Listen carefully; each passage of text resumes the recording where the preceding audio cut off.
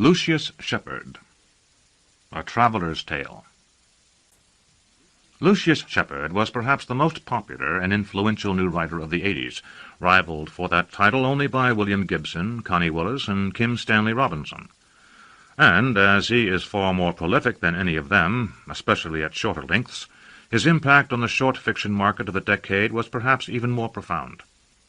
In fact, pound for pound, Shepard may have produced the most vital and consistently excellent body of short work of the 80s, and may come to be seen as one of the best short fiction writers ever to enter the field. Shepard made his first sale in 1983, to Terry Carr's Universe. That particular story attracted little notice at the time, but the floodgates were about to open, and the next 7 years would see a steady stream of bizarre and powerfully compelling stories, such as the landmark novella R&R, The Jaguar Hunter, Black Coral, A Spanish Lesson, The Man Who Painted the Dragon Griot, Shades, Aymara, How the Wind Spoke at Madaket, On the Border, Fire Zone Emerald, and The Scale Hunter's Beautiful Daughter, among dozens of others.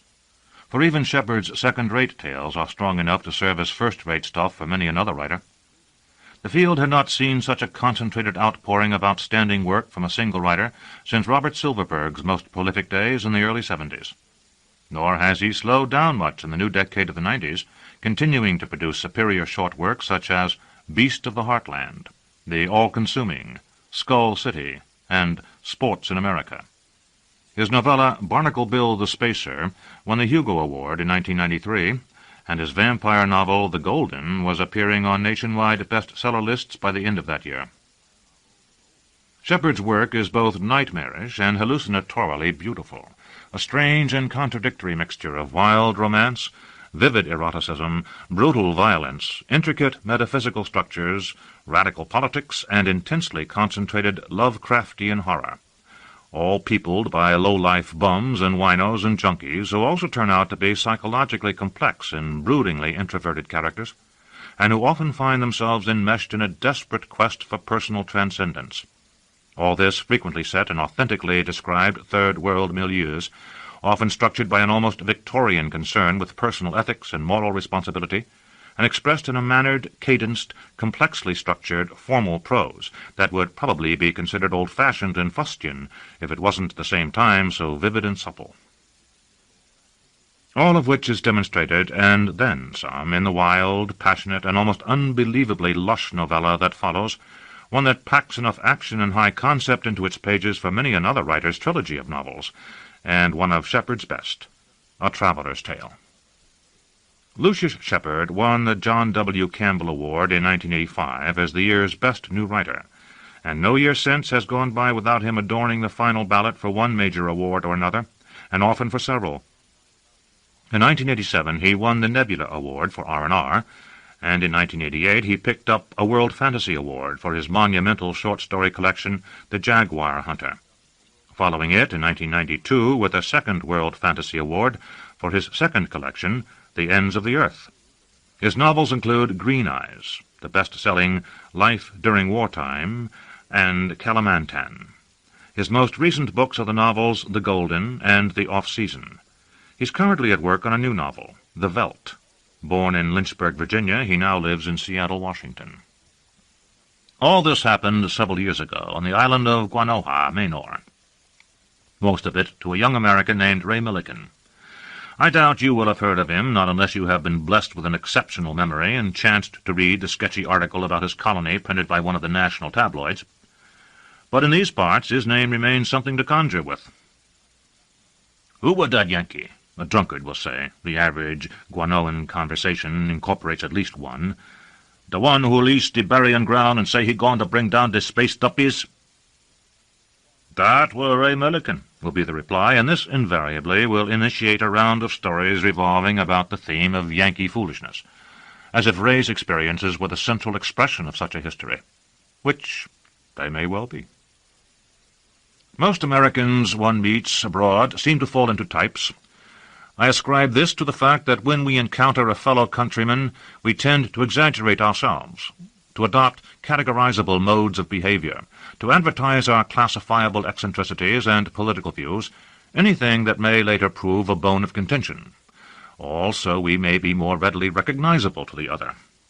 This tendency, I believe, bears upon our reputation for being people to whom time is a precious commodity. We do not want to waste a moment of our vacations, or, as in the case of expatriates like myself, our retirements, by pursuing relationships based on a mistaken affinity.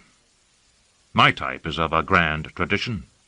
58 years old, with a paunch and a salt-and-pepper beard, retired from a government accounting job to this island off the coast of Honduras. Once divorced, now sharing my days with a daughter of the island, a 20-year-old black girl named Elizabeth, whose cooking is indifferent, but whose amatory performance never lacks enthusiasm. When I tally up these truths, I feel that my life has been triangulated by the works of Maugham, Green, and Conrad. The ex-civil servant gone to seed in a squalid tropic. And I look forward to evolving into a further type, a grey eminence, the sort of degenerate emeritus figure called upon to settle disputes over some trifling point of island lore. "But now you ask old Franklin Winship about that," they'll say. "The man been here since the big storm in '78. Ray's type, however, was of a more contemporary variety. He was one of those child men who are to be found wandering the sun-struck ends of the earth, always seeming to be headed toward some rumoured paradise, a beach said to be unspoiled, where they hope to achieve something, the realization of a half-formed ambition whose criteria of peace and purity are so high as to guarantee failure. Travellers, they call themselves, and in truth travel is their only area of expertise. They know the cheapest restaurant in Belize City, how to sleep for free on Buttermilk Key, the best sandal-maker in Panajachel. They have languished in Mexican jails, contracted dysentery while hiking through the wilds of Olancho, and been run out of various towns for drug abuse or lack of funds. But despite their knowledge and experience, they are curiously empty young men, methodical and unexcitable, possessing personalities that have been carefully edited to give the least effrontery to the widest spectrum of the populace. As they enter their 30s, and this was Ray's age when I met him, they will often settle for long periods in a favourite spot, and societies of even younger travellers will accrete around them. During these periods a subtype may emerge, crypto Charles Mansons, who use their self-assurance to wield influence over the currencies of sex and drugs. But Ray was not of this mould. It seemed to me that his wanderings had robbed him of guile, of all predilection for power-tripping, and had left him a worldly innocent. He was of medium stature, tanned, with ragged sun-streaked hair and brown eyes set in a handsome but unremarkable face. He had the look of a castaway frat boy. Faint, fine lines radiated from the corners of his eyes like scratches in sandstone. He usually dressed in shorts and a flour-sack shirt, one of several he owned, that were decorated with a line drawing of a polar bear above the name of the mill and the words Harina Blanca. "That's me," he would say, pointing to the words and smiling. "White bread." I first saw him in the town square of Meacham's Landing, sitting on a stone bench beneath the square's single tree, a blighted acacia, and tying trick knots for the amusement of a clutch of spidery black children. He grinned at me as I passed, and surprised, being used to the hostile stares with which many young Americans generally favour their elders, I grinned back and stopped to watch. I had just arrived on the island, and was snarled in red tape over the leasing of land, aggravated by dealing with a lawyer who insisted on practising his broken English when explaining things, driven to distraction by the incompetent drunks who were building my house, transforming my neat blueprints into the reality of a cubist nightmare. I welcomed Ray's companionship as a respite. Over a span of 4 months we met 2 or 3 times a week for drinks at the Salon de Carmine, a ramshackle bar collapsing on its pilings above the polluted shallows of the harbour. To avoid the noise and frequent brawls, we would sit out back on the walkway from which the proprietress tossed her slops. We did not dig into each other's souls, Ray and I. We told stories. Mine described the vicissitudes of Washington life, while his were exotic accounts of chicleros and cursed Mayan jade. How he had sailed to Guayaquil on a rock-star's yacht, or paddled alone up the Rio de la Pasión to the unexcavated ruin of Yaxchilan, a meeting with guerrillas in Salvador. Quite simply, he was the finest storyteller I have ever known. A real spellbinder.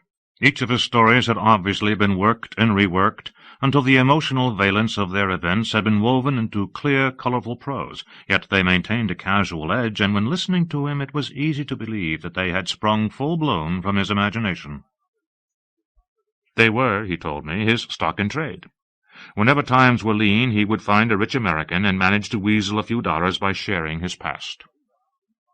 Knowing he considered me rich, I glanced at him suspiciously, but he laughed and reminded me that he had bought the last 2 rounds. Though he was always the protagonist of his stories, I realized that some of them must have been second-hand, otherwise he would have been a much older, much unhealthier man. But despite this, I came to understand that, second-hand or not, they were his, that they had become part of his substance in the way a poster glued to a wall eventually merges with a surface beneath through a process of the weather.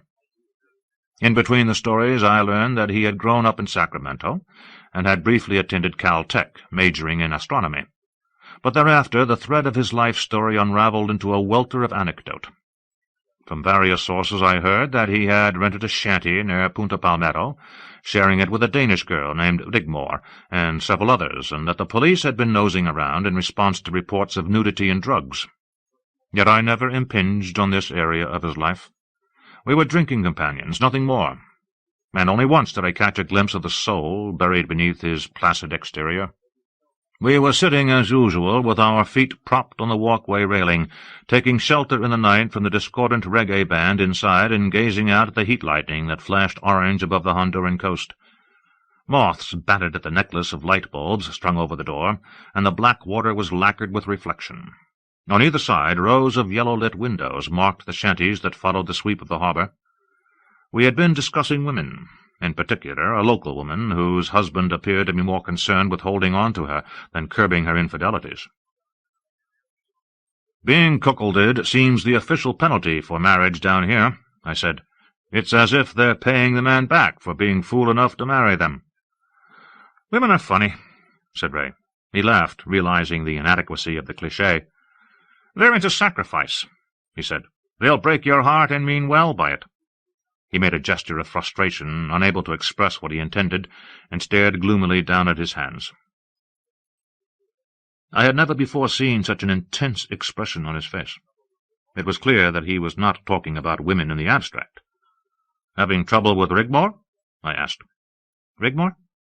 He looked confused, then laughed again. "No, that's just fun and games." He went back to staring at his hands. I was curious. I had a feeling that I had glimpsed beneath his surface, that the puzzle he presented, a bright young man wasting himself in endless wandering, might have a simple solution. I phrased my next words carefully, hoping to draw him out. "I suppose most men have a woman in their past," I said, "one who failed to recognize the mutuality of a relationship." Ray glanced at me sharply, but made no comment. "Sometimes," I continued, "we use those women as justifications for our success or failure, and I guess they do deserve partial credit or blame. After all, they do sink their claws in us. But we let them." He opened his mouth, and I believe he was about to tell me a story, the one story of real moment in his life. But just then old Spurgeon James, drunk, clad in tattered shirt and shorts, the tangle of his once-white beard stained a motley color by nicotine and rum, staggered out of the bar and began to urinate into the shallows. "Oh, man," he said, "this night wild." He reeled against the wall, half-turning, the arc of his urine glistening in the yellow light and splashing near Ray's feet. When he had finished, he tried to extort money from us by relating the story that had gained him notoriety the week before. He claimed to have seen flying saucers hanging over Flowers Bay. Anxious to hear Ray's story, I thrust a Lempira note at Spurgeon to get rid of him. But by the time he had gone back in, Ray had lost the impulse to talk about his past and was off instead on the subject of Spurgeon's UFOs. "You don't believe him, do you?" I said. "Once Spurgeon gets a load on, he's liable to see the Pope driving a dune buggy." "No," said Ray, "but I wish I could believe him. Back at Caltech, I'd planned on joining one of the projects that were searching for extraterrestrial life." "Well, then," I said, fumbling out my wallet, "you'd probably be interested to know that there's been a more reliable sighting on the island. That is, if you consider a pirate reliable." Henry Meacham saw a UFO back in the 1700s, 1793, I think. I pulled out a folded square of paper and handed it to Ray. It's an excerpt from the Old Boys' Journal. I had the clerk at the Historical Society run me off a Xerox. My youngest girl reads science fiction, and I thought she might get a laugh out of it. Ray unfolded the paper and read the excerpt, which I reproduce below. May 7th, 1793. I had just gone below to my cabin after negotiating the reef, when I heard divers cries of astonishment and panic echoing down the companionway. I returned to the foredeck, and there found most of the crew gathered along the port rail, many of them pointing to the heavens. Almost directly overhead, and at an unguessable distance, I espied an object of supernal red brilliance, round, no larger than a halfpenny. The brightness of the object was most curious, and perhaps brightness is not the proper term to describe its effect. While it was indeed bright, it was not sufficiently so to cause me to shield my eyes, and yet whenever I attempted to direct my gaze upon it, I experienced a sensation of vertigo, and so was forced to view it obliquely. I called for my glass, but before it could be brought there was a windy noise, yet not a whit more wind, and the object began to expand, all the while maintaining its circular form. Initially I thought it to be falling towards us, as did the crew, and several men flung themselves into the sea to escape immolation. However, I soon realized that it was merely growing larger, as though a hole were being burned through the sky to reveal the flame-lashed sky of hell behind. Suddenly a beam of light, so distinct as to appear a reddish-gold wire strung between sky and sea, lanced down from the thing and struck the waters inside the reef. There was no splash, but a great hissing and venting of steam, and after this had subsided, the windy noise also began to subside, and the fiery circle above dwindled to a point and vanished. I considered putting forth a longboat to discover what had fallen, but I was loath to waste the southerly wind. I marked the position of the fall, a scant 3 miles from our camp at Sandy Bay, and upon our return there will be ample opportunity to explore the phenomenon. As I recall, Ray was impressed by the excerpt, saying that he had never read of a sighting quite like this one. Our conversation meandered over the topics of space colonies, quasars, and UFO nuts, whom he deprecated as having given extraterrestrial research a bad name, and though I tried to resurrect the topic of women, I never succeeded. At the time I was frantically busy with supervising the building of my house, maneuvering along the path of bribery and collusion that would lead to my obtaining final residence papers, and I took for granted these meetings at the Salon des Carmines. If I had been asked my opinion of Ray in those days, I would have said that he was a pleasant enough sort, but rather shallow. I never considered him my friend. In fact, I looked on our relationship as being free from the responsibilities of friendship, as a safe harbor from the storms of social convention, new friends, new neighbors, new women that were blowing around me. And so, when he finally left the island after 4 months of such conversations, I was surprised to find that I missed him. Islands are places of mystery. Washed by the greater mysteries of wind and sea, swept over by tides of human event, they accumulate eerie magnetisms that attract the lawless, the eccentric, and, it is said, the supernatural. They shelter oddments of civilization that evolve into involute societies, and their histories are less likely to reflect orderly patterns of culture than mosaics of bizarre circumstance. Guanoja's embodiment of the mystery had fascinated me from the beginning. It had originally been home to Caribe Indians, who had moved on when Henry Meacham's crews and their slaves established their colonies. Their black descendants still spoke an English dotted with 18th and 19th century colloquialisms. Rum-running, gun-smuggling, and revolution had all had their moment in the island's tradition, but the largest part of this tradition involved the spirit world. Duppies, a word used to cover a variety of unusual manifestations, but generally referring to ghosts, both human and animal. The mystical rumors associated with the smoking of black coral. And then there was the idea that some of the spirits dwelling there were not the shades of dead men and women, but ancient and magical creatures, demigods left over from the days of the Caribe. John Anderson McCrae, the patriarch of the island's storytellers, once put it to me this way. This island may look like a chewed-up bone some dog have dropped in a puddle, and the soil may be no good for plantins, no good for corn. But when it come to the breeding of spirits, there ain't No soil better. It was, as John Anderson McRae pointed out, no tropic paradise. Though the barrier reef was lovely and nourished a half-dozen diving resorts, the interior consisted of low scrub-thatched hills, and much of the coast was given over to mangrove.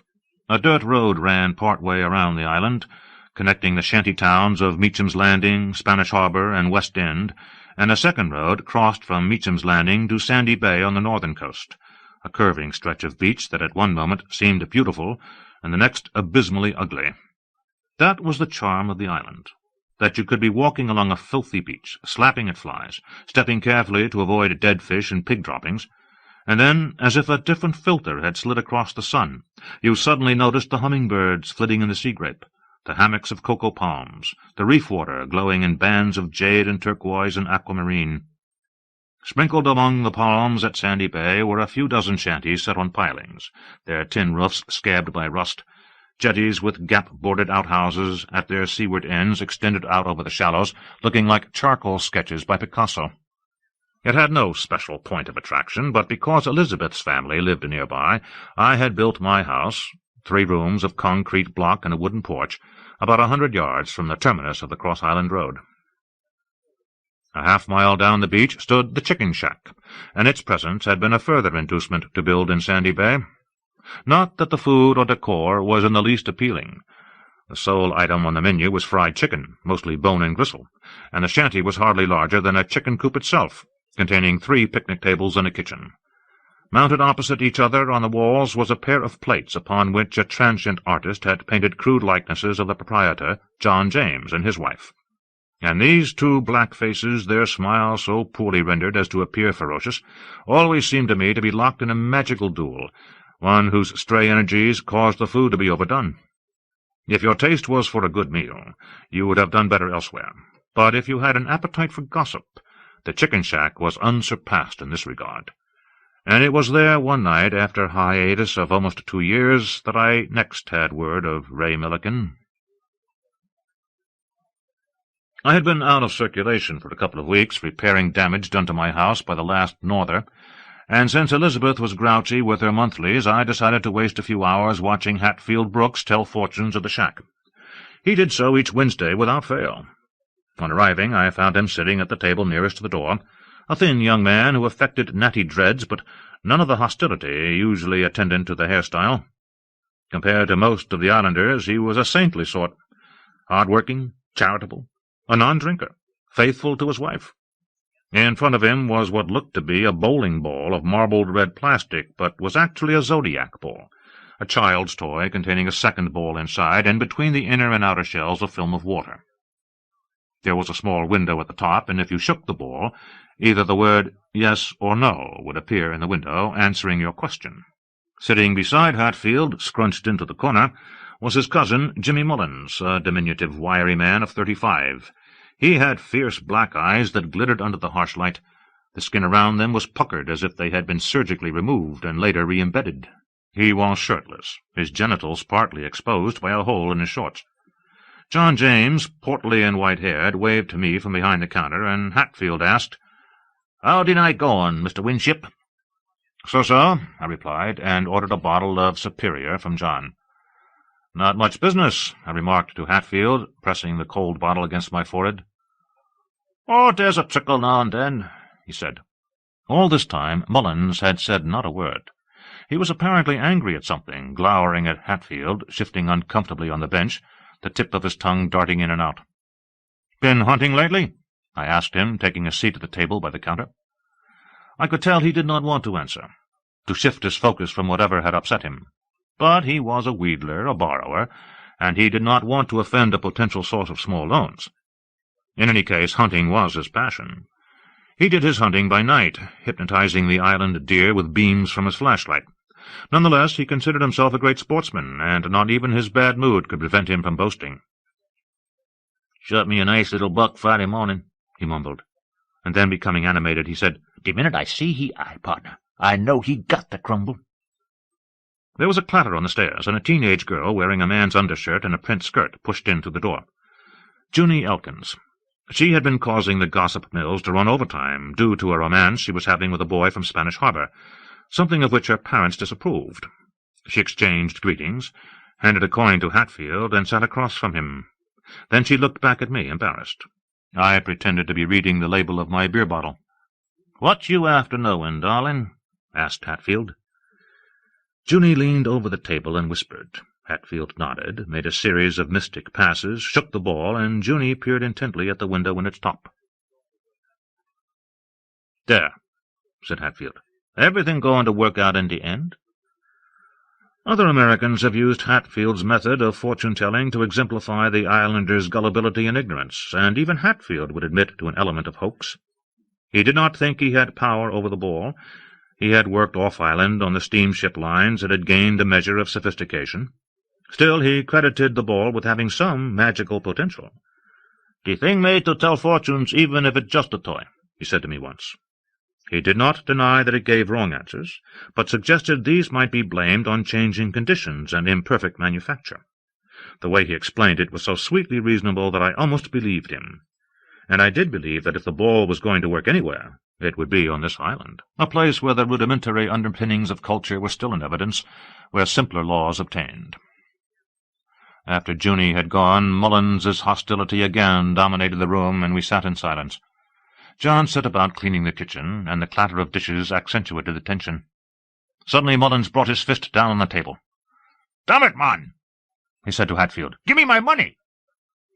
"Ain't your money," said Hatfield gently. "The man has got to pay me for my land." "Ain't your land." "I got testimony that it's mine." Again Mullins pounded the table.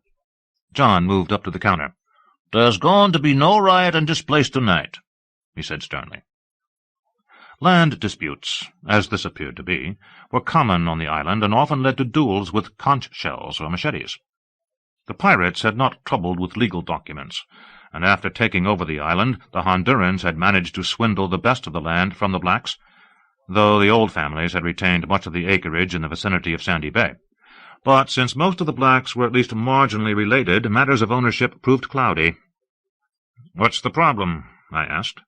Hatfield shrugged, and Mullins refused to answer. Anger seemed visible above his head like heat ripples rising from a tin roof. "Some damn fool have leased the burying ground," said John. "Now these two feudin'." "Who'd want that, Pesto?" "A true damn fool, that's who," said John. "Ray Milliken." I was startled to hear Ray's name. I had not expected to hear it again, and also by the fact that he or anyone would spend good money on the burying ground. It was a large acreage 3 miles west of Sandy Bar, near Punta Palmero, mostly mangrove swamp, and notable for its population of snakes and insects. "It ain't the Garden of Eden, that's true," said Hatfield. "I been over the other day watching them clear stumps, and every time the blade dig down it churn up 3 or 4 snakes. Coralitos, yellow jaws." "Snakes don't bother this Negro," said Mullins pompously. His referral to himself as "this Negro" was a sure sign that he was drunk, and I realized now that he had scrunched into the corner to preserve his balance. His gestures were sluggish, and his eyes were bloodshot and rolling.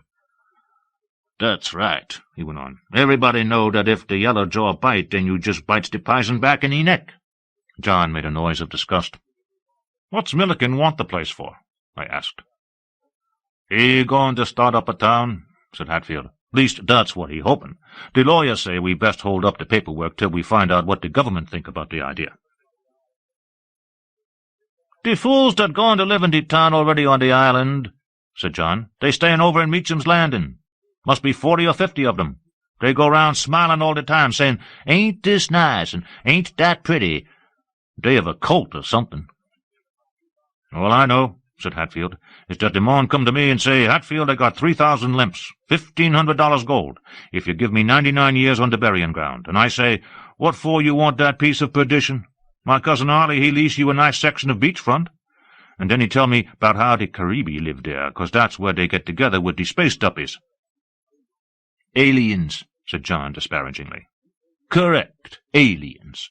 Hatfield stroked the zodiac ball. "He say the aliens talk to the Caribe, 'cause the Caribe's lives is up full and just naturally tracks the aliens. I tell him, man, the Caribe fierce. They warriors. And he say, maybe so, but they must have been doing something right or the aliens won't be coming round. And then he tell me that they plan to live like the Caribe and bring the aliens back to Guanoja." "Give me your superior, John," said Mullins bossily. "You got the money?" asked John, his arms folded, knowing the answer. "No, I ain't got the money," shouted Mullins. "This boog-clot got my money." He threw himself at Hatfield and tried to wrestle him to the floor, but Hatfield, being younger, stronger, and sober, caught his wrists and shoved him back into the corner. Mullins's head struck the wall with a thwack, and he grabbed the injured area with both hands. "Look," I said, "even if the government permits the town, which isn't likely, do you really believe a town can survive on the burying ground? Hell, they'll be straggling back to Meacham's Landing before the end of the first night." "That's the gospel," said John, who had come out from back of the counter to prevent further riot. "Has any money changed hands?" I asked. "He'll give me 200 lamps as security," said Hatfield, "but I expect he want that back if the government disallowed the town." "Well," I said, "if there's no town, there's no argument. Why not ask the ball if there's going to be a town on the burying ground?" "Sound reasonable to me," said John. He gave the ball no credence, but was willing to suspend disbelief in order to make peace.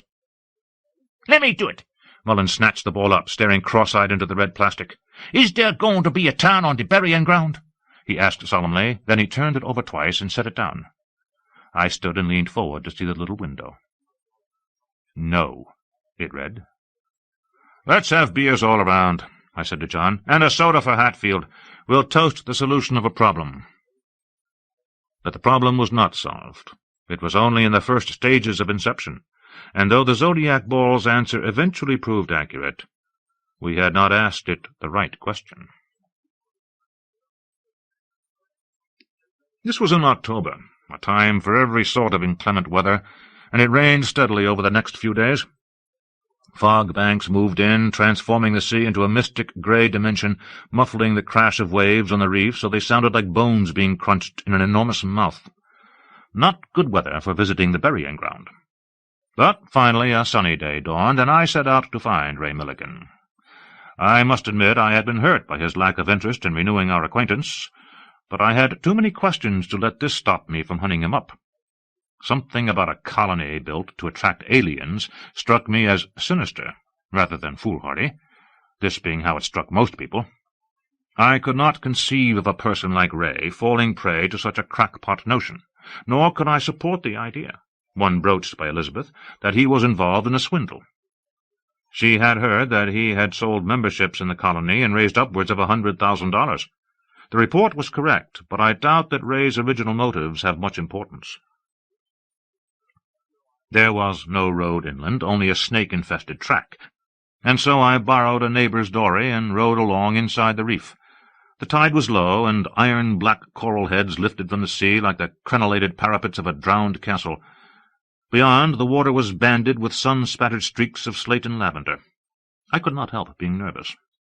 People steered clear of the burying ground. It was rumoured to harbour duppies, but then so was every other part of the island, and I suspect the actual reason for its desertion was that it had no worth to anyone, except perhaps to a herpetologist. The name of the place had come down from the Caribbee. This was a puzzling fact, since all their grave sites were located high in the hills. Pottery and tools had been found in the area, but no solid evidence of burials. 2 graves did exist, those belonging to Ezekiel Brooks, the son of William, a mate on Henry Meacham's privateer, and to Ezekiel's son Carl. They had lived most of their lives on the land as hermits, and it was their solitary endurance that had ratified the Brooks family's claim to ownership. On arriving, I tied the dory to a mangrove root and immediately became lost in a stand of scrub palmetto. I had sweated off my repellent, and mosquitoes swarmed over me. I stepped cautiously, probing the weeds with my machete to stir up any lurking snakes. After a short walk, I came to a clearing about 50 yards square. It had been scraped down to the raw dirt. On the far side stood a bulldozer, and next to it was a thatched shelter beneath which a group of men were sitting. The primary colours and simple shapes, yellow bulldozer, red dirt, dark green walls of brush, made the clearing look like a test for motor skills that might be given to a gigantic child. As I crossed to the shelter, one of the men jumped up and walked toward me. It was Ray. He was shirtless, wearing boots and faded jeans, and a rosy sheen of new sunburn overlaid his tan. "Frank," he said, pumping my hand. I was taken aback by the religious affirmation in his voice. It was as if my name were something he had long treasured. "I was planning to drop around in a few days," he said, "after we got set up. How are you?" "Old and tormented," I said, slapping at a mosquito. "Here," he gestured at the shelter. "Let's get into the shade." "How are you?" I asked as we walked. "Great, Frank," he replied. "Really great." His smile seemed the product of an absolute knowledge that things indeed were really great. He introduced me to the others. I cannot recall their names, a typical sampling of Jims and Daves and Toms. They all had Ray's Krishna-conscious smile, his ultra-sincerity, and they delighted in sharing with me their lunch of banana fritters and coconut. "Isn't this food beautiful?" said one. There was so much beatitude around me that I, grumpy from the heat and mosquitoes, felt like a heathen among them. Ray kept staring at me, smiling, and this was the main cause of my discomfort. I had the impression that something was shining too brightly behind his eyes, a kind of manic brilliance flaring in him the way an old light bulb flares just before it goes dark for good. He began to tell me of the improvements they were planning: wells, electronic mosquito traps, generators, schools with computers, a medical clinic for the islanders, on and on. His friends chimed in with additions to the list, and I had the feeling that I was listening to a well-rehearsed litany. "I thought you were going to live off the land like the Caribe," I said. "Oh, no," said Ray. "There are some things they did that we're going to do, but we'll do them better." "Suppose the government denies your permits?" I was targeted by a congregation of imperturbable smiles. "They came through 2 days ago," said Ray. "We're going to call the colony Port Ezekiel." After lunch, Ray led me through the brush to a smaller clearing where 6 shelters were erected. Hammocks were strung beneath each one. His had a fringe of snakeskins tacked to the roof poles, at least 30 of them. They were crusted with flies, shifting horribly in the breeze. They were mostly yellowjaws, the local name for the fer-de-lance, and he said they killed 10 or 12 a day. He sat cross-legged on the ground and invited me to take the hammock. "Want to hear what I've been up to?" he asked. "I've heard some of it." "I bet you have," he laughed. "They think we're loony." He started as the bulldozer roared to life in the clearing behind us. "Do you remember showing me old Meacham's journal?" "Yes." "In a way, you're responsible for all this." He waved at the dirt in the shelters. "That was my first real clue." He clasped his hands between his legs. "When I left here, I went back to the States, to school. I guess I was tired of traveling, or maybe I realized what a waste of space I'd been. I took up astronomy again. I wasn't very interested in it, but I wasn't more interested in anything else. Then one day I was going over a star chart, and I noticed something amazing. You see, while I was here, I'd gotten into the Caribe culture. I used to wander around the burying ground looking for pottery, found some pretty good pieces. And I'd hike up into the hills and make maps of the villages where they'd stationed their lookouts and set their signal fires. I still had those maps, and what I'd noticed was that the pattern of the Caribe signal fires corresponded exactly to the constellation Cassiopeia. It was incredible. The size of the fires even corresponded to the magnitudes of the specific stars. I dropped out of school and headed back to the island. He gave me an apologetic look. "I tried to see you, but you were on the mainland." "That must have been when Elizabeth's old boyfriend was giving us some trouble," I said. "We had to lie low for a while." "I guess so." Ray reached for a pack that was propped against the wall and extracted a sheaf of 8-inch by 11-inch photographs. They appeared to consist chiefly of smudges and crooked lines. "I began digging through the old sites, especially here. This is the only place I found pottery with these particular designs." From this point on, I had difficulty keeping a straight face.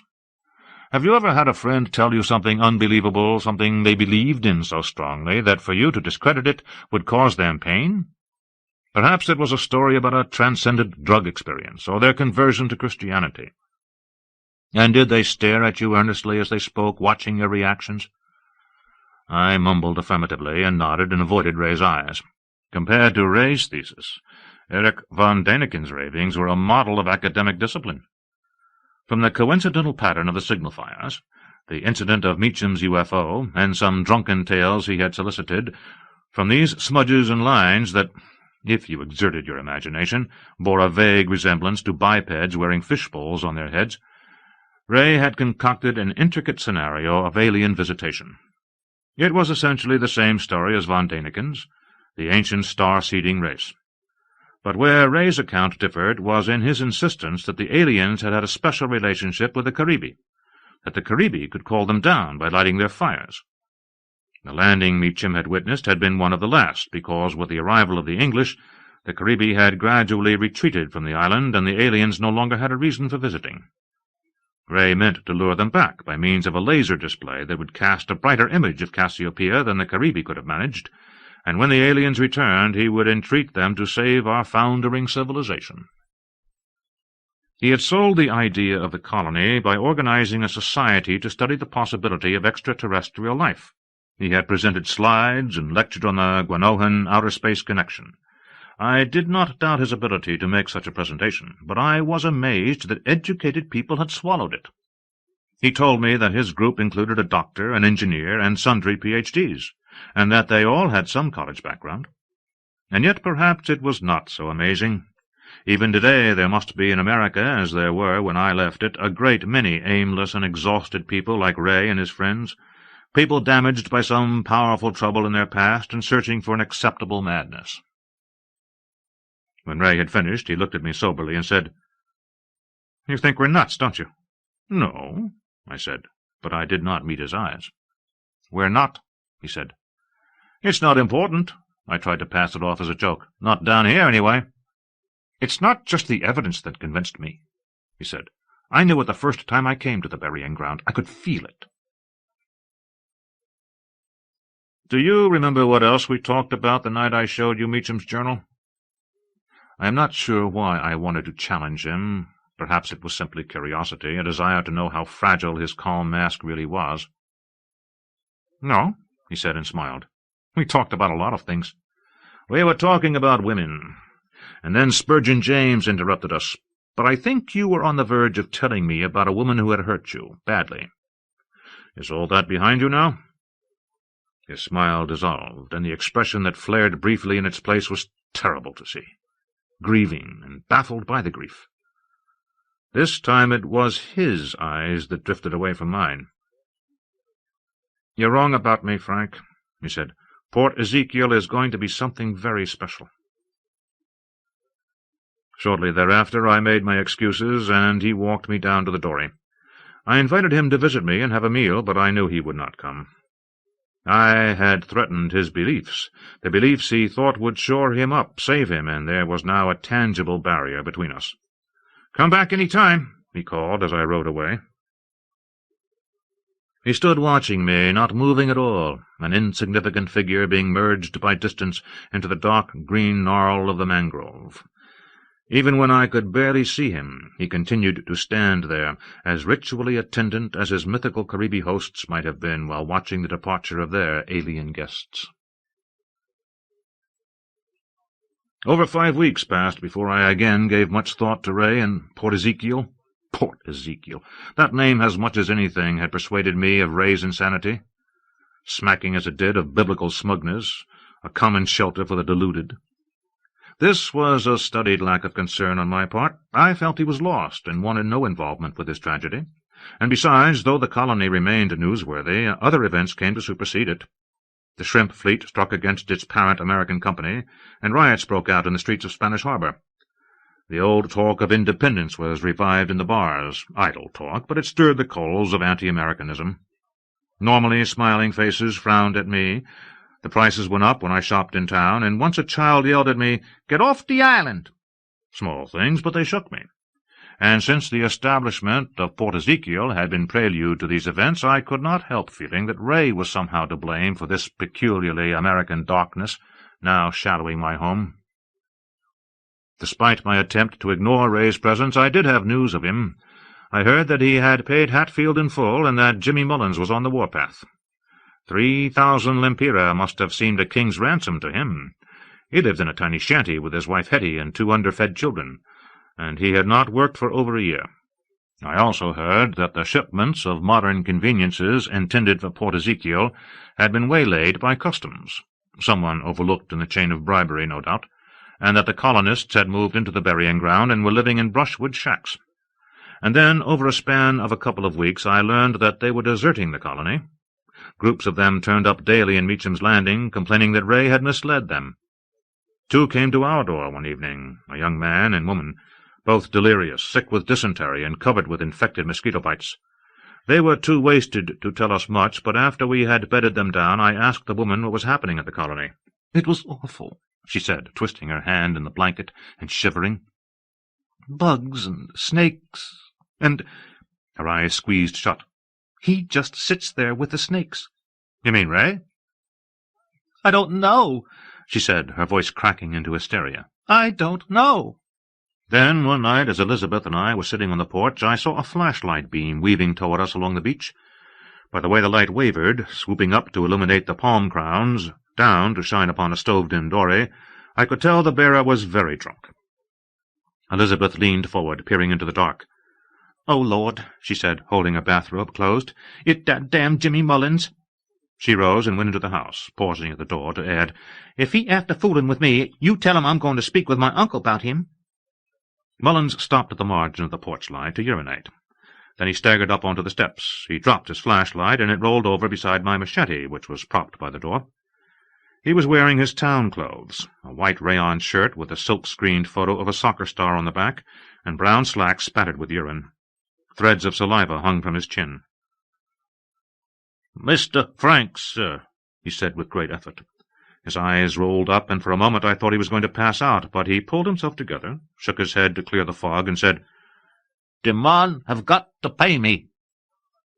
I wanted no part of his feud with Hatfield. "Why don't I give you a ride home?" I said. "Hetty'll be worried." Blearily he focused on me, clinging to a support post. "That bug Yankee clot have cheated me," he said. "You talk to him, Mr. Frank. You tell him he got to pay." "Ray Milliken? He doesn't owe you anything." "Somebody owe me!" Mullins flailed his arm at the night. "And I ain't got to force the war with Hatfield." He adopted a clownish expression of sadness. "I born in the summer and never get no bigger than what you seein' now." So, sucked along by the feeble tide of anti-Americanism, Mullins had given up on Hatfield and shifted his aim to a more vulnerable target. I told him that Ray was crazy, and would likely not respond to either threats or logic, but Mullins insisted that Ray should have checked Hatfield's claim before paying him. Finally, I agreed to speak to Ray on his behalf, and, somewhat mollified, he grew silent. He clung to the post, pouting. I settled back in my chair. It was a beautiful night, the phosphorescent manes of the breakers tossing high above the reef, and I wished he would leave us alone to the view. "Damn bug Yankee!" He reeled away from the post and careened against the door-frame. His hand fell upon my machete. Before I could react, he picked it up and slashed at the air. "I cut that bastard down to the deck!" he shouted, glaring at me. The moment seemed endless, as if the flow of time had snagged on the point of the machete. Drunk, he might do anything. I felt weak and helpless, my stomach knotted by a chill. The blade looked to have the same drunken glitter as his eyes. God knows what might have happened, but at that moment Elizabeth, her robe belling open, eyes gleaming crazily, sneaked up behind him and smacked him on the neck with an axe-handle. Her first blow sent him tottering forward, the machete still raised in a parody of attack, and the second drove him off the porch to sprawl face down in the sand. Later, after John James and Hetty had dragged Mullins home, as Elizabeth and I lay in bed, I confessed that I had been too afraid to move during the confrontation. "Don't vex yourself, Frank," she said. "There's enough trouble on the island that sooner or later you'll be taking care of some of mine." And after we had made love, she curled against me, tucked under my arm, and told me of a dream that had frightened her the previous night. I knew what she was doing. Nothing about her was mysterious. And yet, as with every woman I have known, I could not escape the feeling that a stranger lay beside me, someone whose soul had been molded by a stronger gravity and under a hotter star. I spent the next morning patching things up with Mullins, making him a gift of vegetable seeds and listening to his complaints, and I did not leave for the burying ground until mid-afternoon. It had rained earlier, and grey clouds were still passing overhead, hazy fans of sunlight breaking through now and again. The chop of the water pulled against me, and it was getting on toward sunset by the time I arrived. Out on the horizon, the sea and sky were blending in lines of blackish squalls. I hurried through the brush, intending to convey my warning as quickly as possible and be home before the winds. But when I reached the first clearing, I stopped short. The thatch and poles of the brushwood huts were strewn over the dirt, torn apart, mixed in with charred tin cans, food wrappers, the craters of old cooking fires, broken tools, mildewed paper packs, and dozens of conch shells, each with their whorled tops sliced off. That must have been a staple of their diet. I called Ray's name, and the only answer was an intensification in the buzzing of the flies. It was like the aftermath of a measly war, stinking and silent. I picked my way across the litter to the second clearing, and again was brought up short. An identical mess carpeted the dirt, and Ray's shelter remained intact, the fringe of rotting snakeskins still hanging from the roof poles. But that was not what had drawn my attention. A trench had been dug in front of the shelter and covered with a sheet of wire mesh. Large rocks held the wire in place.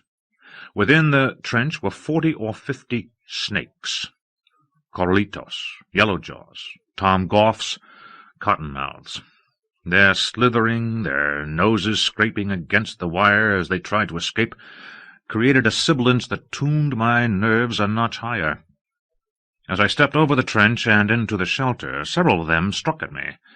Patches of the mesh glistened with their venom. Ray's hammock was balled up in a corner, and the ground over which it had swung had been excavated. The hole was nearly full of murky water, groundwater by the briny smell. I poked a stick into it and encountered something hard at a depth of about 3 feet. A boulder, probably. Aside from Ray's pack, the only other sign of habitation was a circular area of dirt that had been patted smooth. Dozens of bits of oyster shells were scattered across it, all worked into geometric shapes, stars, hexagons, squares, and so forth. A primitive game board. I did not know what exactly to make of these things, but I knew they were the trappings of madness. There was an air of savagery about them, of a mind as tattered as its surroundings, shriveled to the simplest of considerations, and I did not believe that the man who lived here would understand any warning I might convey. Suddenly afraid, I turned to leave, and was given such a shock I nearly fell back into the water-filled pit. Ray was standing an arm's length away, watching me. His hair was ragged, shoulder-length, and bound by a cottonmouth skin band. His shorts were holed and filth-encrusted. The dirt smeared on his cheeks and forehead made his eyes appear round and staring. Mosquito bites speckled his chest, though not as many as had afflicted the colonists I had treated. In his right hand he carried a long stick with a twine noose at one end, and in his left hand was a burlap sack whose bottom humped and writhed. "Ray," I said, sidling away from him. I expected a croak or a scream of rage for an answer, but when he spoke it was in his usual voice. "I'm glad you're here," he said. He dropped the sack. It was tied at the top, beside the trench, and leaned his stick against the wall of the shelter. Still afraid, but encouraged by the normalcy of his actions, I said, "What's going on here?" He gave me an appraising stare. "You better see her for yourself, Frank. You wouldn't believe me if I told you." He sat cross-legged beside the patch of smoothed dirt and began picking up the shell bits. The way he picked them up fascinated me, so rapidly, pinching them up between thumb and forefinger, and funneling them back into his palm with the other 3 fingers, displaying an expert facility. And I noticed he was only picking up the hexagons. "Sit down," he said. "We've got an hour or so to kill." I squatted on the opposite side of the game board. "You can't stay here, Ray." He finished with the hexagons, set them aside, and started on the squares. "Why not?" I told him about Mullins, but as I had presumed, he was unconcerned. All his money, he said, was tied up in investment funds. He would find a way to deal with Mullins. He was calm in the face of my arguments, and though this calm seemed to reflect a more deep-seated confidence than had been evident on my first visit, I did not trust it. To my mind, the barrier between us had hardened, become as tricky to navigate as the reef around the island. I gave up arguing and sat quietly, watching him play with the shells. Night was falling, banks of dark clouds were rushing overhead, and gusts of wind shredded the thatch. Heavy seas would soon be washing over the reef, and it would be beyond my strength to row against them. But I did not want to abandon him. Under the dreary stormlight, the wreckage of Port Ezekiel looked leached of colour and vitality, and I had an image of the two of us being survivors of a great disaster, stalemated in debate over the worth of restarting civilization. "It's almost time," he said, breaking the silence. He gazed out to the swaying tops of the bushes that bounded the clearing. "This is so wild, Frank. Sometimes I can't believe it myself." The soft astonishment in his voice brought the pathos of his situation home to me. "Jesus, Ray," I said, "come back with me. There's nothing here." "Tell me that when you've seen her." He stood and walked over to the water-filled pit. "You were right, Frank. I was crazy, and maybe I still am. But I was right, too. Just not in the way I expected." "Right about what?" He smiled. "Cassiopeia." He hunkered down by the pit. "I've got to get in the water. There has to be physical contact, or else the exchange can't occur. I'll be unconscious for a while, but don't worry about it, all right?" Without waiting for my approval, he lowered himself into the water. He seemed to be groping for something, and he shifted about until he had found a suitable position. His shoulders just cleared the surface. Then he bowed his head so that I could no longer see his face. My thoughts were in turmoil. His references to her, his self-baptism, and now the sight of his disembodied head and tendrils of hair floating on the water, all this had rekindled my fear. I decided that the best thing I could do for him, for both of us, would be to knock him out, to haul him back to Sandy Bay for treatment. But as I looked around for a club, I noticed something that rooted me in my tracks. The snakes had grown frantic in their efforts to escape. They were massed at the far side of the trench, pushing at the mesh with such desperation that the rocks holding it down were wobbling. And then, an instant later, I began to sense another presence in the clearing. How did I sense this? It was similar to the feeling you have when you are alone for the first time with a woman to whom you are attracted, how it seems you could close your eyes and stopper your ears and still be aware of her every shift in position, registering these changes as thrills running along your nerves and muscles. And I knew beyond a shadow of a doubt that this presence was female. I whirled around, certain that someone was behind me. Nothing.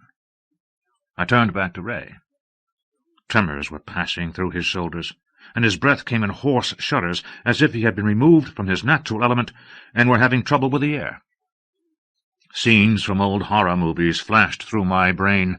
The stranger lured to an open grave by an odd noise, the ghoul rising from the swamp, black water dripping from his talons, the maniac with a split personality, smiling, hiding a bloody knife under his coat. And then I saw, or imagined I saw, movement on the surface of the water. It was bulging, not bubbling, but the entire surface bulging upward, as if some force below were building to an explosion. Terrified, I took a backward step, and as my foot nudged the wire screen over the trench, as the snakes struck madly at the mesh, terrified themselves, I broke and ran. I went crashing through the brush, certain that Ray was after me, possessed by some demon dredged up from his psyche, or by worse. I did not stop to untie the dory, but grabbed the machete from beneath the seat, hacked the rope in two, and pulled hard out into the water. Waves slopped over the bow, the dory bucked and plunged, and the noise from the reef was deafening. But even had a hurricane been raging, I would not have put back into the burying ground. I strained at the oars, gulping down breaths that were half salt spray, and I did not feel secure until I had passed beyond Punta Palmero and was hidden from the view of whatever was now wandering that malarial shore.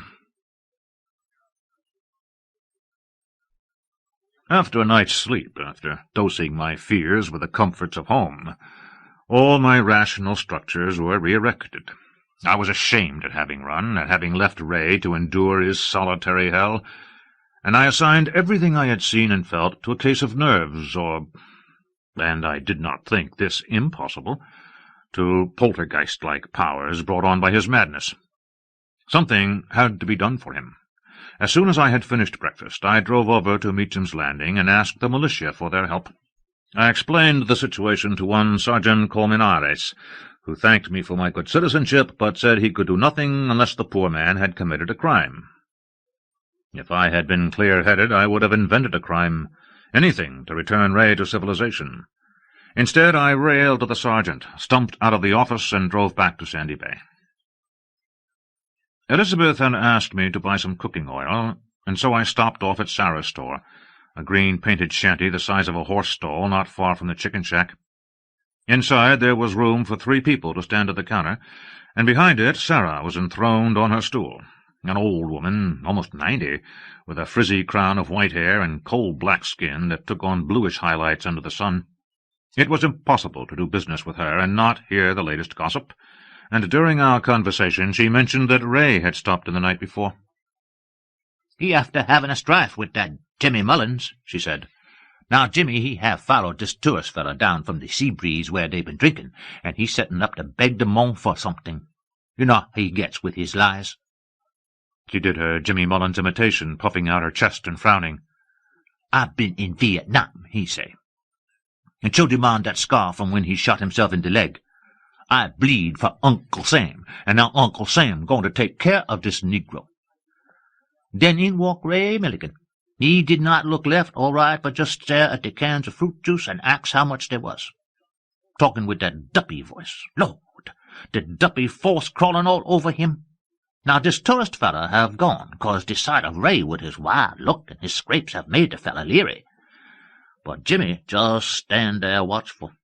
And when Ray paid for the juice, Jimmy say, "Give me that money."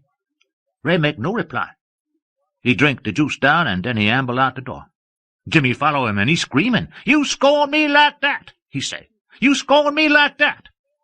It take no wisdom to know there's blood in the air, so I set a superior on the counter and call out, "Jimmy, you come here afore your breer lose the chill." And that lured him back. I asked Sarah what she meant by duppy voice, but she would only say, "That's what it were, the duppy voice."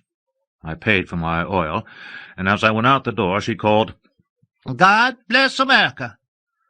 She always said it as a farewell to her American customers. Most thought she was putting them on, but knowing Sarah's compassion for waifs and strays, her conviction that material wealth was the greatest curse one could have, I believe it was heartfelt. Sarah's story had convinced me of the need for action, and that afternoon I returned to the burying ground. I did not confront Ray. I stationed myself behind some bushes 20 feet to the right of the shelter. I planned to do as I should have done before, hit him and drag him back to Sandy Bay. I had with me Elizabeth's axe handle and an ample supply of bug repellent. Ray was not at the clearing when I arrived, and he did not put in an appearance until after 5 o'clock. This time he was carrying a guitar, probably gleaned from the debris. He sat beside the trench and began chording, singing in a sour, puny voice that sent a chill through me despite the heat. It seemed he was giving tongue to the stink of the rotting snakeskins, amplifying the whine of the insects. The sun reflected an orange fire on the panels of the guitar. "Cassiopeia," he sang, country western style. "I'll be yours tonight." He laughed, cracked, high-pitched laughter, and rocked back and forth on his haunches. "Cassiopeia, why don't you treat me right?" Either he was bored, or else that was the whole song. He set down the guitar, and for the next hour he hardly moved, scratching, looking up to the sun as if checking its decline. Sunset faded, and the evening star climbed above alps of purple cumulus. Finally, stretching and shaking out the kinks, he stood and walked to the pit and lowered himself into the water. It was at this point that I had intended to hit him, but my curiosity got the best of me, and I decided to observe him instead. I told myself that I would be better able to debunk his fantasies if I had some personal experience of them.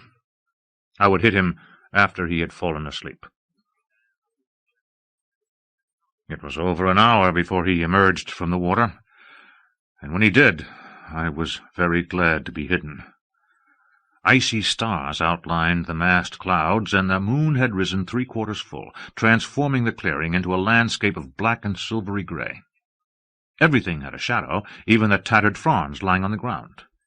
There was just enough wind to make the shadows tremble, and the only noise, apart from the wind, was the pattering of lizards across the desiccated leaves. From my vantage I could not see if the water was bulging upward, but soon the snakes began their hissing, their pushing at the mesh, and I felt again that female presence. Then Ray leaped from the pit. It was the most fluid entrance I have ever seen, like a dancer mounting onto stage from a sunken level. He came straight up in a shower of silver droplets, and landed with his legs straddling the pit, snapping his head from side to side. He stepped out of the shelter, pacing back and forth along the trench, and as the light struck him full, I stopped thinking of him as he. Even now, at a remove from the events, I have difficulty thinking of Ray as a man. The impression of femininity was so powerful that it obliterated all my previous impressions of him. Though not in the least dainty or swishy, every one of his movements had a casual female sensuality, and his walk was potently feminine in the way of a lioness. His face was leaner, sleeker of line. Aside from these changes was the force of that presence pouring over me. I had the feeling that I was involved in a scene out of prehistory. The hominid warrior with his club spying on an unknown female, scenting her, knowing her sex along the circuits of his nerves. When she had done pacing, she squatted beside the trench, removed one of the rocks, and lifted the edge of the screen. With incredible speed she reached in and snatched out a wriggling yellowjaw. I heard a sickening, mushy crack as she crushed its head between her thumb and forefinger. She skinned it with her teeth, worrying a rip, tearing loose long peels until the blood-rilled meat gleamed in the moonlight. All this in a matter of seconds. Watching her eat, I found I was gripping the axe-handle so tightly that my hand ached. She tossed the remains of the snake into the bushes. Then she stood, again that marvelous fluidity, and turned toward the spot where I was hiding. "Frank," she said. She barely pronounced the A and trilled the R, so that the word came out as Frank. It was like hearing one's name spoken by an idol. The axe-handle slipped from my hand. I stood, weak-kneed. If her speed of foot was equal to her speed of hand, I had no chance of escape. "I won't kill you," she said, her accent slurring the words into the rhythm of a musical phrase. She went back under the shelter and sat beside the patch of smoothed dirt. The phrasing of her assurance did nothing to ease my fears, yet I came forward. I told myself that this was Ray, that he had created this demoness from his sick needs and imaginings, but I could not believe it. With each step I became more immersed in her, as if her soul were too large for the body and I was passing through its outer fringes. She motioned me to sit, and as I did, her strangeness lapped over me like heat from an open fire. My throat was constricted, but I managed to say, "Cassiopeia?" Her lips thinned and drew back from her teeth in a feral smile. "That's what Ray calls me. He can't pronounce my name. My home—" She glanced to the sky. "The clouds obscure it." I gawped at her. I had so many questions I could not frame even one. Finally I said, "Meacham's UFO. Was that your ship?" "The ship was destroyed far from here. What Meacham saw was a ghost, or rather the opening and closing of a road travelled by one." She gestured to the pit. "It lies there, beneath the water." I remembered the hard something I had poked with a stick. It had not felt in the least ectoplasmic, and I pointed this out. "Ghost is a translation of the word for it in my language," she said. "You touched the energy fields of a machine. It was equipped with a homing capacity, but its fields were disrupted by the accident that befell my ship. It can no longer open the roads between the worlds." "Roads?" I said. "I don't understand the roads, and if I could explain them it would translate as metaphysics. The islanders would probably accept the explanation, but I doubt you would." She traced a line in the dirt with a forefinger. "To enter the superluminal universe, the body must die and be reanimated at a journey's end. The other components of the life travel with the machine. All I know of the roads is that, though journeys often last for years, they appear to be direct. When Meacham saw flame in the sky, it was because I came from flame, from the destruction of my ship." "The machine," I began. "It's an engineered life form," she said. "You see, any life consists of a system of energy fields unified in the flesh. The machine is a partial simulation of that system, a kind of phantom life that's designed to sustain the most crucial of those fields, what you'd call the anima, the soul, until the body can be reanimated. Or if the body has been destroyed, until an artificial host has been supplied. Of course, there was no such host here, so the machine attracted those whose souls were impaired, those with whom a temporary exchange could be made. Without embodiment, I would have gone mad." She scooped up a handful of shell bits. "I suppose I've gone mad in spite of it. I've rubbed souls with too many madmen." She tossed out the shell bits. A haphazard toss, I thought. But then I noticed that they had fallen into neat rows. "The differences between us are too great for the exchange to be other than temporary," she went on. "If I didn't re-enter the machine each morning, both I and my host, and the machine, would die." Despite the evidence of my senses, this talk of souls and energy fields, reminding me of the occult claptrap of the 60s, had renewed my doubts. "People have been digging up the burying ground for years," I said. "Why hasn't someone found this machine?" "It's a very clever machine," she said, smiling again. "It hides from those who aren't meant to find it." "Why would it choose only impaired hosts?" "To choose an unimpaired one would run contrary to the machine's morality. And to mine." "How does it attract them?"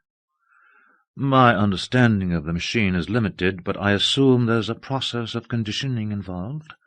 Each time I wake in a new host, it's always the same. A clearing, a shelter. The snakes." I started to ask another question, but she waved me off.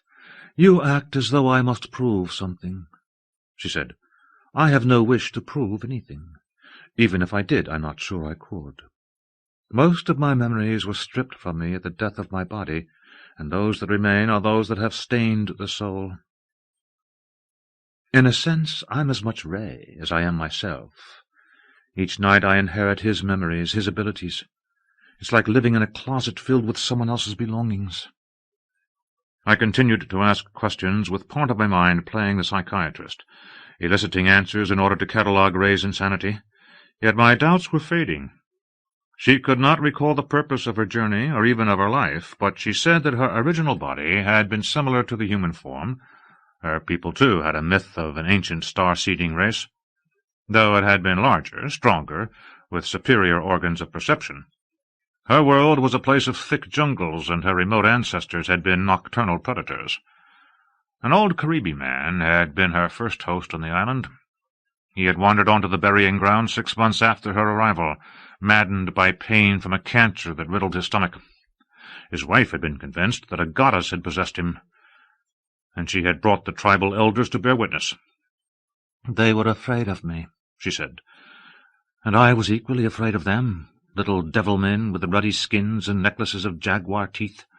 They built fires around me, hemming me in, and they'd dance and screech and thrust their spears at me through the flames. It was nightmarish. I knew they might lose control of their fear at any second and try to kill me. I might have defended myself, but life was sacred to me then. They were whole, vital beings. To harm them would have been to mock what remained of me." She had cultivated them, and they had responded by providing her with new hosts, by arranging their fires to depict the constellation Cassiopeia, hoping to call down other gods to keep her company. It had been a fruitless hope, and there were other signals that would have been more recognizable to her people, but she had been touched by their concern, and had not told them. I will not pretend that I recall exactly everything she said, yet I believe what follows captures the gist of her tale. At first I was disconcerted by its fluency and humanity, but I soon realized that not only had she had 2 centuries in which to practice her humanity, not only was she taking advantage of Ray's gift for storytelling, but also that she had told much of it before. For 22 years, she said, I inhabited Caribbee bodies, most of them terribly damaged. Cripples, people with degenerative diseases, and once a young girl with a huge dent in her skull, an injury gotten during a raid. Though my energies increased the efficiency of their muscles, I endured all their agonies. But as the Caribbee retreated from the island in face of the English, even this tortured existence was denied to me. I spent 4 years within the machine, despairing of ever leaving it again. Then in 1819 Ezekiel Brooks stumbled onto the burying ground. He was a retarded boy of 17 and had become lost in the mangrove. When his father, William, came in search of him, he found me instead. He remembered the fiery object that had fallen from the sky, and was delighted to have solved a puzzle that had baffled his captain for so many years. Thereafter he visited every week, and dragged old Henry Meacham along. Meacham was in his 70s then, fat, with a doughy, wrinkled face and long grey hair done up into ringlets. He affected foppish clothes and a lordly manner. He had the gout and had to be carried through the mangrove by his slaves. They brought with them a teakwood chair, its grips carved into lions' heads, and there he'd sit, wheezing, bellowing at the slaves to keep busy with their fly-whisks, plying me with questions. He did not believe my story, and on his second visit, a night much like this one, moon-struck and lightly winded, he was accompanied by a Spanish woman, a scrawny old hag enveloped in a black shawl and skirt, who he told me was a witch. "Sit you down with Tia Claudia," he said, prodding her forward with his cane, "and she'll have the truth of you. She'll unravel your thoughts like a ball of twine." The old woman sat cross-legged beside the pit, pulled a lump of clouded crystal from her skirt, and set it on the ground before her. Beneath the shawl her shadowed wrinkles had the look of a pattern in tree bark, and despite her apparent frailty I could feel her presence as a chill pressure on my skin. Uneasy, I sat down on the opposite side of the pit. Her eyelids drooped, her breath grew shallow and irregular, and the force of her life flooded me, intensifying in the exercise of her power. The fracture planes inside the crystal appeared to be gleaming with more than refracted moonlight, and as I stared at them, a drowsy sensation stole over me. But then I was distracted by a faint rushing noise from the pit. Hatchings of fine lines were etching the surface of the water, sending up sprays of mist. The patterns they formed resembled the fracture planes of the crystal. I glanced up at Tia Claudia.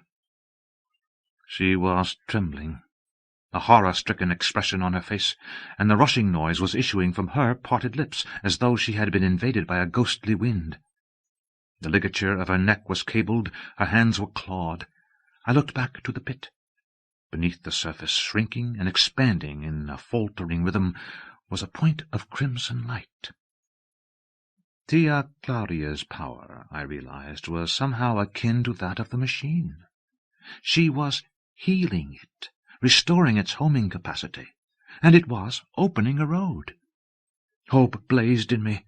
I eased into the pit, and the fields gripped me, stronger than ever. But as the old woman let out a shriek and slumped to the ground, they weakened. The point of light shrank to nothing, gone glimmering like my hope. It had only been a momentary restoration, a product of her mind joined to the machine's. 2 of Meacham's slaves helped Tia Claudia to her feet, but she shook them off and backed out of the shelter, her eyes fixed on the pit. She leaned against Meacham's chair for support. "Well?" he said. "Kill him," she said. "He's too dangerous, too powerful." "Him?" Meacham laughed. Tia Claudia said that I was who I claimed to be, and argued that I was a threat to him. I understood that she was really concerned with my threat to her influence over Meacham, but I was so distressed by the lapsing of the machine's power that I didn't care what they did to me. Bathed in the silvery light, stars shining around their heads, they seemed emblematic of something, perhaps of all humanity. This ludicrous old pirate in his ruffled shirt, and shaking her knobbly finger at him, the manipulative witch who wanted to be his master. After that night, Meacham took me under his wing. I learned that he was an exile, outlawed by the English and obsessed with the idea of returning home, and I think he was happy to have met someone even more displaced than he. Occasionally he'd invite me to his house, a gabled building of pitch-coated boards that clung to a strip of iron shore east of Sandy Bay. He'd sit me down in his study and read to me for hours from his journals. He thought that, being a member of an advanced civilization, I'd have the wit to appreciate his intellect. The study was a room that reflected his obsession with England, its walls covered with Union Jacks, a riot of scarlet and blue. Sometimes, watching the flies crusting the lip of his pewter mug, his sagging face looming above them, the colours on the wall appearing to drip in the unsteady glare of the oil lamp, sometimes it seemed a more nightmarish environment than the Caribbe's circle of fires. He'd pore over the pages, now and again saying, "Ah, here's one you'll like," and would quote the passage. "Wars," he read to me once, "are the solstices of the human spirit, ushering in winter to a young man's thought, and rekindling the spring of an old man's anger." Every page was filled with aphorisms like that, high-sounding, yet empty of meaning, except as regarded his own nature. He was the cruelest man I've ever known, a wife-beater, a tyrant to his slaves and children. Some nights he would have himself borne down to the beach, order torches lit, and watch as those who had offended him were flogged, often to the death, with stalks of withe. After witnessing one of the floggings, I considered killing him, even though such an act would have been in violation of everything I believed. Then one night he brought another woman to the burying-ground, a young mulatto girl named Nora Mullins. "She be weak-minded like Ezekiel," said Meacham. "She'll make you a perfect wife." She would have run, but his slaves herded her forward. Her eyes darted left and right, her hands fidgeted with the folds of her skirt. "I don't need a wife," I said. "Don't you now? Here's a chance to create your own lineage, to escape that infernal contraption of yours. Nora'll bear you a child, and if blood holds true, it'll be as witless as its parents. After Ezekiel's gone, you can take up residence in your heir." His laugh disintegrated into a hacking cough. The idea had logic behind it, but the thought of being intimate with a member of another species, especially one whose sex might be said to approximate my own, repelled me. Further, I did not trust his motives. "Why are you doing this?" I asked. "I'm dying." The old monster worked up a tear over the prospect. "Nora's my legacy to you. I've always thought it a vast irony that a high-flying soul such as yourself should have been brought so low. It'll please me to think of you marooned among generations of idiots, while I'm winging off to my reward." "This island is your reward," I said. "Even the soul dies." "You know that for a fact?" He was worried. "No," I said, relenting. "No one knows that." "Well, then I'll come back to haunt you." But he never did. I had intended to send Nora away after he left, but Ezekiel, though too timid to approach her sexually, found her attractive, and I didn't want to deprive him of her companionship. In addition, I began to realize how lonely I had been myself. The idea of keeping her with me and fathering a child seemed more and more appealing. And a week later, using Ezekiel's memories to rouse lust, I set out to become a family man. What a strange union that was! The moon sailing overhead, chased by ragged blue clouds, the wind and insects and frogs combining into a primitive music. Nora was terrified. She whimpered and rolled her eyes and half-heartedly tried to fight me off. I don't believe she was clear as to what was happening, but eventually her instincts took control. It would be hard to imagine two more inept virgins. I had a logical understanding of the act, at least one superior to Nora's, but this was counterbalanced by her sluggish coordination and my revulsion. Somehow we managed. I think it was mainly due to the fact that she sensed I was like her, female in a way that transcended anatomy, and this helped us to employ tenderness with one another. Over the succeeding nights an honest affection developed between us. Though her speech was limited to strangled cries, we learned to communicate after a fashion, and our love-making grew more expert, more genuine. 14 years we were together. She bore me 3 children, 2 stillborn, but the third a slow-witted boy whom we named Carl. It was a name that Nora could almost pronounce. By day she and Ezekiel were brother and sister, and by night she and I were husband and wife. Carl needed things the land couldn't provide, milk, vegetables, and these were given us by William Brooks. But when he died several years after Carl's birth, taking with him the secret of my identity, Nora began going into Sandy Bay to beg, or so I thought, until I was visited by her brother Robert. I knew something must be wrong. We were the shame of the family. They had never acknowledged us in any way. "Nor is she dead," he told me. "Murdered." He explained that 2 of her customers had been fighting over her, and that, when she had tried to leave, one, a man named Halsey Brooks, had slit her throat. I didn't understand. Customers? Nothing Mullins said made sense. "Don't you know she been whoring?"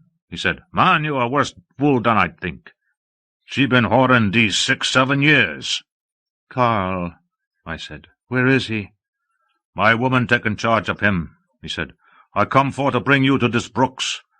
If you ain't mon enough, then I handle it myself. Family's family, no matter how crooked the tie." What I felt then was purely human. Loss, rage, guilt over the fact that Nora had been driven to such straits. "Show him to me," I said. Hearing the murderousness in my voice, Robert Mullins smiled. Halsey Brooks was drinking in a shanty bar, a single room lit by oil lamps whose glass tops were so sooty that the light penetrated them as baleful orange gleams. The rickety tables looked like black spiders standing at attention.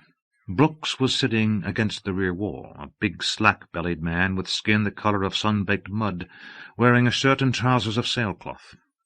Mullins stationed himself out of sight at the door, his machete at the ready in case I failed, and I went inside. Catching sight of me, Brooks grinned and drew a knife from his boot. "That little squint of yours be missing you down in hell," he said, and threw the knife. I twisted aside, and the knife struck the wall. Brooks's eyes widened. He got to his feet, wary. The other customers headed for the door, knocking over chairs in their haste. "You're a quick little nigger," said Brooks, advancing on me. "But quick won't help you now." He would have been no match for me, but confronted by the actual task of shedding blood, I found that I couldn't go through with it. I was nauseated by the thought that I had even considered it. I backed away, tripped over a chair, and went sprawling in the corner.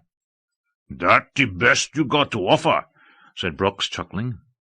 As he reached for me, Mullins slipped up behind and slashed him across the neck and back. Brooks screamed, an incredibly girlish sound for a man so large, and sank to his knees beside me, trying to pinch together the lips of his wounds. He held a hand to his face, seemingly amazed by the redness. Then he pitched forward on top of me. The reek of his blood and sweat, just the feel of him in my hands as I started to push him away, all that drove me into a fury. One of his eyes was an inch from mine, half closed and clouding over. He was dying, but I wanted to dig the last flicker of life out of him. I tore at his cheek with my teeth. The eye snapped open. I heard the beginning of his scream, and I remember nothing more until I threw him aside. His face was flayed to the muscle strings. His nose was pulped, and there were brimming dark red craters where his eyes had been. "My God!" said Mullins, staring at the ruin of Brooks's head. He turned to me. "Go home. The thing more than settled." All my rage had drained and been replaced by self-loathing. Home. I was home. The island had eroded my spirit, transformed me into one of its violent creatures. "Don't come round no more," said Mullins, wiping his blade on Brooks's trousers. He gave me a final look of disgust. "Get back to the damn burying ground where you belong."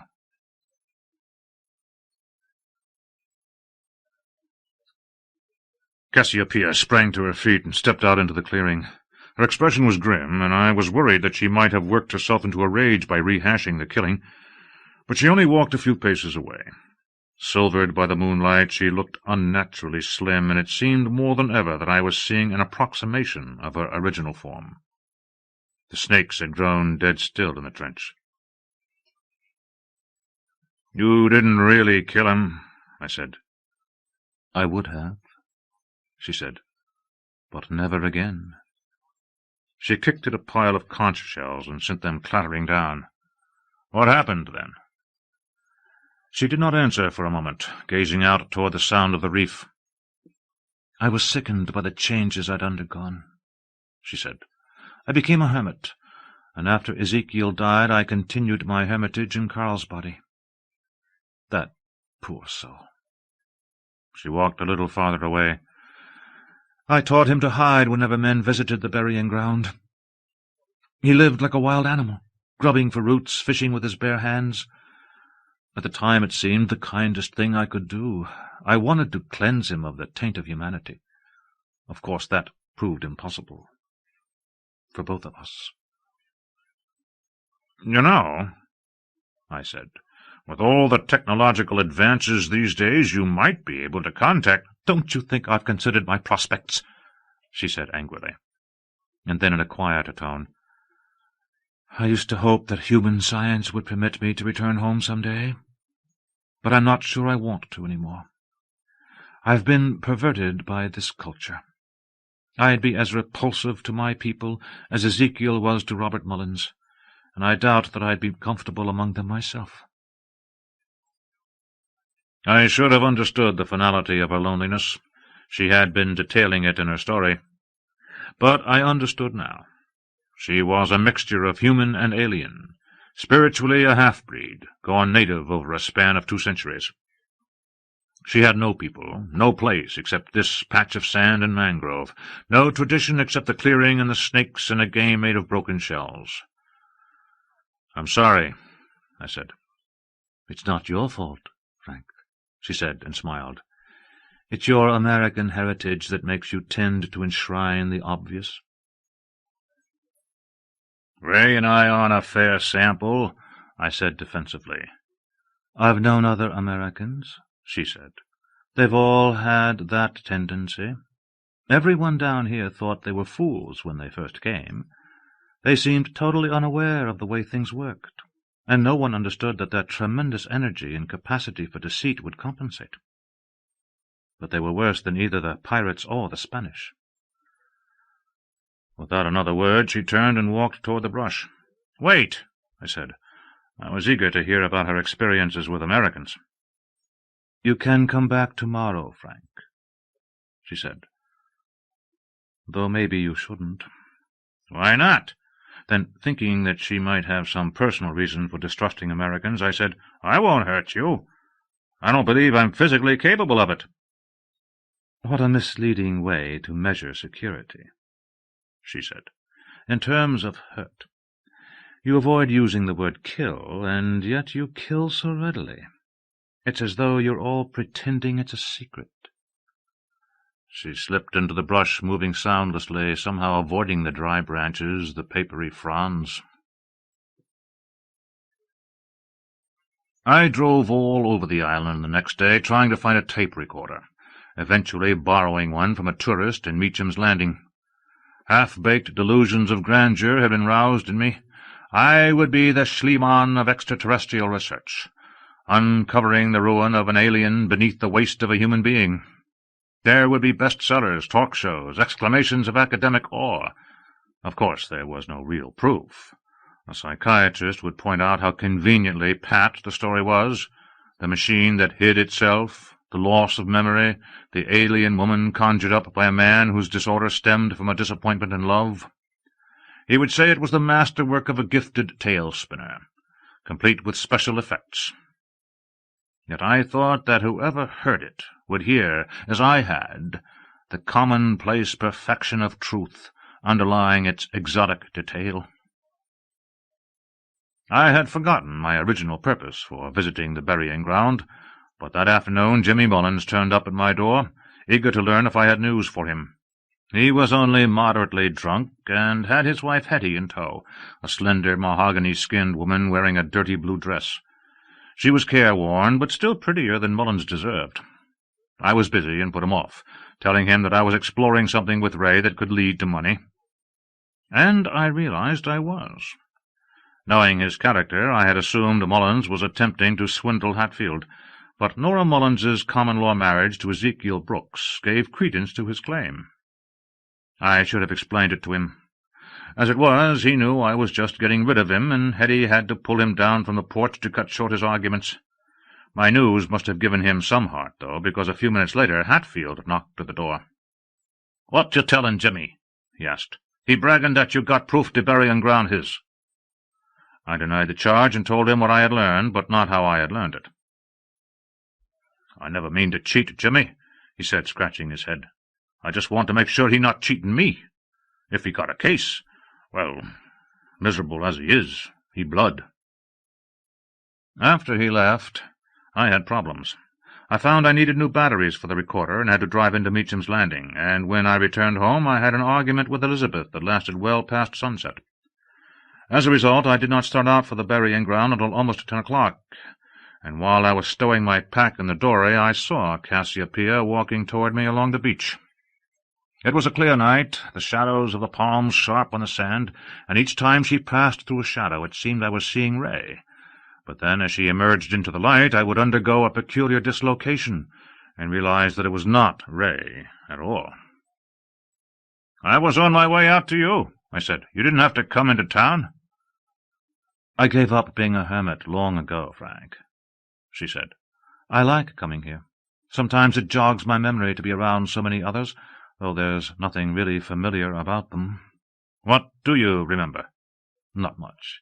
Flashes of scenery, conversations. But once I did remember something concrete. I think it had to do with my work, my profession. I'll show you." She squatted, smoothed a patch of sand, and began tracing a design. As with all her actions, this one was quick and complicated. She used 3 fingers of each hand, moving them in contrary directions, adding a squiggle here, a straight line there, until the design looked like a cross between a mandala and a printed circuit. Watching it evolve, I was overcome by a feeling of peace, not the drowsiness of hypnotism, but a powerful, enlivening sensation that alerted me to the peacefulness around me. The soughing of the palms, the lapping of the water, the stillness of the reef. It was low tide. This feeling was as potent as the effect of a strong drug, and yet it had none of the fuzziness that I associate with drugs. By the time she had finished, I was so wrapped in contentment that all my curiosity had abated. I was not even curious about the design, and I put aside for the moment the idea of recording her. We strolled eastward along the beach without talking, past Sarah's store and the chicken shack, taking in the sights. The tin roofs of the shanties gleamed under the moonlight, and, their imperfections hidden by the darkness, the shanties themselves looked quaint and cozy. Shadows were dancing behind the curtains, soft reggae drifted on the breeze. Peace. When I finally broke the silence, it was not out of curiosity, but in the spirit of that peace, of friendship. "What about Ray?" I asked. "He was in pretty rough shape when I visited him the other afternoon." "He's better off than he would be elsewhere," she said. "Calmer, steadier." "But he can't be happy." "Maybe not," she said. "But in a way I'm what he was always seeking even before he began to deteriorate. He actually thinks of me in romantic terms." She laughed, a trilling note. "I'm very happy with him myself. I've never had a host with so few defects. We were drawing near the new Byzantine church of the Archangel, a small white frame building set back from the shore. This being Friday, it had been turned into a movie theatre. The light above the door illuminated a gaudy poster that had been inserted into the glass case normally displaying the subject of the sermon. The poster showed two blood-stained Chinese men fighting with curved knives. Several teenagers were silhouetted by the light, practicing martial arts kicks beside the steps, like stick figures come to life, and a group of men was watching them, passing a bottle. One of the men detached himself from the group and headed toward us. Jimmy Mullins. "Mr. Milliken," he shouted. "This the owner of the burying ground wanting to speak with you." Cassiopeia spun on her heel and went wading out into the water. Infuriated, Mullins ran after her, and, myself infuriated at the interruption, this breach of peace, I stuck out a foot and tripped him. I threw myself on top of him, trying for a pin, but he was stronger than I had supposed. He wrenched an arm loose, stunned me with a blow to the head, and wriggled free. I clamped my arms round his leg, and he dragged me along, yelling at Cassiopeia. "Pay me my money, bastard!" "I'll pay you," I said out of desperation. It might have been a magic spell that I had pronounced. He quit dragging me. I clung to his leg with one hand, and with the other I wiped a crust of mucky sand from my mouth. "You're going to pay me 3,000 lemps?" he said in a tone of disbelief. It occurred to me that he had not expected the entire amount, that he had only been hoping for a nuisance payment. But I was committed.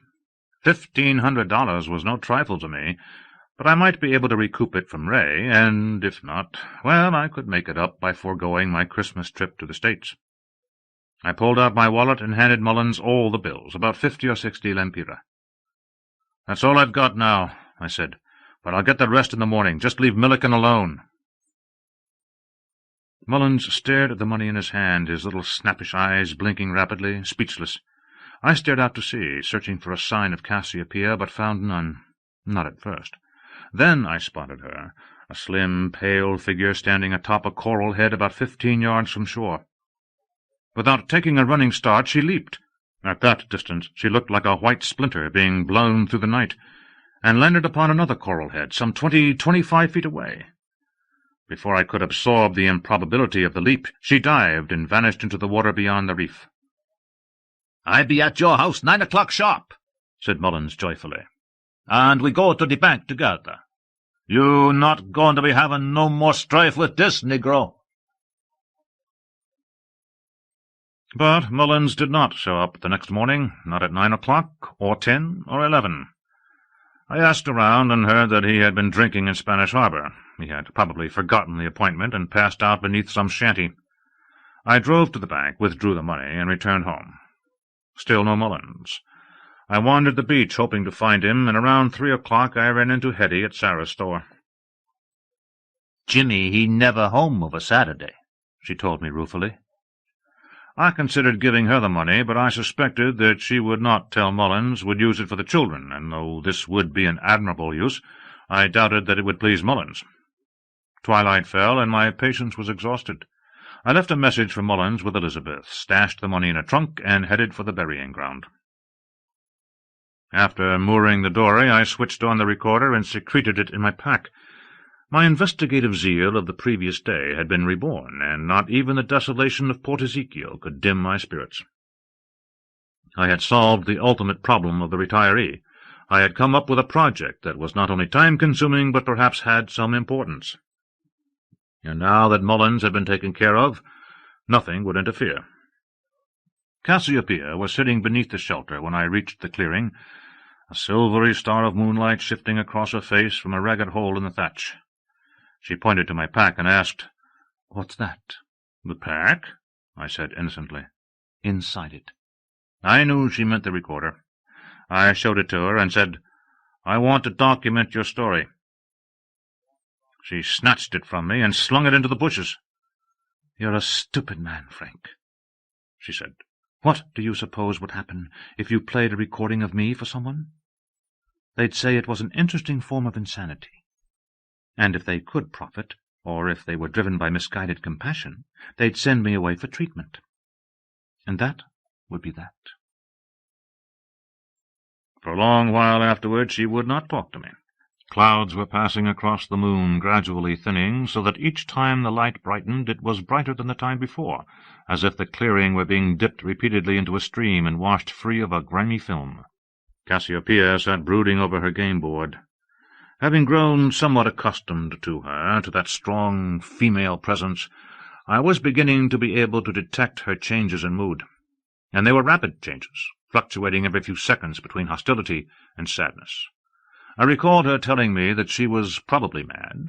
I had taken the statement to be an expression of gloom, but now I wondered if any creature whose moods shifted with such rapidity could be judged sane. Nonetheless, I was about to ask her to continue her story when I heard an outboard motor, and moments after it had been shut off, a man's voice shouting, "Mr. Milliken!" It was Jimmy Mullins. A woman's voice, shrilled, unintelligible, and there was a crash as if someone had fallen. A second later, Mullins pushed into the clearing. Hetty was clinging to his arm, restraining him, but on seeing us he cuffed her to the ground and staggered forward. His town clothes were matted with filth and damp. Two other men crowded up behind Hetty. They were both younger than Mullins, slouching, dressed in rags and sporting natty dreads.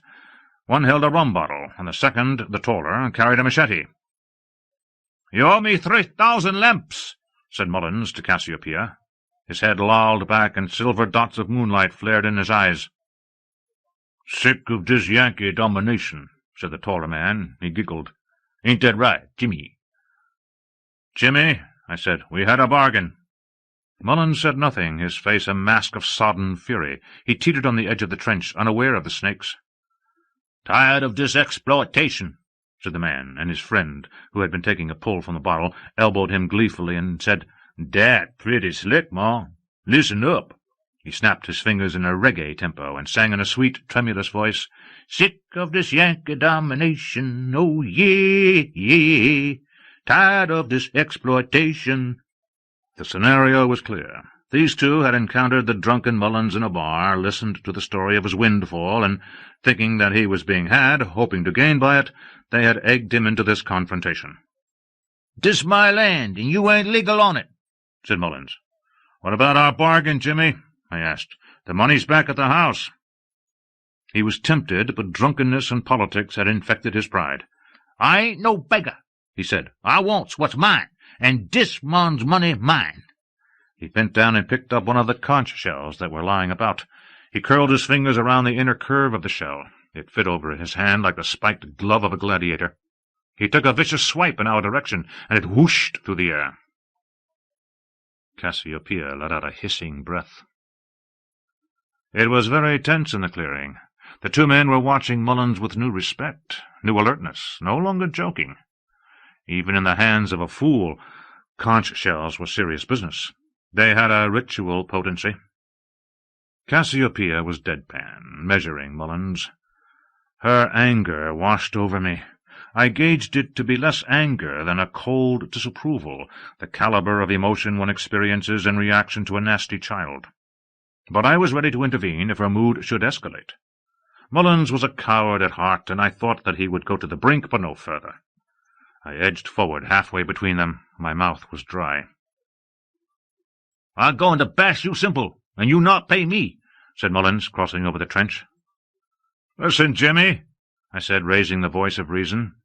Cassiopeia lunged for him. I threw my arms around her, and Mullins, panicked, seeing her disadvantage, swung the shell. She heaved me aside with a shrug and tried to slip the punch, but I had hampered her just enough. The shell glanced off her shoulder. She gave a cawing, guttural screech that scraped a nail down the slate of my spine and clutched at the wound. "See there," said Mullins to his friends, triumphant. "This negro take care he own." He went reeling back over the trench, nearly tripping, and in righting himself he caught sight of the snakes.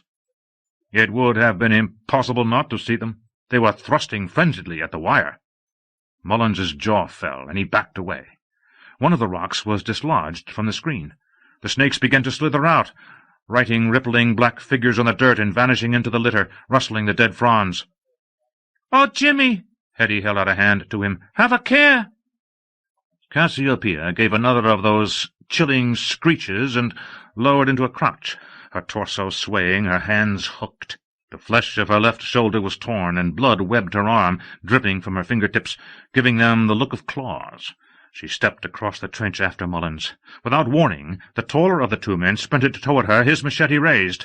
Cassiopeia caught his wrist and flipped him one-handed into the trench, as easily as she might have tossed away an empty bottle. There were still snakes in the trench. They struck at his arms, his legs, and he thrashed about wildly, crying out, but one must have hit a vein, for the cry was sheared off. His limbs beat a tattoo against the dirt, his eyes rolled up. Slivers of iris peeped beneath the lids. A tiny coralito hung like a tassel from his cheek, and a yellow jaw was coiling around his throat, its flat head poked from the spikes of his hair. I heard a squawk, a sharp crack, and looked to the center of the clearing. The second man was crumpled at Cassiopeia's feet, his neck broken. Dark blood poured from his mouth, puddling under his jaw. "Mr. Milliken," said Mullins, backing, his bravado gone, "I'm going to make things right. Hetty, she fixed that little scrape." He stumbled, and as he flung out an arm for balance, Cassiopeia leaped toward him, going impossibly high. It was a gorgeous movement, as smooth as the arc of a diver, but more complex. She maintained a crouch in mid-air, and passing close to Mullins, she plucked the conch shell from his waving hand, fitted it to her own, and spun around to face him, all before she had landed. Hetty began to scream, short, piercing shrieks, as if she were being stabbed over and over. Mullins ran for the brush, but Cassiopeia darted ahead of him and blocked his path. She was smiling. Again Mullins ran, and again she cut him off, keeping low, flowing across the ground. Again and again she let him run, offering him hope and dashing it, harrying him this way and that.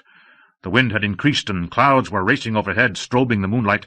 The clearing seemed to be spinning, a carousel of glare and shadow, and Hetty's screams were keeping time with the spin.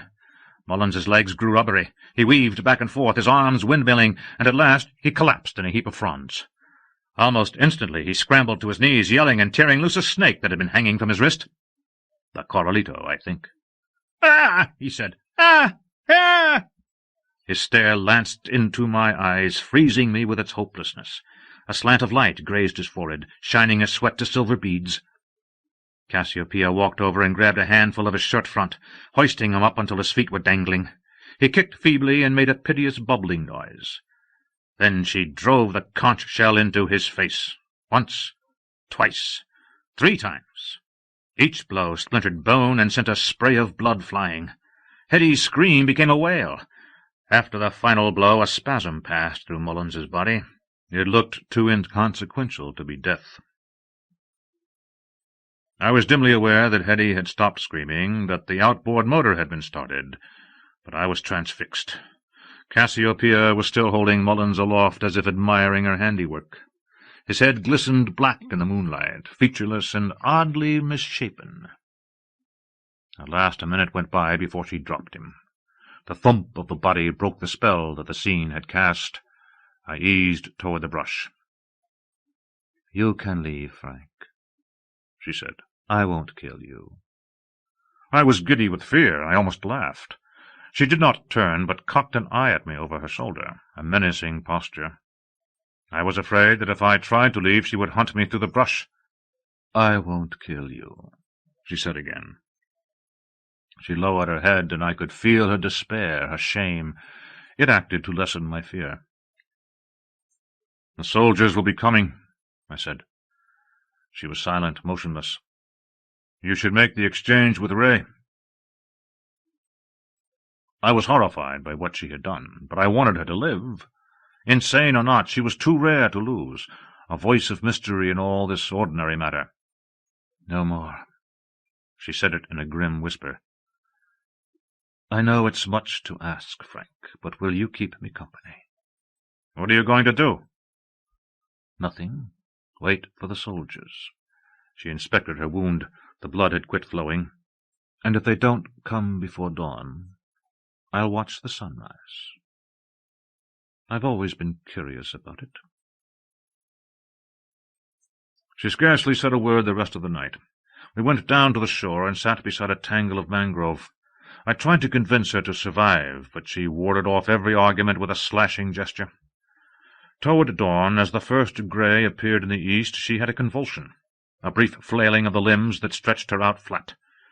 Dawn come swiftly on the water, and by the time she had regained consciousness, pink streaks were infiltrating the gray. "Make the exchange," I urged her. "It's not too late, is it?" She ignored me. Her eyes were fixed on the horizon, where the rim of the solar disk was edging up. The sea reflected a rippling path of crimson and purple leading away from it, and the bottoms of the clouds were dyed these same colors. 10 minutes later she had a more severe convulsion. This one left a froth of bloody bubbles rimming her nostrils. She groped for my hand, and as she squeezed it I felt my bones grinding together. My emotions were grinding together as well. My situation, like Henry Meacham's, was so similar to hers. Aliens and strangers, all of us, unable to come to grips with this melancholy island. Shortly after her third convulsion I heard an outboard motor. A dory was cutting toward us from the reef wall. It was not a large enough craft to be the militia, and as it drew near I recognized Hatfield Brooks by his silhouette hunched over the tiller, his natty dreads. He switched off the motor and let the dory drift until he was about 50 feet away. Then he dropped the anchor and picked up a rifle that had been leaning against the front seat. He set the stock to his shoulder. "Keep clear of there, Mr. Winship," he called. "I can't vouch for the steadiness of my aim." Behind him shafts of light were spearing up through balconies of cloud, a cathedral of a sky. "Don't, Hatfield!" I stepped in front of Cassiopeia, waving my arms. He's dying. There's no need for it." "Keep clear," he shouted. "The man have killed Jimmy, and I'll come for him." "Just let him die." "He don't just let Jimmy die. And he been saying how that crazy man batter him." He braced himself in the stern and took aim. With a hoarse sigh, Cassiopeia climbed to her feet. I caught her wrist. Her skin was burning hot, her pulse drummed. Nerves twitched at the corners of her eyes, and one of the pupils was twice the size of the other. It was Ray's face I was seeing in that dawn light, hollow-cheeked, dirt-smeared, haggard. But even then I saw a sleeker shape beneath. She peeled my fingers off her wrist. "Goodbye, Frank," she said. She pushed me away and ran toward Hatfield. Ran? The water was waist-deep all the way to the reef, yet she knifed through it as if it were nothing, ploughing a wake like the hull of a speedboat. It was a more disturbing sight than her destruction of Mullins had been. Thoroughly inhuman. Hatfield's first shot struck her in the chest and barely slowed her. She was 20 feet from the dory when the second shot hit, and that knocked her sideways, clawing at her stomach. The third drilled a jet of blood from her shoulder, driving her back, but she came forward again. One plodding step after another, shaking her head with pain. 4, 5, 6... Hatfield kept squeezing off the rounds, and I was screaming for him to finish her. Each shot was a hammer blow that shivered loose a new scream. An arm's length from the dory she sank to her knees and grabbed the keel, rocking it violently. Hatfield bounced side to side, unable to bring the rifle to bear. It discharged twice. Wild misses aimed at the sky, the trees. And then, her head thrown back, arms up, flung, Cassiopeia leaped out of the water. Out of the world. I am not sure whether she meant to kill Hatfield, or if this was just the last expression of physicality. Whatever her intent, she went so high that it was more a flight than a leap. Surrounded by a halo of fiery drops, twisting above the dory, her chest striped with blood, she seemed a creation of some visionary's imagination, bursting from a jeweled egg and being drawn gracefully into the heavens. But at the peak of the leap, she came all disjointed and fell, disappearing in a splash. Moments later she floated up, face downward, and began to drift away. The sound of the reef faded in a steady, soothing hiss. The body spun slowly on the tide. The patch of water around it was stained gold and purple, as if the wounds were leaking the colors of sunrise. Hatfield and I stared at each other across the distance. He did not lower the rifle. Strangely enough, I was not afraid. I had come to the same conclusion as Cassiopeia, the knowledge that the years could only decline from this point onward. I felt ready to die. The soft crush of waves building louder and louder on the reef, the body drifting leisurely toward shore, the black, snaky-haired figure bobbing in his little boat against the enormous flag of the sunburst. It was a perfect medium for death. The whole world was steeped in it. But Hatfield laid the rifle down. He half raised his hand to me, an aborted salute or farewell, and held the pose a second or two. He must have recognized the futility of any gesture, for he ducked his head then and fired up the motor, leaving me to take charge of the dead. The authorities were unable to contact Ray's family. It may be that he had none. He had never spoken of them. The local cemetery refused his remains. Too many Brookses and Mullenses under the soil, and so, as was appropriate, he was laid to rest beside Ezekiel and Carl on the burying ground.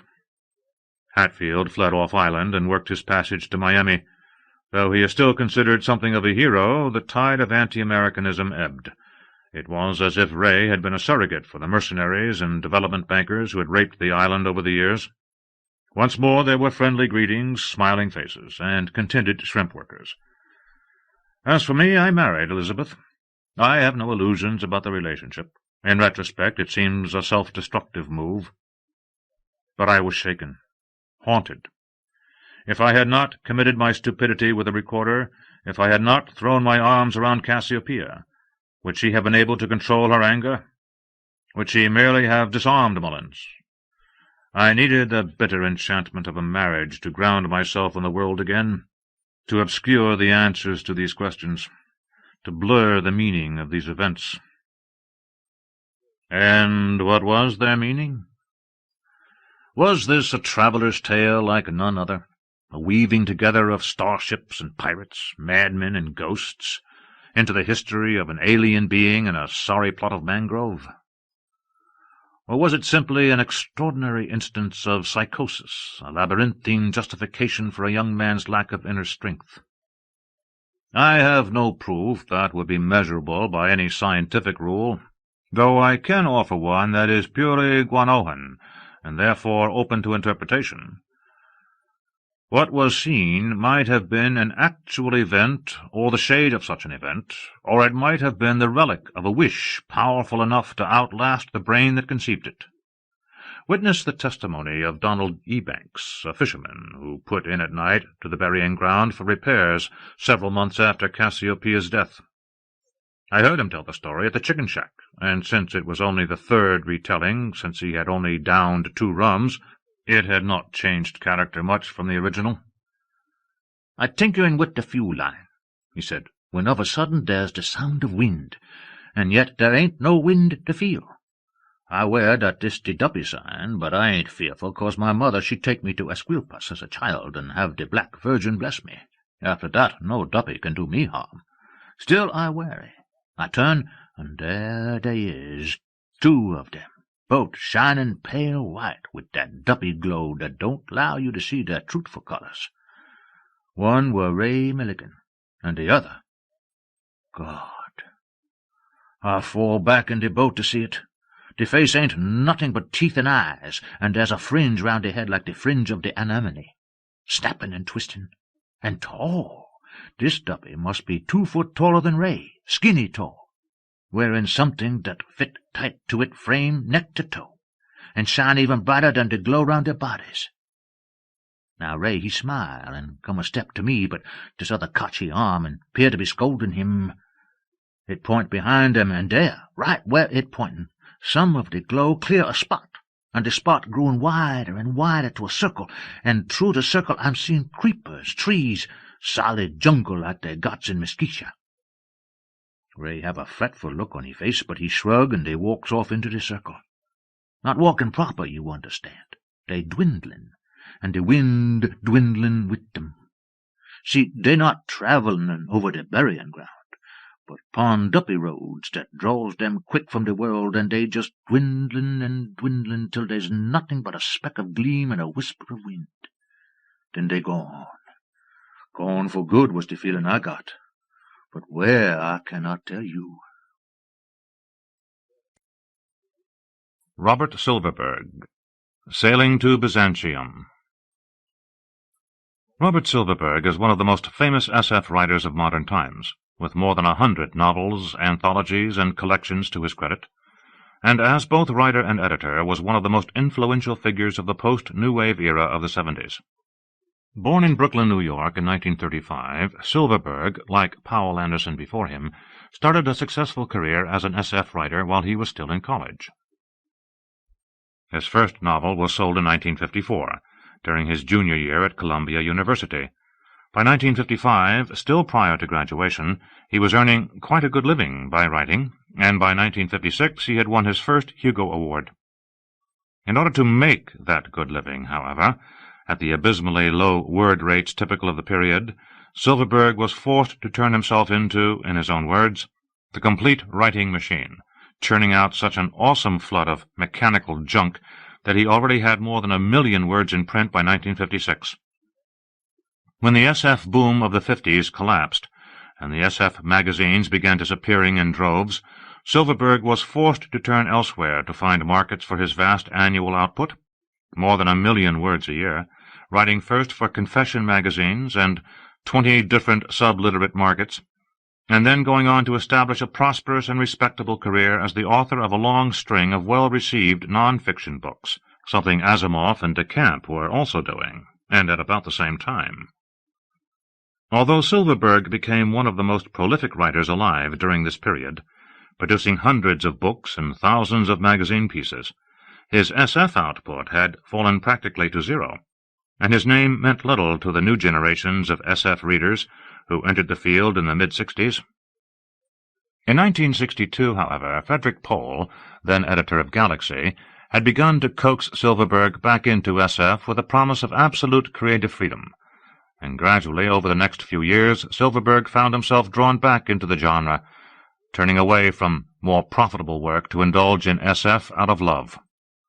By 1967, the so-called New Silverberg began to seize center stage once again, producing brooding and darkly powerful work like the novella Hawksbill Station, work that was able to compete successfully with the stuff that the Young Turks like Samuel Delany and Roger Zelazny were doing, and that fit in well with the artistic requirements of the New Wave revolution. In the next 7 years, Silverberg won a Hugo Award and 4 Nebula Awards, and went from relative obscurity within the field to the forefront of the genre. His fiction continued to grow in power and complexity, his prose becoming ever more stylish and sleek, his wit becoming darker and razor-sharp.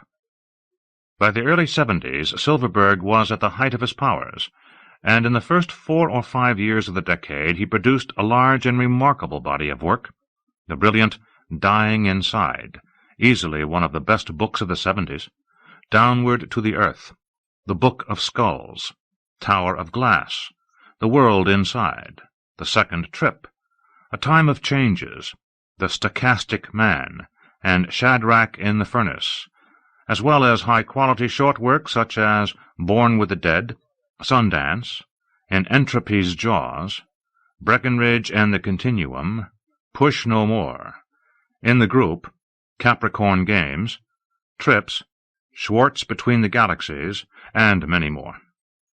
Seldom has SF witnessed such a concentrated outpouring of high-level talent, work that would be highly influential on writers such as Barry N. Maltzberg and the later Gregory Benford, to name just 2, and which I strongly suspect was influential on writers of subsequent generations, such as Alexander Jablokov, as well.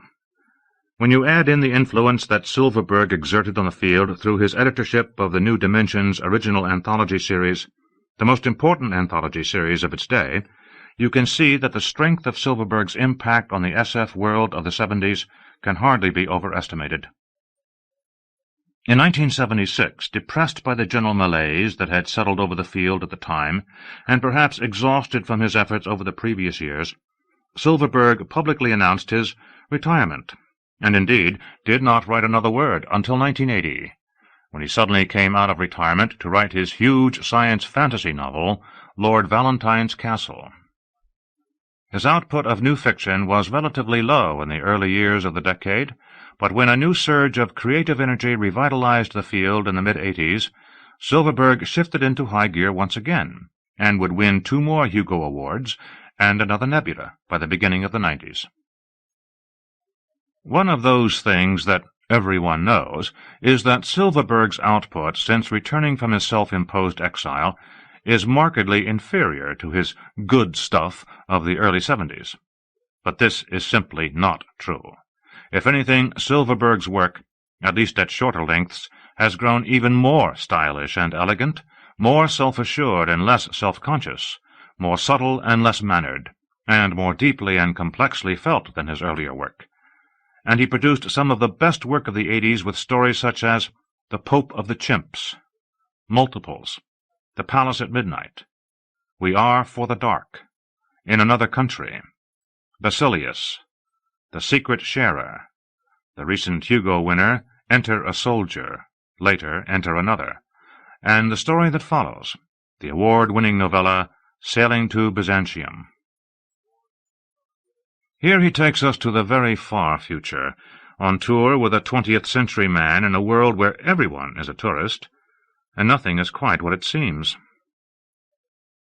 Silverberg's other books include the novels Son of Man, Thorns, Up the Line, The Man in the Maze, Tom O'Bedlam, Star of Gypsies, and At Winter's End. His collections include Unfamiliar Territory, Capricorn Games, Majapur Chronicles, The Best of Robert Silverberg, Born with the Dead, The Conglomeroid Cocktail Party, and Beyond the Safe Zone. His reprint anthologies are far too numerous to list here, but include the Science Fiction Hall of Fame, Volume 1, and the Distinguished Alpha series, among dozens of others. His most recent books are two novel-length expansions of famous Isaac Asimov stories, Nightfall and The Ugly Little Boy, the solo novels The Face of the Waters and Kingdoms of the Wall, and a massive retrospective collection, The Collected Stories of Robert Silverberg, Volume 1, Secret Sharers. Recently, along with his wife, writer Karen Haber, he has taken over the editing of the Universe anthology series. They live in Oakland, California. At dawn, he arose and stepped out onto the patio for his first look at Alexandria, the one city he had not yet seen. That year, the 5 cities were Chang'an, Asgard, New Chicago, Timbuktu, Alexandria. The usual mix of eras, cultures, realities. He and Joya, making the long flight from Asgard in the distant north the night before, had arrived late, well after sundown, and had gone straight to bed. Now, by the gentle apricot-hued morning light, the fierce spires and battlements of Asgard seemed merely something he had dreamed. The rumor was that Asgard's moment was finished anyway. In a little while, he had heard, they were going to tear it down and replace it elsewhere with Mohenjo-Daro. Though there were never more than 5 cities, they changed constantly. He could remember a time when they had had Rome of the Caesars instead of Chang'an, and Rio de Janeiro rather than Alexandria. These people saw no point in keeping anything very long. It was not easy for him to adjust to the sultry intensity of Alexandria after the frozen splendors of Asgard. The wind coming off the water was brisk and torrid both at once. Soft turquoise wavelets lapped at the jetties. Strong presences assailed his senses, the hot, heavy sky, the stinging scent of the red lowland sand borne on the breeze, the sullen, swampy aroma of the nearby sea. Everything trembled and glimmered in the early light. Their hotel was beautifully situated, high on the northern slope of the huge artificial mound known as the Paneum that was sacred to the goat-footed god.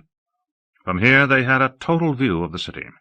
The wide, noble boulevards, the soaring obelisks and monuments, the Palace of Hadrian just below the hill, the stately and awesome library, the Temple of Poseidon, the teeming marketplace, the royal lodge that Mark Antony had built after his defeat at Actium. And, of course, the lighthouse, the wondrous many-windowed lighthouse, the 7th wonder of the world, that immense pile of marble and limestone and reddish-purple Aswan granite rising in majesty at the end of its mile-long causeway. Black smoke from the beacon fire at its summit curled lazily into the sky. The city was awakening. Some temporaries in short white kilts appeared and began to trim the dense dark hedges that bordered the great public buildings. A few citizens, wearing loose robes of vaguely Grecian style, were strolling in the streets. There were ghosts and chimeras and fantasies everywhere about. 2 slim, elegant centaurs, a male and a female, grazed on the hillside. A burly, thick-thighed swordsman appeared on the porch of the Temple of Poseidon, holding a Gorgon's severed head, and waved it in a wide arc, grinning broadly. In the street below the hotel gate, 3 small pink sphinxes, no bigger than housecoats, stretched and yawned and began to prowl the curbside. A larger one, lion-sized, watched warily from an alleyway. Their mother, surely. Even at this distance he could hear her loud purring. Shading his eyes, he peered far out past the lighthouse and across the water. He hoped to see the dim shores of Crete or Cyprus to the north, or perhaps the great dark curve of Anatolia. "Carry me toward that great Byzantium," he thought, "where all is ancient, singing at the oars." But he beheld only the endless empty sea, sun-bright and blinding, though the morning was just beginning. Nothing was ever where he expected it to be. The continents did not seem to be in their proper places any longer. Gioia, taking him aloft long ago in her little flitter-flitter, had shown him that. The tip of South America was canted far out into the Pacific. Africa was weirdly foreshortened. A broad tongue of ocean separated Europe and Asia. Australia did not appear to exist at all. Perhaps they had dug it up and used it for other things. There was no trace of the world he once had known. This was the 50th century. The 50th century after what? He had asked several times, but no one seemed to know, or else they did not care to say. "Is Alexandria very beautiful?" Gioia called from within. "Come out and see." Naked and sleepy-looking, she padded out onto the white-tiled patio and nestled up beside him. She fit neatly under his arm. "Oh, yes, yes," she said softly. "So very beautiful, isn't it? Look there, the palaces, the library, the lighthouse. Where will we go first?" "The lighthouse, I think. Yes. And then the marketplace. I want to see the Egyptian magicians. And the stadium, the races. Will they be having races today, do you think? Oh, Charles, I want to see everything." "Everything? All on the first day?" "All on the first day, yes," she said. "Everything." "But we have plenty of time, Gioia." "Do we?" He smiled and drew her tight against his side. "Time enough," he said gently. He loved her for her impatience, for her bright, bubbling eagerness. Gioia was not much like the rest in that regard, though she seemed identical in all other ways. She was short, supple, slender, dark-eyed, olive-skinned, narrow-hipped, with wide shoulders and flat muscles.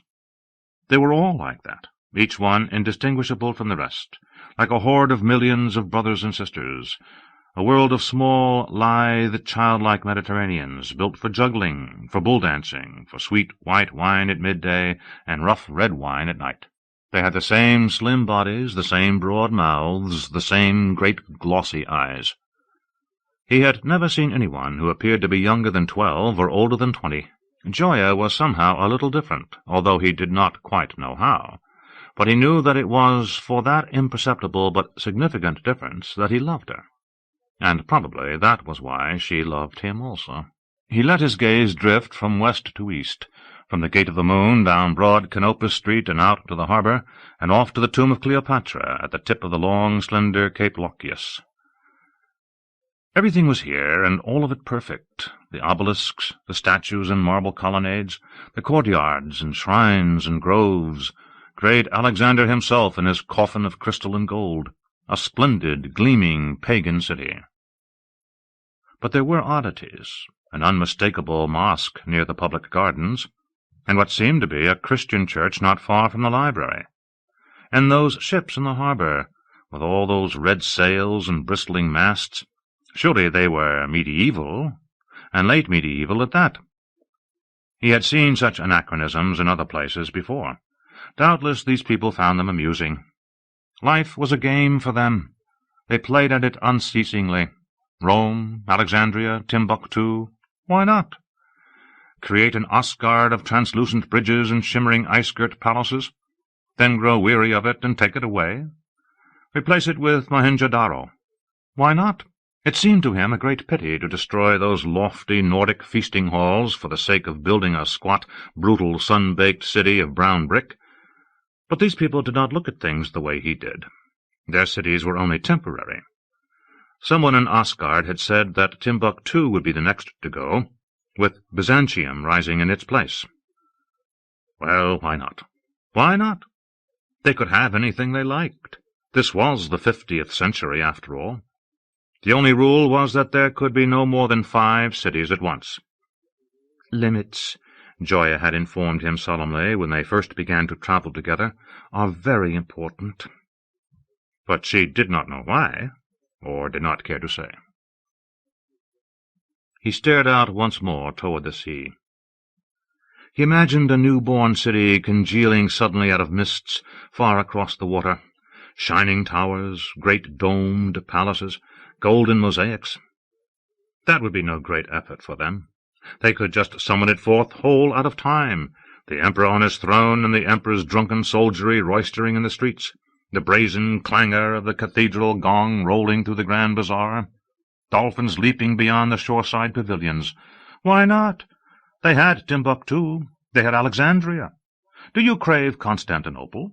Then, behold, Constantinople, or Avalon, or Lyonnesse, or Atlantis. They could have anything they liked. It is pure Schopenhauer here, the world as will and imagination. Yes, these slender, dark-eyed people journeying tirelessly from miracle to miracle. Why not Byzantium next? Yes, why not? That is no country for old men, he thought. The young in one another's arms, the birds in the trees. Yes, yes, anything they liked. They even had him. Suddenly he felt frightened. Questions he had not asked for a long time burst through into his consciousness. Who am I? Why am I here? Who is this woman beside me? "You're so quiet all of a sudden, Charles," said Gioia, who could not abide silence for very long. "Will you talk to me? I want you to talk to me. Tell me what you're looking for out there." He shrugged. "Nothing." "Nothing?" "Nothing in particular." "I could see you seeing something." "Byzantium," he said. "I was imagining that I could look straight across the water to Byzantium. I was trying to get a glimpse of the walls of Constantinople." "Oh, but you wouldn't be able to see as far as that from here. Not really." "I know." "And anyway, Byzantium doesn't exist." "Not yet. But it will. Its time comes later on." "Does it?" she said. "Do you know that for a fact?" "On good authority. I heard it in Asgard," he told her. "But even if I hadn't, Byzantium would be inevitable, don't you think? Its time would have to come. How could we not do Byzantium, Gioia? We certainly will do Byzantium sooner or later. I know we will. It's only a matter of time. And we have all the time in the world." A shadow crossed her face. "Do we? Do we?" He knew very little about himself, but he knew that he was not one of them. That he knew. He knew that his name was Charles Phillips, and that before he had come to live among these people he had lived in the year 1984, when there had been such things as computers and television sets and baseball and jet planes, and the world was full of cities, not merely 5, but thousands of them. New York and London and Johannesburg and Paris and Liverpool and Bangkok and San Francisco and Buenos Aires and a multitude of others, all at the same time. There had been 4.5 billion people in the world then. Now he doubted that there were as many as 4.5 million. Nearly everything had changed beyond comprehension. The moon still seemed the same, and the sun, but at night he searched in vain for familiar constellations. He had no idea how they had brought him from then to now, or why. It did no good to ask. No one had any answers for him. No one so much appeared to understand what it was that he was trying to learn. After a time he had stopped asking. After a time he had almost entirely ceased wanting to know. He and Gioia were climbing the lighthouse. She scampered ahead in a hurry as always, and he came along behind her in his more stolid fashion. Scores of other tourists, mostly in groups of 2 or 3, were making their way up the wide flagstone ramps, laughing, calling to one another. Some of them, seeing him, stopped a moment, stared, pointed. He was used to that. He was so much taller than any of them. He was plainly not one of them. When they pointed at him, he smiled. Sometimes he nodded a little acknowledgment. He could not find much of interest in the lowest level, a massive square structure 200 feet high, built of huge marble blocks. Within its cool, musty arcades were hundreds of small dark rooms, the offices of the lighthouse's keepers and mechanics, the barracks of the garrison, the stables for the 300 donkeys that carried the fuel to the lantern far above. None of that appeared inviting to him. He forged onward without halting until he emerged on the balcony that led to the next level. Here the lighthouse grew narrower and became octagonal. Its face, granite now and handsomely fluted, rose in a stunning sweep above him. Gioia was waiting for him there. "This is for you," she said, holding out a nugget of meat on a wooden skewer. "Roast lamb. Absolutely delicious. I had one while I was waiting for you." She gave him a cup of some cool green sherbet also, and darted off to buy a pomegranate. Dozens of temporaries were roaming the balcony, selling refreshments of all kinds. He nibbled at the meat. It was charred outside, nicely pink and moist within. While he ate, one of the temporaries came up to him and peered blandly into his face. It was a stocky, swarthy male, wearing nothing but a strip of red and yellow cloth about its waist. "I sell meat," it said. "Very fine roast lamb, only 5 drachmas." Phillips indicated the piece he was eating. "I already have some," he said. "It is excellent meat, very tender. It has been soaked for 3 days in the juices of—" "Please," Phillips said. "I don't want to buy any meat. Do you mind moving along?" The temporaries had confused and baffled him at first, and there was still much about them that was unclear to him. They were not machines. They looked like creatures of flesh and blood, but they did not seem to be human beings either, and no one treated them as if they were. He supposed they were artificial constructs, products of a technology so consummate that it was invisible. Some appeared to be more intelligent than others, but all of them behaved as if they had no more autonomy than characters in a play, which was essentially what they were. There were untold numbers of them in each of the 5 cities, playing all manner of roles: shepherds and swineherds, street sweepers, merchants, boatmen, vendors of grilled meats and cool drinks, hagglers in the marketplace, schoolchildren, charioteers, policemen, grooms, gladiators, monks, artisans, whores and cut-purses, sailors, whatever was needed to sustain the illusion of a thriving, populous urban center.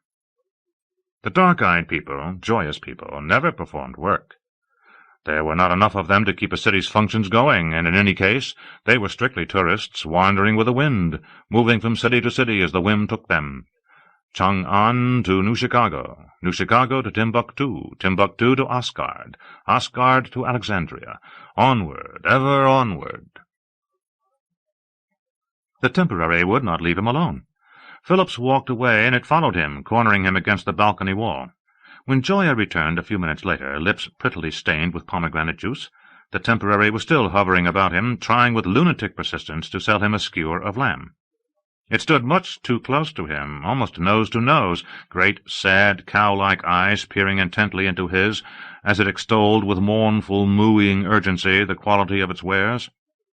It seemed to him that he had had trouble like this with temporaries on 1 or 2 earlier occasions. Gioia touched the creature's elbow lightly and said in a short, sharp tone Phillips had never heard her use before, "He isn't interested. Get away from him." It went at once. To Phillips she said, "You have to be firm with them." "I was trying. It wouldn't listen to me." "You ordered it to go away, and it refused?" "I asked it to go away, politely. Too politely, maybe." "Even so," she said, "it should have obeyed a human regardless."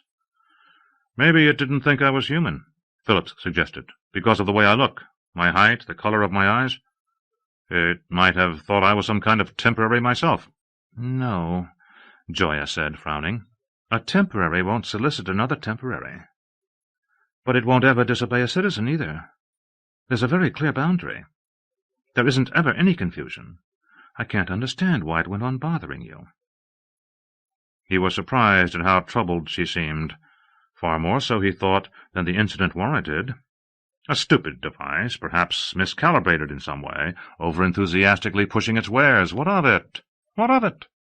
Gioia, after a moment, appeared to come to the same conclusion. Shrugging, she said, "It's defective, I suppose."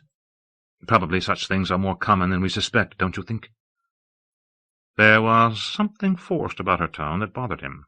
She smiled and handed him her pomegranate. "Here, have a bite, Charles. It's wonderfully sweet. They used to be extinct, you know. Shall we go on upward?" The octagonal midsection of the lighthouse must have been several hundred feet in height, a grim claustrophobic tube almost entirely filled by the two broad spiraling ramps that wound around the huge building's central well. The ascent was slow. A donkey team was a little way ahead of them on the ramp, plodding along laden with bundles of kindling for the lantern.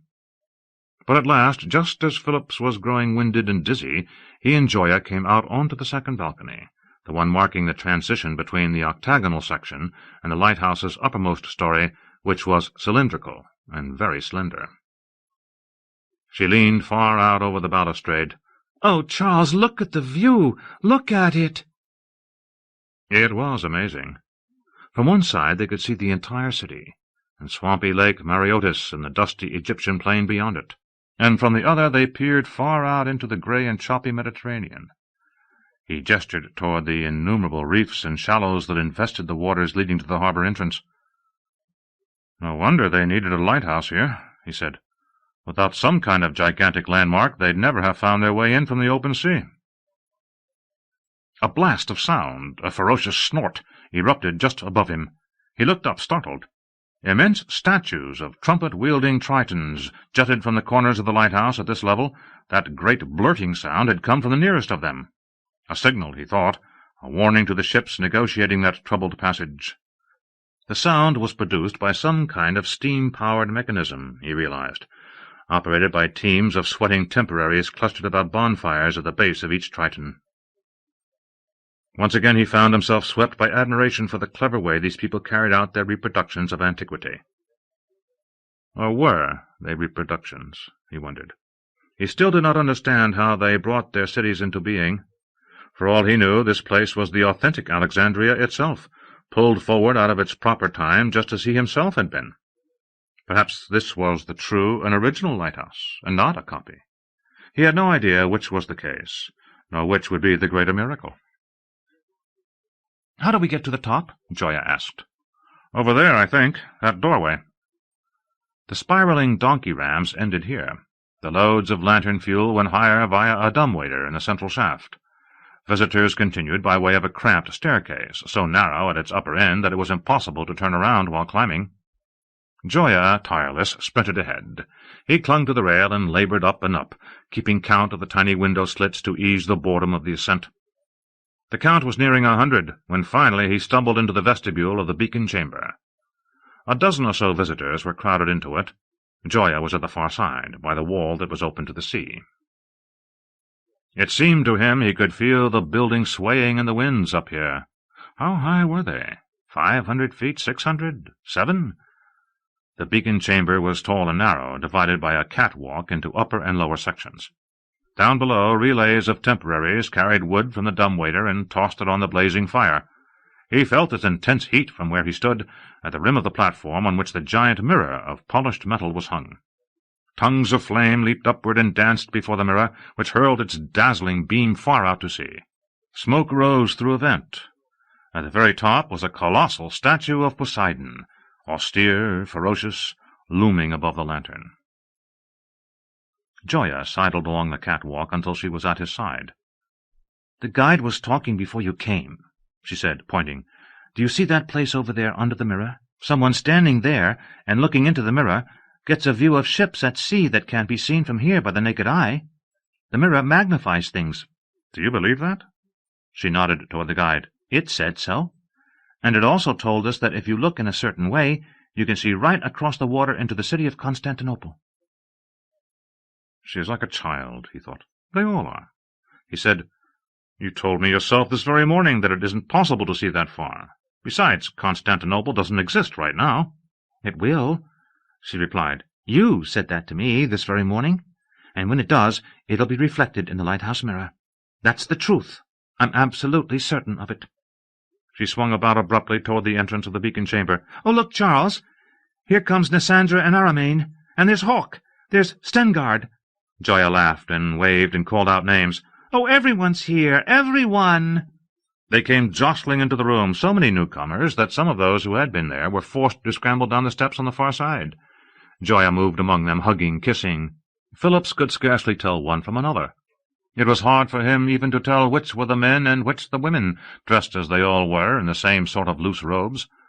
But he recognized some of the names. These were her special friends, her set, with whom she had journeyed from city to city on an endless round of gaiety in the old days before he had come into her life. He had met a few of them before, in Asgard, in Rio, in Rome. The beacon-chamber guide, a squat, wide-shouldered old temporary, wearing a laurel wreath on its bald head, reappeared and began its potted speech, but no one listened to it. They were all too busy greeting one another, embracing, giggling. Some of them edged their way over to Phillips and reached up, standing on tiptoes, to touch their fingertips to his cheek in that odd hello of theirs. "Charles," they said gravely, making 2 syllables out of the name, as these people often did. "So good to see you again. Such a pleasure. You and Gioia, such a handsome couple, so well suited to each other." Was that so? He supposed it was. The chamber hummed with chatter. The guide could not be heard at all. Stengard and Nassandra had visited New Chicago for the water dancing. Aramain bore tales of a feast in Chang'an that had gone on for days. Hawk and Hecna had been to Timbuktu to see the arrival of the salt caravan, and were going back there soon. A final party soon to celebrate the end of Asgard that absolutely should not be missed. The plans for the new city, Mohenjo-Daro. We have reservations for the opening. We wouldn't pass it up for anything. And yes, they were definitely going to do Constantinople after that. The planners were already deep into their Byzantium research. "So good to see you. You look so beautiful all the time. Have you been to the library yet? The zoo? To the temple of Serapis?" To Phillips they said, "What do you think of our Alexandria, Charles? Of course, you must have known it well in your day. Does it look the way you remember it?" They were always asking things like that. They did not seem to comprehend that the Alexandria of the lighthouse and the library was long lost and legendary by the time his 20th century had been. To them, he suspected, all the places they had brought back into existence were more or less contemporary. Rome of the Caesars, Alexandria of the Ptolemies, Venice of the Doges, Chang'an of the Tangs, Asgard of the Aesir. None any less real than the next, nor any less unreal, each one simply a facet of the distant past, the fantastic, immemorial past, a plum plucked from that dark, backward abysm of time. They had no contexts for separating one era from another. To them all the past was one borderless, timeless realm. Why, then, should he not have seen the lighthouse before? He who had leaped into this era from the New York of 1984? He had never been able to explain it to them. Julius Caesar and Hannibal, Helen of Troy and Charlemagne, Rome of the gladiators and New York of the Yankees and Mets, Gilgamesh and Tristan and Othello and Robin Hood and George Washington and Queen Victoria, to them all equally real and unreal, none of them any more than bright figures moving about on a painted canvas. The past, the elusive and fluid past, to them it was a single place of infinite accessibility and infinite connectivity. Of course they would think he had seen the lighthouse before. He knew better than to try again to explain things. "No," he said simply. "This is my first time in Alexandria." They stayed there all winter long, and possibly some of the spring. Alexandria was not a place where one was sharply aware of the change of seasons, nor did the passage of time itself make itself very evident when one was living one's entire life as a tourist. During the day there was always something new to see. The zoological garden, for instance, a wondrous park, miraculously green and lush in this hot, dry climate, where astounding animals roamed in enclosures so generous that they did not seem like enclosures at all.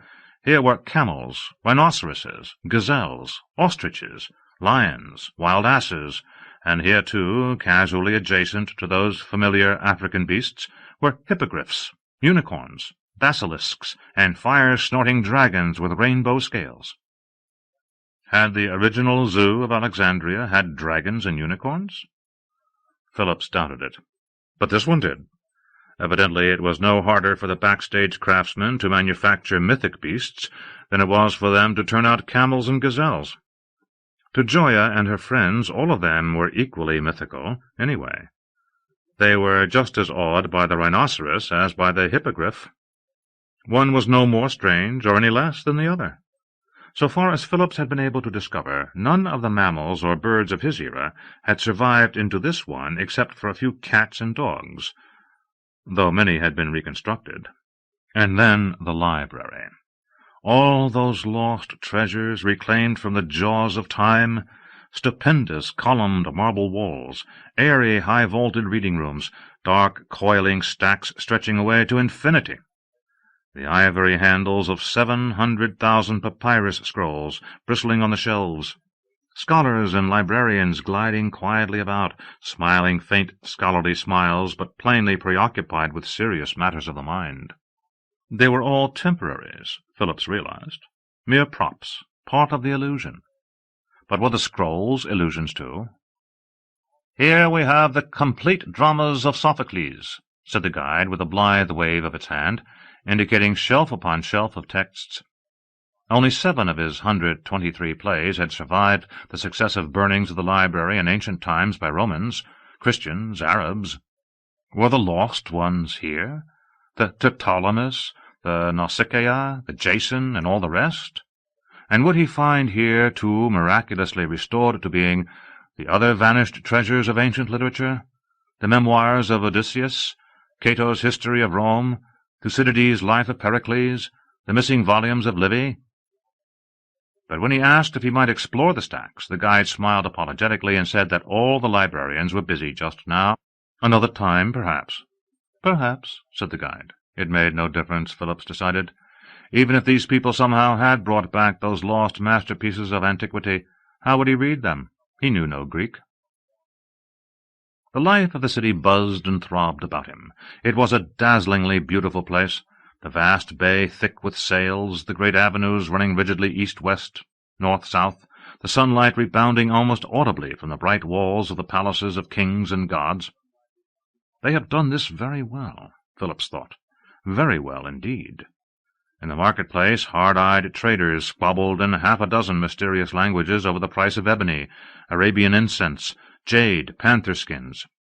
Gioia bought a dram of pale, musky Egyptian perfume in a delicate, tapering glass flask. Magicians and jugglers and scribes called out stridently to passers-by, begging for a few moments of attention and a handful of coins for their labor.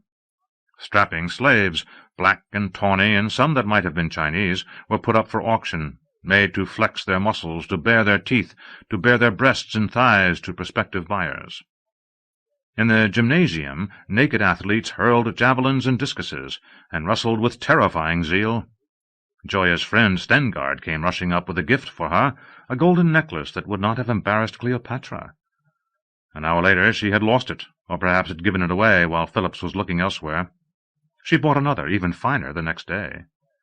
Anyone could have all the money he wanted, simply by asking. It was as easy to come by as air for these people. Being here was much like going to the movies, Phillips told himself. A different show every day, not much plot, but the special effects were magnificent, and the detail work could hardly have been surpassed. A mega-movie, a vast entertainment that went on all the time and was being played out by the whole population of Earth. And it was all so effortless, so spontaneous. Just as when he had gone to a movie he had never troubled to think about the myriad technicians behind the scenes, the cameramen and the costume designers and the set builders and the electricians and the model makers and the boom operators. So, too, here he chose not to question the means by which Alexandria had been set before him. It felt real. It was real. When he drank the strong red wine, it gave him a pleasant buzz. If he leaped from the beacon chamber of the lighthouse, he suspected he would die, though perhaps he would not stay dead for long. Doubtless they had some way of restoring him as often as was necessary. Death did not seem to be a factor in these people's lives. By day they saw sights. By night he and Gioia went to parties, in their hotel and seaside villas and the palaces of the high nobility. The usual people were there all the time. Hawk and Hecna, Aramain, Stengard and Chelamer, Nassandra, Ashoka, Afonso, Protai. At the parties there were 5 or 10 temporaries for every citizen, some as mere servants, others as entertainers or even surrogate guests, mingling freely and a little daringly. But everyone knew all the time who was a citizen and who just a temporary. Phillips began to think his own status lay somewhere between. Certainly they treated him with a courtesy that no one ever would give a temporary, and yet there was a condescension to their manner that told him not simply that he was not one of them, but that he was someone or something of an altogether different order of existence. That he was Joya's lover gave him some standing in their eyes, but not a great deal. Obviously he was always going to be an outsider, a primitive, ancient and quaint. For that matter, he noticed that Joya herself, though unquestionably a member of the set, seemed to be regarded as something of an outsider, like a tradesman's great-granddaughter in a gathering of Plantagenets. She did not always find out about the best parties in time to attend. Her friends did not always reciprocate her effusive greetings with the same degree of warmth. Sometimes he noticed her straining to hear some bit of gossip that was not quite being shared with her. Was it because she had taken him for her lover? Or was it the other way round, that she had chosen to be his lover precisely because she was not a full member of their caste? Being a primitive gave him, at least, something to talk about at their parties. "Tell us about war," they said. "Tell us about elections, about money, about disease." They wanted to know everything.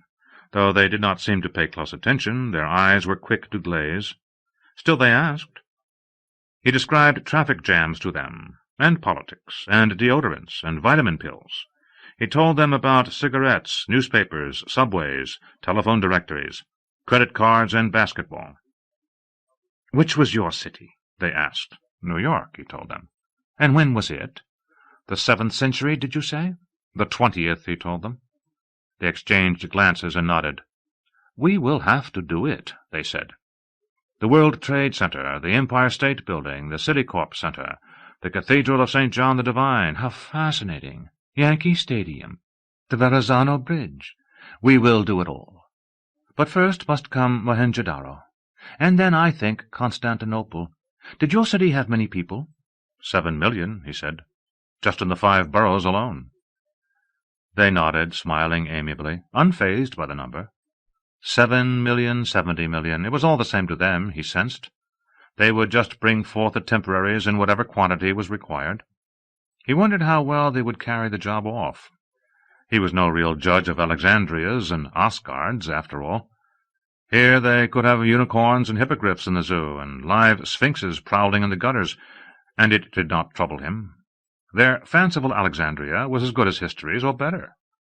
But how sad, how disillusioning it would be if the New York that they conjured up had Greenwich Village uptown and Times Square in the Bronx, and the New Yorkers, gentle and polite, spoke with the honeyed accents of Savannah or New Orleans. Well, that was nothing he needed to brood about just now. Very likely they were only being courteous when they spoke of doing his New York. They had all the vastness of the past to choose from: Nineveh, Memphis of the Pharaohs, the London of Victoria or Shakespeare or Richard III, Florence of the Medici, the Paris of Abelard and Eloise, or the Paris of Louis XIV, Moctezuma's Tenochtitlan and Atahualpa's Cusco, Damascus, St. Petersburg, Babylon, Troy. And then there were all the cities like New Chicago, out of time that was time yet unborn to him, but ancient history to them.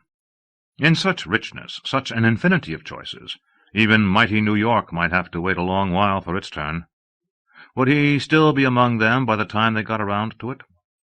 By then, perhaps, they might have become bored with him and returned him to his own proper era. Or possibly he would simply have grown old and died. Even here, he supposed, he would eventually die, though no one else ever seemed to. He did not know. He realized that, in fact, he did not know anything.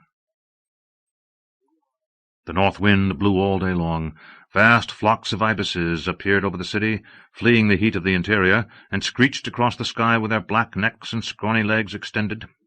The sacred birds, descending by the thousands, scuttered about on every crossroad, pouncing on spiders and beetles, on mice, on the debris of the meat shops and the bakeries. They were beautiful, but annoyingly ubiquitous, and they splashed their dung over the marble buildings.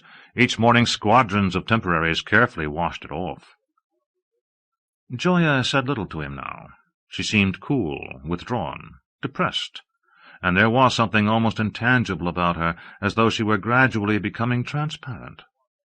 He felt it would be an intrusion upon her privacy to ask her what was wrong. Perhaps it was only restlessness. She became religious, and presented costly offerings at the temples of Serapis, Isis, Poseidon, Pan. She went to the necropolis west of the city to lay wreaths on the tombs in the catacombs. In a single day she climbed the lighthouse 3 times without any sign of fatigue. One afternoon he returned from a visit to the library and found her naked on the patio. She had anointed herself all over with some aromatic green salve. Abruptly she said, "I think it's time to leave Alexandria, don't you?" She wanted to go to Mohenjo-Daro, but Mohenjo-Daro was not yet ready for visitors. Instead, they flew eastward to Chang'an, which they had not seen in years. It was Philip's suggestion. He hoped that the cosmopolitan gaudiness of the old Tang capital would lift her mood. They were to be guests of the Emperor this time, an unusual privilege, which ordinarily had to be applied for far in advance, but Phillips had told some of Gioia's highly placed friends that she was unhappy, and they had quickly arranged everything. 3 endlessly bowing functionaries in flowing yellow robes and purple sashes met them at the Gate of Brilliant Virtue in the city's south wall, and conducted them to their pavilion, close by the imperial palace and the forbidden garden. It was a light, airy place, thin walls of plastered brick, braced by graceful columns of some dark, aromatic wood. Fountains played on the roof of green and yellow tiles, creating an unending cool rainfall of recirculating water. The balustrades were of carved marble, the door fittings were of gold. There was a suite of private rooms for him and another for her, though they would share the handsome damask-draped bedroom at the heart of the pavilion. As soon as they arrived, Gioia announced that she must go to her rooms to bathe and dress. "There will be a formal reception for us at the palace tonight," she said. "They say the imperial receptions are splendid beyond anything you could imagine. I want to be at my best." The Emperor and all his ministers, she told him, would receive them in the hall of the Supreme Ultimate. There would be a banquet for 1,000 people. Persian dancers would perform, and the celebrated jugglers of Chungnan. Afterward, everyone would be conducted into the fantastic landscape of the Forbidden Garden to view the dragon races and the fireworks. He went to his own rooms. 2 delicate little maid-servants undressed him and bathed him with fragrant sponges. The pavilion came equipped with 11 temporaries who were to be their servants, soft-voiced, unobtrusive, cat-like Chinese, done with perfect verisimilitude, straight black hair, glowing skin, epicanthic folds. Phillips often wondered what happened to a city's temporaries when the city's time was over. Were the towering Norse heroes of Asgard being recycled at this moment into wiry, dark-skinned Dravidians for Mohenjo-Daro? When Timbuktu's day was done, would its brightly robed black warriors be converted into supple Byzantines to stock the arcades of Constantinople? Or did they simply discard the old temporaries like so many excess props, stash them in warehouses somewhere, and turn out the appropriate quantities of the new model? He did not know, and once when he had asked Gioia about it, she had grown uncomfortable and vague. She did not like him to probe for information, and he suspected it was because she had very little to give. These people did not seem to question the workings of their own world. His curiosities were very 20th century of him, he was frequently told, in that gently patronizing way of theirs. As his 2 little maids patted him with their sponges, he thought of asking them where they had served before Chang'an. Rio? Rome? Harun al-Rashid's Baghdad? But these fragile girls, he knew, would only giggle and retreat if he tried to question them. Interrogating temporaries was not only improper, but pointless. It was like interrogating one's luggage. When he was bathed and robed in rich red silks, he wandered the pavilion for a little while, admiring the tinkling pendants of green jade dangling on the portico, the lustrous auburn pillars, the rainbow hues of the intricately interwoven girders and brackets that supported the roof. Then, wearying of his solitude, he approached the bamboo curtain at the entrance to Gioia's suite. A porter and one of the maids stood just within. They indicated that he should not enter, but he scowled at them, and they melted from him like snowflakes. A trail of incense led him through the pavilion to Gioia's innermost dressing-room. There he halted just outside the door. Gioia sat naked with her back to him at an ornate dressing-table of some rare flame-colored wood inlaid with bands of orange and green porcelain. She was studying herself intently in a mirror of polished bronze held by one of her maids, picking through her scalp with her fingernails as a woman might do who was searching out her grey hairs. But that seemed strange. Grey hair on Gioia? On a citizen? A temporary might display some appearance of aging, perhaps, but surely not a citizen. Citizens remained forever young. Gioia looked like a girl. Her face was smooth and unlined, her flesh was firm, her hair was dark. That was true of all of them, every citizen he had ever seen. And yet there was no mistaking what Gioia was doing. She found a hair, frowned, drew it taut, nodded, plucked it. Another. Another. She pressed the tip of her finger to her cheek as if testing it for resilience. She tugged at the skin below her eyes, pulling it downward. Such familiar little gestures of vanity, but so odd here, he thought, in this world of the perpetually young. Gioia worried about growing old? Had he simply failed to notice the signs of age on her? Or was it that she worked hard behind his back at concealing them? Perhaps that was it.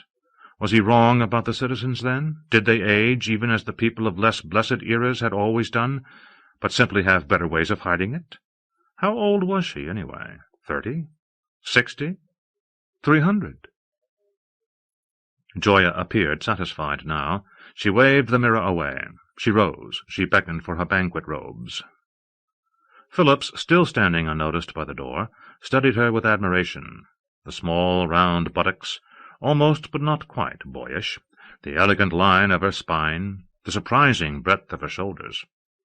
No, he thought, she is not aging at all. Her body is still like a girl's.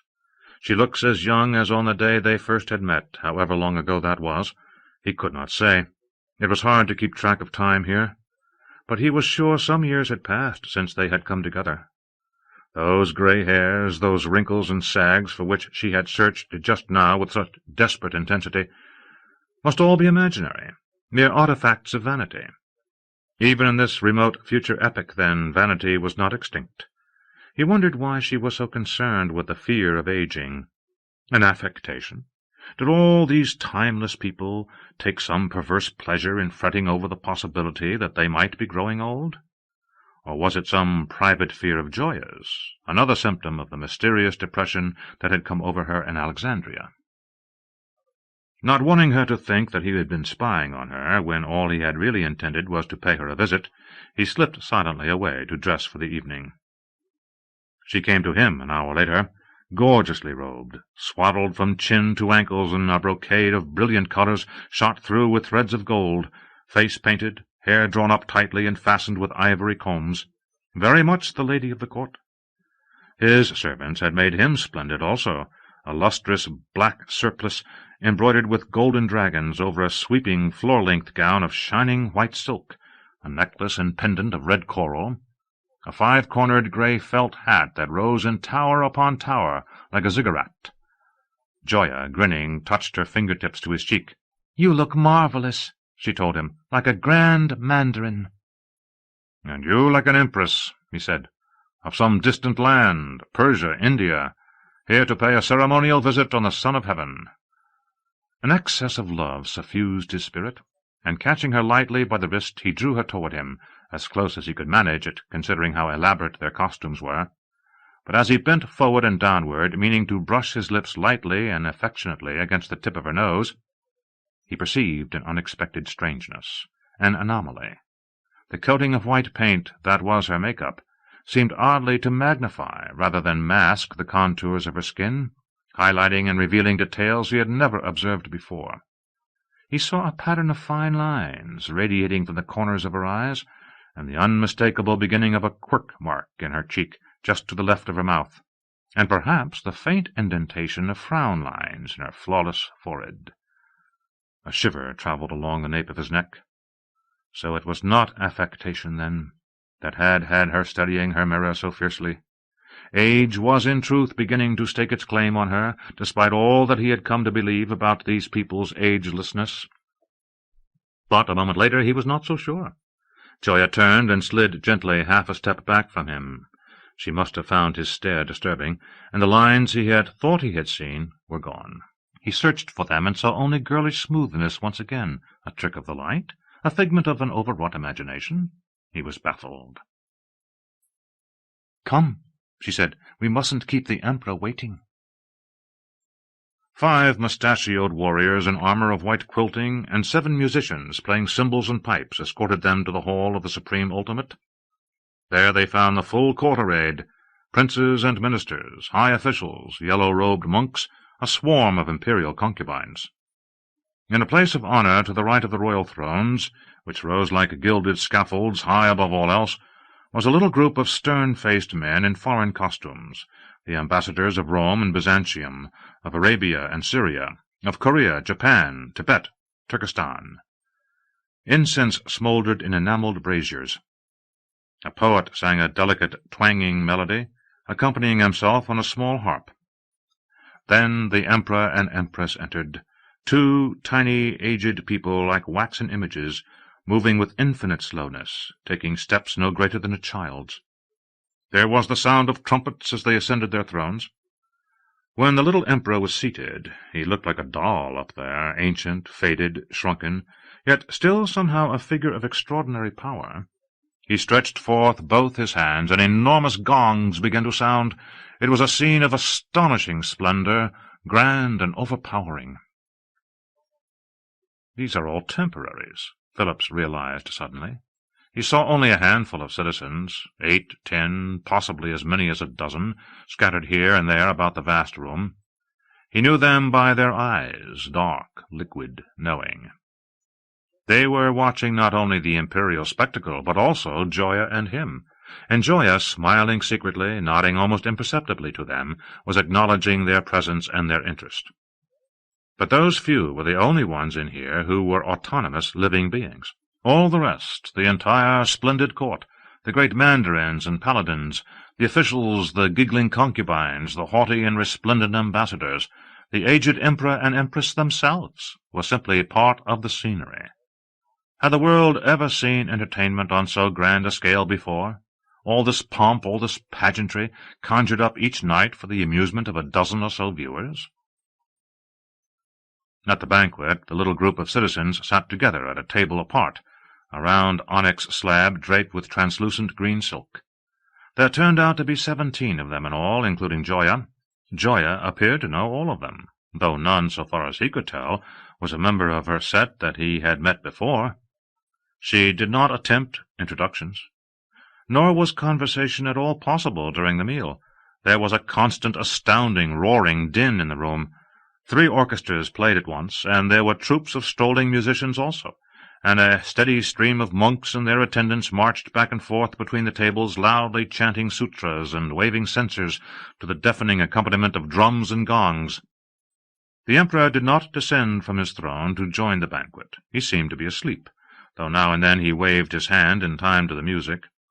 Gigantic, half-naked brown slaves with broad cheekbones and mouths like gaping pockets brought forth the food, peacock tongues and breast of phoenix heaped on mounds of glowing saffron-colored rice, served on frail alabaster plates.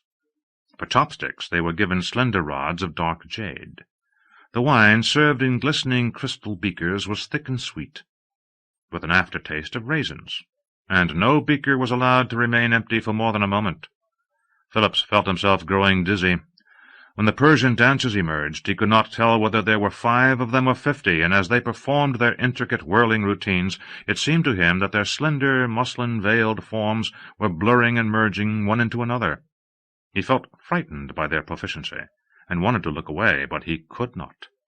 The Chungnan jugglers that followed them were equally skilful, equally alarming, filling the air with scythes, flaming torches, live animals, rare porcelain vases, pink jade hatchets, silver bells, gilded cups, wagon wheels, bronze vessels, and never missing a catch.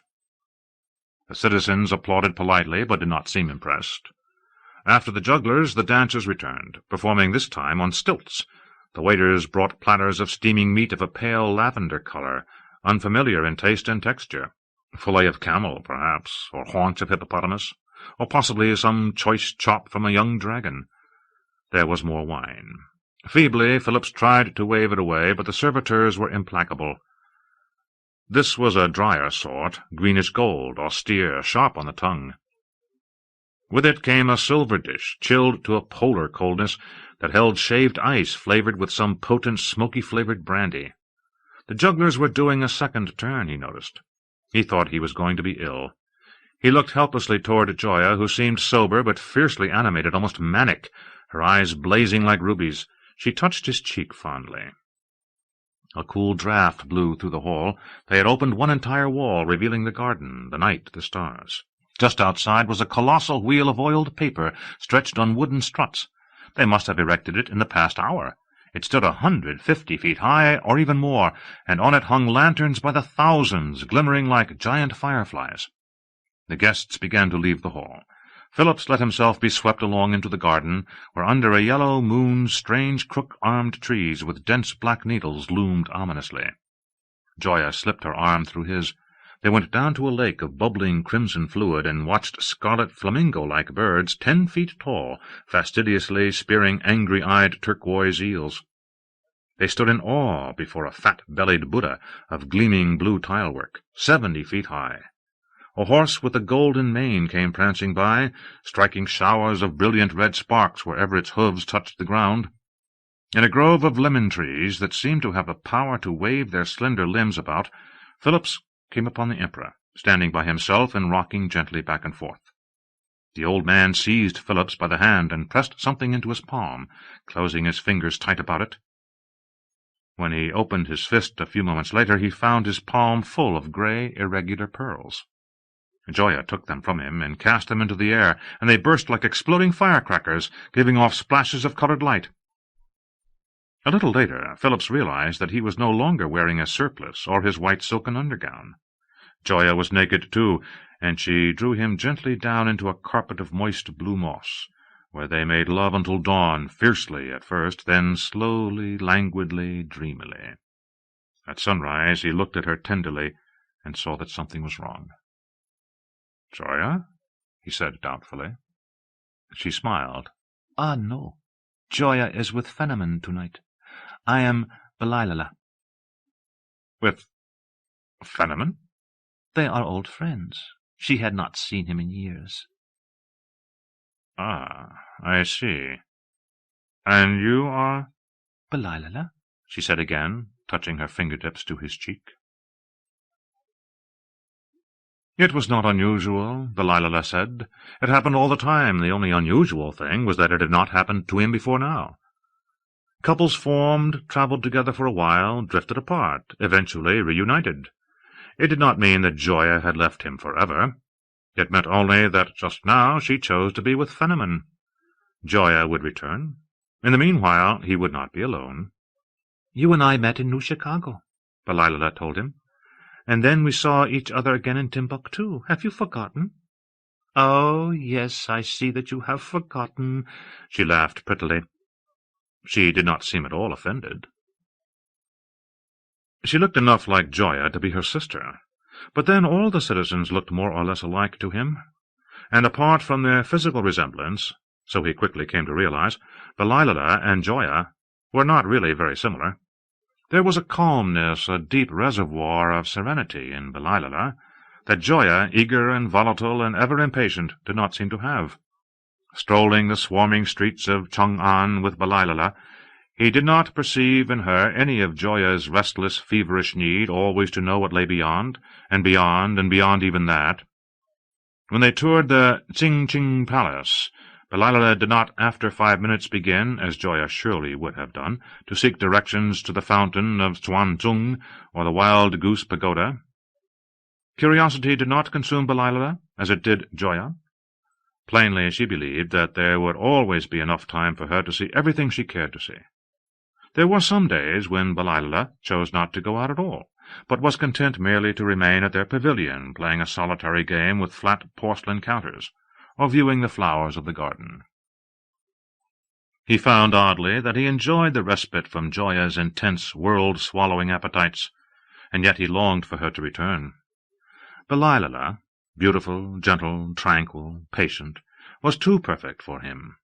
She seemed unreal in her gleaming impeccability, much like one of those Sung Celadon vases that appear too flawless to have been thrown and glazed by human hands. There was something a little soulless about her, an immaculate finish outside, emptiness within. Beliala might also have been a temporary, he thought, though he knew she was not. He could explore the pavilions and palaces of Chang'an with her. He could make graceful conversation with her while they dined. He could certainly enjoy coupling with her, but he could not love her, or even contemplate the possibility. It was hard to imagine Beliala worriedly studying herself in a mirror for wrinkles and grey hairs. Beliala would never be any older than she was at this moment, nor could Beliala ever have been any younger. Perfection does not move along an axis of time, but the perfection of Belilala's glossy surface made her inner being impenetrable to him. Gioia was more vulnerable, more obviously flawed, her restlessness, her moodiness, her vanity, her fears, and therefore she was more accessible to his own highly imperfect 20th-century sensibility. Occasionally he saw Gioia as he roamed the city, or thought he did. He had a glimpse of her among the miracle vendors in the Persian bazaar, and outside the Zoroastrian temple, and again by the goldfish pond in the Serpentine Park. But he was never quite sure that the woman he saw was really Gioia, and he never could get close enough to her to be certain. She had a way of vanishing as he approached, like some mysterious Lorelei luring him onward in a hopeless chase. After a while he came to realize that he was not going to find her until she was ready to be found. He lost track of time. Weeks, months, years, he had no idea. In this city of exotic luxury, mystery, and magic, all was in constant flux and transition, and the days had a fitful, unstable quality. Buildings and even whole streets were torn down of an afternoon and re-erected within days, far away. Grand new pagodas sprouted like toadstools in the night. Citizens came in from Asgard, Alexandria, Timbuktu, New Chicago, stayed for a time, disappeared, returned. There was a constant round of court receptions, banquets, theatrical events, each one much like the one before. The festivals in honor of past emperors and empresses might have given some form to the year, but they seemed to occur in a random way, the ceremony marking the death of Taizong coming around twice the same year, so it seemed to him, once in a season of snow and again in high summer, and the one honoring the ascension of the Empress Wu being held twice in a single season. Perhaps he had misunderstood something, but he knew it was no use asking anyone. One day Beliala said unexpectedly, "Shall we go to Mohenjo-daro?" "I didn't know it was ready for visitors," he replied. "Oh, yes, for quite some time now." He hesitated. This had caught him unprepared. Cautiously he said, "Gioia and I were going to go there together, you know." Beliala smiled amiably, as though the topic under discussion were nothing more than the choice of that evening's restaurant. "Were you?" she asked. "It was all arranged while we were still in Alexandria. To go with you instead, I don't know what to tell you, Beliala." Phillips sensed that he was growing terribly flustered. "You know that I'd like to go, with you, but on the other hand I can't help feeling that I shouldn't go there until I'm back with Gioia again, if I ever am." How foolish this sounds, he thought. How clumsy, how adolescent. He found that he was having trouble looking straight at her. Uneasily he said, with a kind of desperation in his voice, "I did promise her. There was a commitment, you understand, a firm agreement that we would go to Mohenjo-daro together." "Oh, but Gioia's already there," said Beliala in the most casual way. He gaped as though she had punched him. "What?" "She was one of the first to go after it opened, months and months ago. You didn't know?" she asked, sounding surprised. But not very. "You really didn't know?" That astonished him. He felt bewildered, betrayed, furious. His cheeks grew hot, his mouth gaped. He shook his head again and again, trying to clear it of confusion. It was a moment before he could speak. "Already there?" he said at last. "Without waiting for me?" After we had talked about going there together? After we had agreed—" Delilah laughed. "But how could she resist seeing the newest city? You know how impatient Gioia is." Yes. He was stunned. He could barely think. "Just like all short-timers," Delilah said. "She rushes here, she rushes there. She must have it all now, right away, at once, instantly. You ought never expect her to wait for you for anything for very long. The fit seizes her, and off she goes. Surely you must know that about her by now." A short-timer? He had not heard that term before. "Yes, you knew that." "You must have known that." Delilah flashed her sweetest smile. She showed no sign of comprehending his distress. With a brisk wave of her hand, she said, "Well, then, shall we go, you and I, to Mohenjo-Daro?" "Of course," Phillips said bleakly. "When would you like to leave?" "Tonight," he said. He paused a moment. "What's a short-timer, Delilah?" Color came to her cheeks. "Isn't it obvious?" she asked. Had there ever been a more hideous place on the face of the earth than the city of Mohenjo-Daro? Phillips found it difficult to imagine one, nor could he understand why, out of all the cities that had ever been, these people had chosen to restore this one to existence. More than ever they seemed alien to him, unfathomable, incomprehensible. From the terrace atop the many-towered citadel he peered down into grim, claustrophobic Mohenjo-Daro and shivered. The stark, bleak city looked like nothing so much as some prehistoric prison colony. In the manner of an uneasy tortoise, it huddled, squat and compact, against the grey, monotonous Indus River plain, miles of dark, burnt-brick walls enclosing miles of terrifyingly orderly streets, laid out in an awesome, monstrous gridiron pattern of maniacal rigidity. The houses themselves were dismal and forbidding, too, clusters of brick cells gathered about small, airless courtyards. There were no windows, only small doors that opened not onto the main boulevards, but onto the tiny, mysterious lanes that ran between the buildings. Who had designed this horrifying metropolis? What harsh, sour souls they must have had, these frightening and frightened folk, creating for themselves in the lush, fertile plains of India such a supreme Soviet of a city. "How lovely it is," Delilah murmured. "How fascinating." He stared at her in amazement. "Fascinating?" "Yes," he said, "I suppose so. The same way that the smile of a cobra is fascinating." "What's a cobra?" "Poisonous predatory serpent," Phillips told her.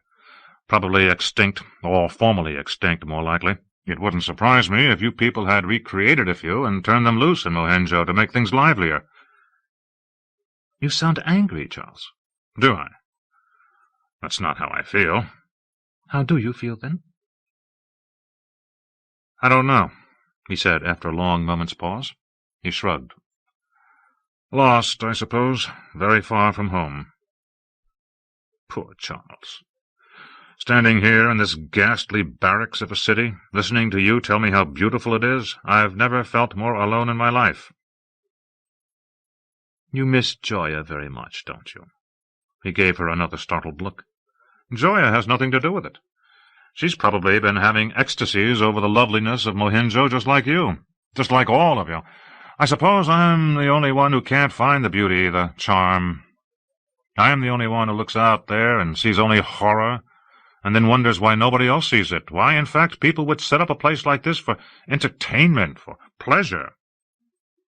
Her eyes were gleaming. "Oh, you are angry. You really are." "Does that fascinate you, too?" he snapped. "A demonstration of genuine, primitive emotion? A typical quaint 20th-century outburst?" He paced the rampart in short, quick, anguished steps. I think I understand it now, Delilah. Of course, I'm part of your circus, the star of the sideshow. I'm the first experiment in setting up the next stage of it, in fact." Her eyes were wide. The sudden harshness and violence in his voice seemed to be alarming and exciting her at the same time. That angered him even more. Fiercely he went on. "Bringing whole cities back out of time was fun for a while, but it lacks a certain authenticity, eh? For some reason you couldn't bring the inhabitants too. You couldn't just grab a few million prehistorics out of Egypt or Greece or India and dump them down in this era. I suppose because you might have too much trouble controlling them, or because you'd have the problem of disposing of them once you were bored with them. So you had to settle for creating temporaries to populate your ancient cities. But now you've got me. I'm something more real than a temporary, and that's a terrific novelty for you, and novelty is the thing you people crave more than anything else. Maybe the only thing you crave. And here I am, complicated, unpredictable, edgy, capable of anger, fear, sadness, love, and all those other formerly extinct things. Why settle for picturesque architecture when you can observe picturesque emotion, too? What fun I must be for all of you! And if you decide that I was really interesting, maybe you'll ship me back where I came from and check out a few other ancient types. A Roman gladiator, maybe, or a Renaissance pope, or even a Neanderthal or two. Charles, she said tenderly. Oh, Charles, Charles, Charles, how lonely you must be, how lost, how troubled. Will you ever forgive me? Will you ever forgive us all? Once more he was astounded by her. She sounded entirely sincere, altogether sympathetic. Was she? Was she really? He was not sure he had ever had a sign of genuine caring from any of them before, not even Joya. Nor could he bring himself to trust Belilah now. He was afraid of her, afraid of all of them, of their brittleness, their slyness, their elegance. He wished he could go to her and have her take him in her arms, but he felt too much the shaggy prehistoric just now to be able to risk asking that comfort of her. He turned away and began to walk around the rim of the citadel's massive wall. "Charles?" "Let me alone for a little while," he said. He walked on. His forehead throbbed, and there was a pounding in his chest. All stress systems going full blast, he thought, secret glands dumping gallons of inflammatory substances into his bloodstream. The heat, the inner confusion, the repellent look of this place. Try to understand, he thought. Relax. Look about you. Try to enjoy your holiday in Mohenjo-Daro. He leaned warily outward, over the edge of the wall. He had never seen a wall like this. It must be 40 feet thick at the base, he guessed, perhaps even more, and every brick perfectly shaped, meticulously set. Beyond the great rampart, marshes ran almost to the edge of the city, although close by the wall the swamps had been dammed and drained for agriculture. He saw lithe brown farmers down there, busy with their wheat and barley and peas. Cattle and buffaloes grazed a little farther out. The air was heavy, dank, humid. All was still. From somewhere close at hand came the sound of a droning, whining stringed instrument and a steady, insistent chanting. Gradually a sort of peace pervaded him. His anger subsided. He felt himself beginning to grow calm again. He looked back at the city, the rigid interlocking streets, the maze of inner lanes, the millions of courses of precise brickwork. It is a miracle, he told himself, that this city is here, in this place, and at this time. And it is a miracle that I am here to see it.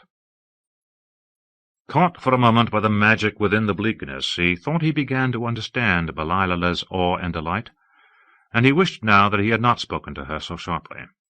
The city was alive, whether it was the actual Mohenjo-Daro of thousands upon thousands of years ago, ripped from the past by some wondrous hook, or simply a cunning reproduction, did not matter at all.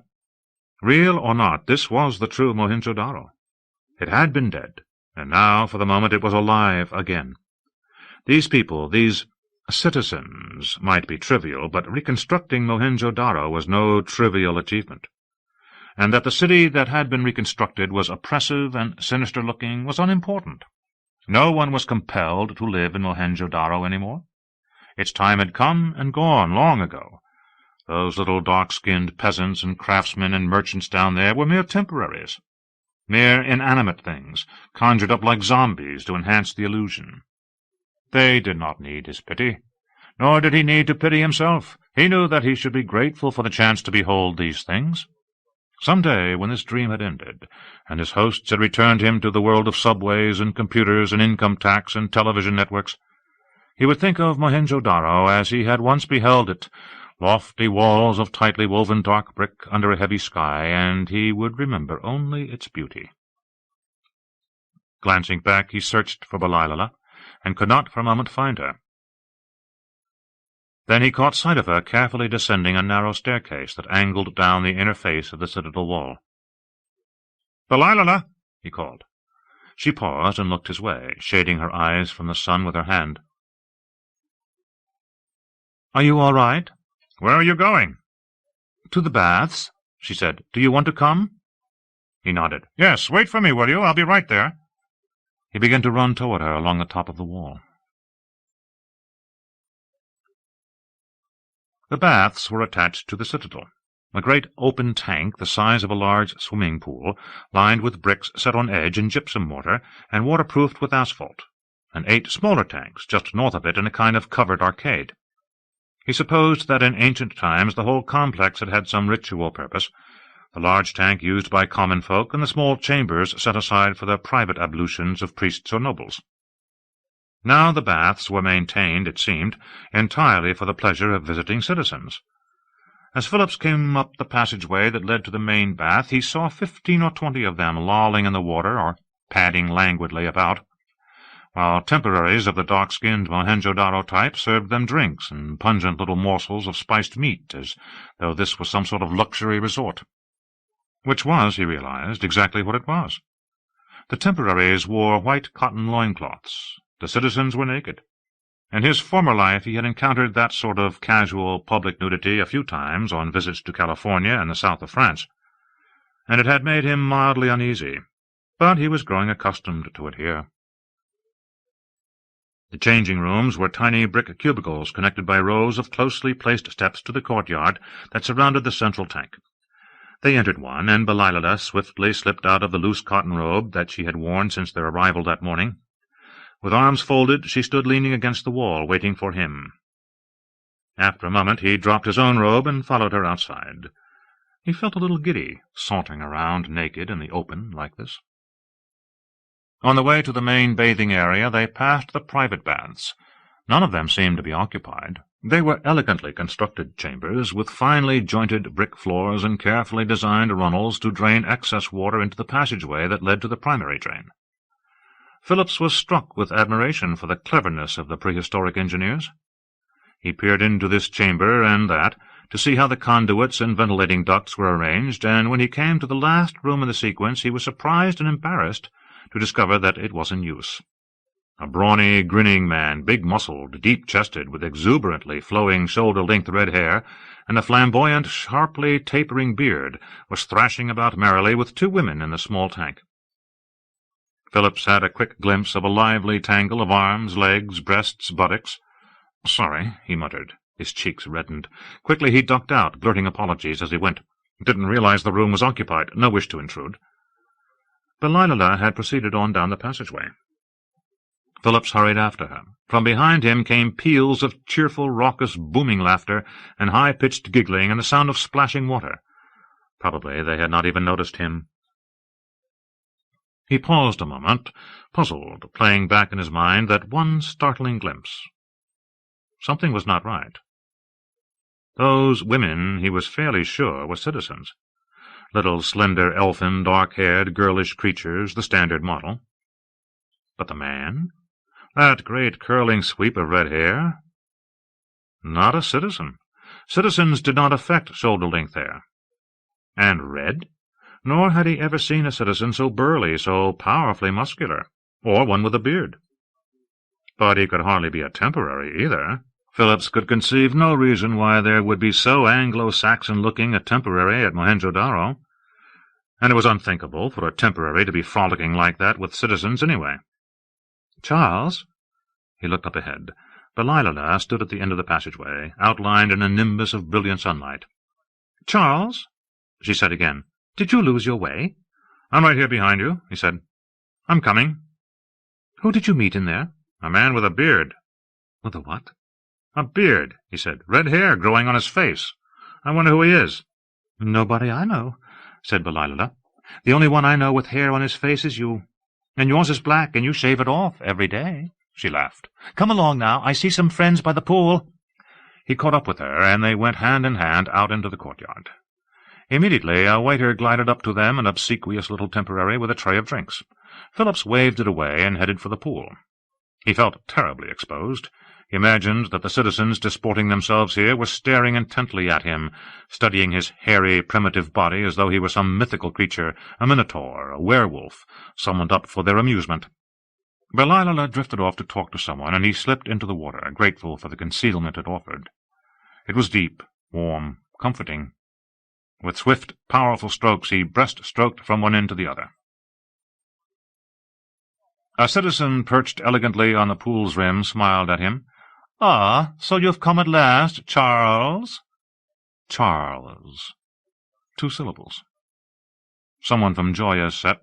Stengard, Hawk, Garamain. He could not remember which one. They were all so much alike. Phillips returned the man's smile in a half-hearted, tentative way. He searched for something to say, and finally asked, "Have you been here long? Weeks, perhaps months? What a splendid achievement the city is at, Charles! Such utter unity of mood, such a total statement of a uniquely single-minded aesthetic." "Yes, single-minded is the word," Phillips said dryly. "Joya's word, actually. Joya's phrase. I was merely quoting." Joya. He felt as if he had been stabbed. "You've spoken to Joya lately?" he said. "Actually, no. It was Hecna who saw her. You do remember Hecna, eh?" He nodded toward 2 naked women standing on the brick platform that bordered the pool, chatting, delicately nibbling morsels of meat. They could have been twins. "There is Hecna, with your Belial." Hecna, yes. So this must be Hawk, Phillips thought, unless there has been some recent shift of couples. "How sweet she is, your Belial," Hawk said. "Joya chose very wisely when she picked her for you." Another stab, a much deeper one. "Is that how it was?" he said. "Joya picked Belial for me?" "Why, of course." Hawk seemed surprised. It went without saying, evidently. "What did you think? That Joya would merely go off and leave you to fend for yourself?" "Hardly, not Joya. She's very tender, very gentle, isn't she?" "You mean Belial?" "Yes, very," said Phillips carefully. "A dear woman, a wonderful woman. But of course I hope to get together with Joya again soon." He paused. "They say she's been in Mohenjo-Daro almost since it opened." "She was here, yes." "Was?" "Oh, you know Joya," Hawk said lightly. "She's moved along by now, naturally." Phillips leaned forward. "Naturally," he said. Tension thickened his voice. "Where has she gone this time?" "Timbuktu, I think. Or New Chicago. I forget which one it was. She was telling us that she hoped to be in Timbuktu for the closing down party. But then Fenneman had some pressing reason for going to New Chicago. I can't remember what they decided to do." Hawk gestured sadly. "Either way, a pity that she left Mohenjo before the new visitor came. She had such a rewarding time with you, after all. I'm sure she'd have found much to learn from him also." The unfamiliar term twanged an alarm deep in Phillips's consciousness. "Visitor?" he said, angling his head sharply toward Hawk. "What visitor do you mean?" "You haven't met him yet?" "Oh, of course, you've only just arrived." Phillips moistened his lips. "I think I may have seen him. Long red hair, beard like this?" "That's the one. Willoughby, he's called. He's, a Viking? A pirate? Something like that. Tremendous vigor and force. Remarkable person. We should have many more visitors, I think. They're far superior to temporaries, everyone agrees. Talking with a temporary is a little like talking to oneself, wouldn't you say? They give you no significant illumination. But a visitor, someone like this Willoughby, or like you, Charles, a visitor can be truly enlightening. A visitor can transform one's view of reality." "Excuse me," Phillips said. A throbbing began behind his forehead. "Perhaps we can continue this conversation later, yes?" He put the flats of his hands against the hot brick of the platform and hoisted himself swiftly from the pool. "At dinner, maybe, or afterward, yes? All right." He set off at a quick half-trot back toward the passageway that led to the private baths. As he entered the roofed part of the structure, his throat grew dry. His breath suddenly came short. He padded quickly up the hall and peered into the little bath-chamber. The bearded man was still there, sitting up in the tank, breast high above the water, with one arm around each of the women. His eyes gleamed with fiery intensity in the dimness. He was grinning in marvelous self-satisfaction. He seemed to brim with intensity, confidence, gusto. "Let him be what I think he is," Phillips prayed. "I have been alone among these people long enough." "May I come in?" he asked. "Hey, fellow!" cried the man in the tub thunderously. "By my troth, come ye in, and bring your lass as well. God's teeth, I wot there's room aplenty for more folk in this tub than we." At that great uproarious outcry, Phillips felt a powerful surge of joy. What a joyous, rowdy voice! How rich, how lusty, how totally uncitizenlike! And those oddly archaic words. God's teeth? By my troth? What sort of talk was that? What else but the good, pure, sonorous Elizabethan diction? Certainly it had something of the roll and fervour of Shakespeare about it. And spoken with an Irish brogue, was it? No, not quite. It was English, but English spoken in no manner Phillips had ever heard. Citizens did not speak that way, but a visitor might. So it was true. Relief flooded Phillips's soul. Not alone, then. Another relic of a former age, another wanderer, a companion in chaos, a brother in adversity, a fellow voyager tossed even farther than he had been by the tempests of time. The bearded man grinned heartily and beckoned to Phillips with a toss of his head. "Well, join us, man. 'Tis good to see an English face again amidst all these Moors and rogue Portugals. But what have ye done with thy lass? One can never have enough wenches, do ye not agree?" The force and vigour of him were extraordinary, almost too much so. He roared, he bellowed, he boomed. He was so very much what he ought to be that he seemed more a character out of some old pirate movie than anything else, so blustering, so real, that he seemed unreal. A stage Elizabethan, larger than life, a boisterous young Falstaff without the belly. Hoarsely Philip said, "Who are you?" "Why, Ned Willoughby's son Francis am I, of Plymouth, late of the service of her most Protestant Majesty, but most foully abducted by the powers of darkness and cast away among these blackamoor Hindus, or whatever they be. And thyself?" "Charles Phillips." After a moment's uncertainty, he added, "I'm from New York." "New York? What place is that? In faith, man, I know it not." "A city in America." "A city in America, forsooth! What a fine fancy that is! In America, you say, and not on the moon, or perchance underneath the sea?" To the women Willoughby said, "Do you hear him? He comes from a city in America, with the face of an Englishman, though not the manner of one, and not quite the proper sort of speech.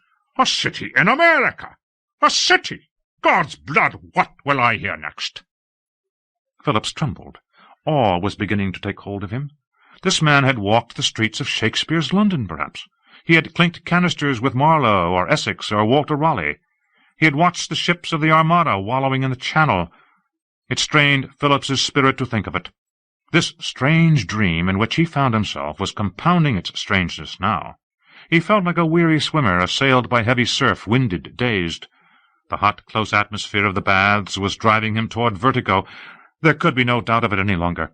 He was not the only primitive, the only visitor, who was wandering loose in this 50th century. They were conducting other experiments as well. He gripped the sides of the door to steady himself and said, "When you speak of her most Protestant Majesty, it's Elizabeth I, you mean, is that not so?" "Elizabeth, aye. As to the first, that is true enough, but why trouble to name her thus? There is but one, first and last, I do trow, and God save her, there is no other." Philip studied the other man warily. He knew that he must proceed with care. A misstep at this point, and he would forfeit any chance that Willoughby would take him seriously. How much metaphysical bewilderment, after all, could this man absorb? What did he know, what had anyone of his time known, of past and present and future, and the notion that one might somehow move from one to the other as readily as one would go from Surrey to Kent? That was a 20th century idea, late 19th at best, a fantastical speculation that very likely no one had even considered before Wells had sent his time-traveller off to stare at the reddened sun of the earth's last twilight. Willoughby's world was a world of Protestants and Catholics, of kings and queens, of tiny sailing vessels, of swords at the hip and ox-carts on the road. That world seemed to Phillips far more alien and distant than was this world of citizens and temporaries. The risk that Willoughby would not begin to understand him was great. But this man and he were natural allies against a world they had never made. Phillips chose to take the risk. "Elizabeth I is the queen you serve," he said. "There will be another of her name in England in due time, has already been, in fact." Willoughby shook his head like a puzzled lion. "Another Elizabeth, do you say?" "A second one, and not much like the first. Long after your Virgin Queen, this one. She will reign in what you think of as the days to come. That I know without doubt." The Englishman peered at him and frowned. "You see the future. Are you a soothsayer, then? A necromancer, mayhap? Or one of the very demons that brought me to this place?" "Not at all," Philip said gently. "Only a lost soul like yourself." He stepped into the little room and crouched by the side of the tank. The two citizen women were staring at him in bland fascination. He ignored them. To Willoughby he said, "Do you have any idea where you are?" The Englishman had guessed, rightly enough, that he was in India. "I do believe these little brown Moorish folk are of the Hindu sort," he said, but that was as far as his comprehension of what had befallen him could go. It had not occurred to him that he was no longer living in the 16th century, and of course he did not begin to suspect that this strange and sombre brick city in which he found himself was a wanderer out of an era even more remote than his own. Was there any way, Phillips wondered, of explaining that to him? He had been here only 3 days. He thought it was devils that had carried him off. "While I slept did they come for me," he said. "Mephistopheles Satanus, his henchmen seized me, God alone can say why, and swept me in a moment out of this torrid realm from England, where I had reposed among friends and family. For I was between one voyage and the next, you must understand, awaiting Drake and his ship. You know Drake, the glorious Francis. God's blood, there's a man enough for ye. We were to go to the Main again, he and I, but instead here I be, in this other place." Willoughby leaned close and said, "I ask you, soothsayer, how can it be that a man go to sleep in Plymouth and wake up in India? It is passing strange, is it not?" "That it is," Philip said. "But he that is in the dance must needs dance on, though he do what hop, eh? So do I believe." He gestured toward the two citizen women. "And therefore, to console myself in this pagan land, I have found me some sport among these little Portugal women." "Portugal?" said Phillips. "Why, what else can they be but Portugals? Is it not the Portugals who control all these coasts of India? See, the people are of two sorts here, the blackamoors and the others, the fair-skinned ones. The lords and masters who lie here in these baths. If they be not Hindus, and I think they are not, then Portugals is what they must be." He laughed and pulled the women against himself and rubbed his hands over their breasts as though they were fruits on a vine. "Is that not what you are, you little naked shameless papist wenches? A pair of Portugals there?" They giggled, but did not answer. "No," Philip said, "this is India, but not the India you think you know. And these women are not Portuguese." "Not Portuguese?" Willoughby said, baffled. "No more so than you. I'm quite certain of that." Willoughby stroked his beard. "I do admit I found them very odd for Portugals. I have heard not a syllable of their Portuguese speech on their lips. And it is strange also that they run naked as Adam and Eve in these baths, and allow me free plunder of their women, which is not the way of Portugals at home, God wot. But I thought me, this is India. They choose to live in another fashion here." "No," Philip said. "I tell you, these are not Portuguese, nor any other people of Europe who are known to you." "Prithee, who are they, then?" "Do it delicately now," Phillips warned himself. "Delicately." He said, "It is not far wrong to think of them as spirits of some kind, demons even, or sorcerers who have magicked us out of our proper places in the world." He paused, groping for some means to share with Willoughby, in a way that Willoughby might grasp, this mystery that had enfolded them. He drew a deep breath. "They've taken us not only across the sea," he said, "but across the years as well. We have both been hauled, you and I, far into the days that are to come." Willoughby gave him a look of blank bewilderment. "Days that are to come? Times yet unborn, do you mean? Why, I comprehend none of that." "Try to understand. We're both castaways in the same boat, man. But there's no way we can help each other if I can't make you see." Shaking his head, Willoughby muttered, "In faith, good friend, I find your words the merest folly. Today is today, and tomorrow is tomorrow. And how can a man step from one to t'other until tomorrow be turned into today?" "I have no idea," said Phillips. Struggle was apparent on Willoughby's face, but plainly he could perceive no more than the haziest outline of what Phillips was driving at, if that much. "But this I know," he went on, "that your world and all that was in it is dead and gone. And so is mine, though I was born 400 years after you, in the time of the second Elizabeth." Willoughby snorted scornfully. 400! You must believe me." "Nay, nay! It's the truth. Your time is only history to me, and mine and yours are history to them. Ancient history. They call us visitors, but what we are is captives." Phillips felt himself quivering in the intensity of his effort. He was aware how insane this must sound to Willoughby. It was beginning to sound insane to him. "They've stolen us out of our proper times, seizing us like gypsies in the night." "Fie, man, you rave with lunacy." Phillips shook his head. He reached out and seized Willoughby tightly by the wrist. "I beg you listen to me." The citizen women were watching closely, whispering to one another behind their hands, laughing. "Ask them," Phillips cried. "Make them tell you what century this is. The 16th, do you think? Ask them." "What century could it be but the 16th of our Lord?" "They will tell you it is the 50th. Willoughby looked at him pityingly. Man, what a sorry thing thou art! The 50th, indeed!" He laughed. "Fellow, listen to me now. There is but one Elizabeth, safe upon her throne in Westminster. This is India. The year is Anno 1591. Come, let us, you and I, steal a ship from these Portugals, and make our way back to England, and peradventure you may get from there to your America." "There is no England." "Ah! Can you say that and not be mad?" "The cities and nations we knew are gone. These people live like magicians, Francis." There was no use holding anything back now, Phillips thought leadenly. He knew that he had lost. They conjure up places of long ago, and build them here and there to suit their fancy, and when they are bored with them they destroy them and start anew. There is no England. Europe is empty, featureless, void. Do you know what cities there are? There are only 5 in all the world. There is Alexandria of Egypt. There is Timbuktu in Africa. There is New Chicago in America. There is a great city in China, and Cathay, I suppose you would say. And there is this place, which they call Mohenjo-Daro, and which is far more ancient than Greece, than Rome, than Babylon." Quietly, Willoughby said, "Nay, this is mere absurdity. You say we are in some far tomorrow, and then you tell me we are dwelling in some city of long ago." "A conjuration only," Phillips said in desperation, "a likeness of that city, which these folk have fashioned somehow for their own amusement. Just as we are here, you and I, to amuse them. Only to amuse them." "You are completely mad." "Come with me, then. Talk with the citizens by the great pool. Ask them what year this is. Ask them about England. Ask them how you come to be here."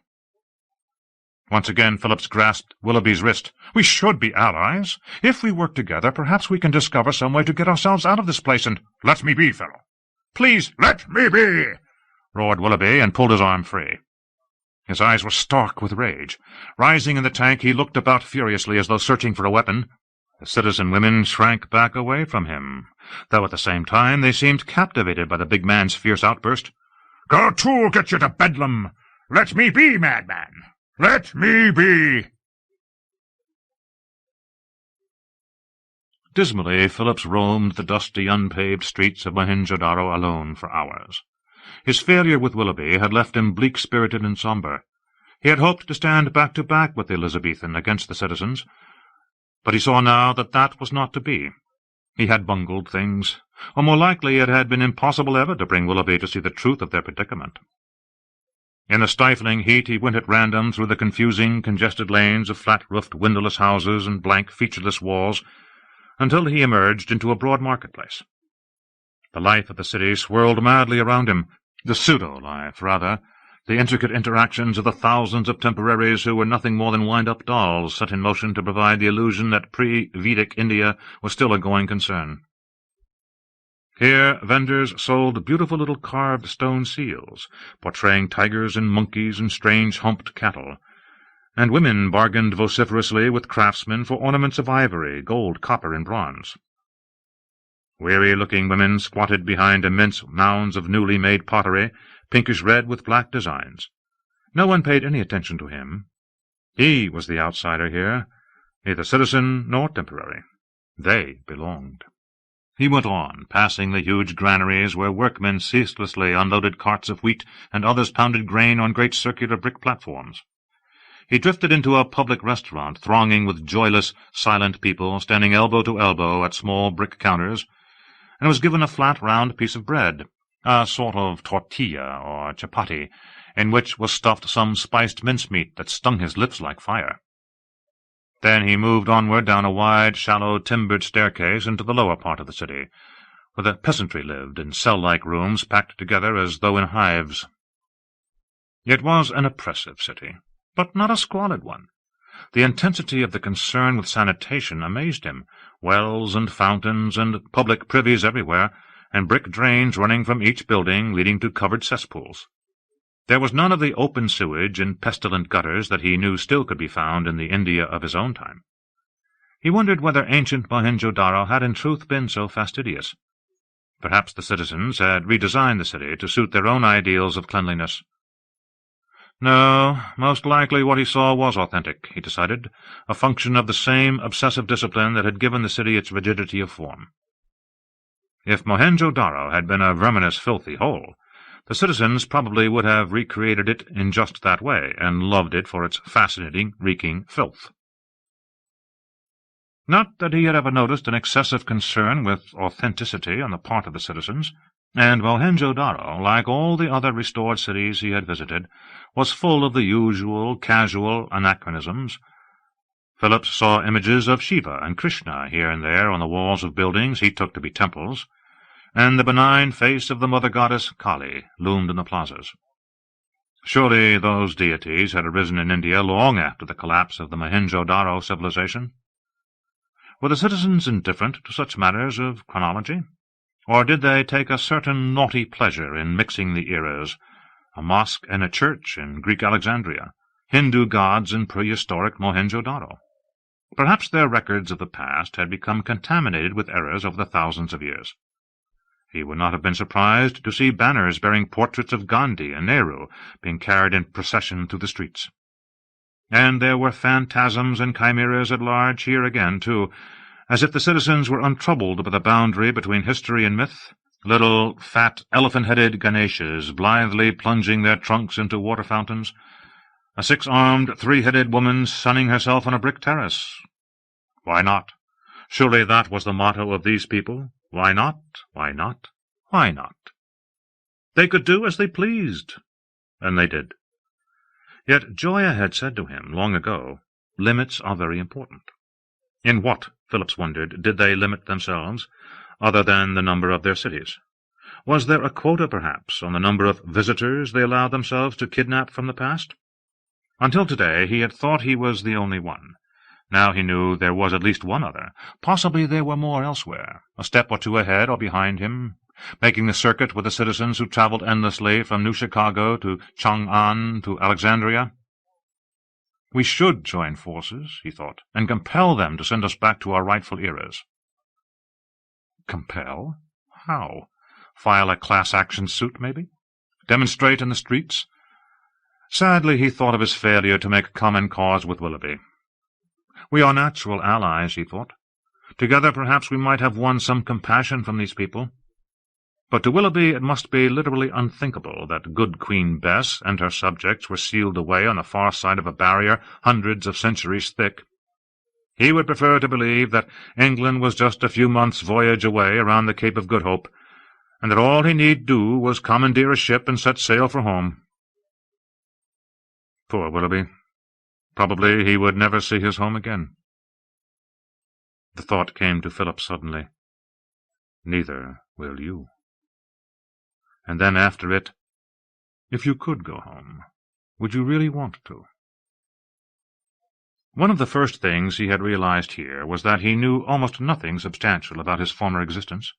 His mind was well stocked with details on life in 20th-century New York, to be sure, but of himself he could not say much more than that he was Charles Phillips, and had come from 1984. Profession? Age? Parents' names? Did he have a wife? Children? A cat, a dog, hobbies? No, Data, none. Possibly the citizens had stripped such things from him when they brought him here, to spare him from the pain of separation. They might be capable of that kindness. Knowing so little of what he had lost, could he truly say that he yearned for it? Willoughby seemed to remember much more of his former life, somehow, and longed for it all the more intensely. He was spared that. Why not stay here, and go on from city to city, sightseeing all of time past, as the citizens conjured it back into being? Why not? Why not? The chances were that he had no choice about it anyway. He made his way back up toward the citadel and to the baths once more. He felt a little like a ghost haunting a city of ghosts. Delilah seemed unaware that he had been gone for most of the day. She sat by herself on the terrace of the baths, placidly sipping some thick, milky beverage that had been sprinkled with a dark spice. He shook his head when she offered him some. "Do you remember I mentioned that I saw a man with red hair and a beard this morning?" Philip said. "He's a visitor. Hawke told me that." "Is he?" Delilah asked. "From a time about 400 years before mine. I talked with him. He thinks he was brought here by demons." Phillips gave her a searching look. "I'm a visitor, too, isn't that so?" "Of course, love." "And how was I brought here? By demons also?" Delilah smiled indifferently. "You'd have to ask someone else. Hawke, perhaps. I haven't looked into these things very deeply." "I see. Are there many visitors here, do you know?" A languid shrug. "Not many, no, not really. I've only heard of 3 or 4 besides you. There may be others by now, I suppose." She rested her hand lightly on his. "Are you having a good time in Mohenjo, Charles?" He let her question pass as though he had not heard it. "I asked Hawke about Joya," he said. "Oh?" "He told me that she's no longer here, that she's gone on to Timbuktu or New Chicago, he wasn't sure which." "That's quite likely. As everybody knows, Joya rarely stays in the same place very long." Phillips nodded. "You said the other day that Joya is a short-timer. That means she's going to grow old and die, doesn't it?" "I thought you understood that, Charles." "Whereas you will not age? Nor Hawke, nor Stengard, nor any of the rest of your set?" "We will live as long as we wish," she said, "but we will not age, no." "What makes a person a short-timer?" "They're born that way, I think. Some missing gene, some extra gene, I don't actually know. It's extremely uncommon. Nothing can be done to help them. It's very slow, the aging, but it can't be halted." Phillips nodded. "That must be very disagreeable," he said, "to find yourself one of the few people growing old in a world where everyone stays young. No wonder Joya is so impatient. No wonder she runs around from place to place. No wonder she attached herself so quickly to the barbaric, hairy visitor from the 20th century, who comes from a time when everybody was a short-timer. She and I have something in common, wouldn't you say?" "In a manner of speaking, yes." "We understand aging. We understand death. Tell me, is Joya likely to die very soon, Delilah?" "Soon? Soon?" She gave him a wide-eyed, childlike stare. "What is soon? How can I say? What you think of as soon, and what I think of as soon, are not the same things, Charles." Then her manner changed. She seemed to be hearing what he was saying for the first time. Softly she said, No, Charles. I don't think she will die very soon." "When she left me in Chang'an, was it because she had become bored with me?" Delilah shook her head. "She was simply restless. It had nothing to do with you. She was never bored with you." "Then I'm going to go looking for her. Wherever she may be, Timbuktu, New Chicago, I'll find her. Joya and I belong together." "Perhaps you do," said Delilah. Yes, I think you really do." She sounded altogether unperturbed, unrejected, unbereft. "By all means, Charles, go to her. Follow her, find her, wherever she may be." They had already begun dismantling Timbuktu when Phillips got there. While he was still high overhead, his flitter-flitter hovering above the dusty, tawny plain where the river Niger met the sands of the Sahara, A surge of keen excitement rose in him as he looked down at the square, grey, flat-roofed, mud-brick buildings of the great desert capital. But when he landed, he found gleaming, metal-skinned robots swarming everywhere, a horde of them scuttling about like giant, shining insects, pulling the place apart. He had not known about the robots before. So that was how all these miracles were carried out, Phillips realized, an army of obliging machines. He imagined them bustling up out of the earth whenever their services were needed, emerging from some sterile subterranean storehouse to put together Venice or Thebes or Knossos or Houston or whatever place was required, down to the finest detail, and then at some later time returning to undo everything that they had fashioned. He watched them now, diligently pulling down the adobe walls, demolishing the heavy metal-studded gates, bulldozing the amazing labyrinth of alleyways and thoroughfares, sweeping away the market. On his last visit to Timbuktu, that market had been crowded with a horde of veiled Tuaregs and swaggering Moors, black Sudanese, shrewd-faced Syrian traders, all of them busily dickering for camels, horses, donkeys, slabs of salt, huge green melons, silver bracelets, splendid vellum Korans. They were all gone now, that picturesque crowd of swarthy temporaries. Nor were there any citizens to be seen. The dust of destruction choked the air. One of the robots came up to Phillips and said in a dry, crackling insect voice, "You ought not to be here. The city is closed." He stared at the flashing, buzzing band of scanners and sensors across the creature's glittering, tapered snout. "I'm trying to find someone, a citizen who may have been here recently. Her name is—" "The city is closed," the robot repeated inexorably. They would not let him stay as much as an hour. "There is no food here," the robot said. "No water, no shelter. This is not a place any longer. You may not stay. You may not stay. You may not stay. This is not a place any longer." Perhaps he could find her in New Chicago, then. He took to the air again, soaring northward and westward over the vast emptiness. The land below him curved away into the hazy horizon, bare, sterile. What had they done with the vestiges of the world that had gone before? Had they turned their gleaming metal beetles loose to clean everything away? Were there no ruins of genuine antiquity anywhere? No scrap of Rome, no shard of Jerusalem, no stump of Fifth Avenue? It was all so barren down there, an empty stage waiting for its next set to be built. He flew on a great arc across the jutting hump of Africa, and on into what he supposed was southern Europe. The little vehicle did all the work, leaving him to doze or stare as he wished. Now and again he saw another flitter pass by, far away, a dark, distant, winged teardrop outlined against the hard clarity of the sky. He wished there was some way of making radio contact with them, but he had no idea how to go about it. Not that he had anything he wanted to say. He wanted only to hear a human voice. He was utterly isolated. He might just as well have been the last living man on earth. He closed his eyes and thought of Joya. "Like this?" Phillips asked. In an ivory-panelled oval room 60 stories above the softly glowing streets of New Chicago, he touched a small, cool plastic canister to his upper lip and pressed the stud at its base. He heard a foaming sound, and then blue vapor rose to his nostrils. "Yes," Catalina said, "that's right."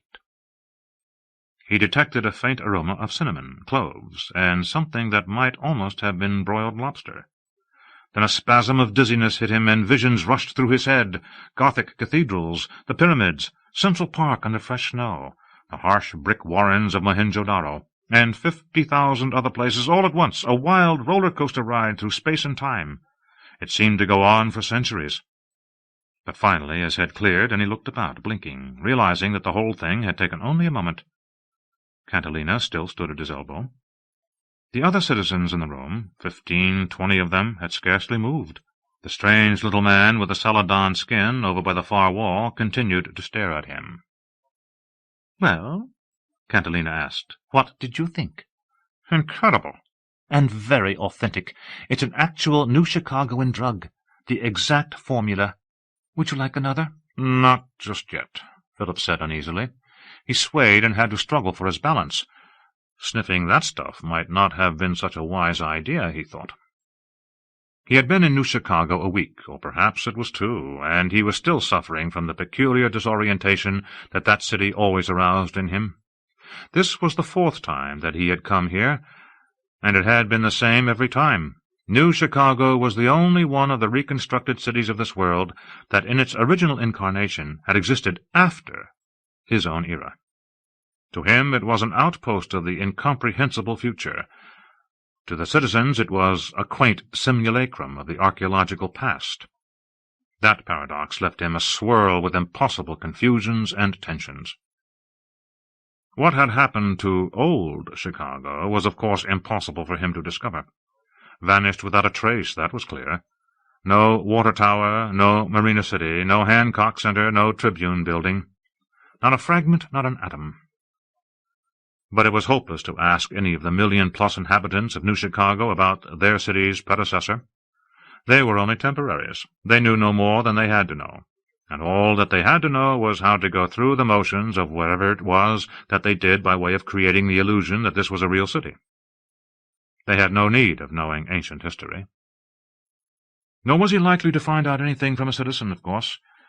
Citizens did not seem to bother much about scholarly matters. Phillips had no reason to think that the world was anything other than an amusement park to them. Somewhere, certainly, there had to be those who specialized in the serious study of the lost civilizations of the past. For how otherwise would these uncanny reconstructed cities be brought into being? The planners, he had once heard Nassandra or Aramain say, are already deep into their Byzantium research. But who were the planners? He had no idea. For all he knew, they were the robots. Perhaps the robots were the real masters of this whole era, who created the cities not primarily for the sake of amusing the citizens, but in their own diligent attempt to comprehend the life of the world that had passed away. A wild speculation, yes, but not without some plausibility, he thought. He felt oppressed by the party gaiety all about him. "I need some air," he said to Cantilena, and headed toward the window. It was the merest crescent, but a breeze came through. He looked out at the strange city below. New Chicago had nothing in common with the old one but its name. They had built it, at least, along the western shore of a large inland lake that might even be Lake Michigan, although when he had flown over it had seemed broader and less elongated than the lake he remembered. The city itself was a lacy fantasy of slender, pastel-hued buildings rising at odd angles and linked by a webwork of gently undulating aerial bridges. The streets were long parentheses that touched the lake at their northern and southern ends and arched gracefully westward in the middle. Between each of the great boulevards ran a track for public transportation, sleek aquamarine bubble vehicles gliding on soundless wheels, and flanking each of the tracks were lush strips of park. It was beautiful, astonishingly so, but insubstantial. The whole thing seemed to have been contrived from sunbeams and silk. A soft voice beside him said, "Are you becoming ill?" Phillips glanced around. The Celadon man stood beside him, a compact, precise person, vaguely oriental in appearance. His skin was of a curious grey-green hue, like no skin Phillips had ever seen, and it was extraordinarily smooth in texture, as though he were made of fine porcelain. He shook his head. "Just a little queasy," he said. "This city always scrambles me." "I suppose it can be disconcerting," the little man replied. His tone was furry and veiled, the inflection strange. There was something feline about him. He seemed sinewy, unyielding, almost menacing. "Visitor, are you?" Philip studied him a moment. "Yes," he said. "So am I, of course." "Are you?" "Indeed." The little man smiled. "What's your locus? 20th century? 21st at the latest, I'd say." "I'm from 1984. A.D. 1984. Another smile, a self-satisfied one. "Not a bad guess, then." A brisk tilt of the head. "Young Yeovil." "Pardon me?" Philip said. "Young Yeovil. It is by name. Formerly Colonel Young Yeovil of the 3rd Septentriad." "Is that on some other planet?" asked Phillips, feeling a bit dazed. "Oh, no, not at all," Young Yeovil said pleasantly. "This very world, I assure you. I am quite of human origin. citizen of the Republic of Upper Han, native of the city of Port Saul. And you, forgive me, your name? I'm sorry, Phillips, Charles Phillips, from New York City, once upon a time. Ah, New York. Young Yeovil's face lit with a glimmer of recognition that quickly faded. New York. New York. It was very famous, that I know. This is very strange, Phillips thought. He felt greater compassion for poor, bewildered Francis Willoughby now. This man comes from a time so far beyond my own that he barely knows of New York. He must be a contemporary of the real New Chicago, in fact. I wonder whether he finds this version authentic, and yet to the citizens this young Yeovil, too, is just a primitive, a curio out of antiquity. New York was the largest city of the United States of America, Philip said. Of course, yes. Very famous. But virtually forgotten by the time the Republic of Upper Han came into existence, I gather? Young Yeovil said, looking uncomfortable. There were disturbances between your time and mine, but by no means should you take from my words the impression that your city was— Sudden laughter resounded across the room. 5 or 6 newcomers had arrived at the party. Philip stared, gasped, gaped. Surely that was Stengard, and Aramain beside him, and that other woman half hidden behind them. "If you'll pardon me a moment," Philip said, turning abruptly away from young Yeovil. "Please excuse me. Someone just coming in. A person I've been trying to find ever since—" He hurried toward her. "Joya!" he called. "Joya, it's me! Wait, wait!" Stengard was in the way. Aramain, turning to take a handful of the little vapour sniffers from Catalina, blocked him also. Phillips pushed through them as though they were not there. Joya, halfway out the door, halted and looked toward him like a frightened deer. "Don't go," he said. He took her hand in his. He was startled by her appearance. How long had it been since their strange parting on that night of mysteries in Chang'an? A year and a half? So he believed. Or had he lost all track of time? Were his perceptions of the passing of the months in this world that unreliable? She seemed at least 10 or 15 years older. Maybe she really was. Maybe the years had been passing for him here as in a dream, and he had never known it. She looked strained, faded, worn. Out of a thinner and strangely altered face her eyes blazed at him almost defiantly, as though saying, See how ugly I have become." He said, "I've been hunting for you for— I don't know how long it's been, Joya. In Mohenjo, and Timbuktu, now here. I want to be with you again." "It isn't possible." "Delilah explained everything to me in Mohenjo. I know that you're a short-timer. I know what that means, Joya. But what of it? So you're beginning to age a little, so what? So you'll only have 300 or 400 years instead of forever. Don't you think I know what it means to be a short-timer? I'm just a simple ancient man of the 20th century, remember? 60, 70, 80 years is all we would get. You and I suffer from the same malady, Joya. That's what drew you to me in the first place. I'm certain of that. That's why we belong with each other now. However much time we have, we can spend the rest of it together, don't you see?" "You're the one who doesn't see, Charles," she said softly. Maybe. Maybe I still don't understand a damned thing about this place, except that you and that I love you, that I think you love me. I love you, yes, but you don't understand. It's precisely because I love you that you and I can't— With a despairing sigh, she slid her hand free of his grasp. He reached for her again, but she shook him off and backed up quickly into the corridor. "Joya!" "Please," she said. "No. I would never have come here if I knew you were here.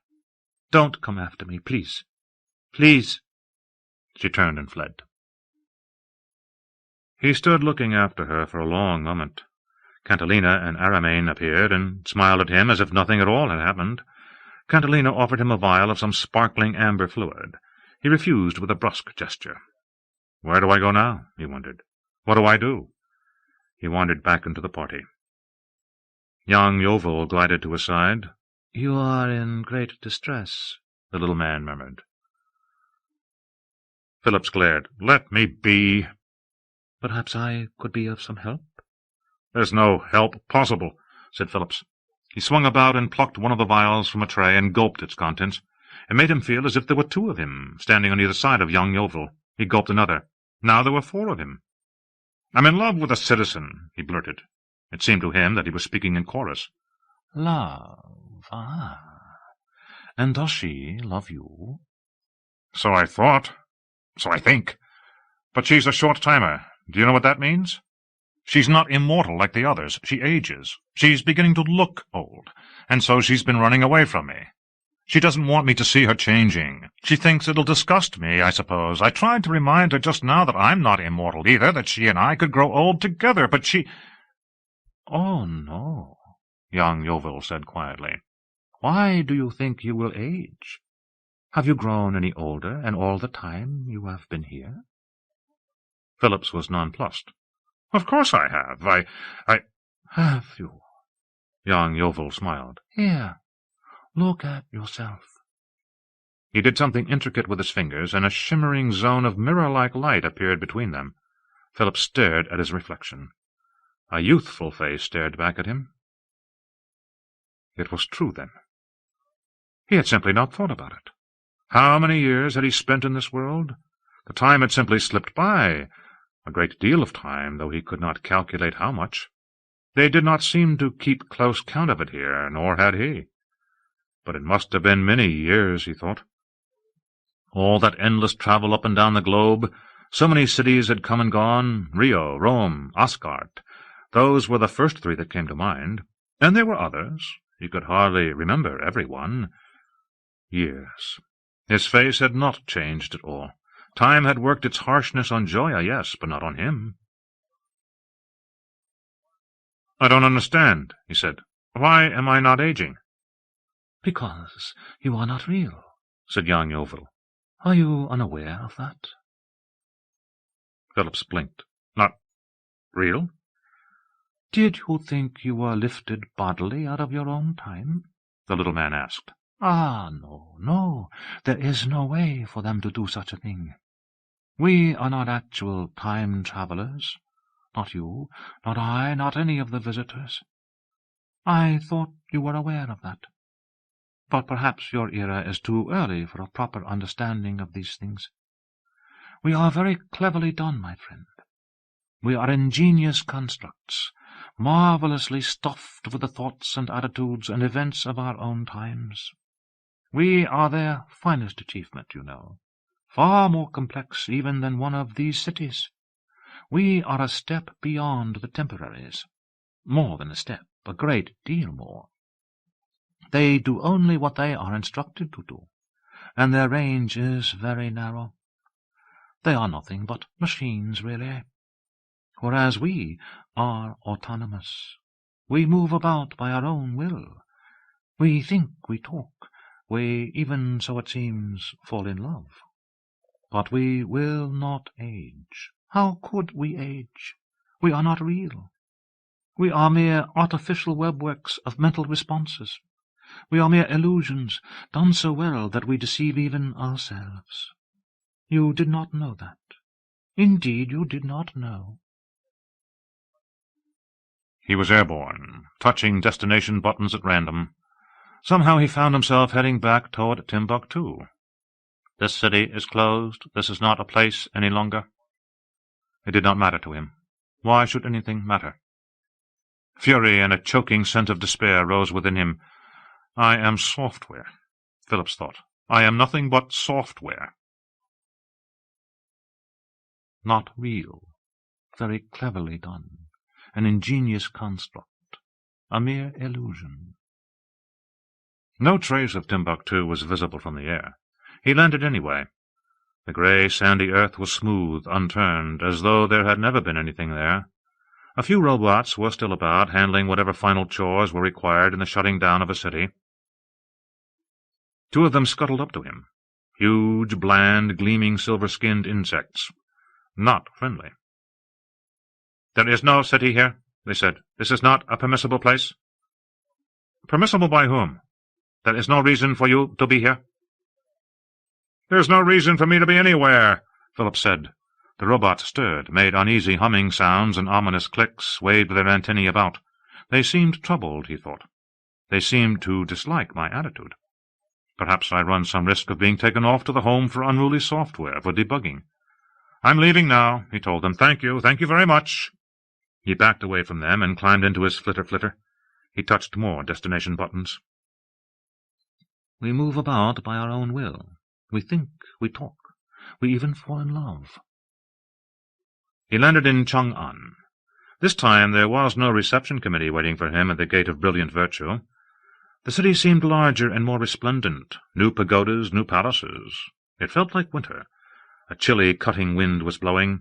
The sky was cloudless and dazzlingly bright. At the steps of the Silver Terrace he encountered Francis Willoughby, a great hulking figure in magnificent brocaded robes, with two dainty little temporaries, pretty as jade statuettes, engulfed in his arms. "Miracles and wonders! The silly lunatic fellow is here, too!" Willoughby roared. Look, we are come to far Cathay, you and I." "We are nowhere," Phillips thought. "We are mere illusions, done so well that we deceive even ourselves." To Willoughby he said, "You look like an emperor in those robes, Francis." "Aye, like Prester John," Willoughby cried. "Like Tamburlaine himself. Aye, am I not majestic?" He slapped Phillips gaily on the shoulder, a rough, playful poke that spun him halfway about. Coughing and wheezing, "We flew in the air, as the eagles do, as the demons do, as the angels do. Soared like angels, like angels." He came close, looming over Phillips. "I would have gone to England, but the wench Belilala said there was an enchantment on me that would keep me from England just now, and so we voyaged to Cathay. Tell me this, fellow, will you go witness for me when we see England again? Swear that all has befallen us did in truth befall, for I fear they will say I am as mad as Marco Polo when I tell them of flying to Cathay." "One madman backing another?" Phillips asked. "What can I tell you? You still think you'll reach England, do you?" Rage rose to the surface in him, bubbling hot. "Ah, Francis, do you know your Shakespeare? Did you go to the plays? We aren't real. We aren't real. We are such stuff as dreams are made on, the two of us. That's all we are. Oh, brave new world! What England? Where? There's no England. There's no Francis Willoughby. There's no Charles Phillips. What we are is—" "Let him be, Charles," a cool voice cut in. He turned. Belilala, in the robes of an empress, coming down the steps of the Silver Terrace. "I know the truth," he said bitterly. "Young Yeovil told me. The visitor from the 25th century. I saw him in New Chicago." "Did you see Joya there, too?" Belilala asked. "Briefly. She looks much older." "Yes, I know. She was here recently." "And has gone on, I suppose?" "To Mohenjo again, yes." "Go after her, Charles. Leave poor Francis alone. I told her to wait for you.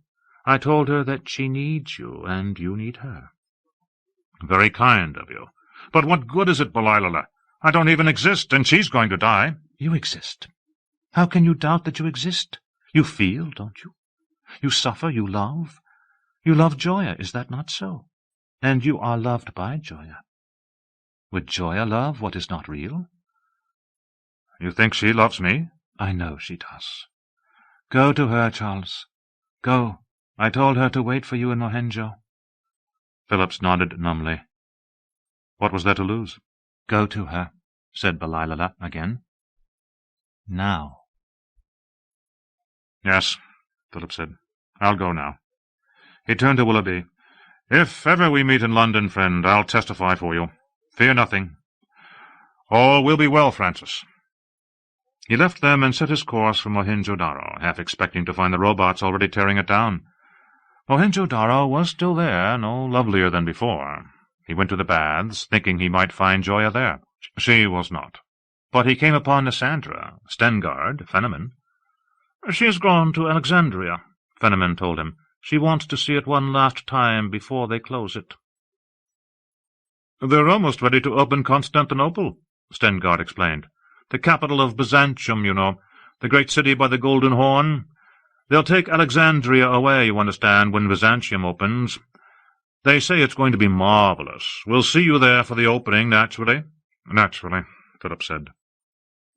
He flew to Alexandria. He felt lost and weary. "All this is hopeless folly," he told himself. "I am nothing but a puppet jerking about on its strings."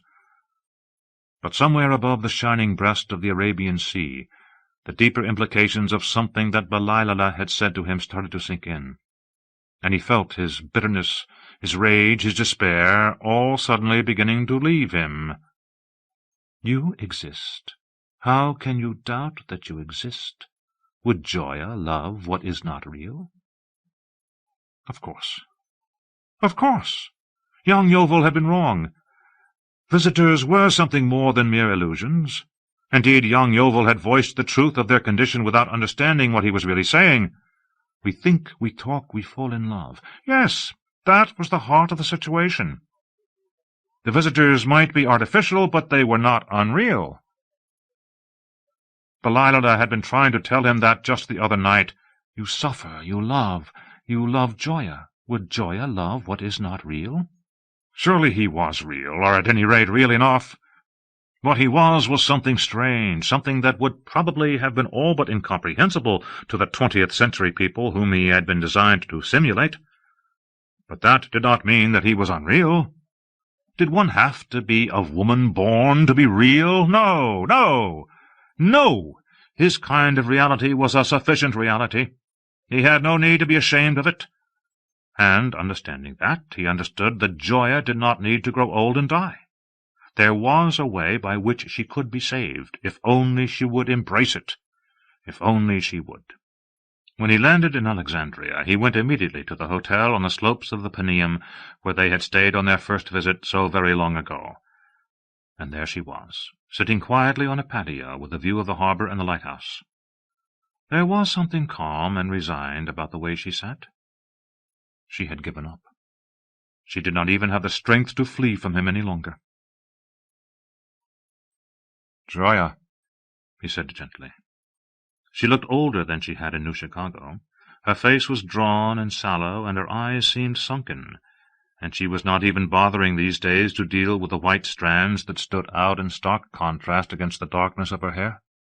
He sat down beside her and put his hand over hers, and looked out toward the obelisks, the palaces, the temples, the lighthouse. At length he said, "I know what I really am now."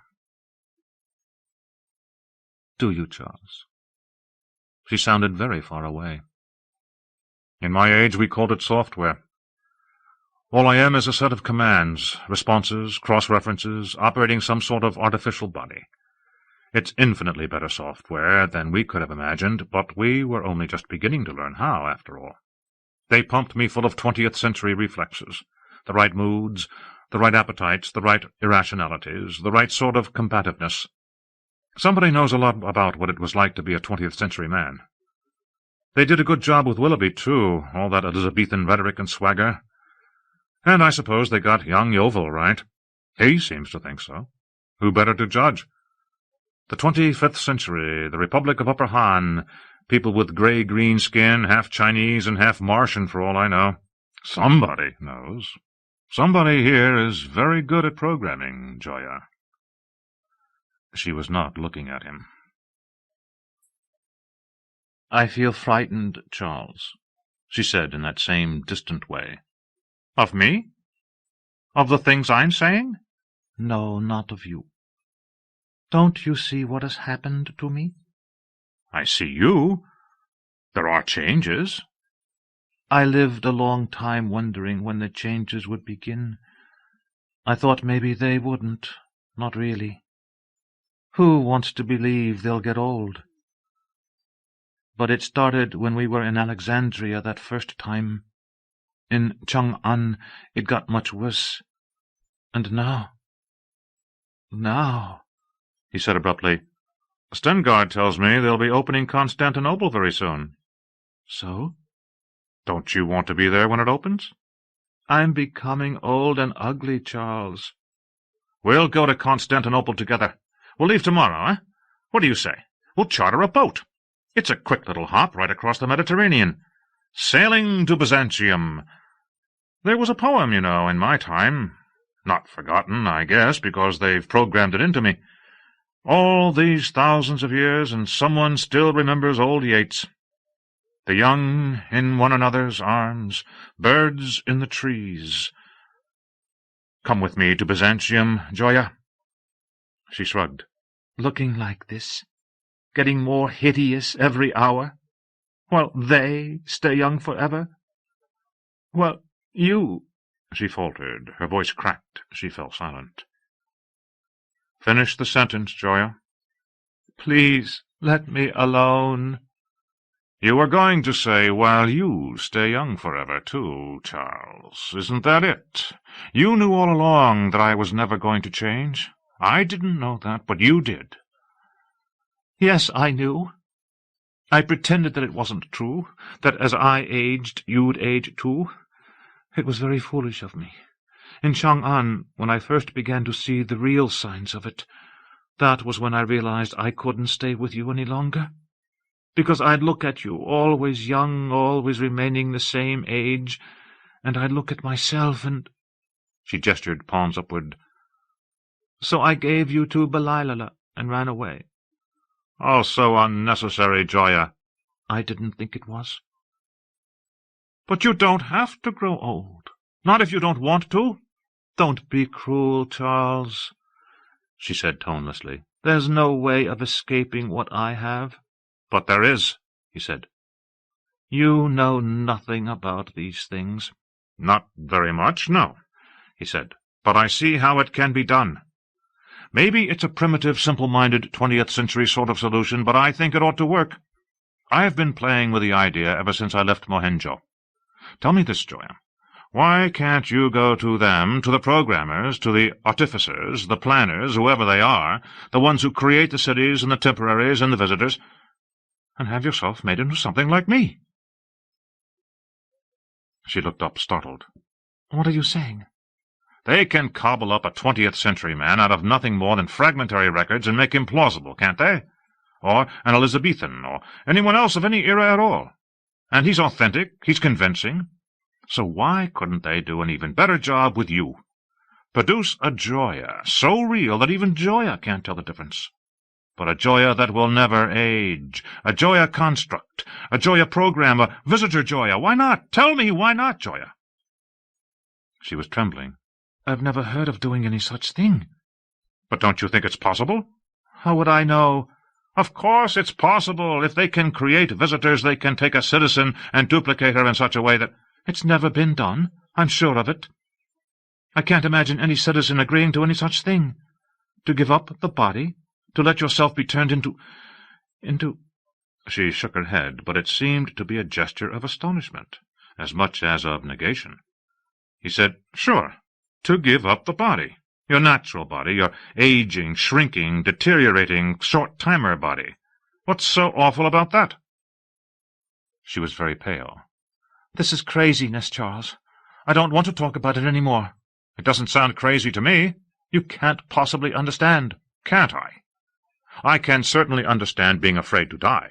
I don't have a lot of trouble understanding what it's like to be one of the few aging people in a world where nobody grows old. What I can't understand is why you aren't even willing to consider the possibility that—" "No," she said. "I tell you, it's crazy. They'd laugh at me." "Who?" "All of my friends. Hawk, Stengard, Aramain." Once again she would not look at him. "They can be very cruel, without even realizing it. They despise anything that seems ungraceful to them, anything sweaty and desperate and cowardly. Citizens don't do sweaty things, Charles, and that's how this will seem, assuming it can be done at all. They'll be terribly patronizing. Oh, they'll be sweet to me. Yes, dear Joya, how wonderful for you, Joya. But when I turn my back, they'll laugh. They'll say the most wicked things about me. I couldn't bear that." "They can afford to laugh," Philip said. "It's easy to be brave and cool about dying when you know you're going to live forever. How very fine for them. But why should you be the only one to grow old and die? And they won't laugh anyway. They're not as cruel as you think. Shallow, maybe, but not cruel. They'll be glad that you found a way to save yourself. At the very least, they won't have to feel guilty about you any longer, and that's bound to please them. You can— "Stop it," she said. She rose, walked to the railing of the patio, stared out toward the sea. He came up behind her. Red sails in the harbor, sunlight glittering along the sides of the lighthouse, the palaces of the Ptolemies stark white against the sky. Lightly he rested his hand on her shoulder. She twitched, as if to pull away from him, but remained where she was. "Then I have another idea," he said quietly. "If you won't go to the planners, I will. Reprogram me, I'll say. Fix things so that I start to age at the same rate you do. It'll be more authentic anyway, if I'm supposed to be playing the part of a 20th-century man.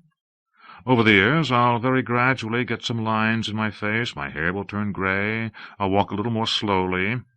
We'll grow old together, Joya. To hell with your lovely, immortal friends. We'll have each other. We won't need them." She swung around. Her eyes were wide with horror. "Are you serious, Charles?" "Of course." "No," she murmured. "No. Everything you've said to me today is monstrous nonsense. Don't you realize that?" He reached for her hand and enclosed her fingertips in his. "All I'm trying to do is find some way for you and me to—" "Don't say any more," she said. "Please."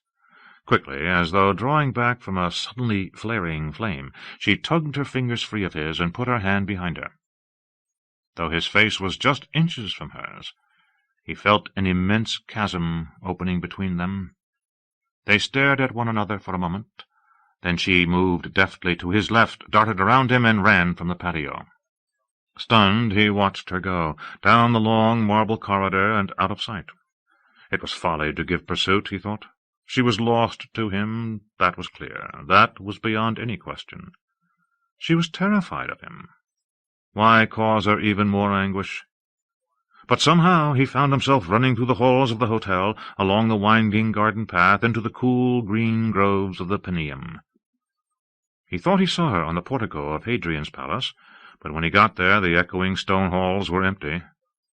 To a temporary that was sweeping the steps, he said, "Did you see a woman come this way?" A blank, sullen stare was his only answer. Phillips cursed and turned away. "Joya!" he called. "Wait! Come back!" Was that her, going into the library? He rushed past the startled, mumbling librarians and sped through the stacks, peering beyond the mounds of double-handled scrolls into the shadowy corridors. "Joya! Joya!" It was a desecration, bellowing like that in this quiet place. He scarcely cared. Emerging by a side door, he loped down to the harbor. The lighthouse! Terror enfolded him. She might already be 100 steps up that ramp, heading for the parapet from which she meant to fling herself into the sea. Scattering citizens and temporaries as if they were straws, he ran within. Up he went, never pausing for breath, though his synthetic lungs were screaming for respite. His ingeniously designed heart was desperately pounding. On the first balcony he imagined he caught a glimpse of her, but he circled it without finding her. Onward, upward.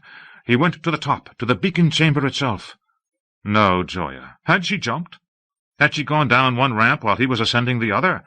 He clung to the rim and looked out, down, searching the base of the lighthouse, the rocks offshore, the causeway. No, Joya. I will find her somewhere, he thought. I will keep going until I find her. He went running down the ramp, calling her name. He reached ground level and sprinted back toward the center of town. Where next? The Temple of Poseidon? The tomb of Cleopatra? He paused in the middle of Canopus Street, groggy and dazed. "Charles," she said, "where are you?" "Right here, beside you." She seemed to materialize from the air. Her face was unflushed. Her robe bore no trace of perspiration. Had he been chasing a phantom through the city? She came to him and took his hand and said softly, tenderly, "Were you really serious about having them make you age?" "If there's no other way, yes." "The other way is so frightening, Charles." "Is it?" "You can't understand how much." "More frightening than growing old? Than dying?" "I don't know," she said. "I suppose not. The only thing I'm sure of is that I don't want you to get old, Charles." "But I won't have to, will I?" He stared at her. "No," she said. "You won't have to. Neither of us will." Phillips smiled. "We should get away from here," he said after a while. "Let's go across to Byzantium. Yes, Joya? We'll show up in Constantinople for the opening. Your friends will be there. We'll tell them what you've decided to do. They'll know how to arrange it. Someone will." "It sounds so strange," said Joya. To turn myself into a visitor? A visitor in my own world? That's what you've always been, though. I suppose, in a way. But at least I've been real up to now. Whereas I'm not? Are you, Charles? Yes, just as real as you. I was angry at first when I found out the truth about myself, but I came to accept it. Somewhere between Mohenjo and here, I came to see that it was all right to be what I am, that I perceive things, I form ideas, I draw conclusions. I am very well designed, Joya. I can't tell the difference between being what I am and being completely alive, and to me, that's being real enough. I think, I feel, I experience joy and pain. I'm as real as I need to be, and you will be too. You'll never stop being Joya, you know. It's only your body that you'll cast away, the body that played such a terrible joke on you anyway. He brushed her cheek with his hand. It was all said for us before, long ago. Once out of nature, I shall never take my bodily form from any natural thing, but such a form as Grecian goldsmiths make, of hammered gold and gold enamelling to keep a drowsy emperor awake. Is that the same poem? She asked. The same poem, yes. The ancient poem that isn't quite forgotten yet. Finish it, Charles. Are set upon a golden bough to sing to lords and ladies of Byzantium of what is past or passing, or to come. How beautiful. What does it mean? That it isn't necessary to be mortal, that we can allow ourselves to be gathered into the artifice of eternity, that we can be transformed, that we can move on beyond the flesh. Yeats didn't mean it in quite the way I do. He wouldn't have begun to comprehend what we're talking about, not a word of it, and yet, the underlying truth is the same. Live, Joya, with me. He turned to her and saw color coming into her pallid cheeks. It does make sense what I'm suggesting, doesn't it? You'll attempt it, won't you? Whoever makes the visitors can be induced to remake you, right? What do you think? Can they, Joya? She nodded in a barely perceptible way. I think so, she said faintly. It's very strange, but I think it ought to be possible. Why not, Charles? Why not? Yes, he said. Why not? In the morning they hired a vessel in the harbor. A low, sleek pirogue with a blood-red sail, skippered by a rascally-looking temporary whose smile was irresistible. Phillips shaded his eyes and peered northward across the sea. He thought he could almost make out the shape of the great city sprawling on its 7 hills, Constantine's New Rome beside the Golden Horn, the mighty dome of Hagia Sophia, the sombre walls of the citadel, the palaces and churches, the hippodrome, Christ in glory rising above all else in brilliant mosaic streaming with light. Byzantium, Philip said. Take us there, the shortest and quickest way. It is my pleasure, said the boatman with unexpected grace. Joya smiled. He had not seen her looking so vibrantly alive since the night of the imperial feast in Chang'an. He reached for her hand. Her slender fingers were quivering lightly, and helped her into the boat. James Patrick Kelly, Mr. Boy. Like his friend and frequent collaborator John Kessel, James Patrick Kelly made his first sail in 1975 and has gone on to become one of the most respected and prominent writers of his generation. Although his most recent novel, Look into the Sun, was generally well received, Kelly has had more impact as a writer of short fiction than as a novelist, and Kelly's stories such as Solstice, The Prisoner of Chillon, Glass Cloud, Rat, Homefront, and Pogrom rank among the most inventive and memorable short works of the 80s. Mr. Boy, which was a Hugo and Nebula finalist, is widely considered to be Kelly's finest short work. F. Scott Fitzgerald told us long ago that the rich are not like you and me. but it takes the pyrotechnic and wildly inventive novella that follows to demonstrate just how unlike us they might eventually become. Kelly's first solo novel, the mostly ignored Planet of Whispers, came out in 1984. It was followed by Freedom Beach, a novel written in collaboration with John Kessel, and then by the above-mentioned solo novel, Look into the Sun.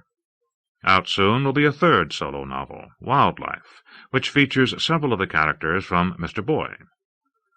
Born in Mineola, New York, Kelly now lives with his family in Portsmouth, New Hampshire. I was already twitching by the time they strapped me down. Nasty pleasure and beautiful pain crackled through me, branching and rebranching like lightning. Extreme feelings are hard to tell apart when you have endorphins spilling across your brain. Another spasm shot down my legs and curled my toes. I moaned.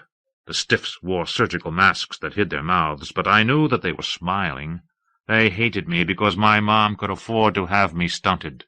When I really was just a kid, I did not understand that. Now I hated them back. It helped me get through the therapy. We had a very clean transaction going here. No secrets between us. Even though it hurts, getting stunted is still the ultimate flash. As I unlived my life, I overdosed on dying feelings and experiences. My body was not big enough to hold them all. I thought I was going to explode. I must have screamed because I could see the laugh lines crinkling around the stiff's eyes. You do not have to worry about laugh lines after they twank your genes and reset your mitotic limits. My face was smooth, and I was going to be 12 years old forever, or at least as long as Mom kept paying for my rejuvenation. I giggled as the short one leaned over me and pricked her catheter into my neck. Even through the mask I could smell her breath. She reeked of dead meat. Getting stunted always left me wobbly and thick, but this time I felt like last Tuesday's pizza. One of the stiffs had to roll me out of recovery in a wheelchair. The lobby looked like a furniture showroom. Even the plants had been newly waxed. There was nothing to remind the clients that they were bags of blood and piss.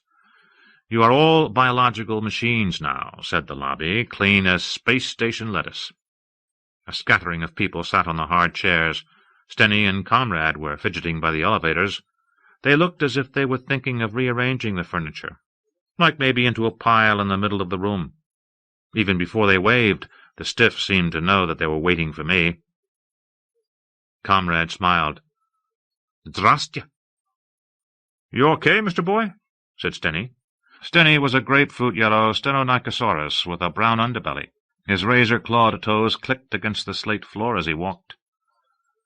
"He's still a little weak," said the stiff, as he set the chair's parking brake.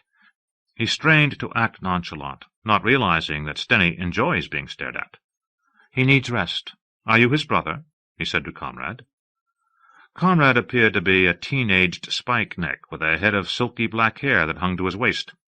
He wore a window coat on which 23 different talking heads chattered. He could pass for human, even though he was really a Panasonic.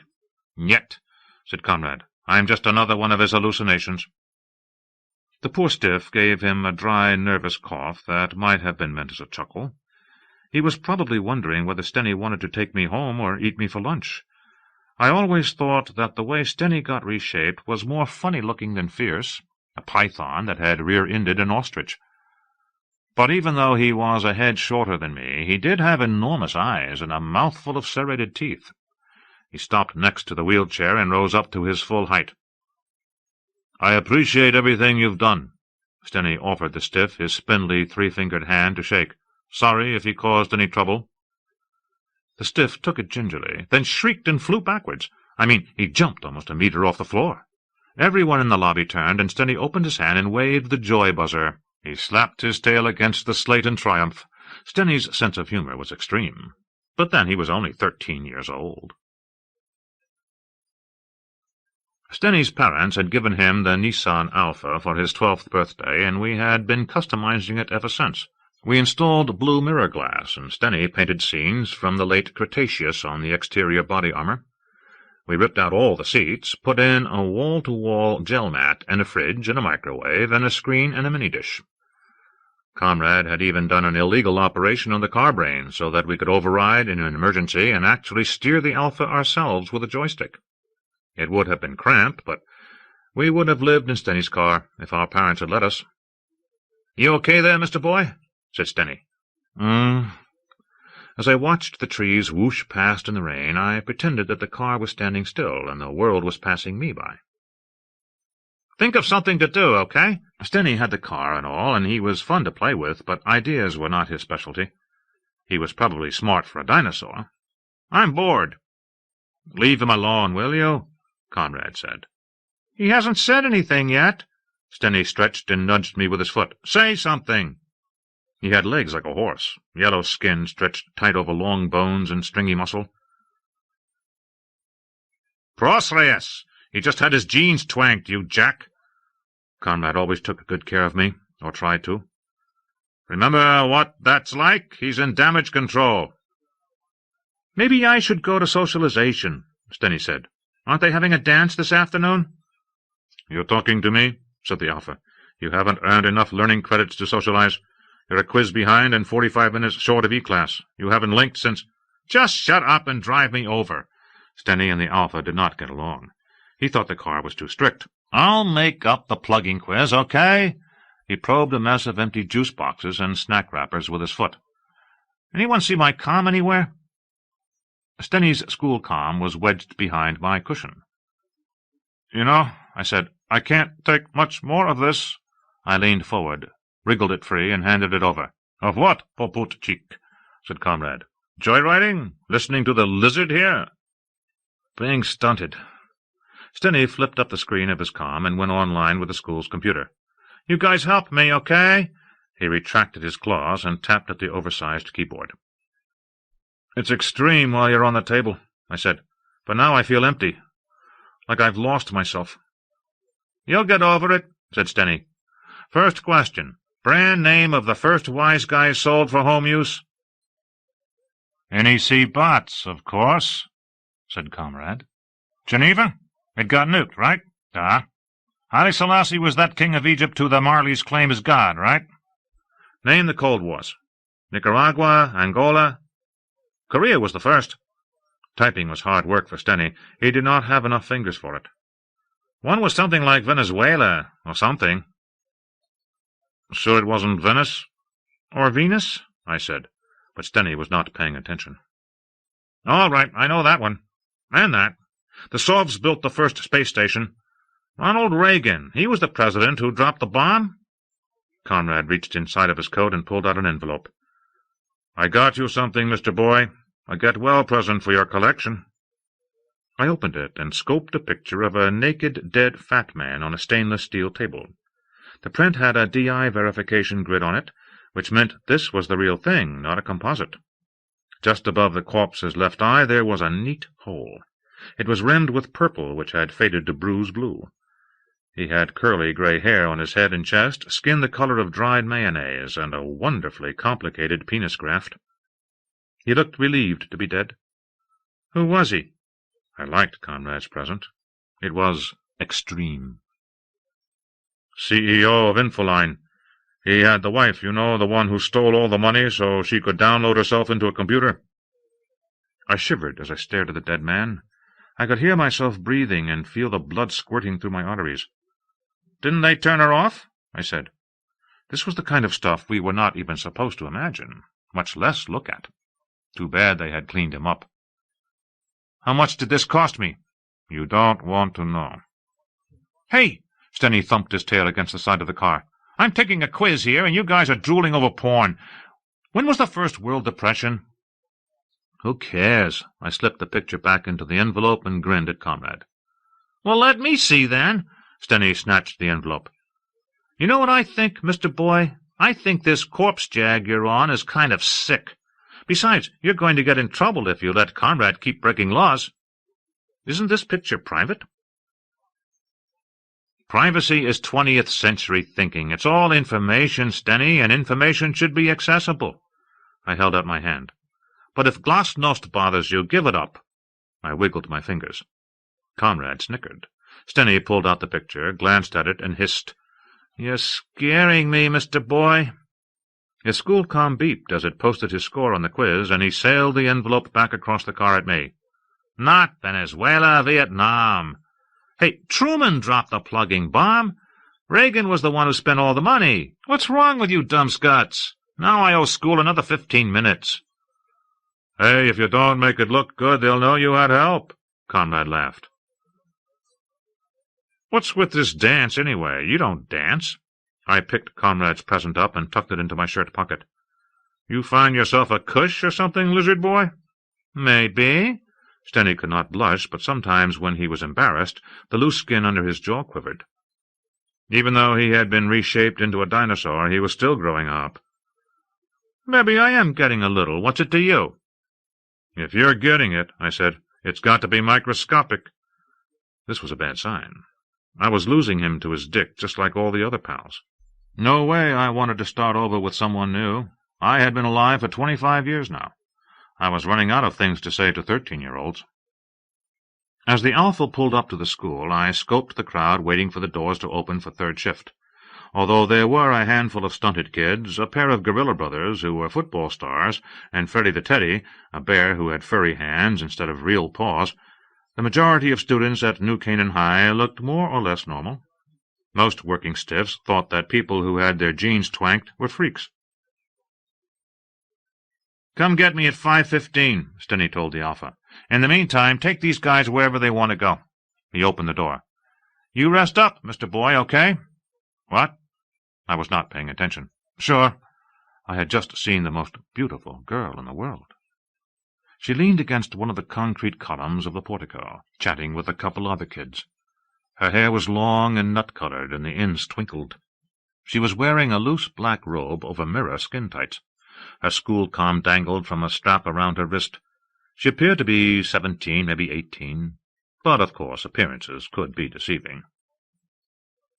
Girls had never interested me much, but I could not help but admire this one. Wait, Stenny, who's that? She saw me, pointed her. With the hair. She's new. Has one of those names you can't pronounce. He showed me his teeth as he got out. Hey, Mr. Boy, you're stunted.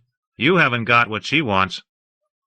He kicked the door shut, lowered his head, and crossed in front of the car.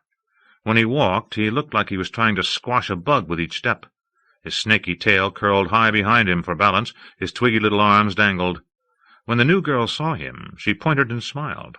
Or maybe she was pointing at me. Where to? Said the car. I don't know.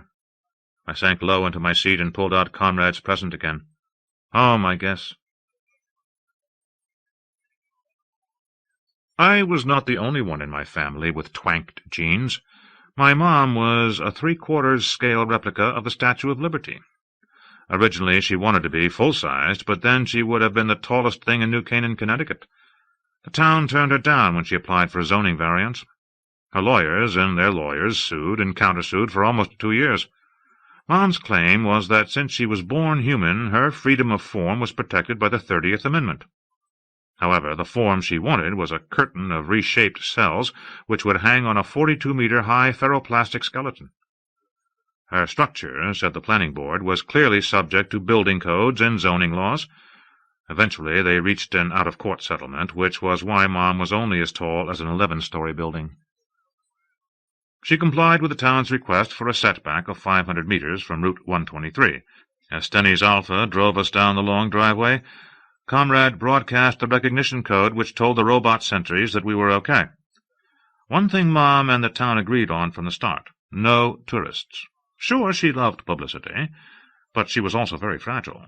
In some places her skin was only a centimeter thick. Chunks of ice folding from her crown could punch holes in her. The end of our driveway cut straight across the lawn to Mom's granite-paved foundation pad. To the west of the plaza, directly behind her, was a utility building faced in ashlar that housed her support systems. Mom had been bioengineered to be pretty much self-sufficient. She was green not only to match the real Statue of Liberty, but also because she was photosynthetic. All she needed was a yearly truckload of fertilizer, water from the well, and 150 kilowatts of electricity a day. Except for emergency surgery, the only time she required maintenance was in the fall, when her outer cells tended to flake off and had to be swept up and carted away. Stenny's Alpha dropped us off by the door bone in the right heel, and then drove off to do whatever cars do when nobody is using them. Mom's greeter was waiting in the reception area inside the foot. "Peter." She tried to hug me, but I dodged out of her grasp. "How are you, Peter?" "Tired." Even though Mom knew I did not like to be called that, I kissed the air near her cheek. Peter Cage was her name for me. I had given it up years ago. "You poor boy. Here, let me see you." She held me at arm's length and brushed her fingers against my cheek. "You don't look a day over 12. Oh, they do such good work, don't you think?" She squeezed my shoulder. "Are you happy with it?" I think my mom meant well, but she never did understand me, especially when she talked to me with her greeter remote. I wormed out of her grip and fell back onto one of the couches. "What's to eat?" "Doughboys, noodles, fries, whatever you want." She beamed at me and then bent over impulsively and gave me a kiss that I did not want. I never paid much attention to the greeter. She was lighter than air. She was always smiling and asking 5 questions in a row without waiting for an answer and flitting around the room. It wore me out just watching her. Naturally, everything I said or did was cute, even if I was trying to be obnoxious. It was no fun being cute. Today Mom had her greeter wearing a dark blue dress and a very dumb white apron. The greeter's umbilical was too short to stretch up to the kitchen, so why was she wearing an apron? "I'm really, really glad you're home," she said. "I'll take some cinnamon doughboys." I kicked off my shoes and rubbed my bare feet through the dense black hair on the floor.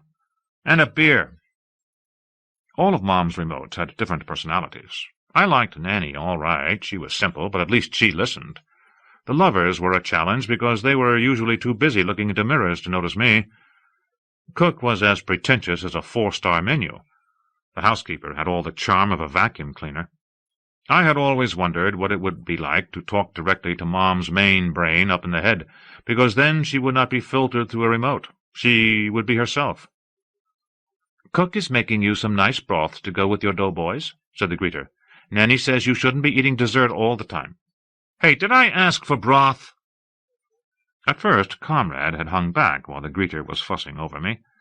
Then he slid along the wrinkled pink walls of the reception room toward the plug where the greeter's umbilical was attached. When she started in about the broth, I saw him lean against the plug, carelessly, At the same time, he stepped on the greeter's umbilical, crimping the furry black cord. She gasped, and the smile flattened horribly on her face, as if her lips were 2 ropes someone had suddenly yanked taut. Her head jerked toward the umbilical plug. "Excuse me." She was twitching. "What?" Conrad glanced down at his foot as if it belonged to a stranger. "Oh, sorry." He pushed away from the wall and strolled across the room toward us. Although he seemed apologetic, about half the heads on his window coat were laughing. The greeter flexed her cheek muscles. "You'd better watch out for your toy, Peter," she said. "It's going to get you in trouble some day." Mom did not like Comrade much, even though she had given him to me when I was first stunted. She got mad when I snuck him down to Manhattan a couple of years ago to have a chop job done on his behavioral regulators. For a while after the operation, he used to ask me before he broke the law. Now he was on his own. He got caught once, and she warned me he was out of control, but she still threw money at the people until they went away. "Trouble?" I said. "Sounds like fun." I thought we were too rich for trouble. I was the trust baby of a trust baby. We had vintage money and lots of it. I stood, and Conrad picked up my shoes for me. "And he's not a toy, he's my best friend." I put my arms around his shoulder. "Tell Cook I'll eat in my rooms." I was tired after the long climb up the circular stairs to Mom's chest. When the room brain sensed I had come in, it turned on all the electronic windows and blinked my message indicator. One reason I still lived in my mom was that she kept out of my rooms.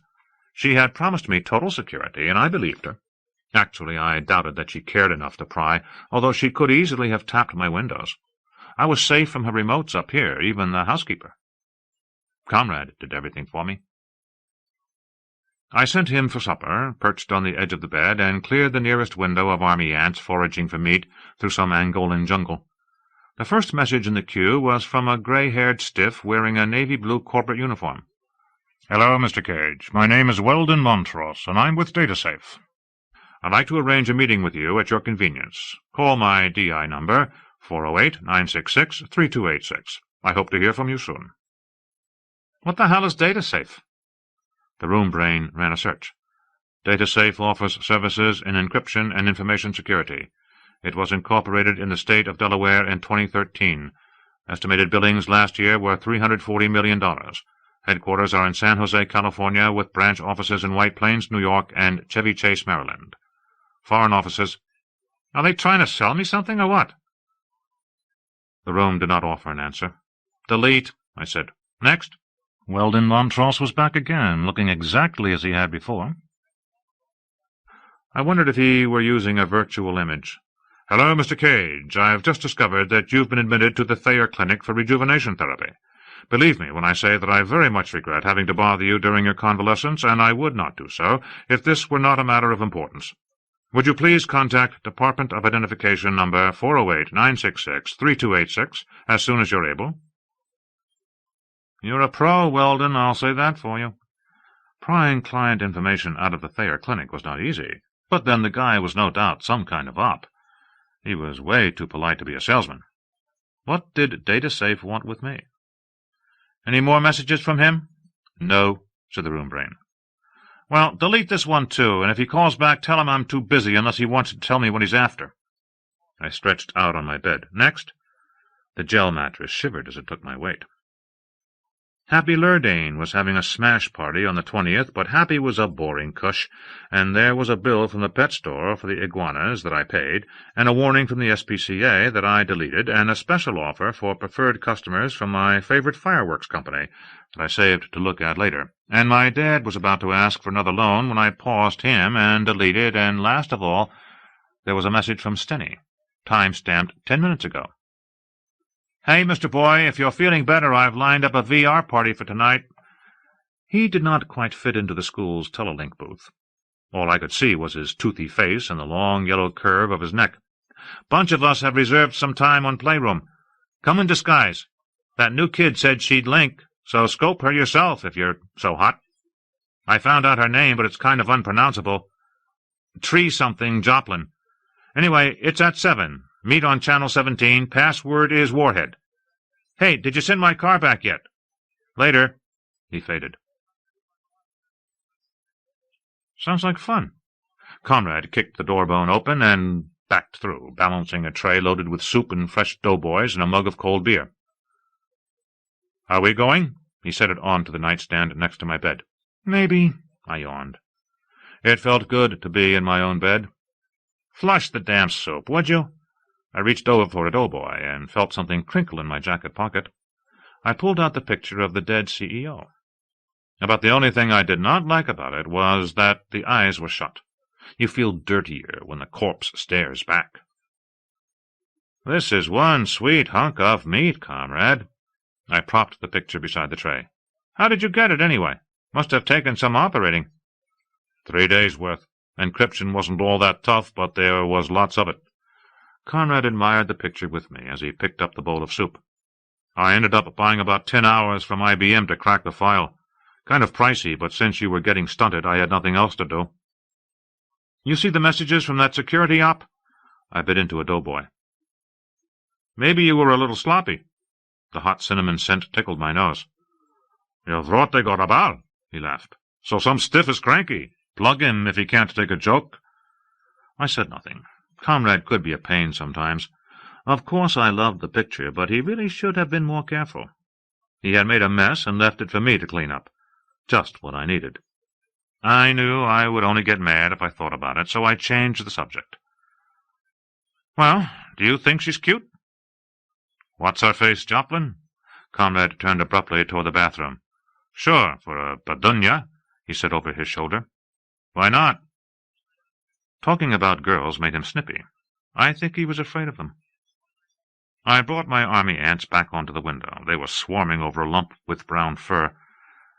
Thinking about him hanging on my elbow when I met this tree-something Joplin made me feel weird.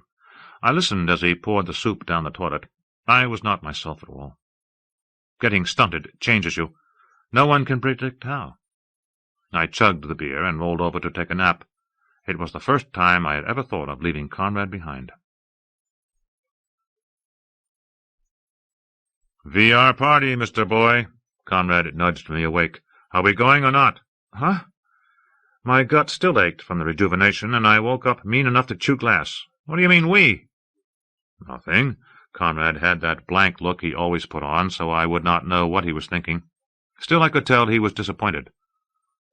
Are you going, then? He said. I stretched. Ouch! Yeah, sure. Get my joy suit. My bones felt brittle as candy. And stop acting sorry for yourself. This nasty mood had momentum. It swept me past any regrets. No way I'm going to lie here all night watching you pretend you have feelings to hurt. Tak točno. He saluted and went straight to the closet. I got out of bed and hobbled to the bathroom. This is a costume party, remember? Conrad called. What are you wearing? Whatever. Even his efficiency irked me. Sometimes he did too much. You decide. I needed to get away from him for a while. Playroom was a new virtual reality service on our local net. If you wanted to throw an electronic party at Versailles or Monticello or San Simeon, all you had to do was link, if you could get a reservation. I came back to the bedroom, and Conrad stepped up behind me holding the joy suit. I shrugged into it, velcroed the front seam, and eyed myself in the nearest window. He had synthesized some kid-sized armor in the German Gothic style, my favorite. It was made of polished silver, with great fluting and scalloping. He had even programmed a little glow into the image, so that on the window I looked like a walking nightlight. There was an armet helmet with a red ostrich plume. The visor was tipped up so I could see my face. I raised my arm, and the joy suit translated the movement to the window so that my armored image waved back. "Try a few steps," he said. Although I could move easily in the lightweight joy suit, the motion interpreter made walking in the video armor seem realistically awkward. Conrad had scored the sound effects, too. Metal hinges rasped, chainmail rattled softly, and there was a satisfying clunk whenever my foot hit the floor. Great! I clenched my fist in approval. I was awake now, and in control of my temper. I wanted to make up, but Conrad was not taking the hint. I could never quite figure out whether he was just acting like a machine or whether he really did not care how I treated him. "They're starting." All the windows in the room lit up with Playroom's welcome screen. "You want privacy, so I'm leaving. No one will bother you." "Hey, Conrad, you don't have to go." But he had already left the room. Playroom prompted me to identify myself. "Mr. Boy," I said, "Department of Identification Number 203-966-2445. I'm looking for Channel 17. The password is Warhead." A brass band started playing Hail to the Chief as the title screen lit the windows. "The White House, 1600 Pennsylvania Avenue, Washington, D.C., USA. Copyright 2096. Playroom Presentations. Reproduction or reuse strictly prohibited." And then I was looking at a wrap-around view of a VR ballroom. A caption bar opened at the top of the windows, and a message scrolled across. "This is the famous East Room, the largest room in the main house. It is used for press conferences, public receptions, and entertainments." I lowered my visor and entered the simulation. The East Room was decorated in bone white and gold. 3 chandeliers hung like cut glass mushrooms above the huge parquet floor. A band played skitter at one end of the room, but no one was dancing yet. The band was Warhead, according to their drum set. I had never heard of them. Someone's disguise? I turned, and the joy suit changed the view on the windows. Just ahead, Satan was chatting with a forklift and a rhinoceros. Beyond some blue cartoons were teasing Johnny America. There was not much furniture in the room, a couple of benches, an ugly piano, and some life-sized paintings of George and Martha. George looked like he had just been peeled off a cash card. I stared at him too long, and the closed caption bar informed me that the painting had been painted by Gilbert Stuart, and was the only White House object dating from the mansion's first occupancy in 1800. "Hey," I said to a girl who was on fire, "how do I get rid of the plugging tour guide?" "Can't," she said. "When Playroom found out we were kids, they turned on all their educational crap, and there's no override. I kind of don't think they want us back." "Dumb scuts." I scoped the room for something that might be Stenny. No luck. "I like the way your hair is burning." Now that it was too late, I was sorry I had to make idle party chat. Thanks. When she tossed her head, sparks flared and crackled. My mom helped me program it. So, I've never been to the White House. Is there more than this? Sure, she said. We're supposed to have pretty much the whole first floor, unless they shorted us. You wouldn't be Stone Kincaid in there, would you? No, not really. Even though the voice was disguised, I could tell this was Happy Lurdane. I edged away from her. I'm going to check the other rooms now, later. If you run into Stone, tell him I'm looking for him. I left the east room and found myself in a long marble passageway with a red carpet. A dog skeleton trotted toward me. Or maybe it was supposed to be a sheep. I waved and went through a door on the other side. Everyone in the red room was standing on the ceiling. I knew I had found Stenny. Even though what they see is only a simulation, most people lock into their perceptual field of a VR as if it were real. Stand on your head long enough, even if only in your imagination, and you get airsick. It took kilo-hours of practice to learn to compensate. Upside down was one of Stenny's trademark ways of showing off. The Red Room is an intimate parlor in the American Empire style of 1815 to 20. "Hi," I said. I hopped over the wainscoting and walked up the silk-covered wall to join the three of them. "You're wearing German armor."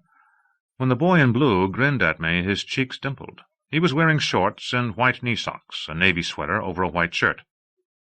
"Augsburg," said Little Boy Blue. Fine blonde hair drooped from beneath his tweed cap. "Try Wolf of Landshut," I said. Stenny and I had spent a lot of time fighting VR wars in full armor. "Nice shorts." Stenny's costume reminded me of Christopher Robin. Terminally cute. "It's not fair," said the snowman, who I did not recognize. "He says this is what he actually looks like." The snowman was standing in a puddle which was dripping onto the rug below us. Great effect.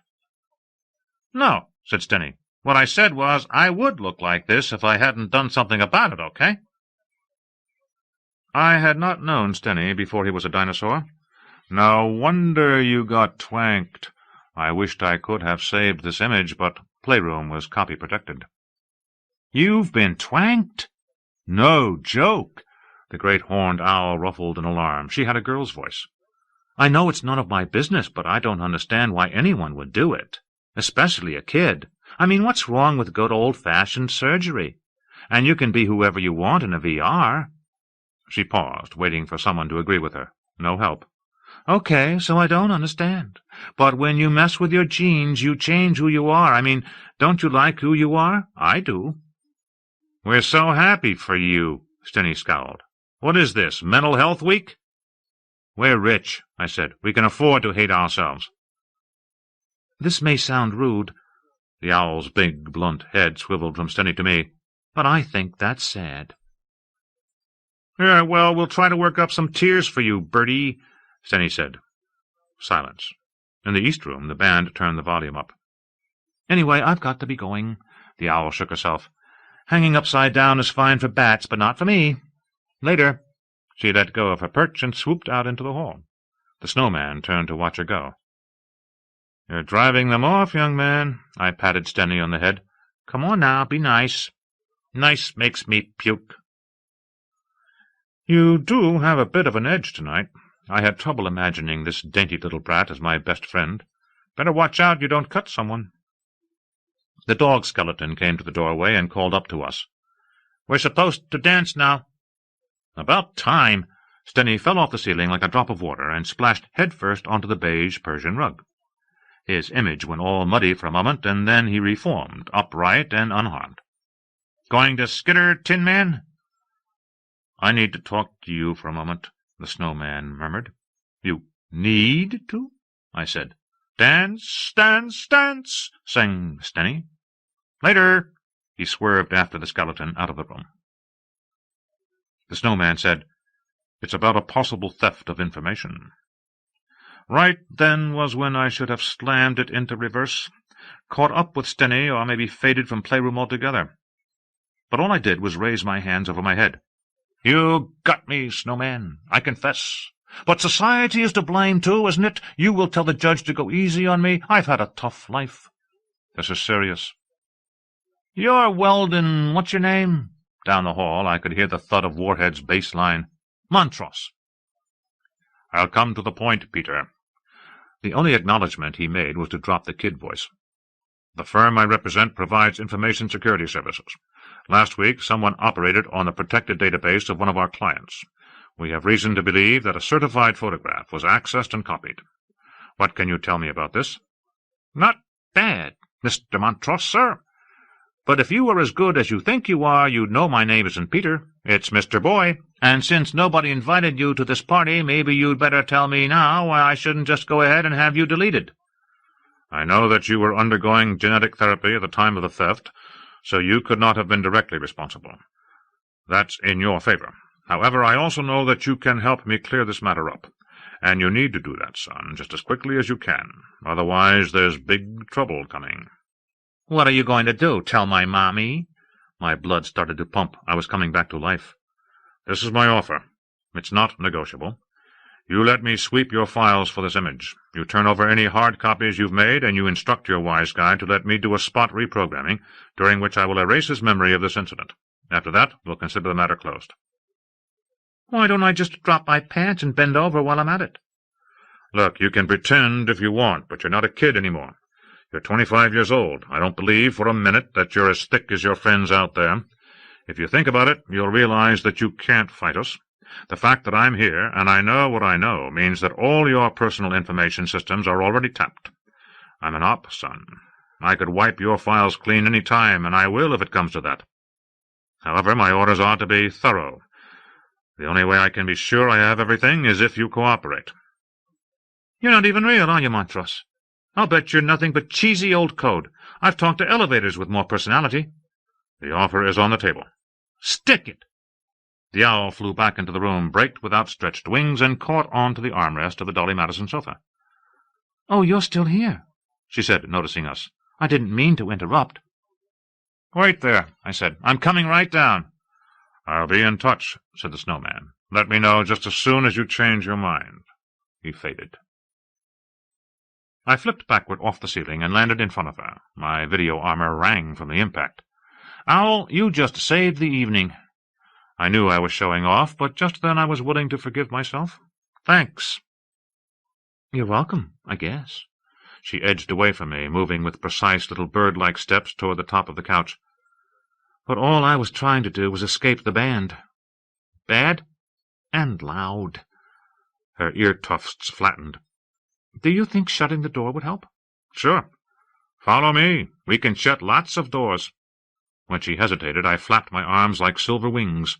Actually, Montross had done me a favor. When he threatened me, some inner clock had begun an adrenaline tick. If this was trouble, I wanted more. I felt twisted and dangerous, and I did not care what happened next. Maybe that was why the owl flitted after me as I walked into the next room. The sumptuous state dining room can seat about 130 for formal dinners. The white and gold decor dates from the administration of Theodore Roosevelt. The owl glided over to the banquet table. I shut the door behind me. "Better?" Warhead still pounded on the walls. "A little."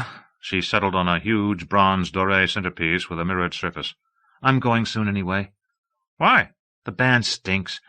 I don't know anyone, and I hate these stupid disguises." "I'm Mr. Boy." I raised my visor and grinned at her. "All right. Now you know someone." She tucked her wings into place and fixed me with her owlish stare. "I don't like VRs much." "They take some getting used to." "Why bother?" she said. "I mean, if anything can happen in a simulation, nothing matters. And I feel dumb standing in a room all alone, jumping up and down and flapping my arms. Besides, this joy suit is hot, and I'm renting it by the hour." "The trick is not to look at yourself," I said. "Just watch the screens and use your imagination." "Reality is less work. You look like a little kid." "Is that a problem?"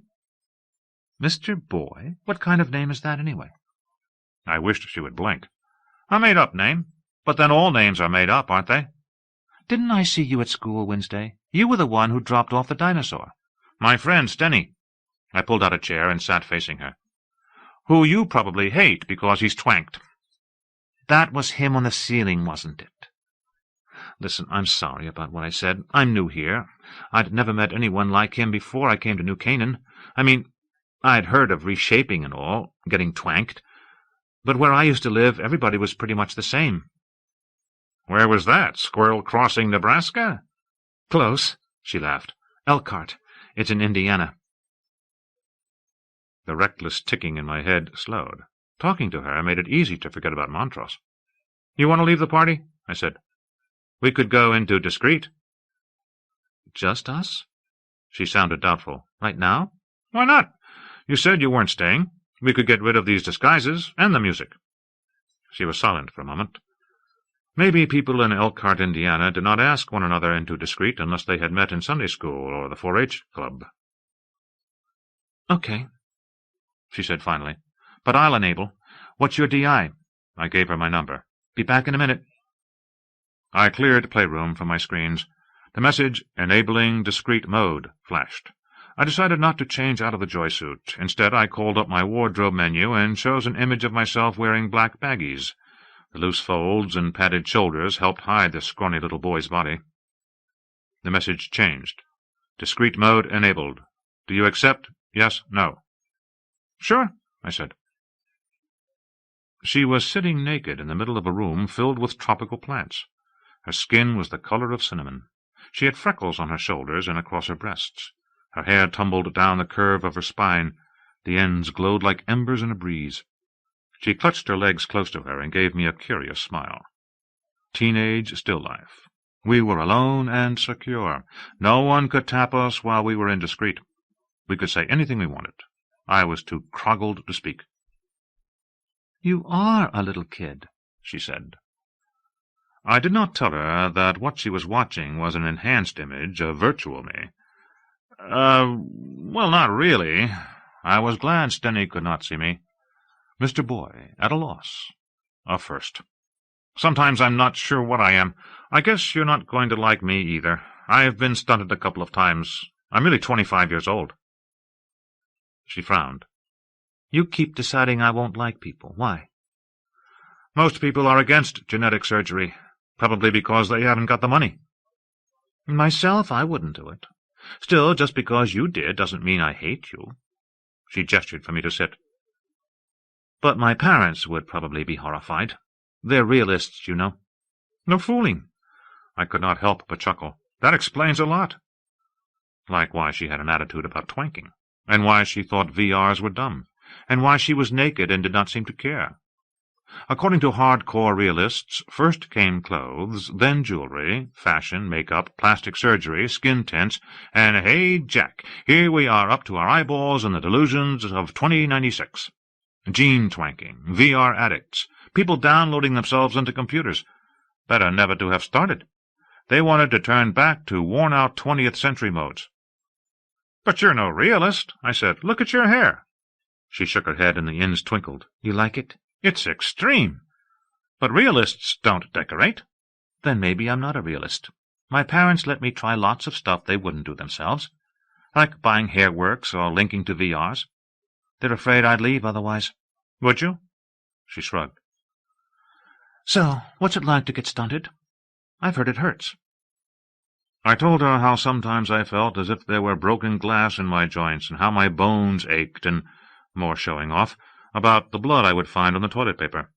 Then I mentioned something about Mom. She had heard of Mom, of course. She asked about my dad, and I explained how Mom paid him to stay away, but that he kept running out of money. She wanted to know if I was working or still going to school, and I made up some stuff about courses in history I was taking from Yale. Actually, I had faded after my first semester, a couple of years ago. I did not have time to link to some boring college. I was too busy playing with Conrad and Stenny. But I still had an account at Yale. "So, that's who I am." I was amazed at how little I had lied. "Who are you?" She told me that her name was Tremonisha, but her friends called her Tree. It was an old family name. Her great-great-grand-something or other had been a composer named Scott Joplin. Tremonisha was the name of his opera. I had to force myself not to stare at her breasts when she talked. "You like opera?" I said. "My dad says I'll grow into it." She made a face. "I hope not." The Joplins were a franchise family. Her mom and dad had just been transferred to the Green Dream, a plant shop in the Elm Street Mall. To hear her talk, you would think she had ordered them from the Good Fairy. They had been married for 22 years and were still together. She had a brother, Fidel, who was 12. They all lived in the greenhouse next to the shop where they grew most of their food and where flowers were always in bloom and where everybody loved everyone else. Nice life for a bunch of mole drones. So why was she thinking of leaving? "You should stop by sometime," she said. "Some time," I said. "Sure." For hours after we faded, I kept remembering things about her I had not realized I had noticed. The fine hair on her legs, the curve of her eyebrows, the way her hands moved when she was excited. It was Stenny's fault. After the playroom party, he started going to school almost every day, not just linking to E-class with his comm, but actually showing up. We knew he had more than remedial reading on his mind, but no matter how much we teased, he would not talk about his mysterious new cush. Before he fell in love, we used to joyride in his Alpha afternoons. Now Conrad and I had the car all to ourselves. Not as much fun. We had already dropped Stenny off when I spotted Tremonisha waiting for the bus. I waved. She came over. The next thing I knew, we had another passenger on the road to nowhere. Conrad stared vacantly out the window as we pulled onto South Street. He did not seem pleased with the company. "Have you been out to the reservoir?" I said. "There are some extreme houses out there. Or we could drive over to Greenwich and look at yachts." "I haven't been anywhere yet, so I don't care," she said. "By the way, you don't go to college." She was not accusing me or even asking, merely stating a fact. "Why do you say that?" I said. "Fidel told me." I wondered how her 12-year-old brother could know anything at all about me. Rumors, maybe, or just guessing. Since she did not seem mad, I decided to tell the truth. "He's right," I said. "I lied. I have an account at Yale, but I haven't linked for months. Hey, you can't live without telling a few lies. At least I don't discriminate. I'll lie to anyone, even myself." "You're bad." A smile twitched to the corners of her mouth. "So what do you do, then?" "I drive around a lot." I waved at the interior of Stenny's car. "Let's see. I go to parties. I buy stuff and use it." "Fidel says you're rich." "I'm going to have to meet this Fidel. Does money make a difference?" When she nodded, her hair-works twinkled. Conrad gave me a knowing glance, but I paid no attention. I was trying to figure out how she could make insults sound like compliments when I realized we were flirting. The idea took me by surprise. Flirting. "Do you have any music?" Tremonisha said. The Alpha asked what groups she liked, and so we listened to some mindless dance hits as we took the circle route around the Laurel Reservoir. Tremonisha told me about how she was sick of her parents' store and rude customers, and especially the dumb Green Dream uniform. "Back in Elkhart, Daddy used to make me wear it to school. Can you believe that? He said it was good advertising. When we moved, I told him either the khakis went or I did." She had a yellow and orange dashiki over midnight blue skin tights. "I like your clothes," I said. "You have taste." "Thanks." She bobbed her head in time to the music. "I can't afford much because I can't get an outside job because I have to work for my parents. It makes me mad sometimes. I mean, franchise life is fine for Mom and Dad. They're happy being tucked in every night by GD Incorporated. But I want more. Thrills, chills, adventure. No one has adventures in the mall." As we drove, I showed her the log castle, the pyramids, the private train that pulled sleeping cars soundlessly around a 2-mile track, and the marble bunker where Sullivan, the assassinated president, still lived on in computer memory. Conrad kept busy acting bored. "Can we go see your mom?" said Tremonisha. "All the kids at school tell me she's awesome." Suddenly Conrad was interested in the conversation. I was not sure what the kids at school were talking about. Probably they wished they had seen Mom, but I had never asked any of them over, except for Stenny. "Not a good idea." I shook my head. "She's more flimsy than she looks, and she gets real nervous if strangers just drop by, or even friends." "I just want to look. I won't get out of the car." "Well," said Conrad, "if she doesn't get out of the car, who could she hurt?" I scowled at him.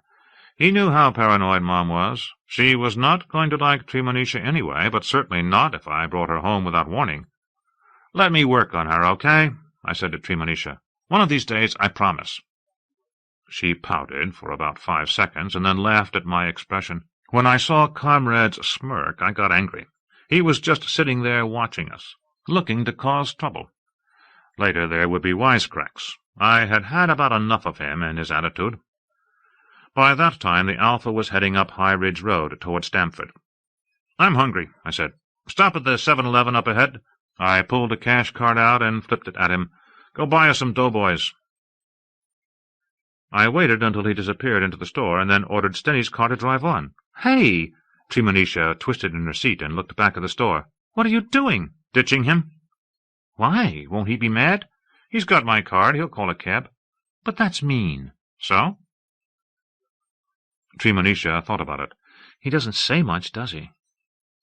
She did not seem to know what to make of me, which I suppose was what I wanted. "At first I thought he was kind of like your teddy bear.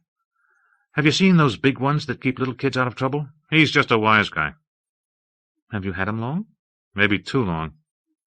I could not think of anything to say after that, so we sat quietly, listening to the music. Even though he was gone, Conrad was still aggravating me. "Were you really hungry?" Tremonisha said finally. "Because I was. Think there's something in the fridge?" I waited for the Alpha to tell us, but it said nothing. I slid across the seat and opened the refrigerator door. Inside was a sheet of paper. "Dear Mr. Boy," it said, "if this was a bomb, you and Conrad would be dead and the problem would be solved. Let's talk soon. Weldon Montrose." "What's that?" I felt the warm flush that I always got from good corpse porn, and for a moment I could not speak. "Practical joke," I said, crumpling the paper. "Too bad he doesn't have a sense of humor." Push-ups. 10, 11. "Uh-oh, look at this," said Comrade. "I'm busy." 12, 13, 14, 15, 16, 7. Dizzy, I slumped and rested my cheek against the warm floor. I could feel Mom's pulse beneath the tough skin. It was no good. I would never get muscles this way. There was only one fix for my skinny arms and bony shoulders. Grow up, Mr. Boy. "Yeah, boo. You really should scope this," said Comrade. "Very spooky." I pulled myself onto the bed to see why he was bothering me. He had been pretty tame since I had stranded him at the 7-Eleven.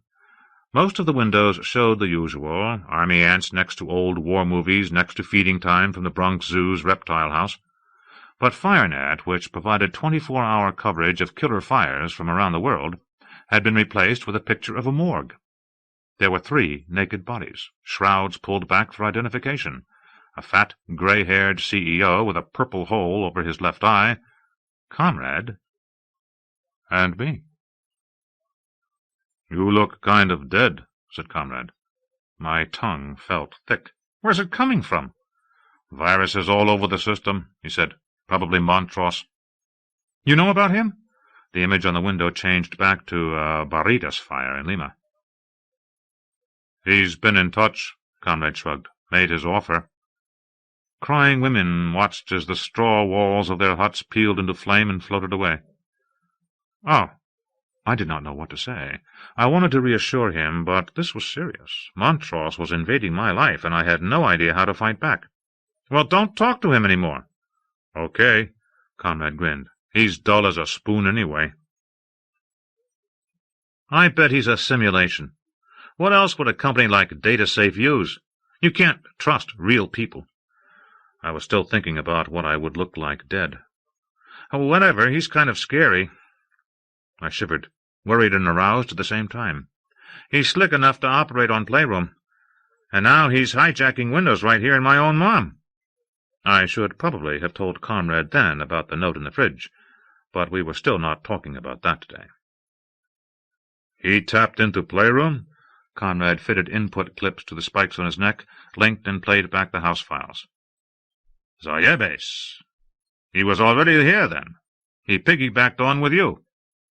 Conrad slapped his leg. "I can't understand how he beat my security so easily." The room brain flicked the message indicator.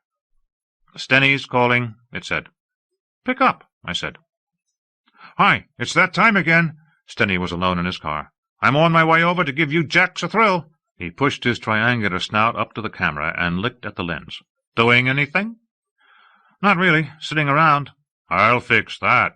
5 minutes." He faded. Conrad was staring at nothing. "Look, Conrad, you did your best," I said. "I'm not mad at you." "Too plugging easy." He shook his head as if I had missed the point.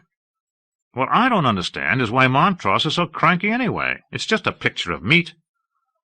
"Maybe he's not really dead." "Sure he is," I said. "You can't fake a verification grid." "No, but you can fake a corpse." "You know something?" "If I did, I wouldn't tell you," said Conrad. "You have enough problems already. Like, how do we explain this to your mom?" "We don't. Not yet. Let's wait him out. Sooner or later, he's got to realize that we're not going to use his picture for anything. I mean, if he's that nervous, I'll even give it back. I don't care any more. You hear that, Montross, you dumb scut? We're harmless. Get out of our lives." "It's more than the picture now," said Conrad. "It's me. I found the way in." He was careful to keep his expression blank. I did not know what to say to him. No way Montross would be satisfied erasing only the memory of the operation. He would probably reconnect Conrad's regulators to bring him back under control. Turn him to pudding. He would be just another wise guy, like anyone else could own. I was surprised that Conrad did not ask me to promise not to hand him over. Maybe he just assumed I would stand by him. We did not hear Stenny coming until he sprang into the room. "Have fun or die!" He was clutching a plastic gun in his spindly hand, which he aimed at my head. "Stenny, no!" He fired as I rolled across the bed. The jelly bee buzzed by me and squished against one of the windows. It was a purple, and immediately I smelled the tang of artificial grape flavor. The splatter on the wrinkled wall pulsed and split in two, emitting a second burst of grapeness. The two halves oozed in opposite directions, shivered, and divided again. "Fun extremist!" He shot Conrad with a cherry as he dove for the closet. "Dance!" I bounced up and down on the bed, timing my move. He fired a green at me that missed. Conrad, meanwhile, gathered himself up as zits of red jelly bees squirmed across his window coat. He barreled out of the closet into Stenny, knocking him sideways. I sprang on top of them and wrestled the gun away. Stenny was paralyzed with laughter. I had to giggle, too, in part because now I could put off talking to Conrad about Montross. By the time we untangled ourselves, the jelly bees had faded. "Set for 12 generations before they all die out," Stenny said as he settled himself on the bed. "So what's this my car tells me? You've been giving free rides? Is this the cush with the name?" "None of your business. You never tell me about your cush." "Okay. Her name is Janet Hoyt." "Is it?" He caught me off guard again. Twice in one day, a record. "Comrade, let's see this prize." Comrade linked to the room brain and ran a search. "Got her." He called Janet Hoyt's DI file to screen, and her face ballooned across an entire window. She was a tanned, blue-eyed blonde with the kind of off-the-shelf looks that med students slapped onto rabbits in genoplasty courses. Nothing on her face said she was different from any other ornamental moron fresh from the OR. Not a dimple or a mole, not even a freckle. "You're ditching me for her?" It took all the imagination of a potato chip to be as pretty as Janet Hoyt. "Stenny, she's generic." "Now, wait a minute," said Stenny. "If we're going to play critic, let's scope your cush, too." Without asking, Comrade put Tree's DI photo next to Janet's. I realized he was still mad at me because of her. He was only pretending not to care. "She's not my cush," I said, but no one was listening. Stenny leered at her for a moment. "She's a stiff, isn't she?" he said. "She has that hungry look." Seeing him standing there in front of the two huge faces on the wall, I felt like I was peeping on a stranger. That I was a stranger, too. I could not imagine how the two of us had come to this. Stenny and Mr. Boy with cushes. We were growing up. A frightening thought. Maybe next Stenny would get himself untwanked and really look like he had on Playroom. Then where would I be? "Janet wants me to plug her," Stenny said. "Right, and I'm the Queen of Brooklyn. I'm old enough, you know." He thumped his tail against the floor. "You're a dinosaur. Hey, just because I got twanked doesn't mean my dick fell off. So do it then." I'm going to. I will, okay? But this is no good. Stenny waved impatiently at Conrad. I can't think with them watching me. He nodded at the windows. Turn them off already. Nie pizdye. Conrad wiped the two faces from the windows, cleared all the screens in the room to blood red, yanked the input clips from his neck spikes, and left them dangling from the room brain's terminal. His expression empty, he walked from the room without asking permission, or saying anything at all. What's his problem? Stenny said. Who knows? Conrad had left the door open. I shut it. Maybe he doesn't like girls. Look, I want to ask a favor. I could tell Stenny was nervous. His head kept swaying. This is kind of embarrassing, but... Okay, do you think maybe your mom would maybe let me practice on her lovers? I don't want Janet to know I've never done it before, and there's some stuff I've got to figure out. I don't know, I said. Ask her. But I did know. She would be amused. People claimed my mom did not have a sense of humor. Lovey was huge, an ocean of a woman. Her umbilical was as big around as my thigh. When she walked, waves of flesh heaved and rolled. She had beautiful skin, flawless and moist. It did not take much to make her sweat. Peeling a banana would do it. Lovey was as oral as a baby. She would put anything into her mouth. And when she did not have a mouthful, she would babble on about whatever came into Mom's head. Deer hardly ever talked, although he could moan and growl and laugh. He touched Lovey whenever he could, and shot her long, smoldering looks. He was not furry exactly, but he was covered with fine silver hair. Deer was a little guy about my size. Although he had one of Upjohn's finest penises, elastic and overloaded with neurons, he was one of the least convincing males I had ever met. I doubt Mom herself believed in him all that much. Big, chatty woman, squirrely, tongue-tied little man. It was funny in a bent sort of way to watch the two of them go at each other, kind of like a tug churning against a supertanker. They did not get the chance that often. It was dangerous. Deer had to worry about getting crushed, and poor Lovey's heart had stopped 2 or 3 times. Besides, I think Mom liked building up the pressure.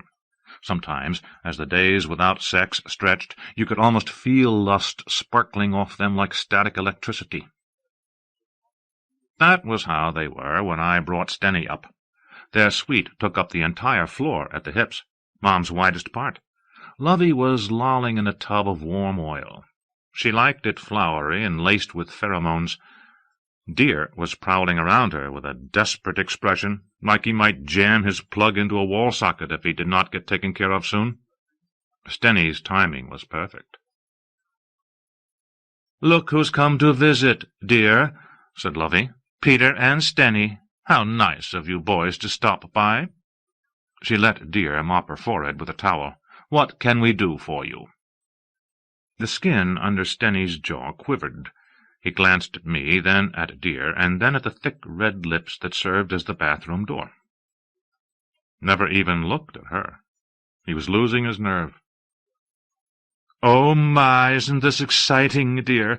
There's something going on." She sank into the bath until her chin touched the water. "It's a secret, isn't it, Peter? Share it with Lovey." "No secret," I said. "He wants to ask a favor." And then I told her. She giggled and sat up. I loved it. Honey-colored oil ran from her hair and slopped between her breasts. "Were you thinking of both of us, Stenny, or just me?" "Well, Stenny's tail switched. "Maybe we just ought to forget it." "No, no," she waved a hand at him. "Come here, Stenny. Come close, my pretty little monster." He hesitated, then approached the tub. She reached for his right leg and touched him just above the heel knob. "You know, I've always wondered what scales would feel like." Her hand climbed. The oil made his yellow hide glisten. His eyes were the size of eggs. The bedroom was all mattress. Beneath the transparent skin was a screen implant, so that Mom could project images not only on the walls, but on the surface of the bed itself. Under the window was a layer of heavily vascular flesh, which could be stiffened with blood or drained until it was as soft as raw steak. A window dome arched over everything and could show slow-mo or thermographic FX across its span. The air was warm and wet and smelled like a chemical engineer's idea of a rose garden. I settled by the lips. Deer ghosted along the edges of the room, dragging his umbilical like a chain, never coming quite near enough to touch anyone. I heard him humming as he passed me, a low, moaning sing-song, as if to block out what was happening. Stenny and Lovey were too busy with each other to care.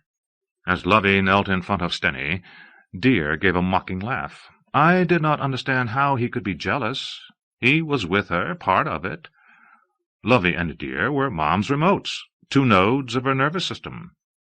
Yet his pain was as obvious as her pleasure. At last he squatted and rocked back and forth on his heels. I glanced up at the FX dome. Yellow scales slid across oily rolls of flushed skin. I yawned. I had always found sex kind of dull.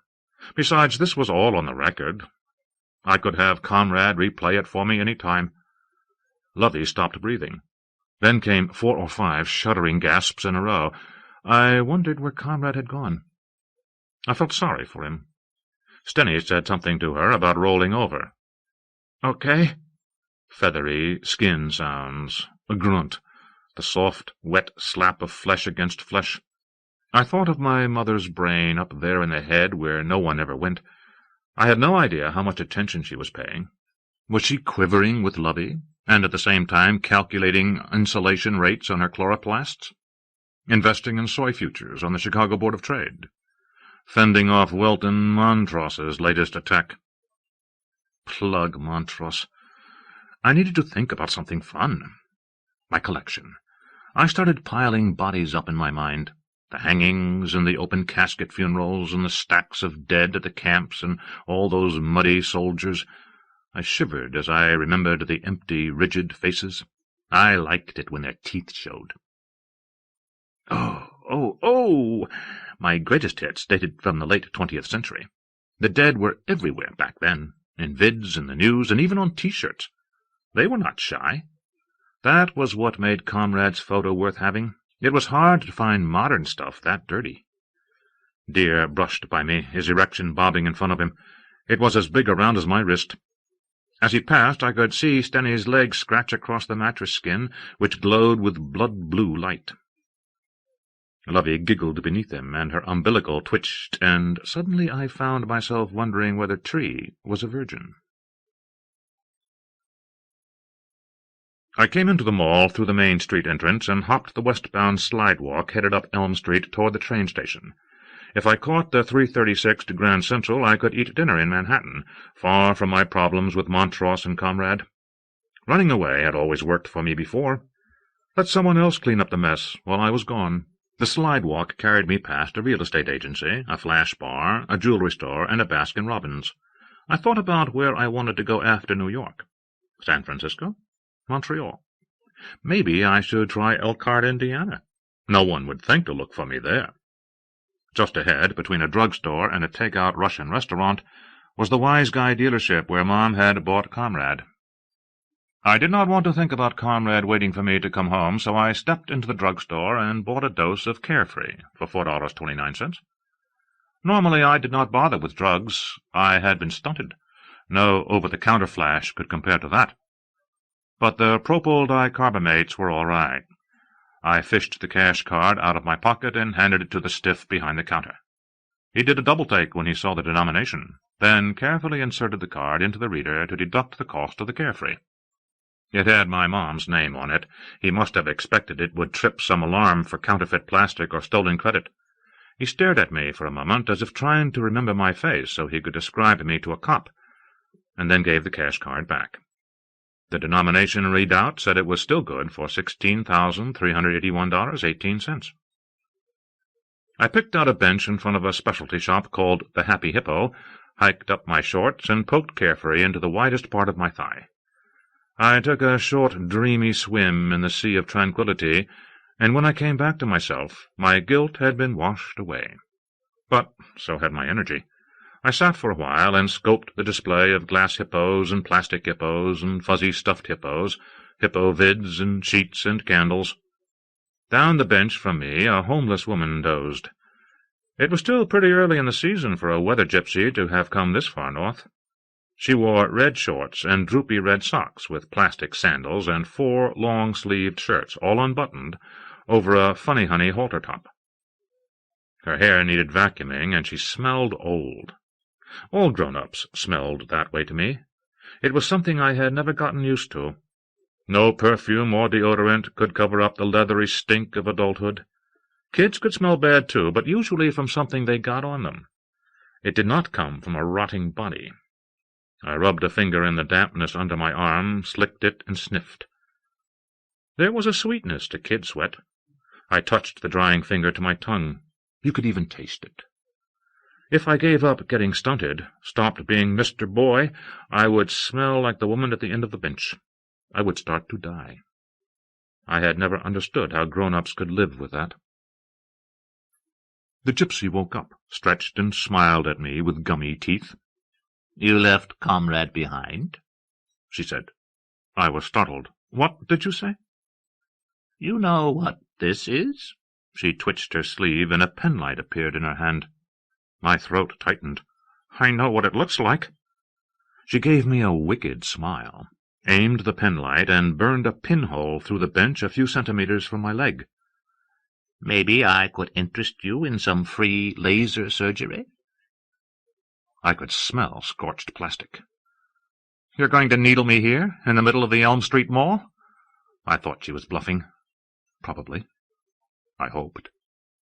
"If that's the way you want it. Mr. Montross wants to know when you're delivering the wise guy to us." "Get away from me." "Not until you do what needs to be done." When I saw Happy Lurdane come out of the Happy Hippo, I waved. A desperation move, but then it was easy to be brave with a head full of carefree. "Mr. Boy," she veered over to us. "Hi."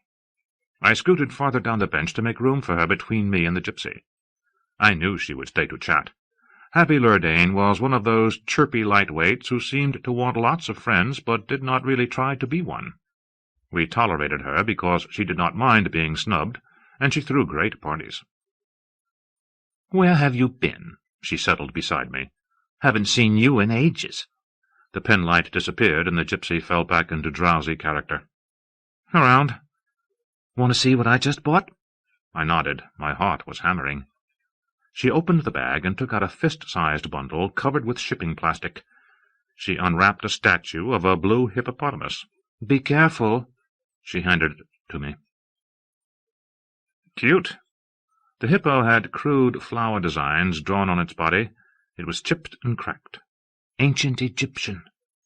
That means it's even before antique.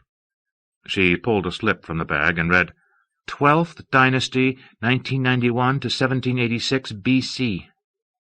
Can you believe you can just buy something like that here in the mall? I mean, it must be like 1,000 years old or something. Try 4,000. No wonder it cost so much. He wasn't going to sell it to me, so I had to spend some of next month's allowance. She took it from me and rewrapped it. It's for the smash party tomorrow. You're coming, aren't you? Maybe. Is something wrong? I ignored that. Hey, where's Comrade? I don't think I've ever seen you two apart before. I decided to take a chance. Want to get some doughboys? Sure. She glanced at me with delighted astonishment. Are you sure you're all right? I took her arm, maneuvering to keep her between me and the gypsy. If Happy got needled, it would be no great loss to Western civilization. She babbled on about her party as we stepped onto the westbound slidewalk. I turned to look back. The gypsy waved as she hopped the eastbound. "Look, Happy," I said, "I'm sorry, but I changed my mind. Later, okay?" But I did not stop for an argument. I darted off the slidewalk and sprinted through the mall to the station. I went straight to a ticket window, shoved the cash card under the grill, and asked the agent for a one-way to Grand Central. 40,000 people lived in New Canaan. Most of them had heard of me because of my mom. 9 million strangers jammed New York City. It was a good place to disappear. The agent had my ticket in her hand when the reader beeped and spat the card out. "No!" I slammed my fist on the counter. "Try it again." The cash card was guaranteed by Amex to be secure, and it had just worked at the drugstore. She glanced at the card, then slid it back under the grill. No use. The denomination readout flashed alternating messages: voided and bank recall. "You've got trouble, son." She was right. As I left the station, I felt the carefree struggle one last time with my dread, and lose. I did not even have the money to call home. I wandered around for a while, dazed, and then I was standing in front of the flower shop in the Elm Street Mall. Green Dream. Contemporary and conventional plants. I had telelinked with Tree every day since our drive, and every day she had asked me over, but I was not ready to meet her family. I suppose I was still trying to pretend she was not a stiff. I wavered to the door now, breathing the cool scent of damp soil in clay pots. The gypsy could come after me again. I might be putting these people in danger. Using Happy as a shield was one thing, but I liked Tree a lot. I backed away and peered through a window fringed with sweat and teeming with bizarre plants with flame-colored tongues. Someone wearing khaki moved. I could not tell if it was Tree or not. I thought of what she had said about no one having adventures in the mall. The front of the showroom was a green cave, darker than I had expected. Baskets dripping with bright flowers hung like stalactites. Leathery-leaved understory plants formed stalagmites. As I threaded my way toward the back, I came upon the kid I had seen wearing the Green Dream uniform, a khaki nightmare of pleats and flaps and brass buttons and about 6 too many pockets. He was misting leaves with a pump bottle filled with blue liquid. I decided he must be the brother. "Hi," I said. "I'm looking for Tremonisha." Fidel was shorter than me and darker than his sister. He had a wiry plush of beautiful black hair that I was immediately tempted to touch. "Are you?" He eyed me as if deciding how hard I would be to beat up. Then he smiled. He had crooked teeth. "You don't look like yourself." "No? What, are you scared?" "You're whiter than rice, Cashman." "Don't worry, the stiffs won't hurt you." Laughing, he feinted a punch at my arm. I was not reassured. "You're Fidel." "I've seen your DI files," he said. "I asked around. I know about you. So don't be telling my sister any more lies, understand?" He snapped his fingers in my face. "Behave yourself, Cashman, and we'll be fine." He still had the boyish excitability I had lost after the first stunting. "She's out back, so first you have to get by the old man." The rear of the store was brighter. Sunlight streamed through the clear lilac roof. There was a counter, and behind it a glass-doored refrigerator filled with cut flowers. A side entrance opened to the greenhouse. Mrs. Schliemann, one of Mom's lawyers who had an office in the mall, was deciding what to buy. She was shopping with her wise guy secretary, who looked like he had just stepped out of a vodka ad. "Wait," Fidel rested a hand on my shoulder. "I'll tell her you're here." "But how long will they last?" Mrs. Schliemann sniffed a frilly yellow flower. "I should probably get the Dura roses." "Whatever you want, Mrs. Schliemann. Dura roses are a good product. I sell them by the truckload," said Mr. Joplin with a chuckle. "But these carnations are real flowers, raised here in my greenhouse. So maybe you can't stick them in your dishwasher, but put some where people can touch and smell them, and I guarantee you'll get compliments." "Why, Peter Cage," said Mrs. Schliemann. "Is that you? I haven't seen you since the picnic. How's your mother?" She did not introduce her wise guy. "Extreme," I said. She nodded absently. "That's nice. All right, then, Mr. Joplin, give me a dozen of your carnations, and 2 dozen yellow Dura roses." Mrs. Schliemann chatted politely at me while Tree's father wrapped the order. He was a short, rumpled, balding man who smiled too much. He seemed to like wearing the corporate uniform. Anyone else would have fixed the hair and the wrinkles. Not Mr. Joplin. He was a museum-quality throwback. As he took Mrs. Schliemann's cash card from the wise guy, he beamed at me over his glasses. "Glasses?"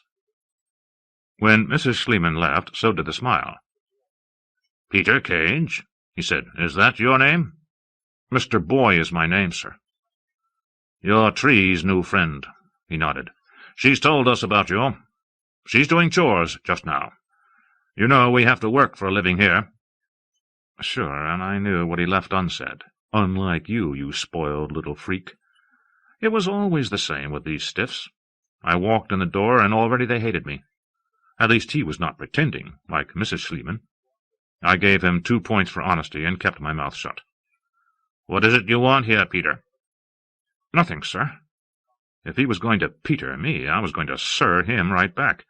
"I just stopped by to say hello. Tremonisha did invite me, sir, but if you'd rather I left—" No, Tree warned us you might come."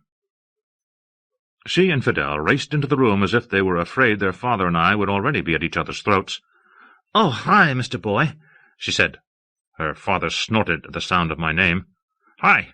I grinned at her. It was the easiest thing I had done that day. She was wearing her uniform. When she saw that I had noticed, she blushed. "Well, you asked for it."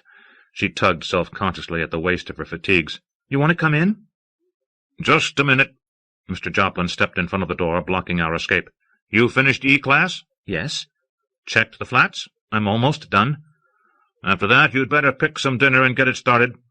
Your mama called and said she wouldn't be home until 6:15. "Sure." "And you'll take orders for me on line 2? She leaned against the counter and sighed. "Do I have a choice?" He backed away and waved us through. "Sorry, sweetheart. I don't know how we would get along without you." He caught her brother by the shirt. "Not you, Fidel. You're misting, remember?" A short tunnel ran from their mall storefront to the rehabbed furniture warehouse built over the Amtrak rails. Green Dream had installed a Krylac roof and fans and a grow lighting system. The Joplins squeezed themselves into the leftover spaces not filled with inventory. The air in the greenhouse was heavy and warm, and it smelled like rain. No walls, no privacy other than that provided by the plants. "Here's where I sleep." Tree sat on her unmade bed. Her space was formed by a cinder-block wall painted yellow and a screen of palms. "Chinese fan, bamboo, lady, date, Kentia," she said, naming them for me like they were her pets. "I grow them myself for spending money." Her school com was on top of her dresser. Several drawers hung open. Pink skin tights trailed from one. Clothes were scattered like piles of leaves across the floor. "I guess I'm kind of a slob," she said as she stripped off the uniform, wadded it, and then banked it off the dresser into the top drawer. I could see her bare back in the mirror plastic taped to the wall. "Take your things off if you want." I hesitated. "Or not. But it's kind of muggy to stay dressed. You'll sweat." I unvelcroed my shirt. I did not mind at all seeing Tree without clothes, but I did not undress for anyone except the stiffs at the clinic. I stepped out of my pants. Being naked somehow had got connected with being helpless. I had this puckery feeling in my dick, like it was going to curl up and die. I could imagine the gypsy popping out from behind a palm and laughing at me. No, I was not going to think about that. Not here. "Comfortable?" said Tree. "Sure." My voice was turning to dust in my throat. "Do all Green Dream employees run around the back room in the nude?" "I doubt it." She smiled as if the thought tickled her. "We're not exactly your average mall drones. Come help me finish the chores." I was glad to let her lead so that she was not looking at me, although I could still watch her. I was fascinated by the sweep of her buttocks, the curve of her spine. She strolled, flat-footed and at ease, through her private jungle.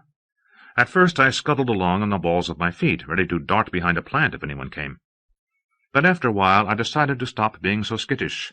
I realized I would probably survive being naked. Tree stopped in front of a workbench covered with potted seedlings and plastic trays and picked up a hose from the floor. "What's this stuff?" I kept to the opposite side of the bench, using it to cover myself. "Greens." She lifted a seedling to check the water level in the tray beneath. "What are greens?" "It's too boring." She squirted some water in and replaced the seedling. "Tell me, I'm interested." "In greens? You liar." She glanced at me and shook her head. "Okay." She pointed as she said the names. "Lettuce, spinach, bok choy, chard, kale, rocket. Got that? And a few tomatoes over there. Peppers, too. GD is trying to break into the food business. They think people will grow more of their own if they find out how easy it is." "Is it?" "Greens are." She inspected the next tray. "Just add water." "Yeah, sure." It's because they've been photosynthetically enhanced. Bigger leaves arranged better, low respiration rates. They teach us this stuff at GD Family Camp. It's what we do instead of vacation. She squashed something between her thumb and forefinger. They mix all these bacteria that make their own fertilizer into the soil, fix nitrogen right out of the air. And then there's this other stuff that sticks to the roots, rhizobacteria and mycorrhizae. She finished the last tray and coiled the hose. These flats will produce under candlelight in a closet. Bored yet? How do they taste? Pretty bland, most of them. Some stink, like kale and rocket. But we have to eat them for the good of the corporation. She stuck her tongue out. You want to stay for dinner? Mrs. Joplin made me call home before she would feed me. She refused to understand that my mom did not care. So I linked, asked Mom to send a car to the back door at 8:30, and faded. No time to discuss the missing $16,000. Dinner was from the cookbook Tree had been issued at camp, a bowl of cold bean soup, fresh cornbread, and chard and cheese loaf. She let me help her make it, even though I had never cooked before. I was amazed at how simple cornbread was. 6 ingredients: flour, cornmeal, baking powder, milk, oil, and overbinder. Mix and pour into a greased pan. Bake 20 minutes at 220 Celsius, and serve. There is nothing magic or even very mysterious about homemade cornbread, except for the way its smell held me spellbound. Supper was the Joplins' daily meal together. They ate in front of security windows near the tunnel to the store. When a customer came, someone ran out front. According to contract, they had to stay open 24 hours a day. Many of the suburban malls had gone to all-night operation. The competition from New York City was deadly. Mr. Joplin stood duty most of the time, but since they were a franchise family, everybody took turns. Even Mrs. Joplin, who also worked part-time as a fact-finder at the mall's data stop. Tree's mother was plump and graying, and she had a smile that was almost bright enough to distract me from her naked body. She seemed harmless, except that she knew how to ask questions. After all, her job was finding out stuff for data stop customers. She had this way of locking on to you as you talked. The longer the conversation, the greater her intensity. It was hard to lie to her. Normally, that kind of aggressiveness in grown-ups made me jumpy. No doubt she had run a search on me. I wondered just what she had turned up. Fact-finders had to obey the law, so they only accessed public domain information, unlike Conrad, who would cheerfully operate on whatever I set him to. The Joplins' bank records, for instance. I knew that Mrs. Joplin had made about $11,000 last year at the Infomat in the Elkhart Mall, that the family borrowed $135,000 at 9.78% interest to move to their new franchise, and that they lost $213 in their first 2 months in New Canaan. I kept my research a secret, of course, and they acted innocent, too. I let them pump me about Mom as we ate. I was used to being asked. After all, Mom was famous. Fidel wanted to know how much it had cost her to get twanked, how big she was, what she looked like on the inside, and what she ate, if she got cold in the winter, stuff like that. The others asked more personal questions. Tree wondered if Mom ever got lonely and whether she was going to be the Statue of Liberty for the rest of her life. Mrs. Joplin was interested in Mom's remotes, of all things. Which ones I got along with, which ones I could not stand, whether I thought any of them was really her. Mr. Joplin asked if she liked being what she was. How was I supposed to know?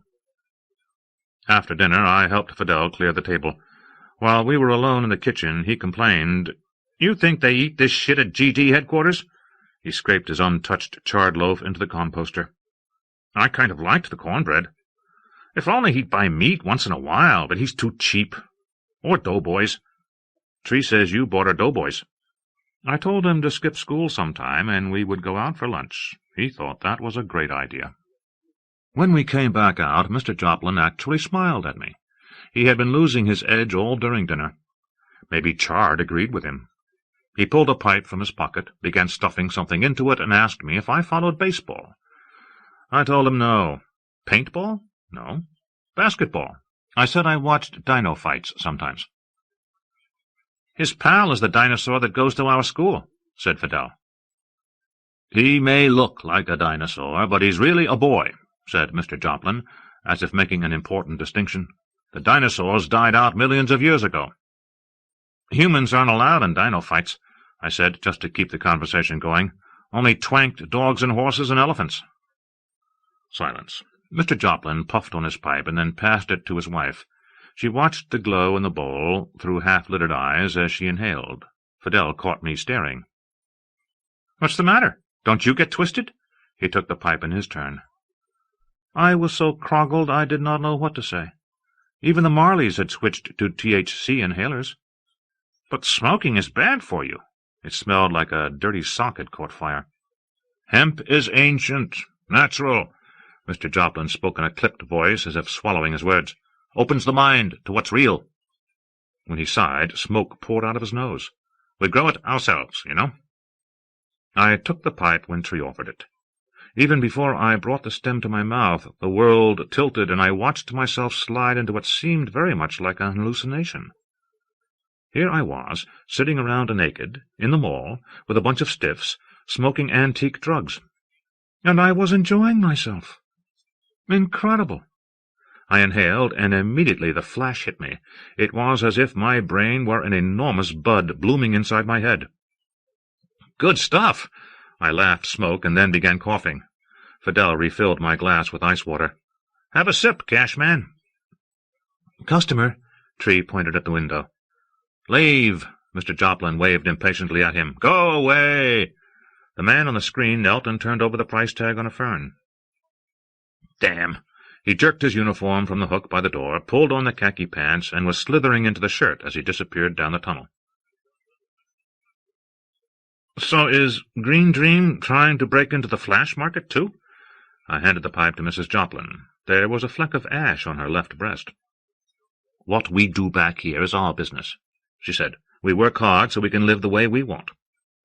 Tree was studying her fingerprints.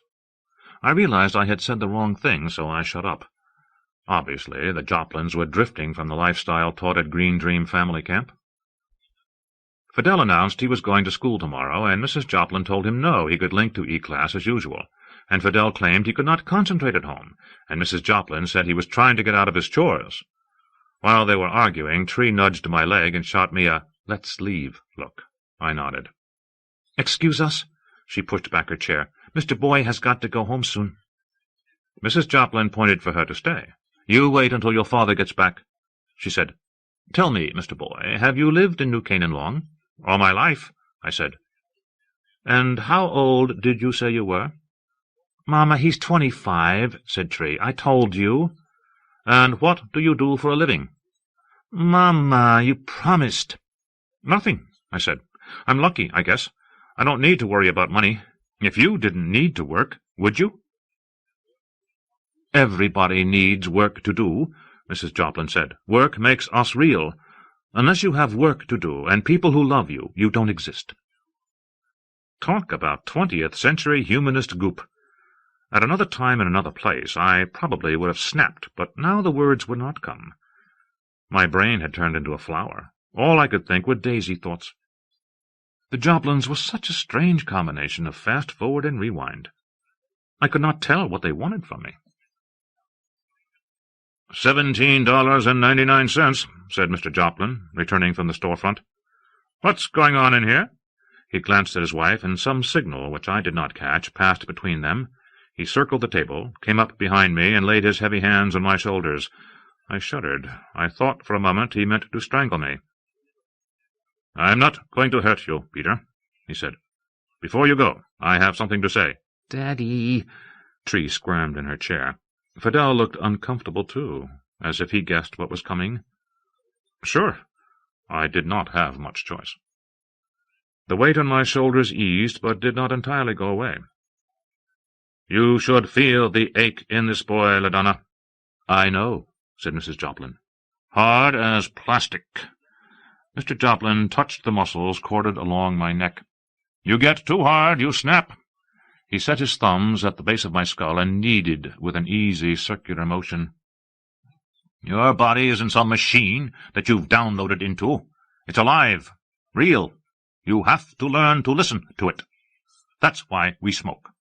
Hear these muscles? They're screaming." He let his hand slide down my shoulders. "Now, listen. His fingertips probed along my upper spine. "Hear that?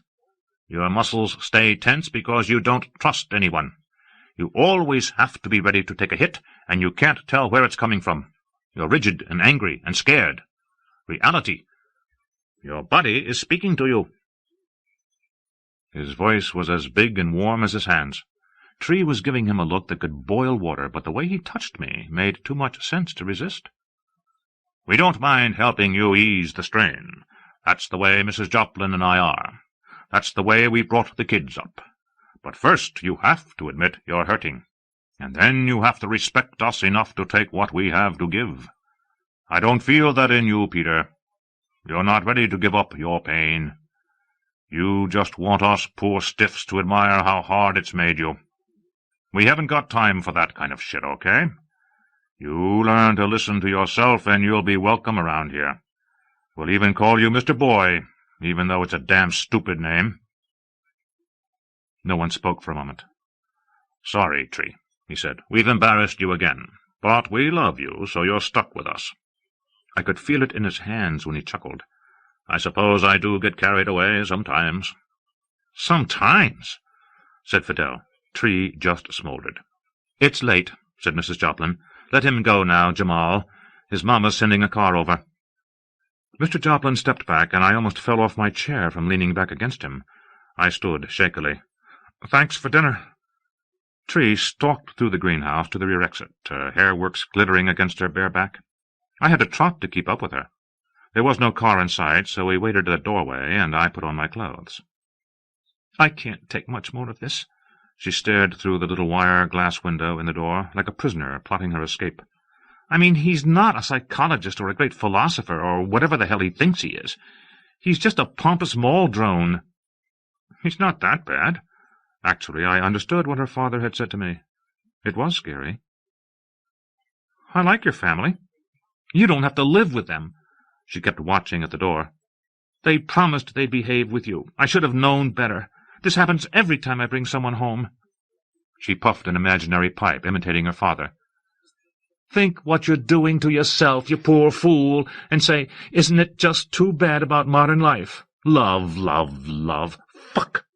She turned to me. "I'm sick of it. People are going to think I'm as sappy and thick-headed as my parents. I don't. You're lucky. You're rich and your mom leaves you alone. You're New Canaan. My folks are Elkhart, Indiana." "Being New Canaan is nothing to brag about." "So what are you?" "Not a Joplin." She shook her head. "Not much longer, anyway. I'm 18 in February.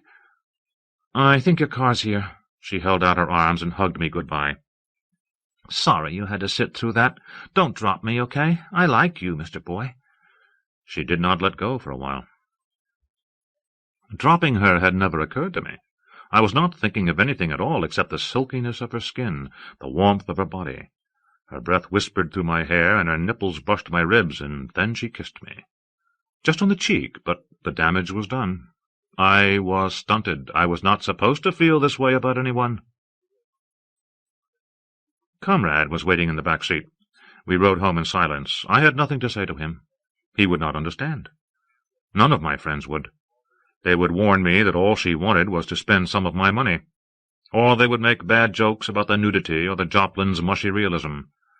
No way I could explain the innocence of the way they touched one another. "The old man did what to you?" Yeah, and if I wanted a hug at home, who was I supposed to ask? Comrade? Lovey? The greeter?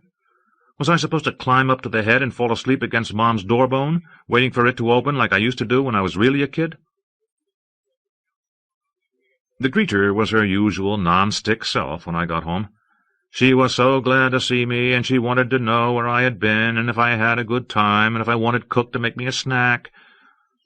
Around. Yes. No. She said the bank had called about some problem with one of the cash cards she had given me, a security glitch which they had taken care of and were very sorry about. Did I know about it, and did I need a new card, and would 20,000 be enough? Yes, please. Thanks. And that was it. I found myself resenting Mom because she did not have to care about losing $16,000 or $20,000 or $50,000. And she had reminded me of my problems when all I wanted to think of was Tree. She was no help to me, never had been. I had things so twisted around that I almost told her about Montross myself, just to get a reaction. Here, some guy had tapped our files and threatened my life, and she asked if I wanted a snack. Why keep me around if she was going to pay so little attention? I wanted to shock her, to make her take me seriously. But I did not know how. The room brain woke me. Stenny's calling. Talk to me, Mr. Party Boy. A window opened. He was in his car. You dead or alive? Asleep. I rolled over. What time is it? 10:30 and I'm bored. Want me to come get you now, or should I meet you there? What? Happy's. Don't tell me. You forgot. They're doing a piano. Who cares? I crawled out of bed and dropped into the bathroom. She says she's asking Tree Joplin. Stenny called after me. Asking her what? I came out. To the party. Is she going? She's your cush. He gave me a toothy smile. Call back when you're ready. Later. He faded. She left a message, said the room brain. Half-hour ago. Tree? You got me up for Stenny and not for her? He's on the list. She's not. Happy called too. Conrad should have told you. Where is he? Now I was grouchy. She's on the list, okay? Give me playback. Tree seemed pleased with herself. Hi, this is me. I got myself invited to a smash party this afternoon. You want to go? She faded. That's all? Call her. Both her numbers are busy. I'll set redial. I found Comrade. He's on another line. You want Happy's message? No. Yes. You promised, Mr. Boy. Happy giggled. Look, you really don't want to miss this. Stenny's coming, and he said I should ask Joplin if I wanted you here. So you've got no excuse. Someone tugged at her. Stop that. Sorry, I'm being molested by a thick... She batted at her assailant. Mr. Boy, did I tell you that this Japanese reporter is coming to shoot a vid? What? She turned off camera. Sure, just like on the Nature Channel, Wildlife of America. We're all going to be famous. In Japan. This is history, Mr. Boy, and you're... Her face froze as the redial program finally linked to the green dream. The room brain brought Tree up in a new window. Oh, hi, she said. You rich boys sleep late. What's this about Happy's? She invited me. Tree was recharging her hairworks with a red brush. I said yes. Something wrong? Conrad slipped into the room. I shushed him. You sure you want to go to a smash party? Sometimes they get a little crazy. She aimed the brush at me. You've been to smash parties before. You survived. Sure, but... Well, I haven't. All I know is that everybody at school is talking about this one, and I want to see what it's about. You tell your parents you're going? Are you kidding? They'd just say it was too dangerous. What's the matter, Mr. Boy? Are you scared? Come on, it'll be extreme. She's right. You should go, said Comrade. Is that Comrade? Tree said. You tell him, Comrade. I glared at him. Okay, I guess I'm outnumbered. Stenny said he'd drive. You want us to pick you up? She did. I flew at Comrade as soon as Tree faded. Don't you ever do that again! I shoved him, and he bumped up against the wall. I ought to throw you to Montross. You know, I just finished chatting with him. Comrade stayed calm and made no move to defend himself. He wants to meet the three of us face to face. He suggested Happy's. He suggested? I told you not to talk to him. I know. He shrugged. Anyway, I think we should do it. Who gave you permission to think? You did. What if we give him the picture back and open our files, and then I grovel, say I'm sorry, it'll never happen again, blah, blah, blah. Maybe we can even buy him off. What have we got to lose? You can't bribe software. And what if he decides to snatch us? I told Comrade about the gypsy with the penlight. You want Tree mixed up in this? All the expression drained from his face. He did not say anything at first, but I had watched his subroutines long enough to know that when he looked this blank he was shaken. So we take a risk. Maybe we can get it over with, he said. He's not interested in Tree, and I won't let anything happen to you. Why do you think your mom bought me? Happy Lurdane lived on the former estate of Philip Johnson, a notorious 20th-century architect. In his will, Johnson had arranged to turn his compound into the Philip Johnson Memorial Museum, but after he died his work went out of fashion. The glass skyscrapers in the cities did not age well. They started to fall apart or were torn down because they wasted energy. Nobody visited the museum, and it went bankrupt. The Lurdanes had bought the property and made some changes. Johnson had designed all the odd little buildings on the estate himself. The main house was a shoebox of glass with no inside walls. Near it stood a windowless brick guest-house. On a pond below was a dock that looked like a Greek temple.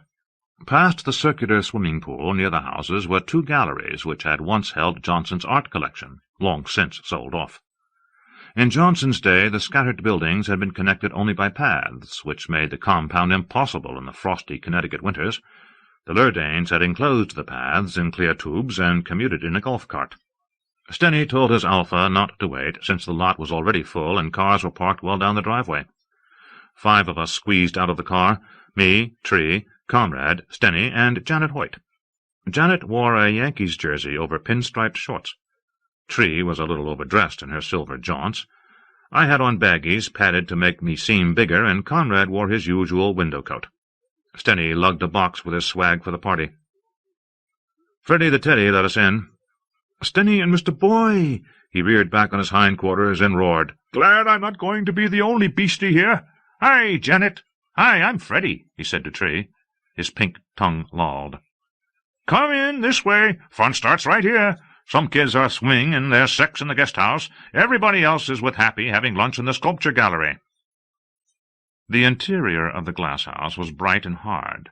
Dark wood block floor, some unfriendly furniture, huge panes of glass framed in black painted steel. The few kids in the kitchen were passing an inhaler around and watching a microwave fill up with popcorn. "I'm hot." Janet stuck the inhaler into her face and pressed. "Anybody want to swim? Tree?" "Okay." Tree breathed in a polite dose and breathed out a giggle. "You?" she asked me. "I don't think so." I was too nervous. I kept expecting someone to jump out and throw a net over me. "I'll watch." "I'd swim with you," said Stenny, "but I promised Happy I'd bring her these party favors as soon as I arrived." He nudged the box with his foot. "Can you wait a few minutes?" "Conrad and I will take them over." I grabbed the box and headed for the door, glad for the excuse to leave Tree behind while I went to find Montrose. "Meet you at the pool." The golf cart was gone, so we walked through the tube toward the sculpture gallery. "You have the picture?" I said. Conrad patted the pocket of his window coat. The tube was not air-conditioned, and the afternoon sun pounded us through the optical plastic. There was no sound inside. Even our footsteps were swallowed by the astroturf. The box got heavier. We passed the entrance to the old painting gallery, which looked like a bomb shelter. Finally I had to break the silence. "I feel strange being here," I said. "Not just because of the thing with Montrose. I really think I lost myself last time I got stunted. Not sure who I am anymore. But I don't think I belong with these kids." "People change, Tovarish," said Conrad. "Even you." "Have I changed?" He smiled. "Now that you've got a cush, your own mother wouldn't recognize you." "You know what your problem is?" I grinned and bumped up against him on purpose. "You're jealous of Tree." "Shouldn't I be?" "Oh, I don't know. I can't tell if Tree likes who I was or who I might be. She's changing, too. She's so hot to break away from her parents, become part of this town. Except that what she's headed for probably isn't worth the trip. I feel like I should protect her, but that means guarding her from people like me, except I don't think I'm Mom's Mr. Boy anymore. Does that make sense?" "Sure." He gazed straight ahead, but all the heads on his window coat were scoping me. "Maybe when you are finished changing, you won't need me." The thought had occurred to me. For years he had been the only one I could talk to, but as we closed on the gallery I did not know what to say. I shook my head. "I just feel strange." And then we arrived. The sculpture gallery was designed for show-offs. Short flights of steps and a series of stagey balconies descended around the white brick exterior walls to the central exhibition area.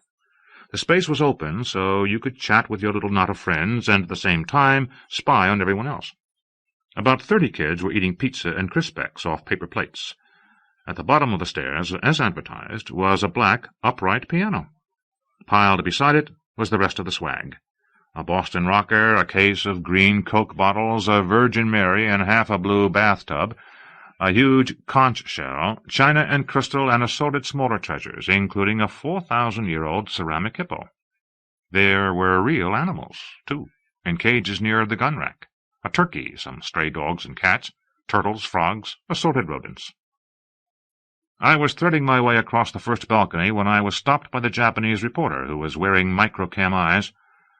"Excuse me, please," he said. "I am Matsuo Shikibu, and I will be recording this event today for Nippon Hoso Kyokai, Public Telelink of Japan." He smiled and bowed. When his head came up, the red light between his lenses was on. "You are?"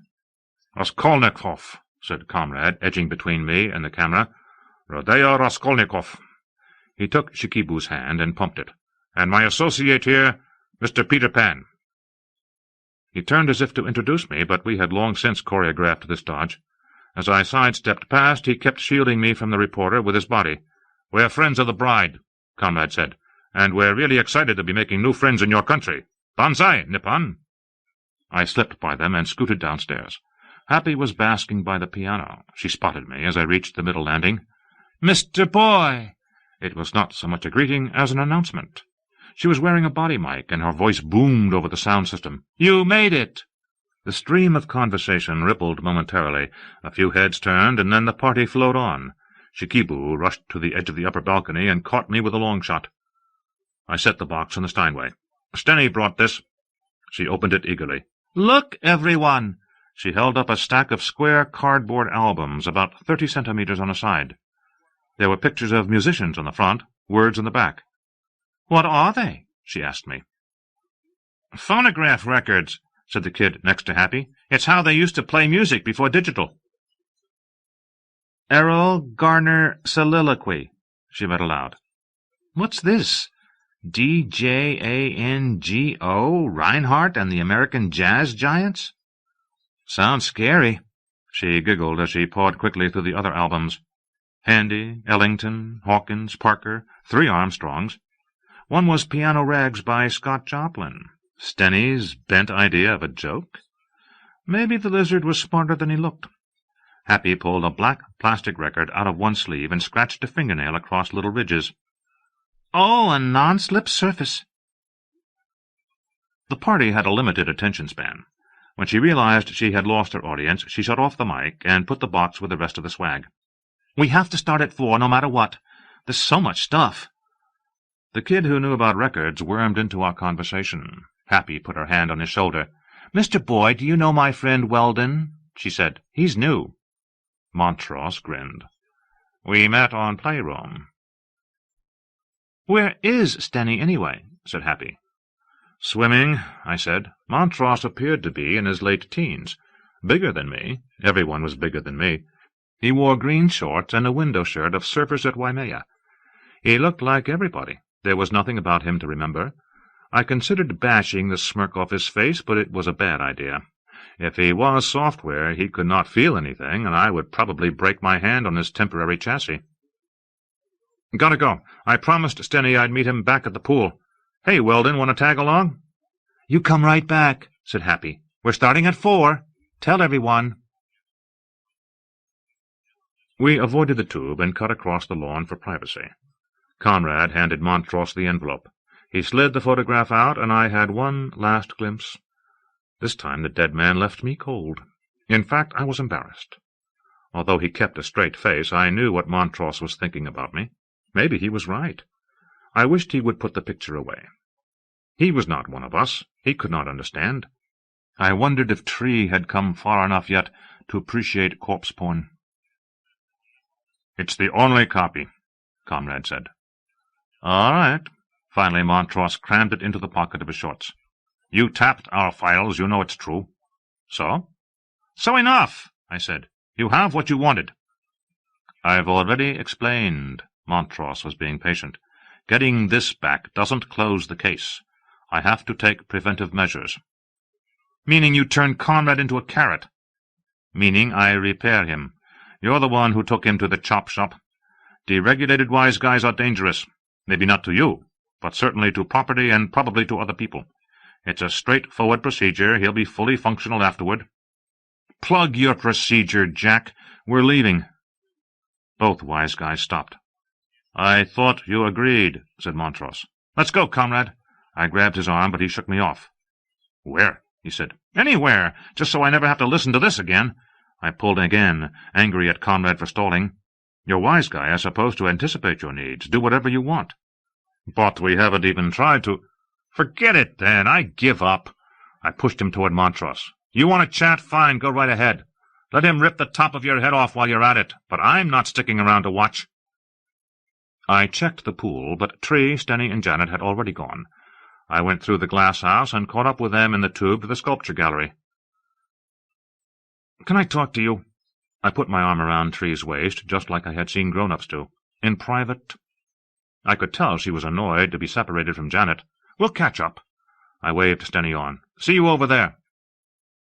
She waited until they were gone. What? Her hair, slick from swimming, left dark spots where it brushed her silver jaunts. I want to leave. We'll call my mom's car. She did not look happy. I'll take you anywhere you want to go. But we just got here. Give it a chance. I've been to too many of these things. Then you shouldn't have come. Silence. I wanted to tell her about Montross. Everything. But not here. Anyone could come along, and the tube was so hot. I was desperate to get her away, so I lied. Believe me, you're not going to like this. I know.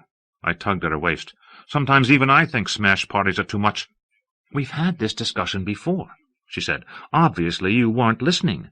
I don't need you to decide for me whether I'm going to like something, Mr. Boy. I have 2 parents too many. I don't need another. She stepped away from me. Hey, I'm sorry if you're having a bad time, but do you really need to spoil it for me? She turned and strode down the tube toward the gallery, her beautiful hair slapping against her back. I watched her go. But I'm in trouble, I muttered to the empty tube, and then was disgusted with myself because I did not have the guts to say it to Tree. I was too scared she would not care. I stood there, sweating. For a moment the stink of doubt filled my nostrils. Then I followed her in. I could not abandon her to the extremists. The gallery was jammed now. Maybe 100 kids swarmed across the balconies and down the stairs. Some perched along the edges, their feet scuffing the white brick. Happy had turned up the volume. According to Guinness, was set at the University of Oklahoma in Norman, Oklahoma in 2012. 3 minutes and 14 seconds. The crowd rumbled in disbelief. The challenge states each piece must be small enough to pass through a hole 30 centimeters in diameter. I worked my way to an opening beside a rubber tree. Happy posed on the keyboard of the piano. Freddie the Teddy and the Gorilla Brothers, Mike and Bubba, lined up beside her. No mechanical tools are allowed. She gestured at an armory of axes, sledgehammers, spikes, and crowbars laid out on the floor. A paper plate spun across the room. I could not see Tree. This piano is over 200 years old, Happy continued, which means the white keys are ivory. She plunked a note. Dead elephants. Everybody heaved a sympathetic "Aw." The blacks are ebony, hacked from the rainforest. Another note, less reaction. It deserves to die. Applause. Conrad and I spotted each other at almost the same time. He and Montross stood toward the rear of the lower balcony. He gestured for me to come down. I ignored him. Do you boys have anything to say? Happy said. Yeah. Freddie hefted an axe. Let's make landfill. I ducked around the rubber tree and heard the crack of splitting wood, the iron groan of a piano frame yielding its last music. The spectators hooted approval. As I bumped past kids searching for Tree, the instrument's death cry made me think of taking a hammer to Montross. If fights broke out, no one would care if Conrad and I dragged him outside. I wanted to beat him until he shuddered and came unstrung and his works glinted in the thudding August light. It would make me feel extreme again. Crunch! Kids shrieked, Go! Go! Go! The party was lifting off and taking me with it. You are Mr. Boycage. Abruptly, Shikibu's microcam eyes were in my face. We know your famous mother. He had to shout to be heard. I have a question. Go away. 30 seconds. A girl's voice boomed over the speakers. U.S. and Japan are very different, yes? He pressed closer. We and our ancestors are past. You seem to hate so much. He gestured at the gallery. Why?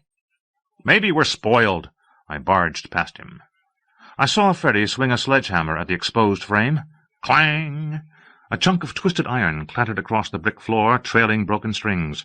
Happy scooped the mess up and shoved it through a 30-centimeter hole drilled in an upright sheet of particle board.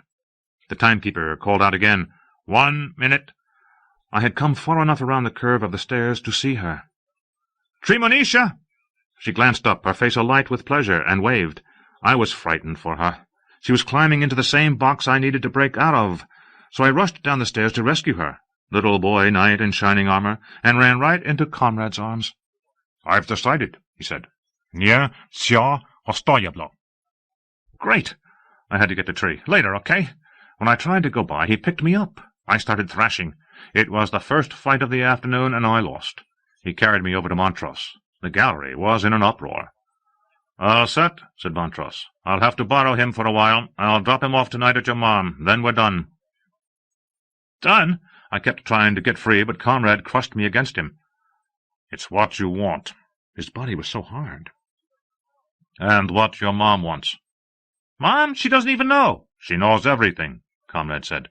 She watches you constantly. What else does she have to do all day? He let me go. Remember you said I was sloppy getting the picture? I wasn't. It was a clean operation. Only someone tipped Data Safe off. But she promised. Besides, that makes no— 2 minutes, Tree called. But he threatened me, I said. He was going to blow me up, needle me in the mall. We wouldn't do that, Montrose spread his hands innocently. It's against the law. Yeah? Well then drop dead, Jack. I poked a finger at him. Deal's off. No, it's not, said Comrade. It's too late. This isn't about the picture anymore, Mr. Boy. It's about you. You weren't supposed to change, but you did. Maybe they botched the last stunting. Maybe it's Tremonisha. Whatever. You've outgrown me, the way I am now. So I have to change too, or else I'll keep getting in your way. He always had everything under control. It made me crazy. He was too good at running my life. You should have told me Mom turned you in. Crash! I felt like the crowd was inside my head, screaming. You could have figured it out if you wanted to. Besides, if I had said anything, your mom wouldn't have bothered to be subtle. She would have squashed me. She still might, even though I'm being fixed. Only by then I won't care. Rozprojebe tvayonamat. I heard Tree finishing the count. 12, 13, 14. No record today. Some kids began to boo, others laughed. Time's up, you losers! I glared at the two wise guys. Montrose was busy emulating sincerity. Comrade found a way to grin for me, the same smirk he always wore when he tortured the greeter. It's easier this way. Easier. My life was too plugging easy. I had never done anything important by myself, not even grow up. I wanted to smash something. Okay, I said. You asked for it. Comrade turned to Montrose, and they shook hands. I thought next they might clap one another on the shoulder and whistle as they strolled off into the sunset together. I felt like puking. Have fun, said Comrade. Das Vedanya. Sure. Betraying Comrade, my best friend, brought me both pain and pleasure at once, but not enough to satisfy the shrieking wildness within me. The party was just starting. Happy stood beaming beside the ruins of the Steinway. Although nothing of what was left was more than half a meter tall, Freddy, Mike, and Bubba had given up now that the challenge was lost. Kids were already surging down the stairs to claim their share of the swag. I went along with them. Don't worry, announced Happy. Plenty for everyone. Come take what you like. Remember, guns and animals outside, if you want to hunt. The safeties won't release unless you go through the door. Watch out for one another, people. We don't want anyone shot. A bunch of kids were wrestling over the turkey cage. One of them staggered backwards and knocked into me. Gobble, gobble, she said. I shoved her back. Mr. Boy, over here. Tree, Stenny, and Janet were waiting on the far side of the gallery. As I crossed to them, Happy gave the sign, and Stone Kincaid hurled the 4,000-year-old ceramic hippo against the wall. It shattered. Everybody cheered. In the upper balconies they were playing catch with a frog. You see who kept time? Said Janet. Didn't need to see, I said. I could hear. They probably heard an elk cart. So you like it, Tree? It's about what I expected. Dumb, but fun. I don't think that— The frog sailed from the top balcony and splattered at our feet. Its legs twitched and guts spilled from its open mouth. I watched Tree's smile turn brittle. She seemed slightly embarrassed, as if she had just been told the price of something she could not afford. "This is going to be a war zone soon," Stenny said. "Yeah, let's fade." Janet towed Stenny to the stairs, swerving around the three boys lugging Our Lady of the Bathtub out to the firing range. "Wait." I blocked Tree. "You're here, so you have to destroy something. Get with the program." "I have to?" She seemed doubtful. "Oh, all right, but no animals." A hail of antique Coke bottles crashed around Happy as she directed traffic at the dwindling swag heap. "Hey, people, please be very careful where you throw things." Her amplified voice blasted us as we approached. The first floor was a graveyard of broken glass and piano bones and bloody feathers. Most of the good stuff was already gone. "Any records left?" I said. Happy wobbled closer to me. "What?" She seemed punchy, as if stunned by the success of her own party. "The box I gave you, from Stenny." She pointed. I spotted it under some cages and grabbed it. Tree and the others were on the stairs. Outside I could hear the crackle of small arms fire. I caught up. "Sir, Mr. Dinosaur, please." The press still lurked on the upper balcony. "Matsuo Shikibu, Japanese Telelink NHK. Could I speak with you for a moment?" "Excuse me, but this Jack and I have some unfinished business." I handed Stenny the records and cut in front. He swayed and lashed his tail upward to counterbalance their weight. "Remember me?" I bowed to Shikibu. "My apologies if I offended—" "Hey, Matsuo! Can I call you Matsuo? This is your first smash party, right? Please, eyes on me. I want to explain why I was rude before. Help you understand the local customs. You see, we're kind of self-conscious here in the U.S. We don't like it when someone just watches while we play. You either join in or you're not one of us." My little speech drew a crowd. "What's he talking about?" said Janet. She was shushed. "So, if you drop by our party and don't have fun, people resent you," I told him. "No one came here today to put on a show. This is who we are, what we believe in." "Yeah," Stenny was cheerleading for the extreme Mr. Boy of old. "Tell him." Too bad he did not realize it was his final appearance. What was Mr. Boy without his comrade? "Make him feel some pain." I snatched an album from the top of the stack, slipped the record out, and held it close to Shikibu's microcam eyes. "What does this say?" He craned his neck to read the label. "John Coltrane, Giant Steps." "Very good." I grasped the record with both hands and raised it over my head for all to see. "We're not picky, Matsuo. We welcome everyone. Therefore, today it is my honor to initiate you and the home audience back on NHK. If you're still watching, you're part of this too." I broke the record over his head. He yelped and staggered backward and almost tripped over a dead cat. Stone Kincaid caught him and propped him up. "Congratulations," said Stenny as he waved his claws at Japan. "You're all extremists now." Shikibu gaped at me, his microcam eyes askew. A couple of kids clapped. "There's someone else here who has not yet joined us." I turned on Tree. "Another spectator." Her smile faded. "You leave her alone," said Janet. "What are you, crazy?" "I'm not going to touch her." I held up empty hands. "No, I just want her to ruin something. That's why you came, isn't it, Tree? To get a taste?" I rifled through the box until I found what I wanted. "How about this?" I thrust it at her. "Oh, yeah," said Stenny. "I meant to tell you—" She took the record and scoped it briefly. When she glanced up at me, I almost lost my nerve. "Matsuo Shikibu, meet Tremonisha Joplin." I clasped my hands behind my back so no one could see me tremble. "The great-great-great-granddaughter of the famous American composer Scott Joplin. Yes, Japan, we're all celebrities here in New Canaan. Now, please observe." I read the record for him. "Piano Rags by Scott Joplin, Volume 3. Who knows, this might be the last copy. We can only hope."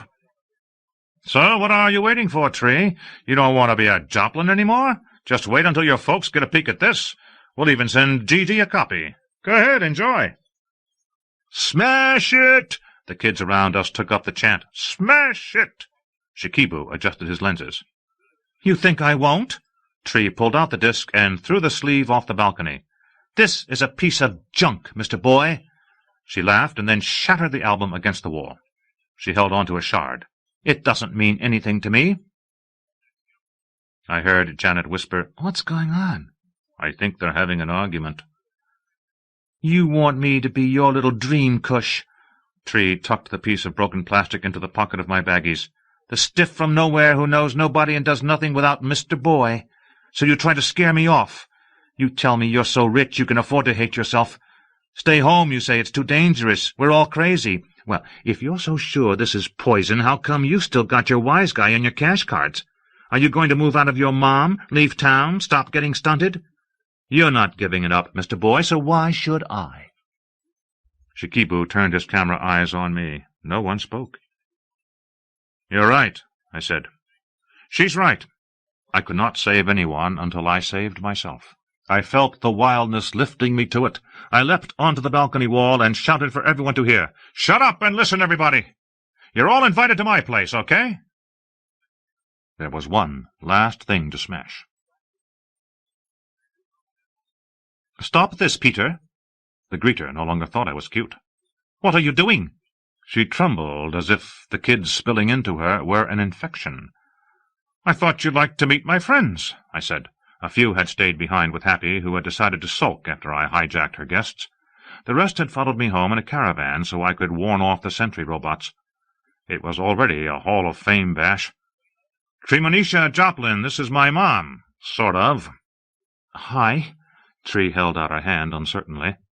The greeter was no longer the human doormat. "Get them out of me." She was too jumpy to be polite. "Right now." Someone turned up a boombox. Skitter music filled the room like a siren. Tree said something I could not hear. When I put a hand to my ear, she leaned close and said, "Don't be so mean, Mr. Boy. I think she's really frightened." I grinned and nodded. "I'll tell Cook to make us some snacks." Bubba and Mike carried boxes filled with the last of the swag and set them on the coffee table. Kids fanned out, running their hands along her wrinkled, blood-hot walls, bouncing on the furniture. Stenny waved at me as he led a bunch upstairs for a tour.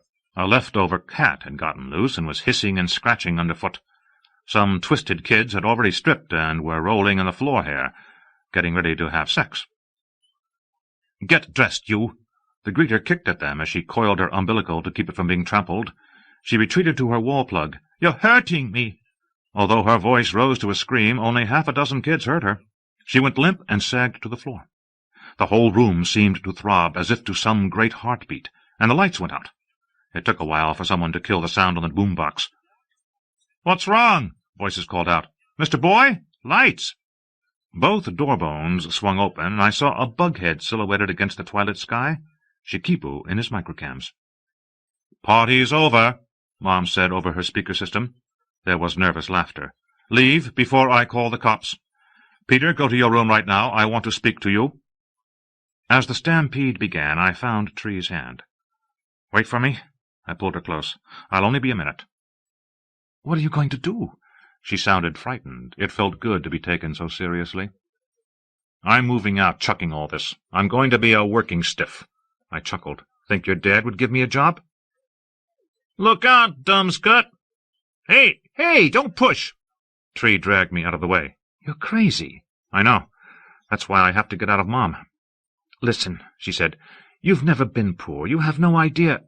Only a rich kid would think it's easy being a stiff. Just go up, apologize, tell her it won't happen again, then change things later on if you want. Believe me, life will be a lot simpler if you hang on to the money." "I can't. Will you wait?" "You want me to tell you it's okay to be stupid, is that it? Well, I've been poor, Mr. Boy, and still am, and I don't recommend it. So don't expect me to stand around and clap while you throw away something I've always wanted."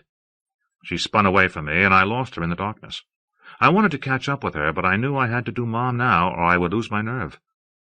As I was fumbling my way upstairs, I heard stragglers coming down. "On your right," I called. Bodies nudged by me. "Mr. Boy, is that you?" I recognized Stenny's voice.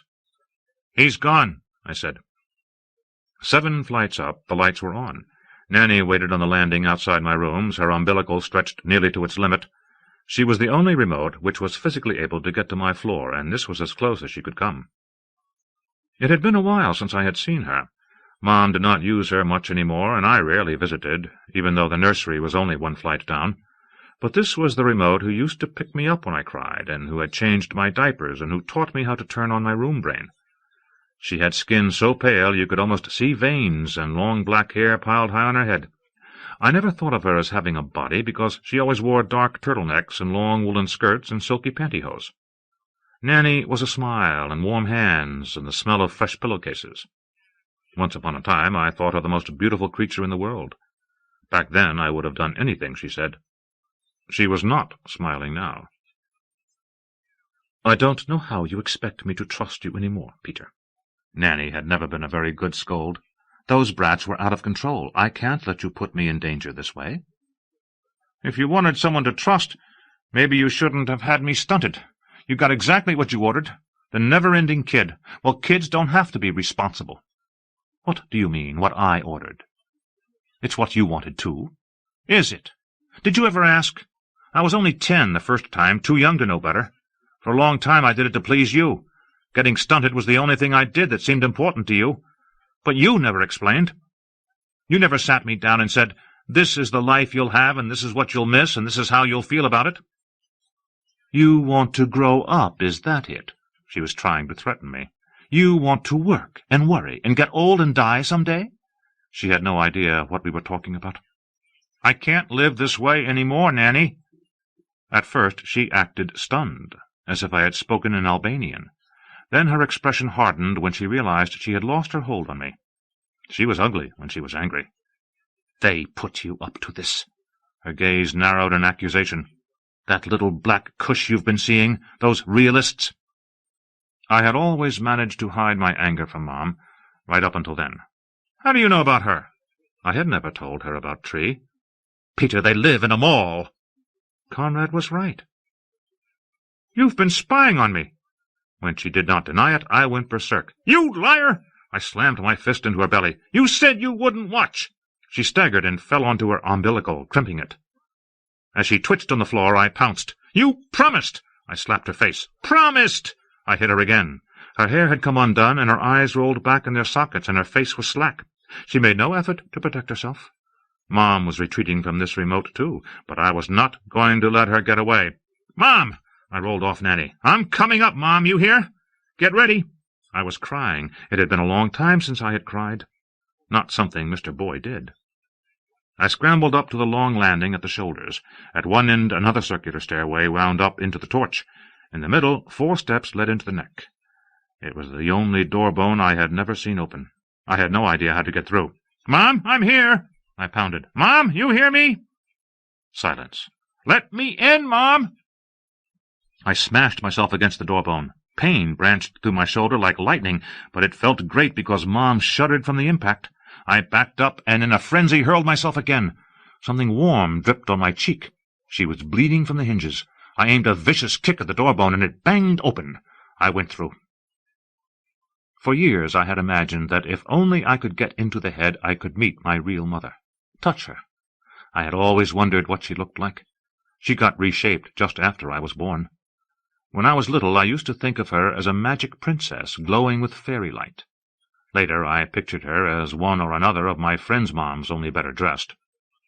After I had started getting twanked, I was afraid she might be just a brain floating in nutrient solution, like in some pricey memory bank. All wrong. The interior of the head was dark and absolutely freezing. There was no sound except for the hum of refrigeration units. "Mom?" My voice echoed in the empty space. I stumbled and caught myself against a smooth wall. Not skin, like everywhere else in Mom. Metal. The tears froze on my face. "There's nothing for you here," she said. "This is a clean room. You're compromising it. You must leave immediately." Sterile environment, metal walls, the bitter cold that superconductors needed. I did not need to see. No one lived here. It had never occurred to me that there was no Mom to touch. She had downloaded, become an electron ghost tripping icy logic gates. "How long have you been dead?" "This isn't where you belong," she said. I shivered. "How long?" "Go away," she said. So I did. I had to. I could not stay very long in her secret place, or I would die of the cold. As I reeled down the stairs, Mom herself seemed to shift beneath my feet, and I saw her as if she were a stranger, dead, and I had been living in a tomb. I ran past Nanny. She still sprawled where I had left her. All those years I had loved her. I had been in love with death. Mom had been sucking life from me the way her refrigerator stole the warmth from my body. Now I knew there was no way I could stay, no matter what anyone said. I knew it was not going to be easy leaving, and not just because of the money. For a long time Mom had been my entire world. But I could not let her use me to pretend she was alive, or I would end up like her. I realized now that the door had always stayed locked because Mom had to hide what she had become. If I wanted, I could have destroyed her. Downloaded intelligences have no more rights than cars or wise guys. Mom was legally dead, and I was her only heir. I could have had her shut off, her body raised, but somehow it was enough to go, to walk away from my inheritance. I was scared, and yet with every step I felt lighter, happier, extremely free. I had not expected to find Tree waiting at the door-bone, chatting with Comrade as if nothing had happened. "I just had to see if you were really the biggest fool in the world," she said. "Out!" I pulled her through the door. "Before I change my mind." Comrade started to follow us. "No, not you." I turned and stared back at the heads on his window coat. I had not intended to see him again. I had wanted to be gone before Montross returned him. "Look, I'm giving you back to Mom. She needs you more than I do." If he had argued, I might have given in. The old, unregulated Comrade would have said something, but he just slumped a little and nodded, and I knew that he was dead, too. The thing in front of me was another ghost. He and Mom were two of a kind. "Pretend you're her kid. Maybe she'll like that." I patted his shoulder. "Prekrasnaya ideya," he said. "Spasibo." "You're welcome," I said. Tree and I trotted together down the long driveway. Robot sentries crossed the lawn and turned their spotlights on us. I wanted to tell her she was right. I had probably just done the single most irresponsible thing of my life, and I had high standards. Still, I could not imagine how being poor could be worse than being rich and hating yourself. I had seen enough of what it was like to be dead. It was time to try living. "Are we going someplace, Mr. Boy?" Tree squeezed my hand. "Or are we just wandering around in the dark?" "Mr. Boy is a damn stupid name, don't you think?" I laughed. "Call me Pete." I felt like a kid again. Nancy Kress, and Wild for to Hold. Born in Buffalo, New York, Nancy Kress now lives in Brockport, New York. She began selling her elegant and incisive stories in 1976, and has since become a frequent contributor to Asimov's Science Fiction, the magazine of fantasy and science fiction, Omni, and others, as well as one of the most popular and critically acclaimed writers of her generation. Although she sold her first novel in 1981 and followed it up with several more sales in subsequent years, her early books, The Prince of Morning Bells, The Golden Grove, and The White Pipes, all fantasy novels, went unnoticed for the most part within the science fiction field, and are still little read, even by fans of her SF work. What did gain her attention within the genre was her short work. Kress is prolific at shorter lengths, and even today, with a few exceptions, her reputation rests most solidly on her short fiction. This is not surprising, since she has published some of the best short work of the 70s and 80s, and right on into the 90s, including the provocative novella Trinity, the Nebula-winning Out of All Them Bright Stars, The Price of Oranges, with the original cast, Inertia, Cannibals, Night Wind, In Memoriam, The Mountain to Muhammad, and literally dozens of other high-quality stories. She made her biggest impact to date with her 1991 novella Beggars in Spain, which won her well-deserved Hugo and Nebula Awards, and was one of the most talked-about and acclaimed stories to have appeared in the field for some time. I was tempted to include Beggars in Spain in this anthology, but it had just recently received a great deal of exposure, and what was obscured by all the hoopla over Beggars in Spain was the fact that Kress had published another exceptionally fine novella in 1991, one that had received far less attention than it deserved, the intricate, sly, and surprising story you're about to read, the vivid and compelling tale of a queen cast adrift in time, and wild for to hold. Some of Kress's stories have been gathered in Trinity and Other Stories, and a second collection, The Aliens of Earth, is due to appear shortly. Kress's other books include the science fiction novels An Alien Light, the well-received Brain Rose, and the critically acclaimed novel version of Beggars in Spain. The demon came to her first in the long gallery at Hever Castle. She had gone there to watch Henry ride away, magnificent on his huge charger, the horse's legs barely visible through the summer dust raised by the king's entourage. But Henry himself was visible. He rose in his stirrups to half-turn his gaze back to the manor-house, searching its sun-glazed windows to see if she watched. The spurned lover, riding off, watching over his shoulder the effect he himself made. She knew just how his eyes would look, small blue eyes under the curling red-gold hair, mournful, shrewd, undeterred. Anne Boleyn was not moved. Let him ride. She had not wanted him at Hever in the first place. As she turned from the gallery window, a glint of light in the far corner caught her eye, and there, for the first time, was the demon.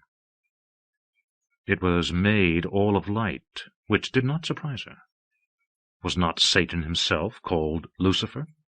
The light was square, a perfectly square box, such as no light had ever been before. Anne crossed herself and stepped forward. The box of light brightened, then winked out. Anne stood perfectly still. She was not afraid. Very little made her afraid. But nonetheless she crossed herself again and uttered a prayer. It would be unfortunate if a demon took up residence at Hever. Demons could be dangerous. Like kings. Lambert half-turned from her console toward Culhane, working across the room. "Culhane, they said she was a witch." "Yes, so," Culhane said. "In the 1500s they said any powerful woman was a witch." "No, it was more. They said it before she became powerful." Culhane didn't answer. After a moment, Lambert said quietly, "The Ravoli equations keep flagging her." Culhane grew very still. Finally he said, "Let me see." He crossed the bare small room to Lambert's console. She steadied the picture on the central square. At the moment, the console appeared in this location as a series of interlocking squares, mounting from floor to ceiling. Some of the squares were solid, real-time alloys. Some were hollow simulations. Some were not there at all, neither in space nor time, although they appeared to be. The Project Focus Square, which was there, said, "Time Rescue Project. United Federation of Upper Slib, Earth. Focus Anne Boleyn. Hever Castle, Kent, England, Europe, 1525. 645, 89, 3. Church of the Holy Hostage, temporary. Permit number 4592. In the time jump square was framed a young girl, dark hair just visible below her coif, her hand arrested at her long, slender neck in the act of signing the cross. Lambert said, as if to herself, "She considered herself a good Catholic." Culhane stared at the image. His head had been freshly shaved, in honor of his promotion to project head. He wore, Lambert thought, his new importance as if it were a fragile implant, liable to be rejected. She found that touching. Lambert said, "The Ravoli probability is .798. She's a definite key." Culhane sucked in his cheeks. The dye on them had barely dried. He said, "So is the other. I think we should talk to Brill." The serving women had finally left. The priests had left, the doctors, the courtiers, the nurses, taking with them the baby. Even Henry had left. Gone where? To play cards with Harry Norris? To his latest mistress? Never mind. They had all at last left her alone. A girl. Anne rolled over in her bed and pounded her fists on the pillow. A girl. Not a prince, not the son that England needed, that she needed. A girl. And Henry growing colder every day, she could feel it. He no longer desired her, no longer loved her. He would bed with her, oh, that most certainly, if it would get him his boy, but her power was going, was gone. The power she had hated, despised, but had used none the less because it was there, and Henry should feel it, as he had made her feel his power over and over again. Her power was going. She was Queen of England, but her power was slipping away like the Thames at ebb tide, and she just as helpless to stop it as to stop the tide itself. The only thing that could have preserved her power was a son, and she had borne a girl, strong, lusty, with Henry's own red curling hair, but a girl. Anne rolled over on her back painfully. Elizabeth was already a month old, but everything in Anne hurt. She had contracted white-leg, so much less dreaded than childbed fever, but still weakening, and for the whole month had not left her bedchamber. Servants and ladies and musicians came and went, while Anne lay feverish, trying to plan. Henry had as yet made no move. He had even seemed to take the baby's sex well. "She seems a lusty wench. I pray God will send her a brother in the same good shape."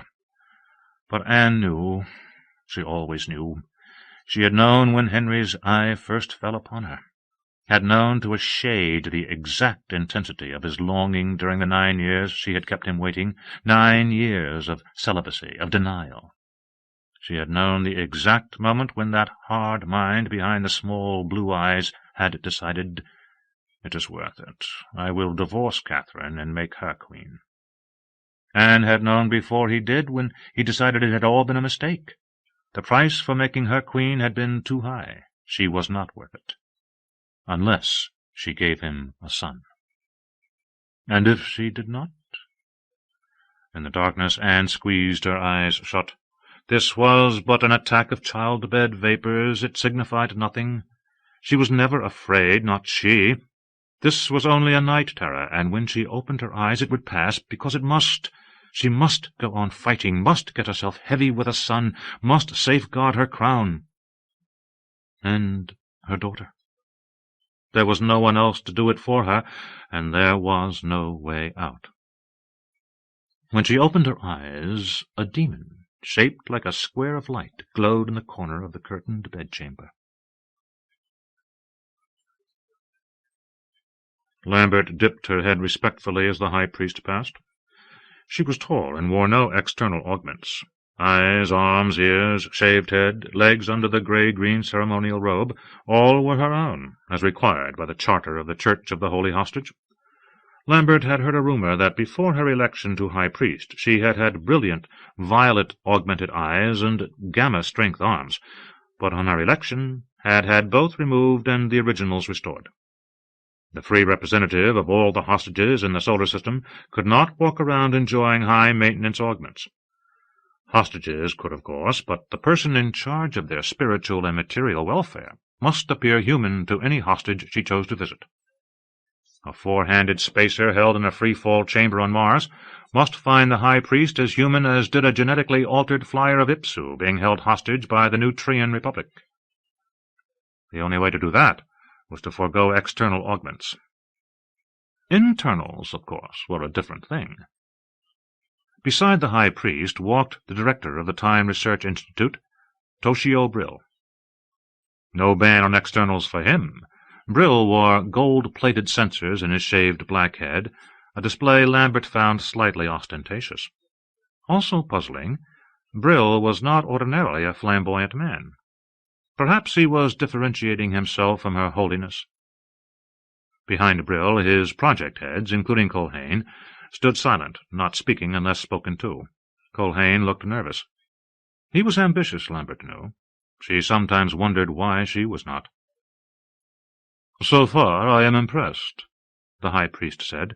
"Impeccable hostage conditions on the material side." Brill murmured. "Of course the spiritual is difficult.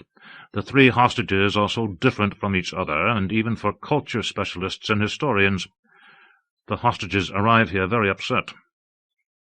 "As would you or I," the high priest said, not smiling, "in similar circumstances. Yes, Your Holiness.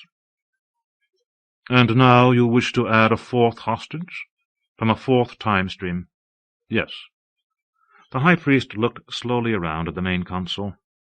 Lambert noticed that she looked right past the time-jump square itself, not trained in peripheral vision techniques. But she looked a long time at the stasis square. They all did. Outsiders were unduly fascinated by the idea that the whole building existed between time streams. Or maybe Her Holiness merely objected to the fact that the Time Research Institute, like some larger but hardly richer institutions, was exempt from the all-world taxation that supported the Church. Real estate outside time was also outside taxation. The high priest said, "I cannot give permission for such a political disruption without understanding fully every possible detail. Tell me again." Lambert hid a grin. The high priest did not need to hear it again. She knew the whole argument, had pored over it for days, most likely with her advisers. And she would agree, why wouldn't she? It could only add to her power. Brill knew that. He was being asked to explain, only to show that the high priest could force him to do it again and again until she, not he, decided the explanation was sufficient, and the Church of the Holy Hostage issued a permanent hostage permit to hold one Anne Boleyn of England Time Delta for the altruistic purpose of preventing a demonstrable Class I war. Brill showed no outward recognition that he was being humbled. "Your Holiness, this woman is a fulcrum. The Rivoli equations, developed in the last century by—" "I know the Rivoli equations," the high priest said, and smiled sweetly. "Then your Holiness knows that any person identified by the equations as a fulcrum is directly responsible for the course of history, even if he or she seems powerless in local time. Mistress Boleyn was the second wife of Henry VIII of England. In order to marry her, he divorced his first wife, Catherine of Aragon, and in order to do that, he took all of England out of the Catholic Church. Protestantism was—" "And what again was that?" Her Holiness said, and even Culhane glanced sideways at Lambert, appalled. The high priest was playing. With a research director? Lambert hid her smile. Did Culhane know that high seriousness opened one to the charge of pomposity? Probably not. "Protestantism was another branch of Christianity," the director said patiently. So far, by refusing to be provoked, he was winning. "It was warlike, as was Catholicism. In 1642, various branches of Protestantism were contending for political power within England, as was a Catholic faction. King Charles was Catholic, in fact. Contention led to civil war. Thousands of people died fighting, starved to death, were hung as traitors, were tortured as betrayers." Lambert saw Her Holiness wince. She must hear this all the time, Lambert thought. What else was her office for? Yet the wince looked genuine. Brill pressed his point. Children were reduced to eating rats to survive. In Cornwall, rebels' hands and feet were cut off. Gibbets were erected in market squares, and men hung on them alive, and— Enough, the high priest said. This is why the Church exists, to promote the holy hostages that prevent war. And that is what we wish to do, Brill said swiftly. In other time streams, now that our own has been brought to peace, in Stream Delta, which has only reached the 16th century, Your Holiness knows that each stream progresses at a different relative rate. The high priest made a gesture of impatience. The woman Anne Boleyn is the fulcrum. If she can be taken hostage after the birth of her daughter Elizabeth, who will act throughout a very long reign to preserve peace, and before Henry declares the act of supremacy that opens the door to religious divisiveness in England, we can prevent great loss of life. The Rivoli equations show a 79.8% probability that history will be changed in the direction of greater peace, right up through the following 2 centuries. Religious wars often— There are other bloodier religious wars to prevent than the English Civil War. True, Your Holiness, the director said humbly. At least it looked like humility to Lambert. But ours is a young science, identifying other time streams, focusing on one, identifying historical fulcra, It is such a new science. We do what we can in the name of peace." Everyone in the room looked pious. Lambert hid a smile. "In the name of peace, and of prestigious scientific research, attended by rich financial support and richer academic reputations." "And it is peace we seek," Brill pressed, "as much as the Church itself does. With a permanent permit to take Anne Boleyn hostage, we can save countless lives in this other time stream, just as the Church preserves peace in our own." The high priest played with the sleeve of her robe. Lambert could not see her face, but when she looked up she was smiling. "I'll recommend to the All-World Forum that your hostage permit be granted, Director. I will return in 2 months to make an official check on the holy hostage." Brill, Lambert saw, didn't quite stop himself in time from frowning. 2 months? But with the entire solar system of hostages to supervise— 2 months, Director," Her Holiness said. "The week before the All-World Forum convenes to vote on revenue and taxation. Now I would like to inspect the 3 holy hostages you already hold for the altruistic prevention of war." Later, Culhane said to Lambert, "He did not explain it very well. It could have been made so much more urgent. It is urgent. Those bodies rotting in Cornwall—" He shuddered. Lambert looked at him. "You care. You genuinely do." He looked back at her in astonishment. "And you don't? You must, to work on this project." "I care," Lambert said, "but not like that." "Like what?" She tried to clarify it for him, for herself. "The bodies rotting. I see them, but it's not our own history." "What does that matter? They're still human." He was so earnest. Intensity burned on him like skin-tinglers. Did Culhane even use skin-tinglers? Lambert wondered. Fellow researchers spoke of him as an ascetic, giving all his energy, all his time to the project. A woman in his domicile had told Lambert he even lived chaste, doing a voluntary celibacy mission for the entire length of his research grant. Lambert had never met anyone who actually did that. It was intriguing. She said, "Are you thinking of the priesthood once the project is over, Culhane?" He flushed. Color mounted from the dyed cheeks, light blue since he had been promoted to project head, to pink on the fine skin of his shaved temples. "I'm thinking of it." "And doing a celibacy mission now?" "Yes. Why?" His tone was belligerent. A celibacy mission was slightly old-fashioned. Lambert studied his body. Tall, well-made, strong. Augments? Muscular, maybe. He had beautiful muscles. "No reason," she said, bending back to her console until she heard him walk away. The demon advanced. Anne, lying feeble on her curtained bed, tried to call out, but her voice would not come, and who would hear her anyway? The bedclothes were thick, muffling sound. Her ladies would all have retired for the night, alone or otherwise. The guards would be drinking the ale Henry had provided all of London to celebrate Elizabeth's christening. And Henry, he was not beside her. She had failed him of his son. "Begone," she said weakly to the demon. It moved closer. They had called her a witch, because of her little 6th finger, because of the dog named Urian, because she had kept Henry under her spell so long without bedding him. "But if I were really a witch," she thought, "I could send this demon away. More, I could hold Henry, could keep him from watching that whey-faced Jane Seymour, could keep him in my bed." She was not a witch. Therefore it followed that there was nothing she could do about this demon. If it was come for her, it was come.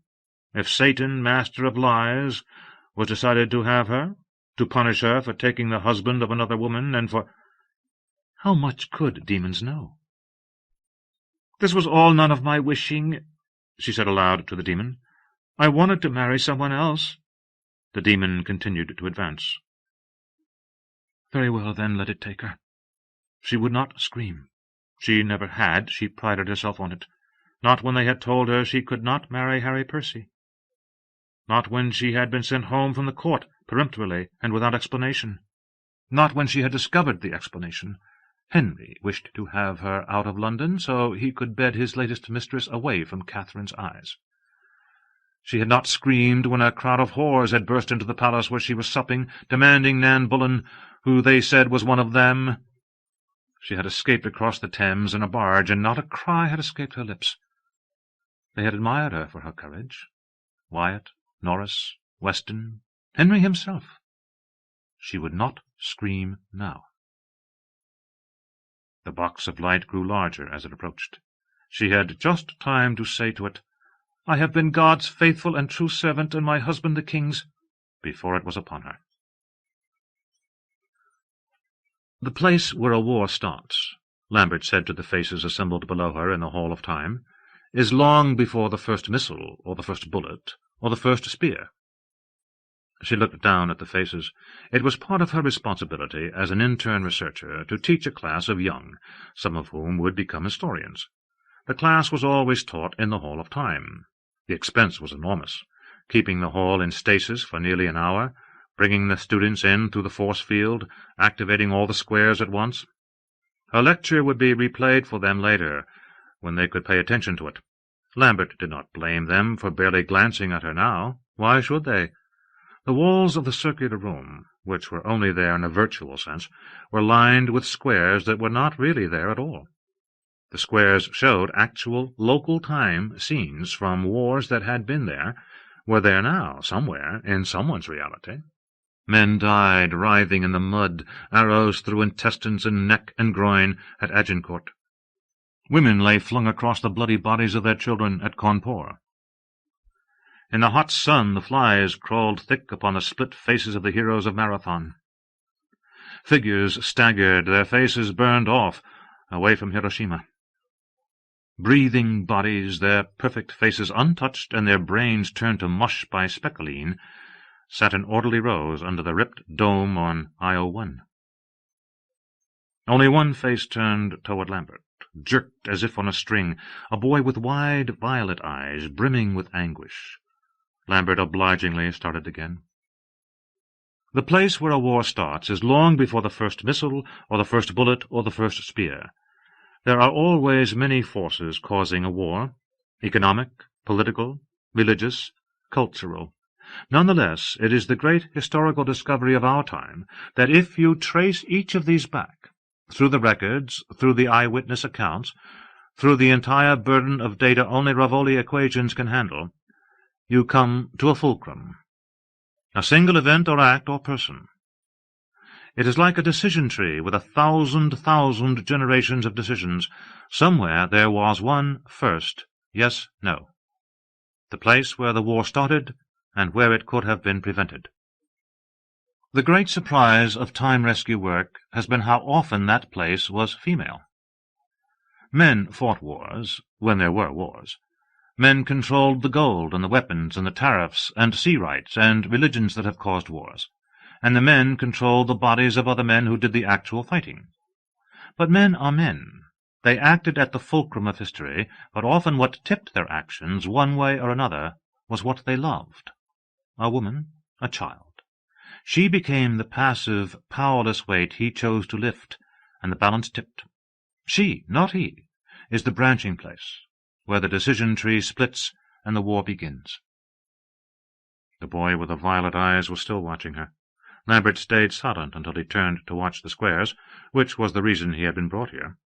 Then she watched him, anguished, passionate, able to feel what war meant. He might be a good candidate for the time rescue team when his preliminary studies were done. He reminded her a little of Culhane, who right now, as project head, was interviewing the new hostage, not lecturing to children. Lambert stifled her jealousy. It was unworthy and short-sighted. She remembered what this glimpse of human misery had meant to her 3 years ago, when she was an historian candidate. She had had nightmares for weeks. She had thought the event was pivotal to her life, a dividing point, past which she would never be the same person again. How could she? She had been shown the depths to which humanity, without the Church of the Holy Hostage and the all-world concordance, could descend. Burning eye sockets, mutilated genitals, a general who stood on a hill and said, How I love to see the arms and legs fly! It had been shattering. She had been shattered, as the orientation intended she should be. The boy with the violet eyes was crying. Lambert wanted to step down from the platform and go to him. She wanted to put her arms around him and hold his head against her shoulder. But was that because of compassion, or was that because of his violet eyes? She said silently to him, without leaving the podium, "You will be all right. Human beings are not as mutable as you think. When this is over, nothing permanent about you would have changed at all." Anne opened her eyes. Satan leaned over her. His head was shaved, and he wore strange garb of an ugly blue-green. His cheeks were stained with dye. In one ear metal glittered and swung. Anne crossed herself. "Hello," Satan said, and the voice was not human. She struggled to sit up. If this be damnation, she would not lie prone for it. Her heart hammered in her throat. But the act of sitting brought the Prince of Darkness into focus, and her eyes widened. He looked like a man, painted, made ugly, hung around with metal boxes that could be tools of evil, but a man. "My name is Culhane." A man. And she had faced men, bishops, nobles, Chancellor Wolsey. She had outfaced Henry, Prince of England and France, defender of the faith. "Don't be frightened, Mr. Spullen. I will explain to you where you are and how you came to be here." She saw now that the voice came not from his mouth, although his mouth moved, but from the box hung around his neck. How could that be? Was there, then, a demon in the box? But then she realized something else, something real to hold on to. "Do not call me Mistress Bullen. Address me as your Grace. I am the Queen." The something that moved behind his eyes convinced her, finally, that he was a mortal man. She was used to reading men's eyes. But why should this one look at her like that? With pity? With admiration? She struggled to stand, rising off the low pallet. It was carved of good English oak. The room was panelled in dark wood and hung with tapestries of embroidered wool. Small paned windows shed brilliant light over carved chairs, table, chest. On the table rested a writing-desk and a lute. Reassured, Anne pushed down the heavy cloth of her night shift and rose. The man, seated on a low stool, rose too. He was taller than Henry. She had never seen a man taller than Henry, and superbly muscled. A soldier? Fright fluttered again, and she put her hand to her throat. This man, watching her throat. Was he then an executioner? Was she under arrest, drugged and brought by some secret method into the Tower of London? Had someone brought evidence against her? Or was Henry that disappointed that he had not borne a son, that he was eager to supplant her already? As steadily as she could, Anne walked to the window. The Tower Bridge did not lie beyond in the sunshine, nor the river, nor the gabled roofs of Greenwich Palace. Instead, there was a sort of yard, with huge beasts of metal growling softly. On the grass, naked young men and women jumped up and down, waving their arms, running in place, and smiling and sweating as if they did not know either that they were uncovered or crazed. Anne took firm hold of the window-sill. It was slippery in her hands, and she saw that it was not wood at all, but some material made to resemble wood. She closed her eyes, then opened them. She was a queen. She had fought hard to become a queen, defending a virtue nobody believed she still had, against a man who claimed that to destroy that virtue was love. She had won, making the crown the price of her virtue. She had conquered a king, brought down a Chancellor of England, outfaced a pope. She would not show fear to this executioner in this place of the damned, whatever it was. She turned from the window, her head high. "Please begin your explanation, Master Culhane. Master Culhane, we are eager to hear what you have to say, and we do not like waiting." She swept aside her long night-dress as if it were court-dress, and seated herself in the not-wooden chair carved like a throne. "I am a hostage," Anne repeated, "in a time that has not yet happened." From beside the window, Lambert watched. She was fascinated. Anne Boleyn had, according to Culhane's report, listened in silence to the entire explanation of the time rescue, that explanation so carefully crafted and revised a dozen times to fit what the 16th-century mind could understand of the 22nd. Queen Anne had not become hysterical. She had not cried, nor fainted, nor professed disbelief. She had asked no questions. When Culhane had finished, she had requested, calmly and with staggering dignity, to see the ruler of this place with his ministers. Toshio Brill, watching on monitor because the wisdom was that at first new hostages would find it easier to deal with one consistent researcher, had hastily summoned Lambert and 2 others. They had all dressed in the floor-length robes used for grand academic ceremonies and never else, and they had marched solemnly into the ersatz 16th-century room, bowing their heads. Only their heads. No curtsies. Anne Boleyn was going to learn that no one curtsied any more. Covertly, Lambert studied her, their 4th time hostage, so different from the other 3. She had not risen from her chair, but even seated she was astonishingly tiny. Thin, delicate bones, great dark eyes, masses of silky black hair loose on her white nightdress. She was not pretty by the standards of this century. She had not even been counted pretty by the standards of her own. But she was compelling. Lambert had to give her that. "And I am prisoner here," Anne Boleyn said. Lambert turned up her translator. The words were just familiar, but the accent so strange she could not catch them without electronic help. "Not prisoner," the director said. "Hostage." "Lord Brill, if I cannot leave, then I am a prisoner. Let us not mince words. I cannot leave this castle?" "You cannot." "Please address me as your Grace."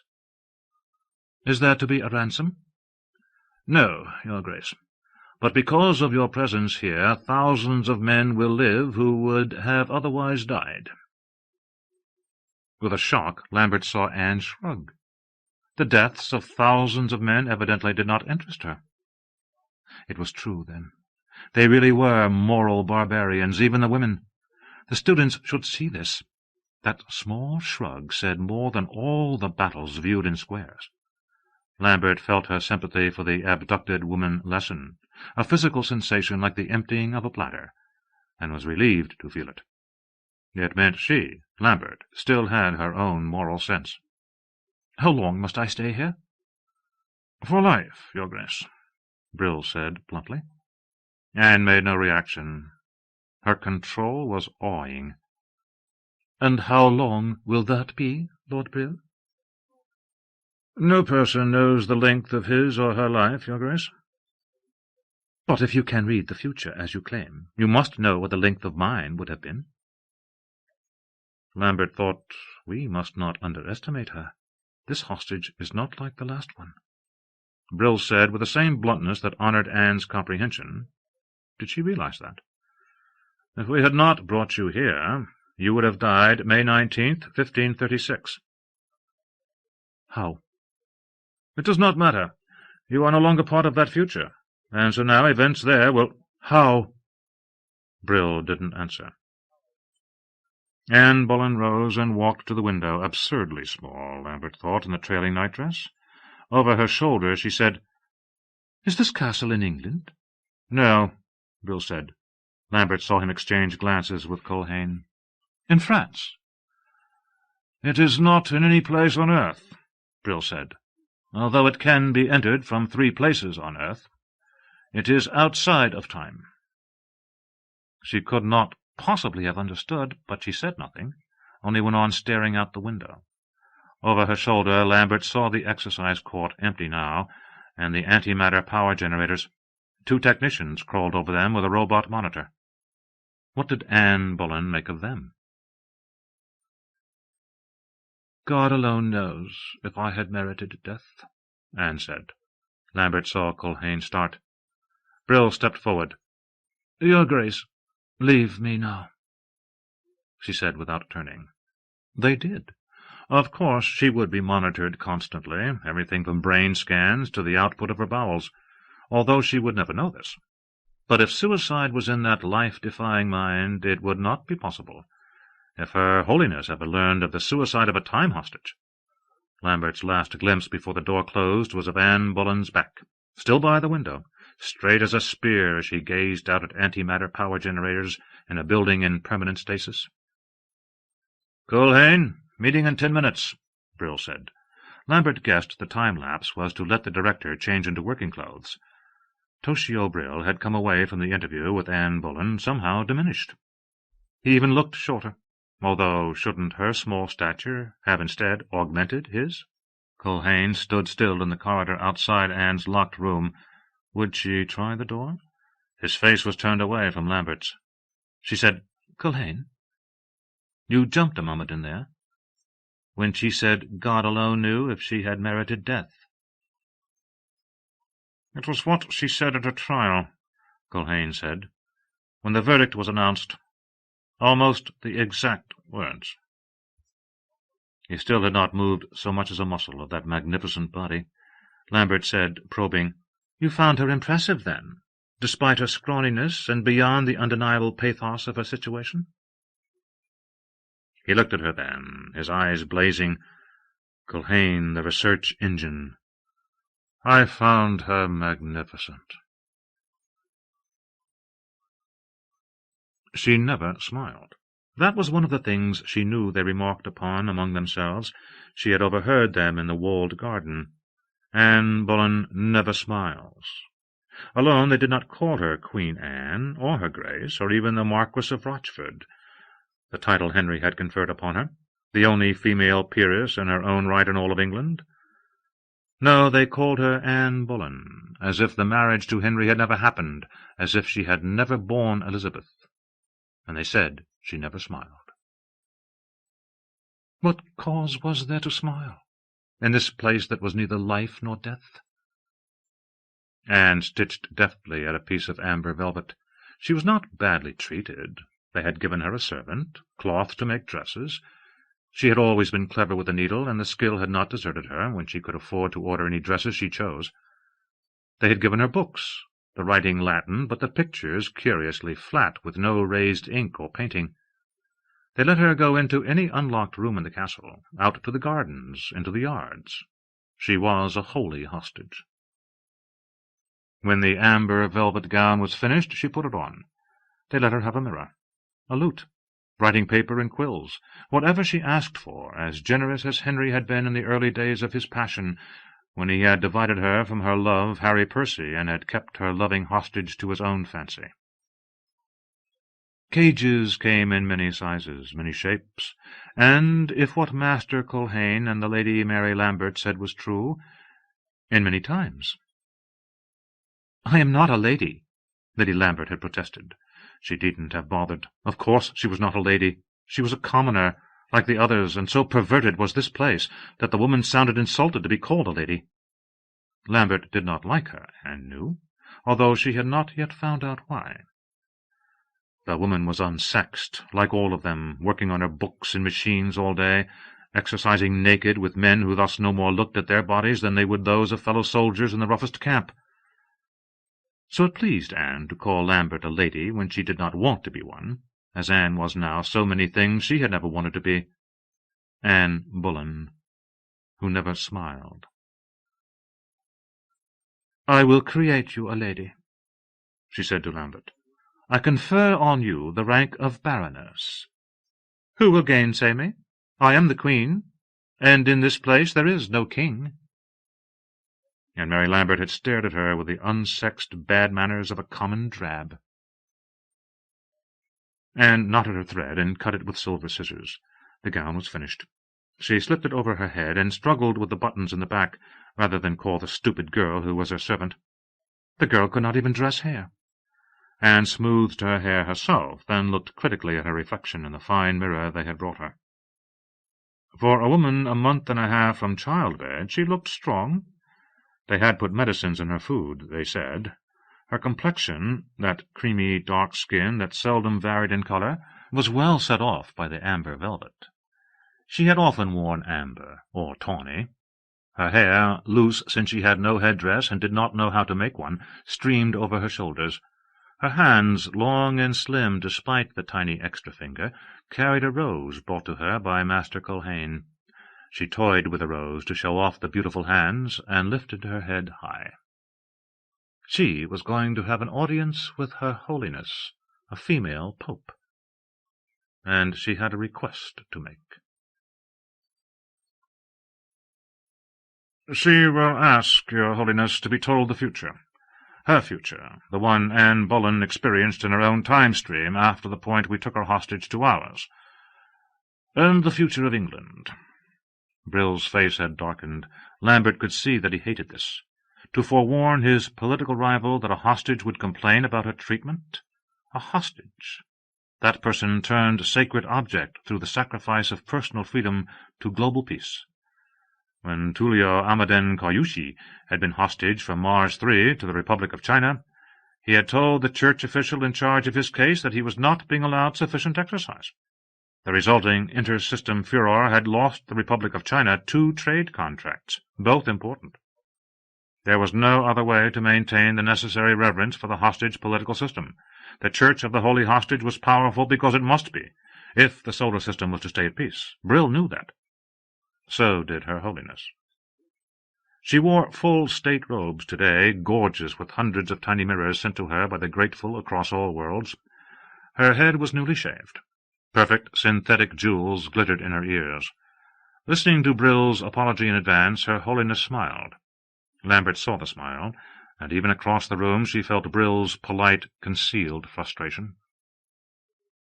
"Then, if this is so," Her Holiness said, "why cannot Lady Anne Boleyn be told her future, hers and England's?" Lambert knew that the High Priest already knew the answer. She wanted to make Brill say it. Brill said, "It is not thought wise, Your Holiness. If you remember, we did that once before." "Ah, yes, your last hostage. I will see her too, of course, on this visit. Has Queen Helen's condition improved?" "No," Brill said shortly. "And no therapeutic brain drugs or electronic treatments have helped? She still is insane from the shock of finding herself with us?" "Nothing has helped. You understand how reluctant I was to let you proceed with another time rescue at all," Her Holiness said, and even Lambert stifled a gasp. The High Priest did not make those determinations. Only the All-World Forum could authorize or disallow a hostage-taking, across space or time. The Church of the Holy Hostage was responsible only for the inspection and continuation of permits granted by the Forum. For the High Priest to claim political power she did not possess— The director's eyes gleamed angrily, but before he could reply, the door opened and Culhane escorted in Anne Boleyn. Lambert pressed her lips together tightly. The woman had sewn herself a gown, a sweeping, ridiculous confection of amber velvet, so tight at the breasts and waist she must hardly be able to breathe. How had women conducted their lives in such trappings? The dress narrowed her waist to nearly nothing. Above the square neckline her collarbones were delicate as a bird's. Culhane hovered beside her, huge and protective. Anne walked straight to the High Priest, knelt, and raised her face. She was looking for a ring to kiss. Lambert didn't bother to hide her smile. A High Priest wore no jewelry except earrings, ever. The pompous little hostage had made a social error, no doubt significant in her own time. Anne smiled up at Her Holiness, the first time anyone had seen her smile at all. It changed her face, lighting it with mischief, lending lustre to the great dark eyes. A phrase came to Lambert, penned by the poet Thomas Wyatt, to describe his cousin Anne. "And wild for to hold, though I seem tame." Anne said in that sprightly yet aloof manner that Lambert was coming to associate with her, "It seems, Your Holiness, that we have reached for what is not there. But the lack is ours, not yours, and we hope it will not be repeated in the request we come to make of you." Direct, graceful, even through the translator, and despite the ludicrous imperial plural. Lambert glanced at Culhane, who was gazing down at Anne as at a rare and fragile flower. How could he? That skinny body, without muscle tone, let alone augments, That plain face, the mole on her neck. This was not the 16th century. Culhane was a fool. As Thomas Wyatt had been, and Sir Harry Percy, and Henry, King of England, all caught not by beauty, but by that strange, elusive charm. Her Holiness laughed. "Stand up, Your Grace. We don't kneel to officials here." "Your Grace." The high priest always addressed hostages by the honorifics of their own state, but in this case it could only impede Anne's adjustment. "And what do I care about her adjustment?" Lambert jeered at herself. "Nothing. What I care about is Culhane's infatuation, and only because he rejected me first." Rejection, it seemed, was a great whetter of appetite, in any century. Anne rose. Her Holiness said, "I'm going to ask you some questions, Your Grace. You are free to answer any way you wish. My function is to ensure that you are well treated, and that the noble science of the prevention of war, which has made you a holy hostage, is also well served. Do you understand?" "We do." "Have you received everything you need for your material comfort?" "Yes," Anne said. "Have you received everything you've requested for your mental comfort? Books, objects of any description, company?" "No," Anne said. Lambert saw Brill stiffen. Her Holiness said, "No." "It is necessary for the comfort of our mind, and for our material comfort as well, to understand our situation as fully as possible. Any rational creature requires such understanding to reach ease of mind." Brill said, "You have been told everything related to your situation. What you ask is to know about situations that now, because you are here, will never happen." "Situations that have happened, Lord Brill, else no one could know of them. You could not." "In your time-stream they will not happen," Brill said. Lambert could hear the suppressed anger in his voice, and wondered if the high priest could. Anne Bullen couldn't know how serious it was to be charged by Her Holiness with a breach of hostage treatment. If Brill was ambitious, and why wouldn't he be, such charges could hurt his future. Anne said swiftly, "Our time is now your time. You have made it so. The situation was none of our choosing, and if your time is now ours, then surely we are entitled to the knowledge that accompanies our time." She looked at the high priest. "For the comfort of our mind." Brill said, "Your Holiness—" "No. Queen Anne is correct. Her argument is valid. You will designate a qualified researcher to answer any questions she has, any at all, about the life she might have had, or the course of events England took when the Queen did not become a sacred hostage." Brill nodded stiffly. "Good-bye, Your Grace," Her Holiness said. "I shall return in 2 weeks to inspect your situation again." 2 weeks? The high priest was not due for another inspection for 6 months. Lambert glanced at Culhane to see his reaction to this blatant political fault-hunting, but he was gazing at the floor, to which Anne Bullen had sunk in another of her embarrassing curtsies. The amber velvet of her skirt spread around her like gold. They sent a commoner to explain her life to her, and the life she had lost. A commoner. And he had as well the nerve to be besotted with her. Anne always knew. She tolerated such fellows, like that upstart musician Smeaton, when they were useful to her. If this Master Culhane dared to make any sort of declaration, he would receive the same sort of snub Smeaton once had. Inferior persons should not look to be spoken to as noblemen. He sat on a straight-backed chair in her tower room, looking humble enough, while Anne sat in the great carved chair with her hands tightly folded to keep them from shaking. "Tell me how I came to die in 1536. God's blood! Had ever before there been such a sentence uttered?" Culhane said, "You were beheaded, found guilty of treason." He stopped and flushed. She knew, then. In a queen there was one cause for a charge of treason. "He charged me with adultery. To remove me so he could marry again." "Yes." "To Jane Seymour." "Yes." "Had I first given him a son?" "No," Culhane said. "Did Jane Seymour give him a son?" Yes, Edward VI, but he died at 16, a few years after Henry. There was vindication in that, but not enough to stem the sick feeling in her gut. Treason, and no son. There must have been more than desire for the Seymour bitch. Henry must have hated her. Adultery. With whom? Again the oaf flushed. With 5 men, Your Grace. Everyone knew the charges were false, created merely to excuse his own cuckoldry. Even your enemies admitted such. Who were they? Sir Henry Norris, Sir Francis Weston, William Brereton, Mark Smeaton, and your brother George. For a moment she thought she would be sick. Each name fell like a blow, the last like the axe itself. George, her beloved brother, so talented at music, so high-spirited and witty. Harry Norris, the king's friend. Weston and Brereton, young and light-hearted, but always to her respectful and careful. And Mark Smeaton, the oaf-made courtier, because he could play the virginals.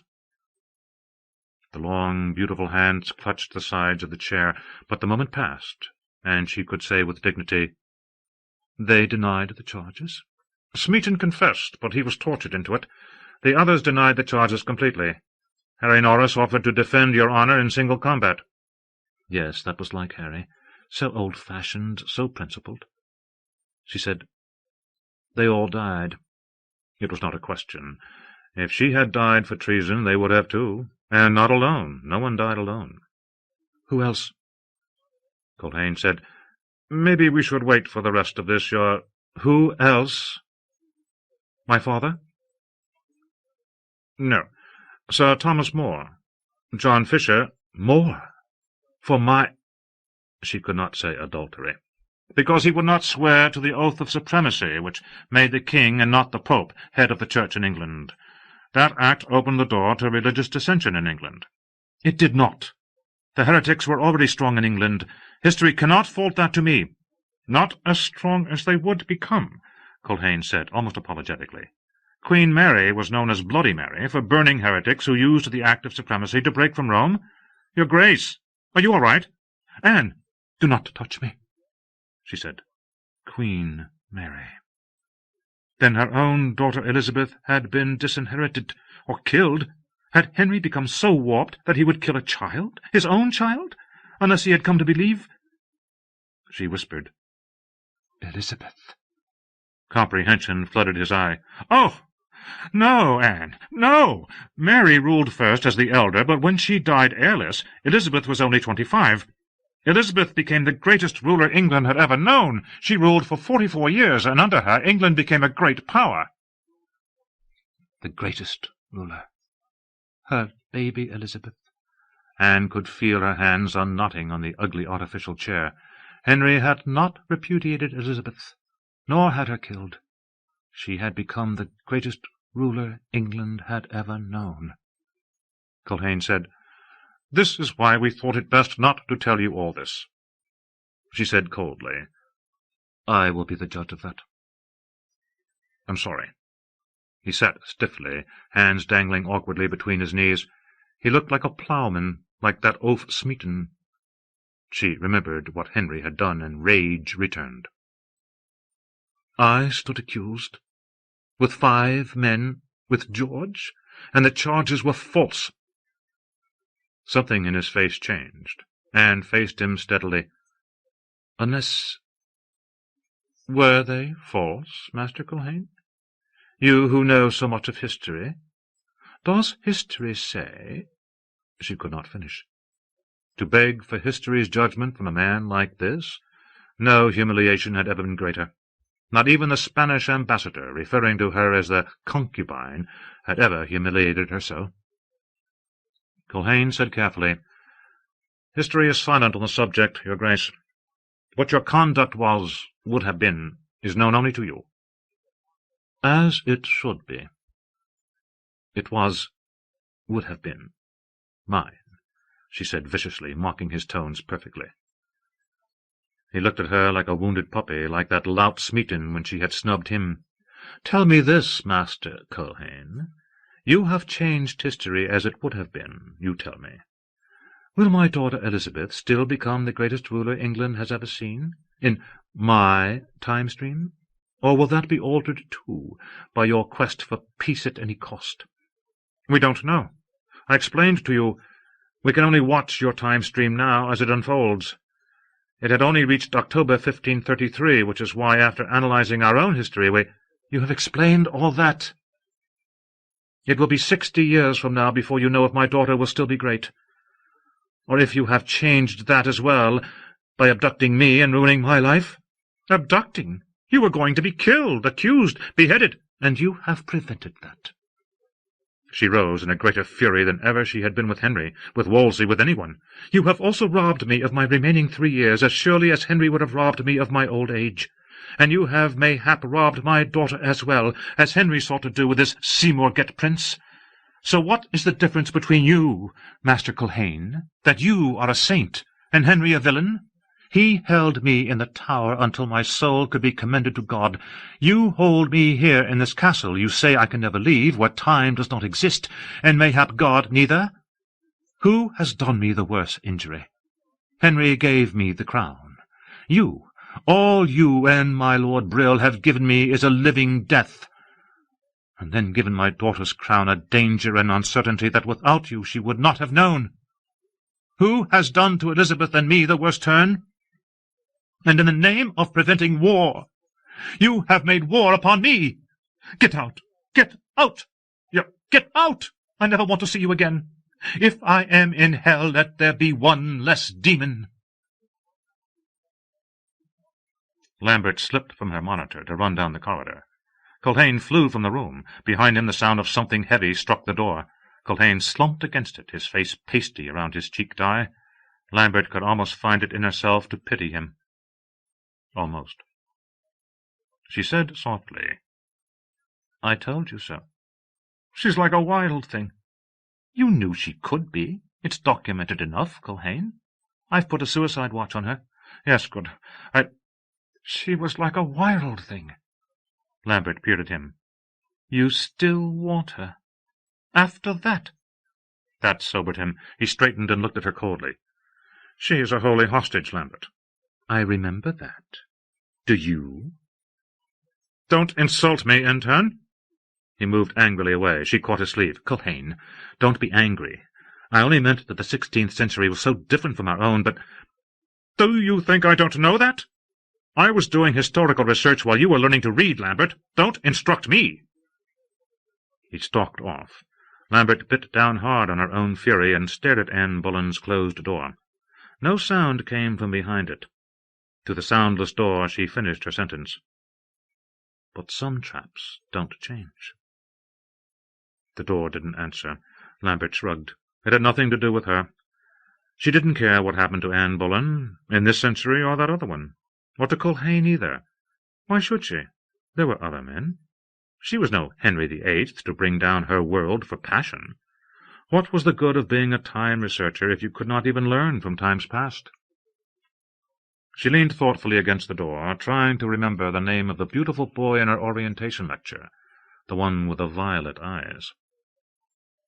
She was still there, thinking, when Toshio Brill called a staff meeting to announce, his voice stiff with anger, that Her Holiness of the Church of the Holy Hostage had filed a motion with the All-World Forum that the Time Research Institute, because of the essentially irreverent nature of the Time Rescue Program, be removed from administration by the Forum and placed instead under the direct control of the Church.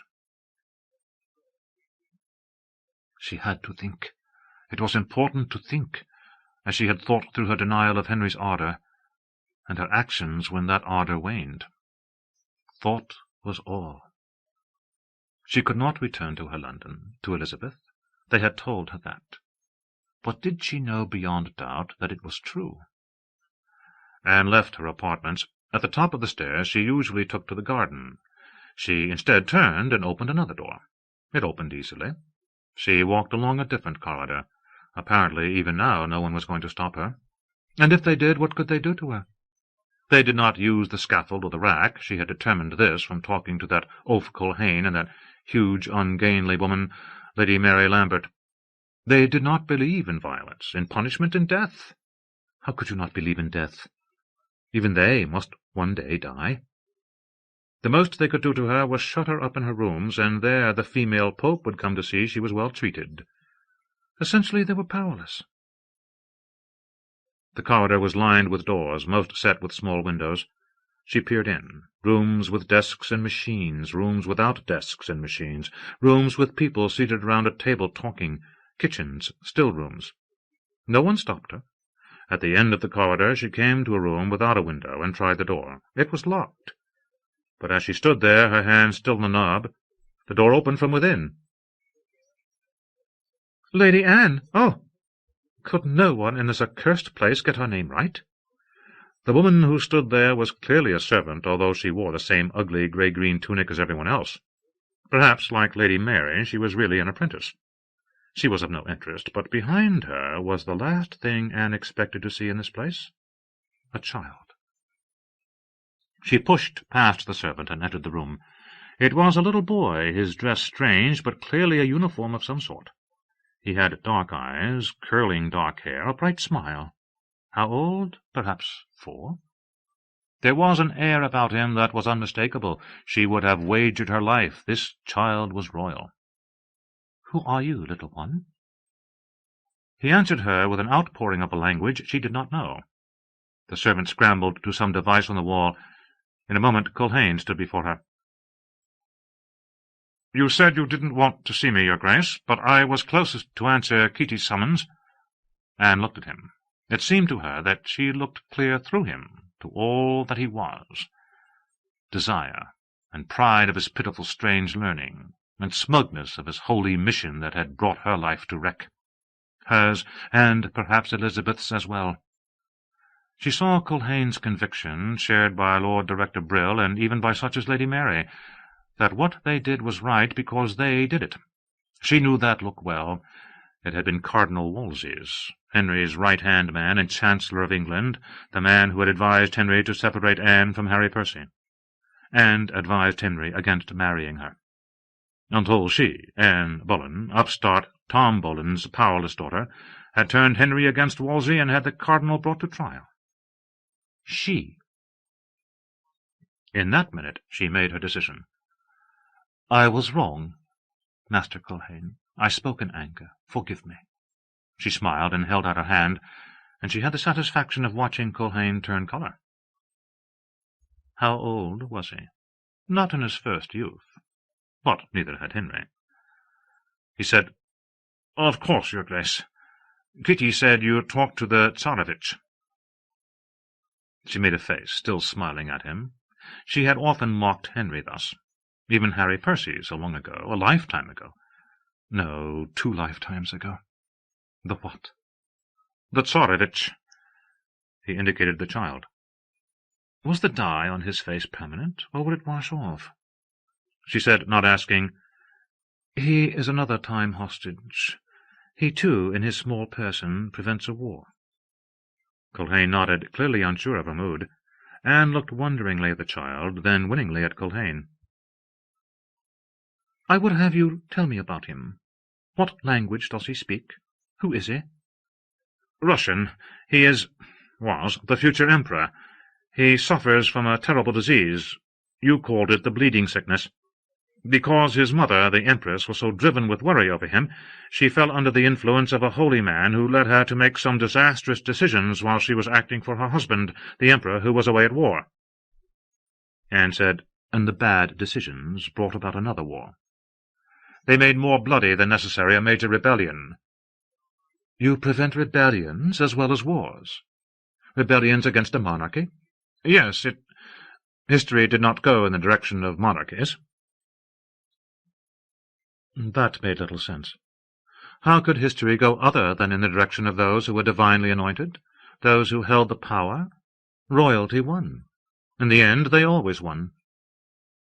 But there could be many casualties before the end, she said, with that combination of liquid dark gaze and aloof body that had so intrigued Henry, and Norris, and Wyatt, and even presumptuous Smeaton, God damn his soul. "I find I wish to know more about this child and his country's history. Will you tell me?" "Yes," Culhane said. She caught the nature of his smile, relieved, still uncertain how far he had been forgiven, eager to find out. Familiar. All so familiar. She was careful not to let her body touch his as they passed through the doorway, but she went first, so he could catch the smell of her hair. "Master Culhane, you are listed on the demon machine as M. Culhane. The computer. I didn't know you ever looked at one." "I did, through a window." "It's not a demon, Your Grace." She let the words pass. What did she care what it was? But his tone told her something. He liked reassuring her. In this world where women did the same work as men, and where female bodies were to be seen uncovered in the exercise yard so often that even turning your head to look must become a bore, this oaf none the less liked reassuring her. She said, "What does the M mean?" He smiled. "Michael, why?" As the door closed, the captive royal child began to wail. Anne smiled too. "An idle fancy. I wondered if it stood for Mark." "What argument has the Church filed with the All-World Forum?" a senior researcher asked. Brill said irritably, as it were in answer, "Where is Majub?" Lambert spoke up promptly. "He is with Helen of Troy, Director, and the doctor. The Queen had another seizure last night." Enzio Majub was the unfortunate project head for their last time rescue. Brill ran his hand over the back of his neck. His skull needed shaving, and his cheek dye was sloppily applied. He said, "Then we will begin without Majub. The argument of Her Holiness is that the primary function of this institute is no longer pure time research, but practical application, and that the primary practical application is time rescue. As such, we exist to take hostages, and thus should come under the direct control of the Church of the Holy Hostage. Her secondary argument is that the time hostages are not receiving treatment up to inter-system standards as specified by the All-World Accord of 2154. Lambert's eyes darted around the room. Cassia Kohambu, project head for the Institute's greatest success, sat up straight, looking outraged. "Our hostages are— On what are these charges allegedly based?" Brill said, "No formal charges as yet. Instead, she has requested an investigation. She claims we have hundreds of potential hostages pinpointed by the Ravoli equations, and the ones we have chosen do not meet standards for either internal psychic stability or benefit accrued to the hostages themselves, as specified in the All-World Accord. We have chosen to please ourselves, with flagrant disregard for the welfare of the hostages." "Flagrant disregard?" It was Culhane, already on his feet. Beneath the face dye his cheeks flamed.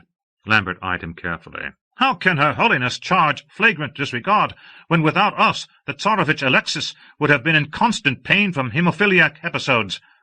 Queen Helen would have been abducted and raped, Herr Hitler blown up in an underground bunker, and Queen Anne Boleyn beheaded." Brill said bluntly, "Because the Tsarevich cries constantly for his mother. The Lady Helen is mad, and Mistress Boleyn tells the Church she has been made war upon." Well, Lambert thought, that still left Herr Hitler. She was just as appalled as anyone at Her Holiness's charges, but Culhane had clearly violated both good manners and good sense. Brill never appreciated being upstaged. Brill continued, "An investigative committee from the All-World Forum will arrive here next month. It will be small. Delegates Soshiro, Flockhoff, and Tullio. In 3 days the Institute staff will meet again at 0700, and by that time I want each project group to have prepared an argument in favor of the hostage you hold. Use the pre-permit justifications, including all the mathematical models, but go far beyond that in documenting benefits to the hostages themselves since they arrived here. Are there any questions?" Only one, Lambert thought. She stood.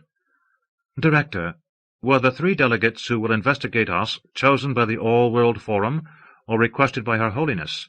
To whom do they already owe their allegiance?" Brill looked annoyed. He said austerely, "I think we can rely upon the All-World delegates to file a fair report, Intern Lambert." And Lambert lowered her eyes. Evidently she still had much to learn. The question should not have been asked aloud. Would Mistress Boleyn have known that? Anne took the hand of the little boy. "Come, Alexis," she said. "We walk now." The prince looked up at her. How handsome he was, with his thick curling hair and beautiful eyes almost as dark as her own. If she had given Henry such a child— She pushed the thought away. She spoke to Alexis in her rudimentary Russian, without using the translator box hung like a peculiarly ugly pendant around her neck. He answered with a stream of words she couldn't follow, and she waited for the box to translate. "Why should we walk? I like it here in the garden." "The garden is very beautiful," Anne agreed, "but I have something interesting to show you." Alexis trotted beside her obediently then. It had not been hard to win his trust. Had no one here ever passed time with children, wash off the scary cheek-paint, play for him songs on the lute, an instrument he could understand, not like the terrifying sounds coming without musicians from yet another box, learn a few phrases of his language? She had always been good at languages. Anne led the child through the far gate of the walled garden into the yard. Machinery hummed. Naked men and women exercised together on the grass. Alexis watched them curiously, but Anne ignored them. Servants. Her long, full skirts, tawny silk, trailed on the ground. At the far end of the yard she started down the short path to that other gate, the one that ended at nothing. Queen Isabella of Spain, Henry had told Anne once, had sent an expedition of sailors to circumnavigate the globe. They were supposed to find a faster way to India.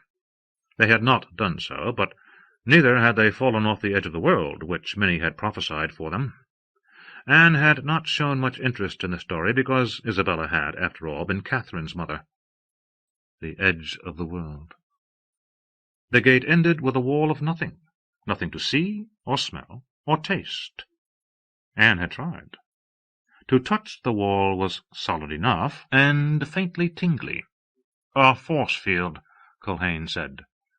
"Out of time as we experience it, out of space." The gate, one of 3, led to a place called Upper Slib, in what had once been Egypt. Anne lifted Alexis. He was heavier than even a month ago. Since she had been attending him every day, he had begun to eat better, play more, cease crying for his mother, except at night. "Look, Alexis, a gate. Touch it." The little boy did, then drew back his hand at the tingling. Anne laughed, and after a moment Alexis laughed too. The alarms sounded. "Why, Your Grace?" Culhane said. "Why again?" "I wished to see if the gate was unlocked," Anne said coolly. "We both wished to see." This was a lie. She knew it. Did he? Not yet, perhaps. "I told you, Your Grace, it is not a gate that can be left locked or unlocked, as you understand the terms. It must be activated by the stasis square." "Then do so. The Prince and I wish for an outing." Culhane's eyes darkened. Each time he was in more anguish, and each time he came running.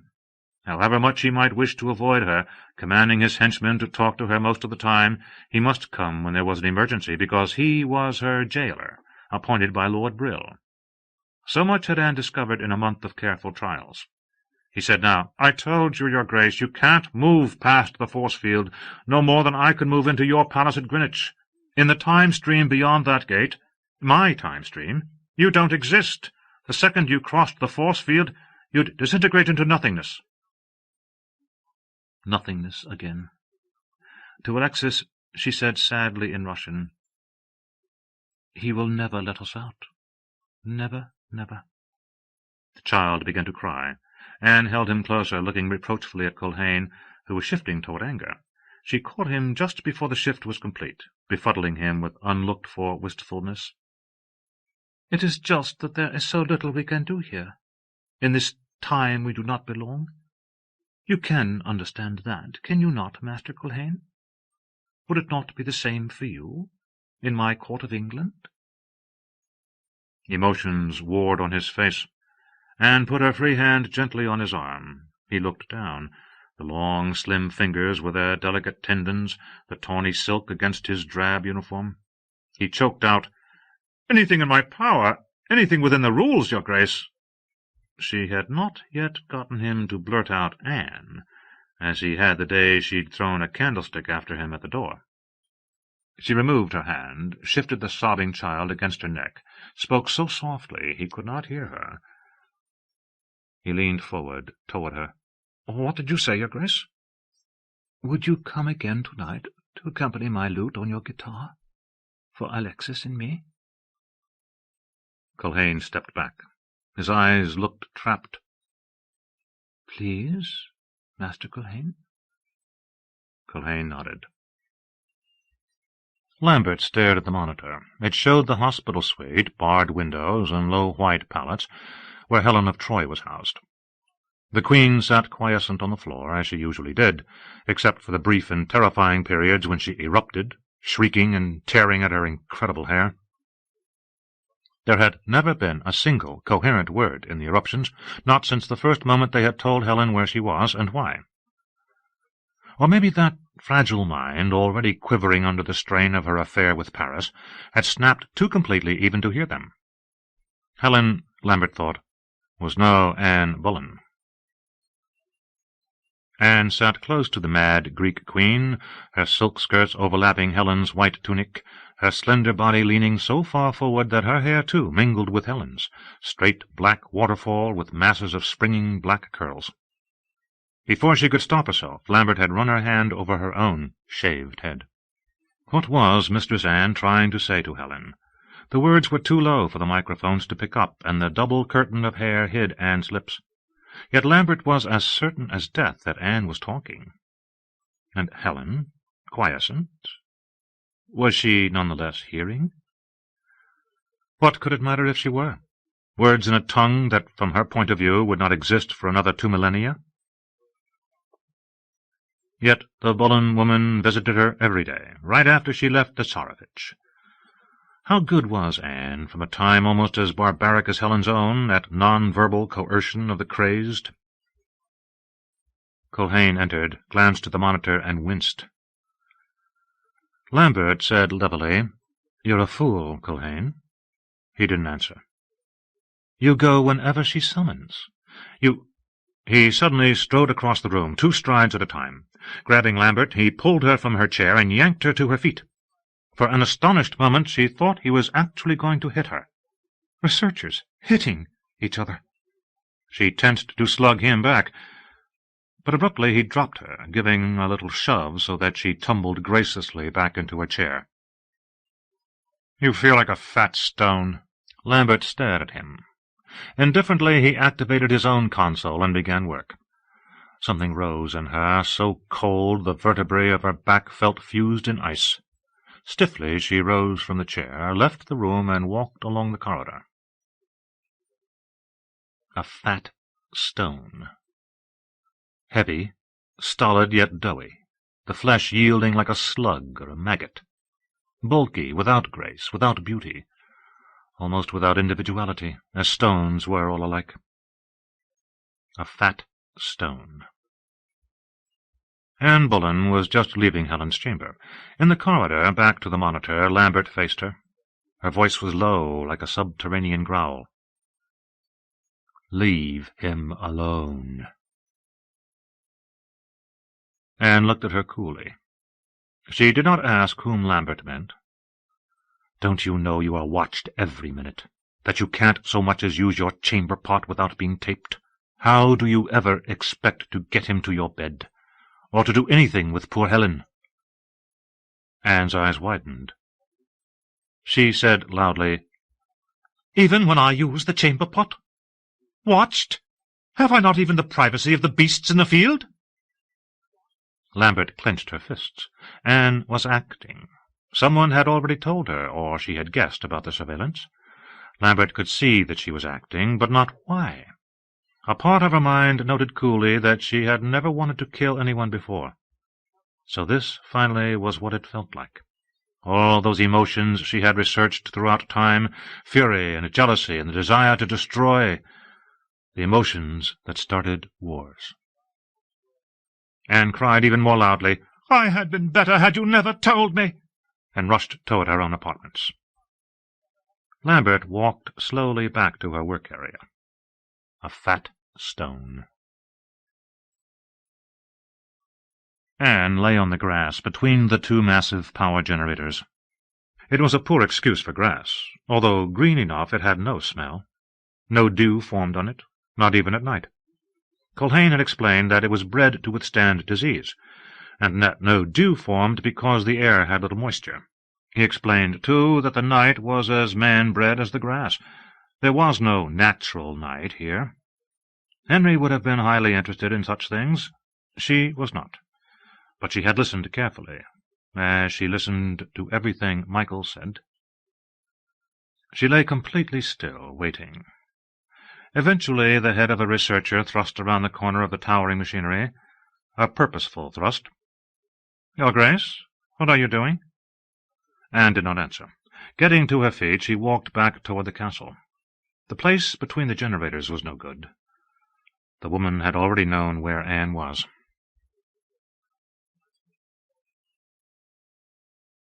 The 3 delegates from the All-World Forum arrived at the Time Research Institute looking apprehensive. Lambert could understand this. For those who had never left their own time-space continuum, it probably seemed significant to step through a force field to a place that did not exist in any accepted sense of the word. The delegates looked at the ground and inspected the facilities and asked the same kinds of questions visitors always asked, before they settled down actually to investigate anything. They were given an hour's overview of the Time Rescue Program, presented by the director himself. Lambert, who had not helped write this, listened to their careful sentiments about the prevention of war, the nobility of hostages, the deep understanding the Time Research Institute held of the All-World Accord of 2154, the altruistic extension of the holy mission of peace into other time streams. Brill then moved on to discuss the 4 time hostages, dwelling heavily on the first. In the 4 years since Herr Hitler had become a hostage, the National Socialist Party had all but collapsed in Germany. President Paul von Hindenburg had died on schedule, and the new moderate chancellors were slowly bringing order to Germany. The economy was still very bad, and unrest was widespread, but no one was arresting Jews or gypsies or homosexuals or Jehovah's Witnesses or— Lambert stopped listening. The delegates knew all this. The entire solar system knew all this. Hitler had been a tremendous popular success as a hostage, the reason the Institute had obtained permits for the next 3. Herr Hitler was kept in his locked suite, where he spent his time reading power fantasy novels whose authors had not been born when the bunker under Berlin was detonated. "Very impressive, Director," Goro Soshiru said. He was small, thin, elongated, a typical free-fall spacer with a sharp mind and a reputation for incorruptibility. "May we now talk to the hostages, one at a time?" "Without any monitors. That is our instruction," said Anna Vlokov. She was the senior member of the investigative team, a sleek, grey-haired Chinese who refused all augments. Her left hand, Lambert noticed, trembled constantly. She belonged to the All-World Forum's Inner Council and had once been a hostage herself for 3 years. "Please," Soren Tullio said with a smile. He was young, handsome, very wealthy, disposable, added by the Forum to fill out the committee, with few recorded views of his own. Insomuch as they existed, however, they were not tinged with any bias toward the Church. Her Holiness had not succeeded in naming the members of the investigative committee, if indeed she had tried. "Certainly," Brill said. "We've set aside the private conference room for your use. As specified by the Church, it is a sanctuary. There are no monitors of any kind. I would recommend, however, that you allow the bodyguard to remain with Herr Hitler, although, of course, you will make up your own minds." Delegate Vlokov said, "The bodyguard may stay. Herr Hitler is not our concern here." Surprise, Lambert thought. Guess who is? The delegates kept Hitler only 10 minutes, the catatonic Helen only 3. They said the Queen did not speak. They talked to the little Tsarevich a half-hour. They kept Anne Bullen in the sanctuary conference-room 4 hours and 23 minutes. She came out calm, blank-faced, and proceeded to her own apartments. Behind her, the 3 delegates were tight-lipped and silent. Anna Vlokov, the former hostage, said to Toshio Brill, We have no comment at this time. You will be informed. Brill's eyes narrowed. He said nothing. The next day, Director Toshio Brill was subpoenaed to appear before the All-World Forum on the gravest of all charges, mistreating holy hostages, detained to keep peace. The tribunal would consist of the full inner council of the All-World Forum. Since Director Brill had the right to confront those who accused him, the investigation would be held at the Time Research Institute. How? Lambert wondered. They would not take her unsupported word. How had the woman done it? She said to Culhane, "The delegates evidently make no distinction between political hostages on our own world and time hostages snatched from shadowy parallel ones." "Why should they?" coldly said Culhane. The idealist. And where had it brought him? Lambert was assigned that night to monitor the Tsarevich, who was asleep in his crib. She sat in her office, her screen turned to Anne Bullen's chambers, watching her play on the lute and sing softly to herself the songs written for her by Henry VIII, when his passion was new and fresh, 600 years before. Anne sat embroidering a sleeve cover of cinnamon velvet. In strands of black silk she worked intertwined H and A, Henry and Anne. Let their spying machines make of that what they would. The door opened, and without permission Culhane entered. He stood by her chair and looked down into her face. "Why, Anne? Why?" She laughed. He had finally called her by her Christian name, now when it could not possibly matter. When he saw that she would not answer, his manner grew formal. "A lawyer has been assigned to you. He arrives tomorrow." A lawyer. Thomas Cromwell had been a lawyer, and Sir Thomas More. Dead, both of them, at Henry's hand. So had Master Culhane told her, and yet he still believed that protection was afforded by the law. "The lawyer will review all the monitor records. What you did, what you said every minute." She smiled at him mockingly. "Why tell me this now?" "It is your right to know." "And you are concerned with rights, almost as much as with death." She knotted the end of her thread and cut it. "How is it that you command so many machines, and yet do not command the knowledge that every man must die?" "We know that," Culhane said evenly. His desire for her had at last been killed. She could feel its absence, like an empty well. The use of her name had been but the last drop of living water. "But we try to prevent death when we can." "Ah, but you can't. Prevent death. As if it were a fever. You can only postpone it, Master Culhane, and you never even ask if that is worth doing." "I only came to tell you about the lawyer," Culhane said stiffly. "Good night, Mistress Bullen." "Good night, Michael," she said, and started to laugh. She was still laughing when the door closed behind him. The Hall of Time, designed to hold 300, was packed. Lambert remembered the day she had given the orientation lecture to the history candidates, among them what's-his-name of the violet eyes. 20 young people huddled together against horror in the middle of squares, virtual and simulated, but not really present. Today the squares were absent, and the middle of the floor was empty, while all 4 sides were lined 10 deep with all-world inner council members on high polished benches. Archbishops and lamas and shamans of the Church of the Holy Hostage, and reporters from every major news grid in the solar system. Her Holiness the High Priest sat among her followers, pretending she wanted to be inconspicuous. Toshio Brill sat in a chair alone, facing the current premier of the All-World Council, Dagar Kenya of Mars. Anne Bullen was led to a seat. She walked with her head high, her long black skirts sweeping the floor.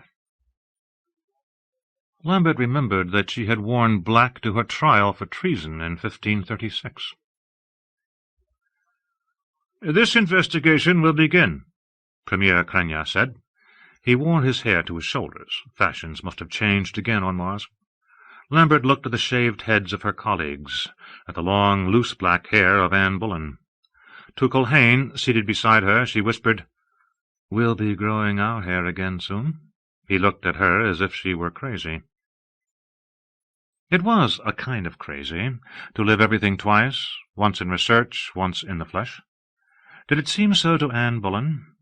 Lambert knew her frivolity was misplaced, and she thought of the frivolity of Anne in the Tower, awaiting execution. "They will have no trouble finding a name for me. I shall be Queen Anne Lackhead." At the memory, Lambert's hatred burst out fresh. She had the memory, and now Anne never would. But in bequeathing it forward in time to Lambert, the memory had become second-hand. That was Anne Bullen's real crime, for which she would never be tried. She had made this whole proceeding, so important to Lambert and Brill and Culhane, a mere reenactment, pre-scripted, second-hand. She had robbed them of their own unused time. Krenya said, "The charges are as follows: that the Time Research Institute has mistreated the holy hostage Anne Bullen, held hostage against war. 3 counts of mistreatment are under consideration this day. First, that researchers willfully increased the hostage's mental anguish by dwelling on the pain of those left behind by the hostage's confinement, and on those aspects of confinement that cause emotional unease. Second, that researchers failed to choose a hostage who would truly prevent war. Third, that researchers willfully used a hostage for sexual gratification." Lambert felt herself go very still. Beside her, Culhane rose to his feet, then sat down again slowly, his face rigid. Was it possible he had— No, he had been infatuated, but not to the extent of throwing away his career. He was not Henry, any more than Lambert had been over him. The spectators buzzed, an uneven sound like malfunctioning equipment. Krenya rapped for order. "Director Brill, how do you answer these charges?" "False, Premier, every one." "Then let us hear the evidence against the Institute." Anne Bullen was called. She took the chair in which Brill had been sitting. She made an entry as though she were going to a great triumph, and sat down with elegance. But that was the other time, the first time. Lambert groped for Culhane's hand. It felt limp. "Mistress Bullen," Krenya said. He had evidently not been told that she insisted on being addressed as a queen, and the omission gave Lambert a mean pleasure. "In what ways was your anguish willfully increased by researchers at this institute?"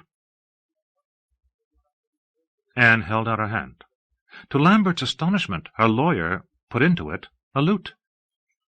At an official all-world forum investigation, a lute.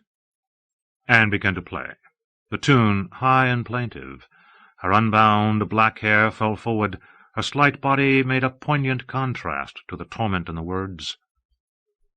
"Defiled is my name full sore, through cruel spite and false report, that I may say for evermore, farewell to joy, adieu comfort.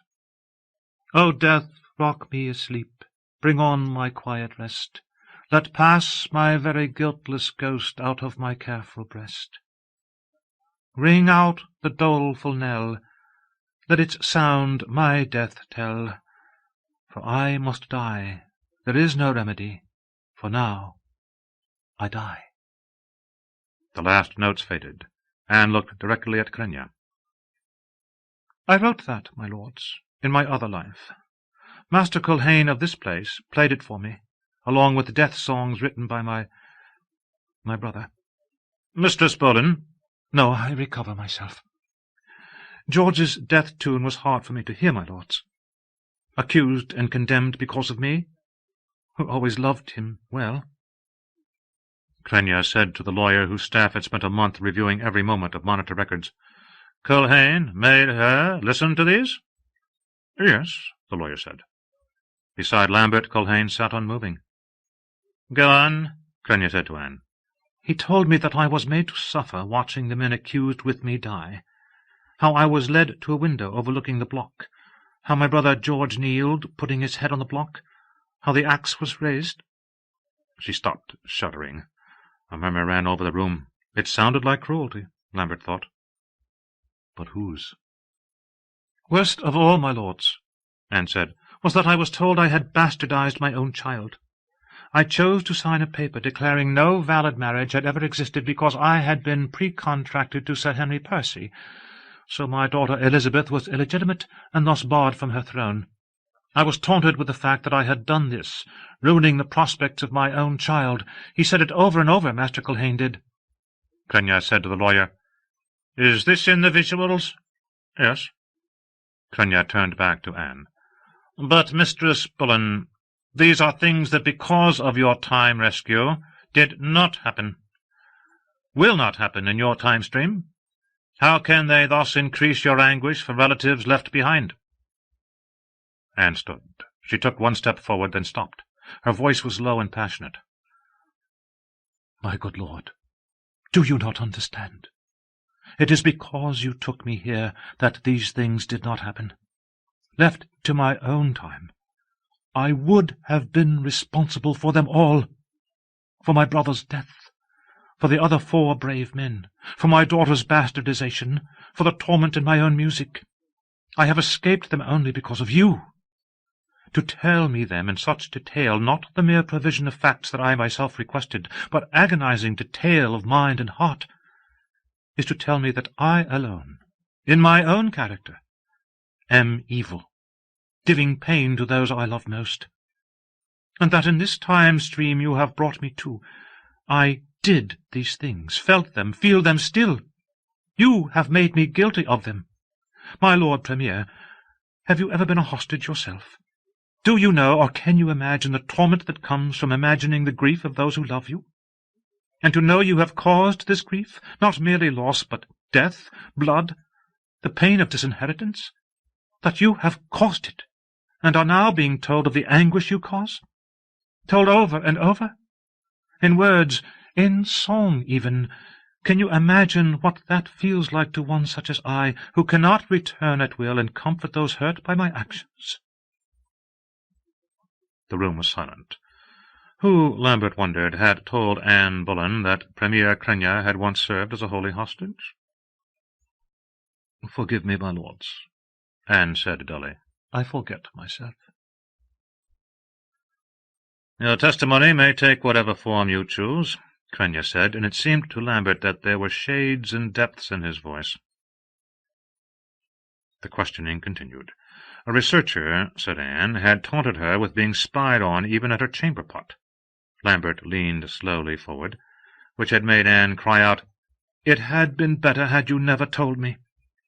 Since then modesty had made her reluctant even to answer nature, so that there is every hour a most wretched twisting and churning in my bowels. Asked why she thought the Institute had chosen the wrong hostage, Anne said she had been told so by my Lord Brill. The room exploded into sound, and Crenna rapped for quiet. "That visual now, please." On a square, created in the centre of the room, the visuals replayed on 3 sides. "My Lord Brill, was there no other person you could take but I, to prevent this war you say is 100 years off? This civil war in England?" "The mathematics identified you as the best hostage, Your Grace." "The best? Best for what, my lord? If you had taken Henry himself, then he could not have issued the Act of Supremacy. His supposed death would have served the purpose as well as mine." "Yes, but for Henry VIII to disappear from history, while his heir is but a month old, we did not know if that might not have started a civil war in itself, between the factions supporting Elizabeth and those for Queen Catherine, who was still alive." "What did your mathematical learning tell you?" "That it probably would not," Brill said. "And yet choosing me instead of Henry left him free to behead yet another wife, as you yourself have told me, my cousin Catherine Howard." Brill shifted on his chair. "That is true, Your Grace." "Then why not Henry instead of me?" "I'm afraid Your Grace does not have sufficient grasp of the science of probabilities for me to explain, Your Grace." Anne was silent. Finally she said, "I think that the probability is that you would find it easier to deal with a deposed woman than with Henry of England, whom no man can withstand in either a passion or a temper." Brill did not answer. The visual rolled. 10 seconds, 15, and he did not answer. "Mr. Premier," Brill said in a choked voice, "Mr. Premier, you will have time to address these issues soon, Mr. Director," Crenna said. Mistress Bullen, this third charge, sexual abuse? The term had not existed in the 16th century, thought Lambert, yet Anne understood it. She said, "I was frightened, my lord, by the strangeness of this place. I was afraid for my life. I didn't know then that a woman may refuse those in power, may—" "That is why sexual contact with hostages is universally forbidden," Krenya said. "Tell us what you think happened." "Not what did happen. What you think happened." Lambert took heart. Anne said, "Master Culhane bade me meet him at a place. It is a small alcove beside a short flight of stairs near the kitchens. He bade me meet him there at night. Frightened, I went." "Visuals?" Krenya said in a tight voice. The virtual square reappeared. Anne, in the same white night-dress in which she had been taken hostage, crept from her chamber, along the corridor, her body heat registering an infrared. Down the stairs, around to the kitchens, into the cubbyhole formed by the flight of steps, themselves oddly angled, as if they had been added or altered after the main structure was built, after the monitoring system installed. Anne dropped to her knees and crept forward beside the isolated stairs, and disappeared. Lambert gasped. A time hostage was under constant surveillance. That was a basic condition of their permit. There was no way the Bullen bitch could escape constant monitoring. But she had. "Master Culhane was already there," Anne said in a dull voice. He used me ill there." The room was awash with sound. Krenya said over it, "Mistress Bullen, there is no visual evidence that Master Culhane was there. He has sworn he was not. Can you offer any proof that he met you there? Anything at all?" "Yes, 2 arguments, my lord. First, how would I know there were not spying devices in but this one hidden alcove? I did not design this castle. It is not mine." Krenya's face showed nothing. "Any other argument?" "I am pregnant with Master Culhane's child." Pandemonium. Krenya rapped for order. When it was finally restored, he said to Brill, "Did you know of this?" "No, It was a hostage's right by the Accord to refuse intrusive medical treatment. She has been healthy." "Mistress Bullen, you will be examined by a doctor immediately." She nodded assent. Watching her, Lambert knew it was true. Anne Bullen was pregnant, and had defeated herself thereby. But she did not know it yet. Lambert fingered the knowledge, seeing it as a tangible thing, cold as steel. "How do we know," Krenya said, "that you were not pregnant before you were taken hostage?" "It was but a month after my daughter Elizabeth's birth, and I had the white leg. Ask one of your experts if a woman would bed a man then. Ask a woman expert in the women of my time. Ask Lady Mary Lambert." Heads in the room turned. "Ask whom?" Krenya said. "Ask whom?" An aide leaned toward him and whispered something. He said, "We will have her put on the witness list." Anne said, "I carry Michael Culhane's child. I, who could not carry a prince for the king." Krenya said almost powerlessly, "That last has nothing to do with this investigation, Mistress Bullen." She only looked at him. They called Brill to testify, and he threw up clouds of probability equations that did nothing to clarify the choice of Anne over Henry as holy hostage. Was the woman right? Had there been a staff meeting to choose between the candidates identified by the Ravoli applications? And had someone said of 2 very close candidates, "We should think about the effect on the Institute as well as on history"? Had someone been developing a master theory based on a percentage of women influencing history?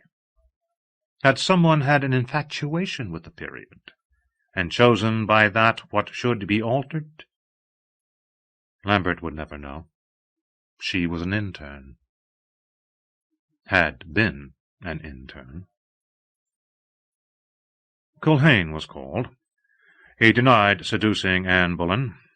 The songs on the lute, the descriptions of her brother's death, the bastardization of Elizabeth, all done to convince her that what she had been saved from was worse than where she had been saved to. Culhane felt so much that he made a poor witness, stumbling over his words, protesting too much. Lambert was called. As neutrally as possible, she said, "Yes, Mr. Premier. Historical accounts show that Queen Anne was taken with whiteleg after Elizabeth's birth. It is a childbed illness. The legs swell up and ache painfully. It can last from a few weeks to months. We don't know how long it lasted, would have lasted, for Mistress Bullen." "And would a woman with this disease be inclined to sexual activity?" "Inclined? No." "Thank you, Researcher Lambert." Lambert returned to her seat. The committee next looked at visuals, hours of visuals. Culhane, flushed and tender, making a fool of himself with Anne with the little Tsarevich, an exile, trying to comfort a child torn from his mother. Helen of Troy, mad and pathetic. Brill telling news grids around the solar system that the Time Rescue Program, savior of countless lives, was run strictly in conformance with the All-World Accord of 2154. And all the time, through all the visuals, Lambert waited for what was known to everyone in that room except Anne Bullen. She could not pull off in this century what she might have in Henry's. The paternity of a child could be genotyped in the womb. Who? Mark Smeaton, after all? Another miscarriage from Henry, precipitately gotten and unrecorded by history? Thomas Wyatt, her most faithful cousin and cavalier? After the committee had satisfied itself that it had heard enough, everyone but forum delegates was dismissed. Anne, Lambert saw, was led away by a doctor. Lambert smiled to herself. It was already over. The Bullen bitch was defeated. The All-World Forum Investigative Committee deliberated for less than a day. Then it issued a statement. The child carried by holy hostage Anne Bullen had not been sired by researcher Michael Culhane. Its genotypes matched no one's at the Institute for Time Research. The Institute, however, was guilty of 2 counts of hostage mistreatment. The Institute's charter as an independent, tax-exempt organization was revoked. Toshio Brill was released from his position, as were project head Michael Culhane and intern Mary Lambert. The Institute stewardship was reassigned to the Church of the Holy Hostage, under the direct care of Her Holiness, the High Priest. Lambert slipped through the outside door to the walled garden. It was dusk. On a seat at the far end, a figure sat, skirts spread wide, a darker shape against the dark wall. As Lambert approached, Anne looked up without surprise. "Culhane's gone. I leave tomorrow.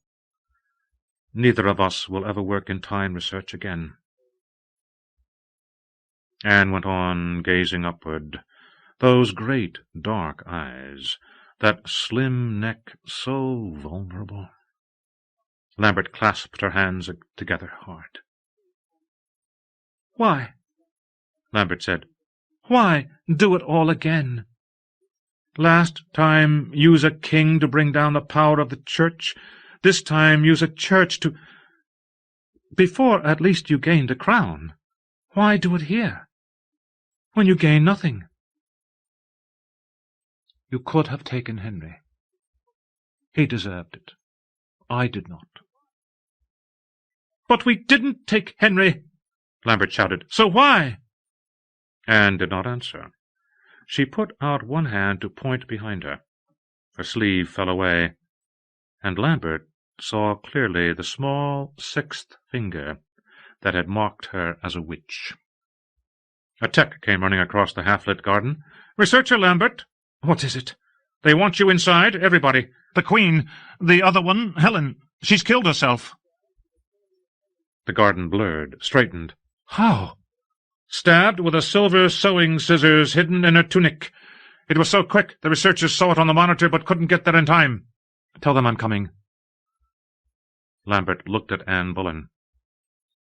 "You did this." Anne laughed. "This lady," wrote the Tower Constable, "hath much joy in death." Anne said, "Lady Mary, every birth is a sentence of death. Your age has forgotten that." "Helen didn't need to die yet, and the Time Research Institute didn't need to be dismantled. It will be dismantled completely. But somewhere, sometime, you will be punished for this. I'll see to that." "Punished, Lady Mary? And mayhap beheaded?" Lambert looked at Anne. The magnificent black eyes, the sixth finger, the slim neck. Lambert said slowly, "You want your own death, as you had it before." "What else did you leave me?" Anne Bullen said. "Except the power to live the life that is mine." "You will never get it. We don't kill here." Anne smiled.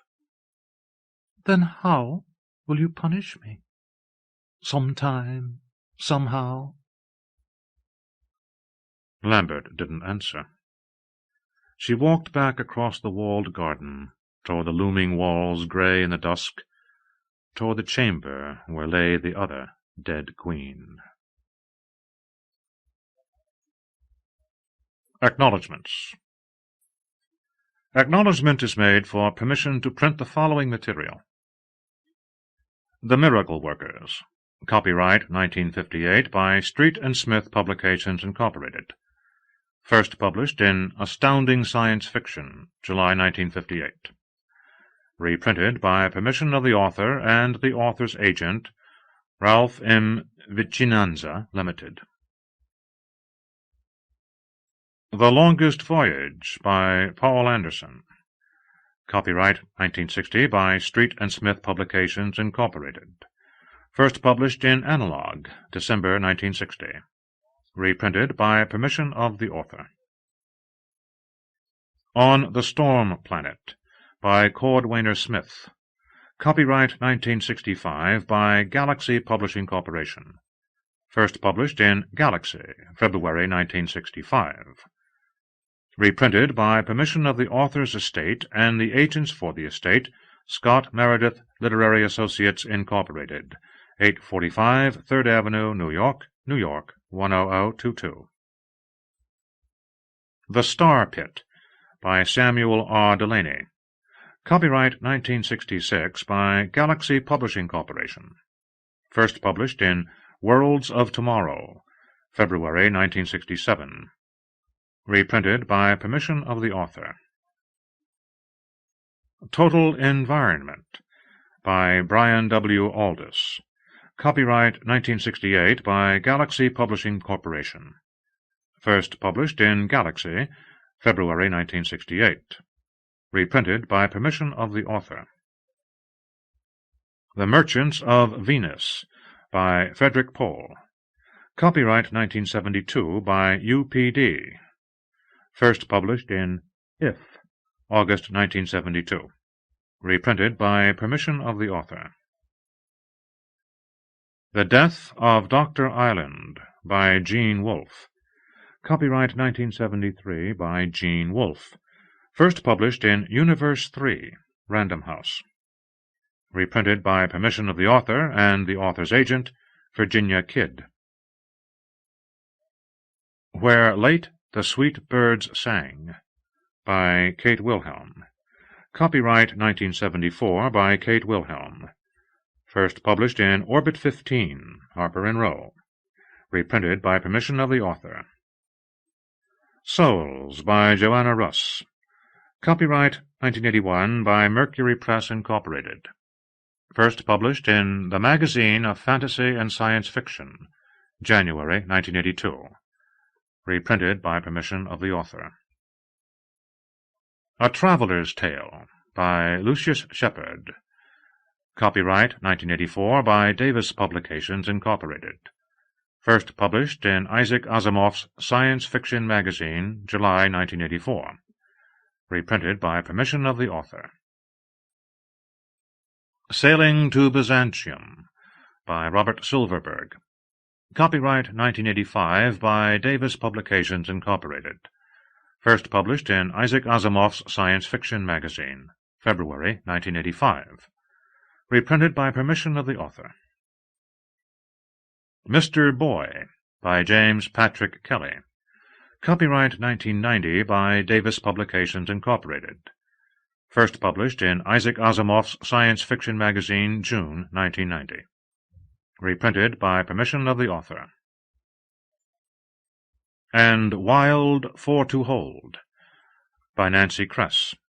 Copyright 1991 by Abinford Associates. First published in What Might Have Been, Volume 3, Alternate Wars, Bantam Spectra. Reprinted by permission of the author. End of Modern Classic Short Novels of Science Fiction. Edited by Gardner Dozois. Read by Roy Avers in the studios of the American Printing House for the Blind, Louisville, Kentucky, for the Library of Congress, October 1996. For special distribution as authorized by Act of Congress under Public Law 89-522, with the permission of the copyright holder and the publisher. St. Martin's Press, 175 Fifth Avenue, New York, New York, 10010. End of book.